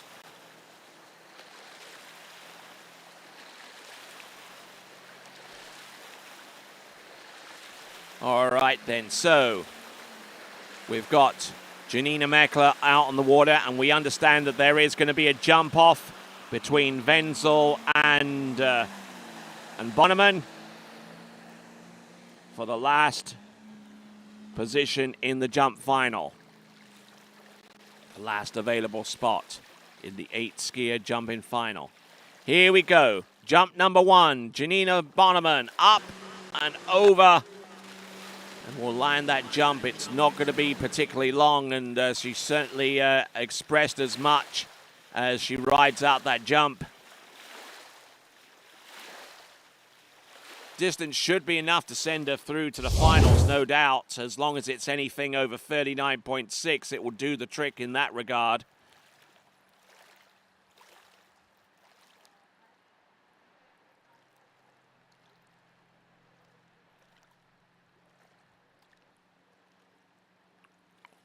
Okay, so jump number 1, it's a 45.2 meter jump. It should be enough to send her through. From what I understand, and with 2 jumps remaining, it was a fast segment on jump number 1. Now, if she jumps it with the remaining 2 jumps, then she will not have a re-ride based upon that fast segment. However, if she jumps less than 45.2 meters with either jump number 2 or jump number 3, then it could go to a re-jump. Now, so far as the distances that she has been producing out there, she's been jumping essentially over 50 meters for much of the season. Her best jump of the season is a 51.3 meter jump, and she produced that in the Masters qualifying competition.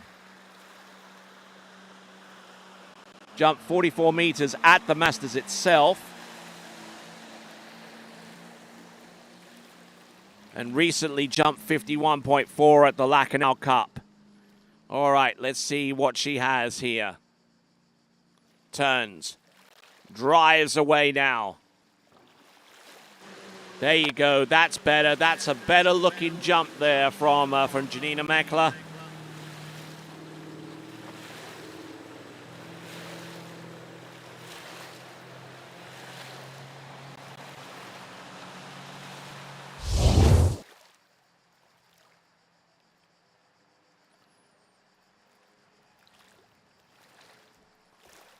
So the distance coming through any moment now, and this will negate the need for a re-jump. It's 47.7 meters.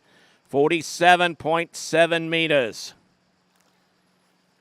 And that currently puts her in the lead in the overall competition. However, if she is looking to try and break records so far as the world overall record is concerned, then it's really putting some pressure on what she could potentially need to slalom in order to get close to that world overall record that stood for the last 11 years now, courtesy of Natalia Berdnikova. There is your current leaders right now. Vypranyetsova with 50.5 meters, your leader.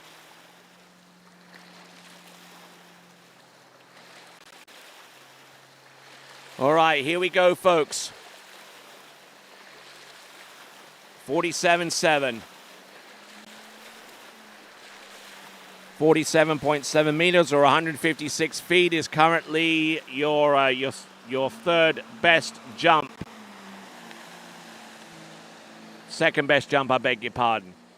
Because Marie Vypranyetsova is still in the lead on 50.5 meters. And that's going to come under some serious challenge here with Janina Meckler coming in on jump number 3. Injured for much of last year, unfortunately wasn't able to compete in the European Championships last season in Rocheto, but is fully fit here and showing her prowess in the tricks and the jump event, as you can plainly see. That is Janina Meckler, but it's not the last that will see a member of her family take to the water and jump, because we have got a jump off. So 47.5 meters on jump number 3 there for Janina Meckler.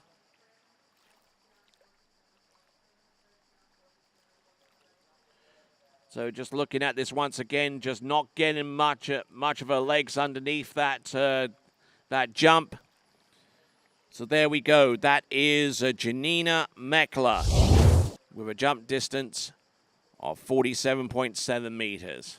Now, Our next set of competitors are jumping off on the strength of their tied distances of 46.9.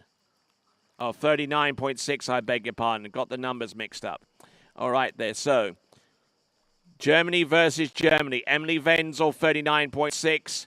Carlotta Bonneman, 39.6. They're both jumping off for their 8th and final spot. Katrine Anderson with 41.2. She's in.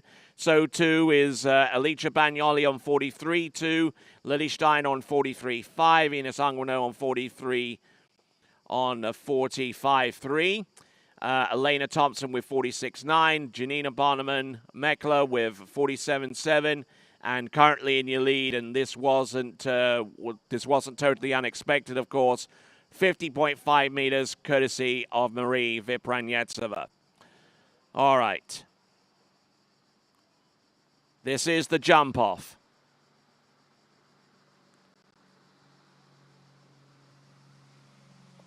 Now, the added complication to this jump off, both of them are jumping at 1.50 meters. Each of them jumped in separate series at the same ramp height, so there's not going to be any movement with ramps in between each of them jumping. So it's Germany versus Germany. And each one of our German competitors is a team skier. And when we return, we'll have Emily Wenzel taken to the water next in the jump off.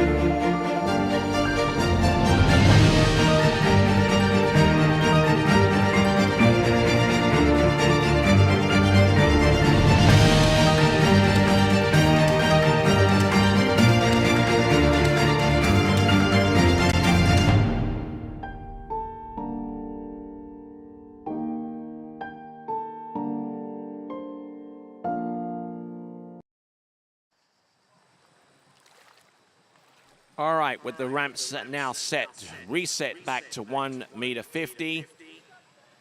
And our chief judge there on dockside just emphasizing the point that each competitor gets 2 jumps.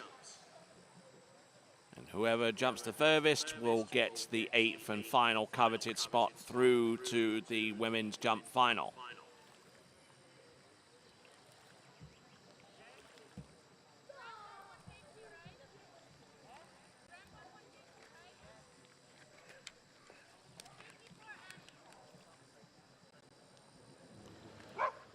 So, Emily Wenzel on the water right now, as we see a couple of our French friends along the shoreline, Virginie Sorti and Christophe Duverger.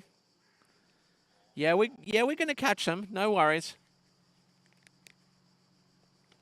And just a reminder to you that under the rules of the runoff, if they do exceed their original jump distances, it will not be applied as such. The only reason why we have the runoff to starters is to separate 2 competitors with the same score. But so far as the scoreboard is concerned, both competitors have a distance of 39.6 in round 1. So no way to improve upon the scoreboard distance. This is just purely to separate one from the other. And the first one from the other is Emily Wenzel.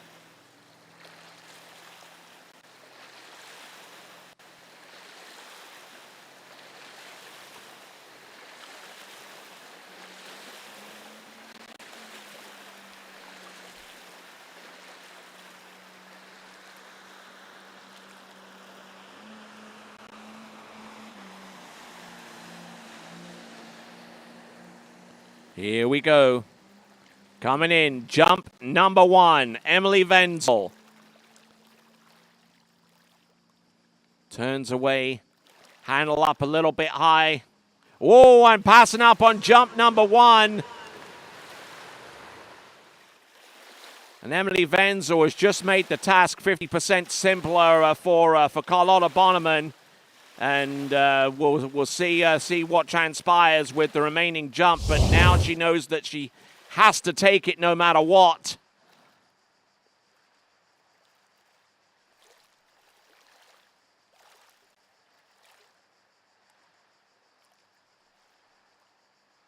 So just looking at this, edging away from the towboat.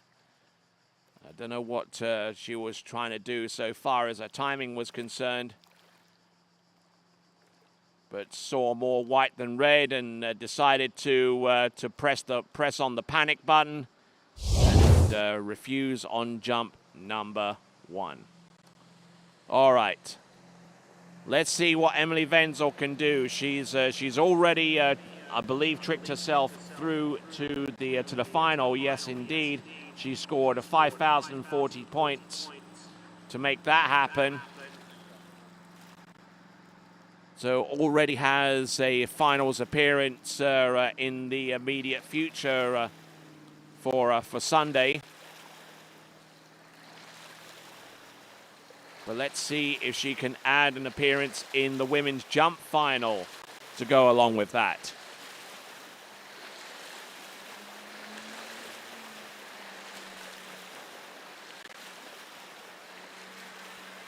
Here comes Emily Wenzel.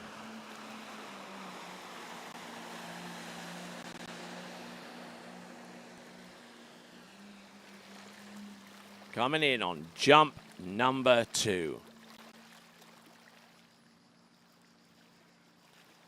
Turns, drives in. Does she see more red than white? Certainly does. Now, does she land and ride it out? Oh, yes. Is it going to be enough? Is it going to be a high enough target for Carlotta Bonneman to attack?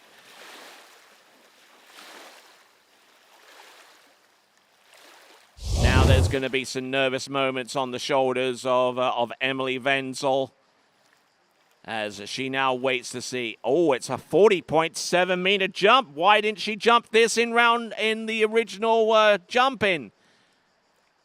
40.7 meters.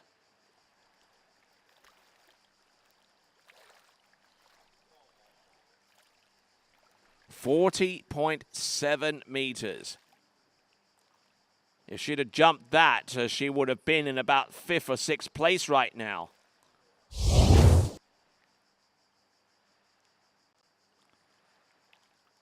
So let's see what transpires. Carlotta Bonneman takes to the water in just a moment or so, and we'll catch up with her next.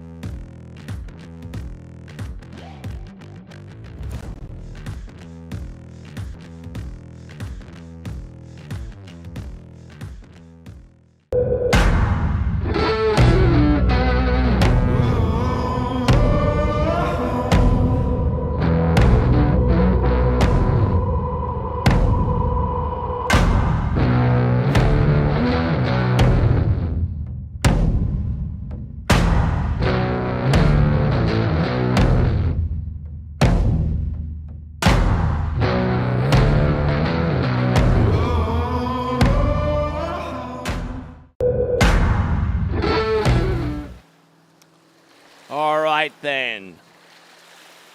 Jump number 1 of 2 in this jump off. She needs a jump that exceeds her season's best to make it through to the next run, because her season's best up to this point is 40.7 meters, the exact distance that she needs to supersede in order to make it through to the women's jump final. Here she comes, Carlotta Bonneman, on the outside looking in so far as the women's trick finals are concerned, but looking to try and redeem herself a little bit on jump number 1.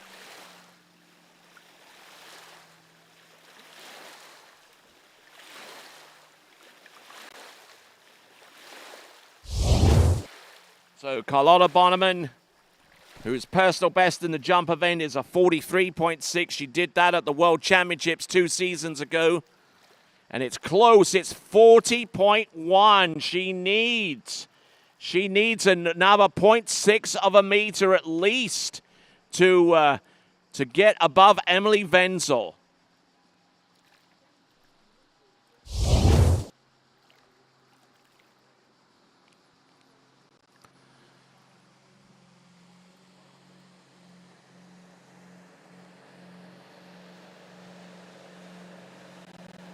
So Carlotta Bonneman now is in deep, deep thought right now.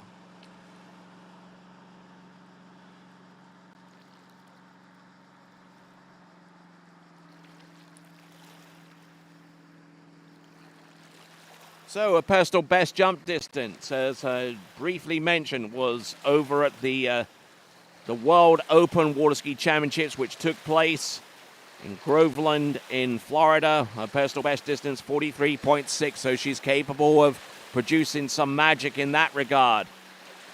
Well, let's see if she can do it here and now. She's jumped 40.1 with the letter O.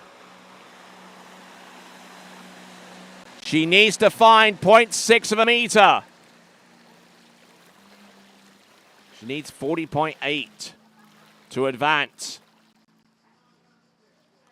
Turns in, drives off the second wake. Come on, drive off the top of the jump. Is that going to be enough? It is going to be very, very close. Carlotta Bonneman skis into the dock. Does she have the distance? Does she have the distance? We all look out towards the scoreboard. It's 39.1. Emily Wenzel advances. Emily Wenzel advances with 40.7 meters. And Carlotta Bonneman, for the second event in a row, is the last one out.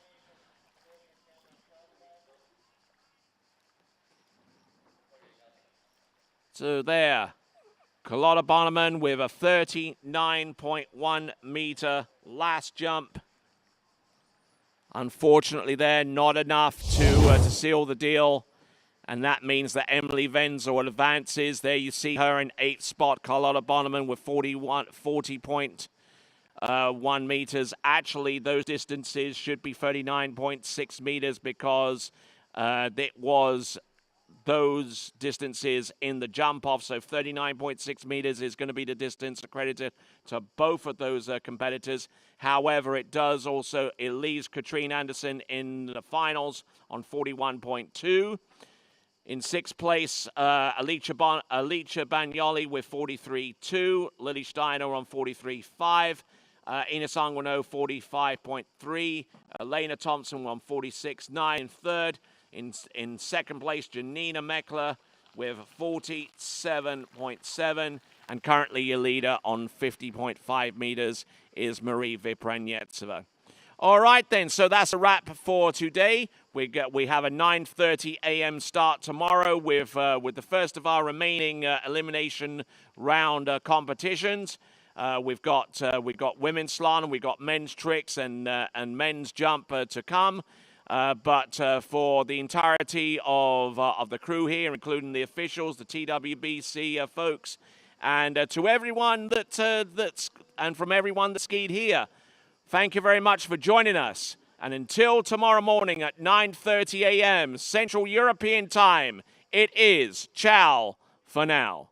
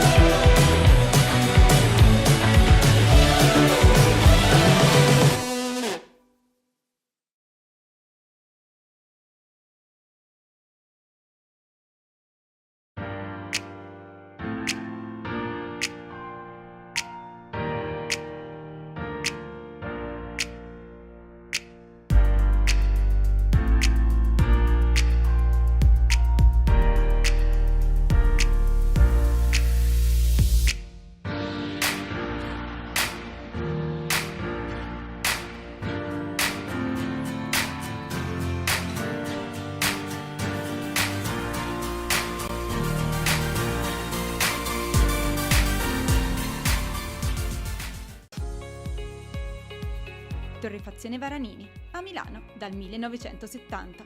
Specializzata nella realizzazione di miscele, bar e vending di alta gamma garantite da un sistema di qualità certificata. La tostatura lenta ed accurata delle migliori origini di caffè, arabica e robusta assicura un ottimale sviluppo degli aromi per un risultato ineguagliabile in tazza. Caffè Varanini, al bar, in casa o in ufficio. Una storia di gusto.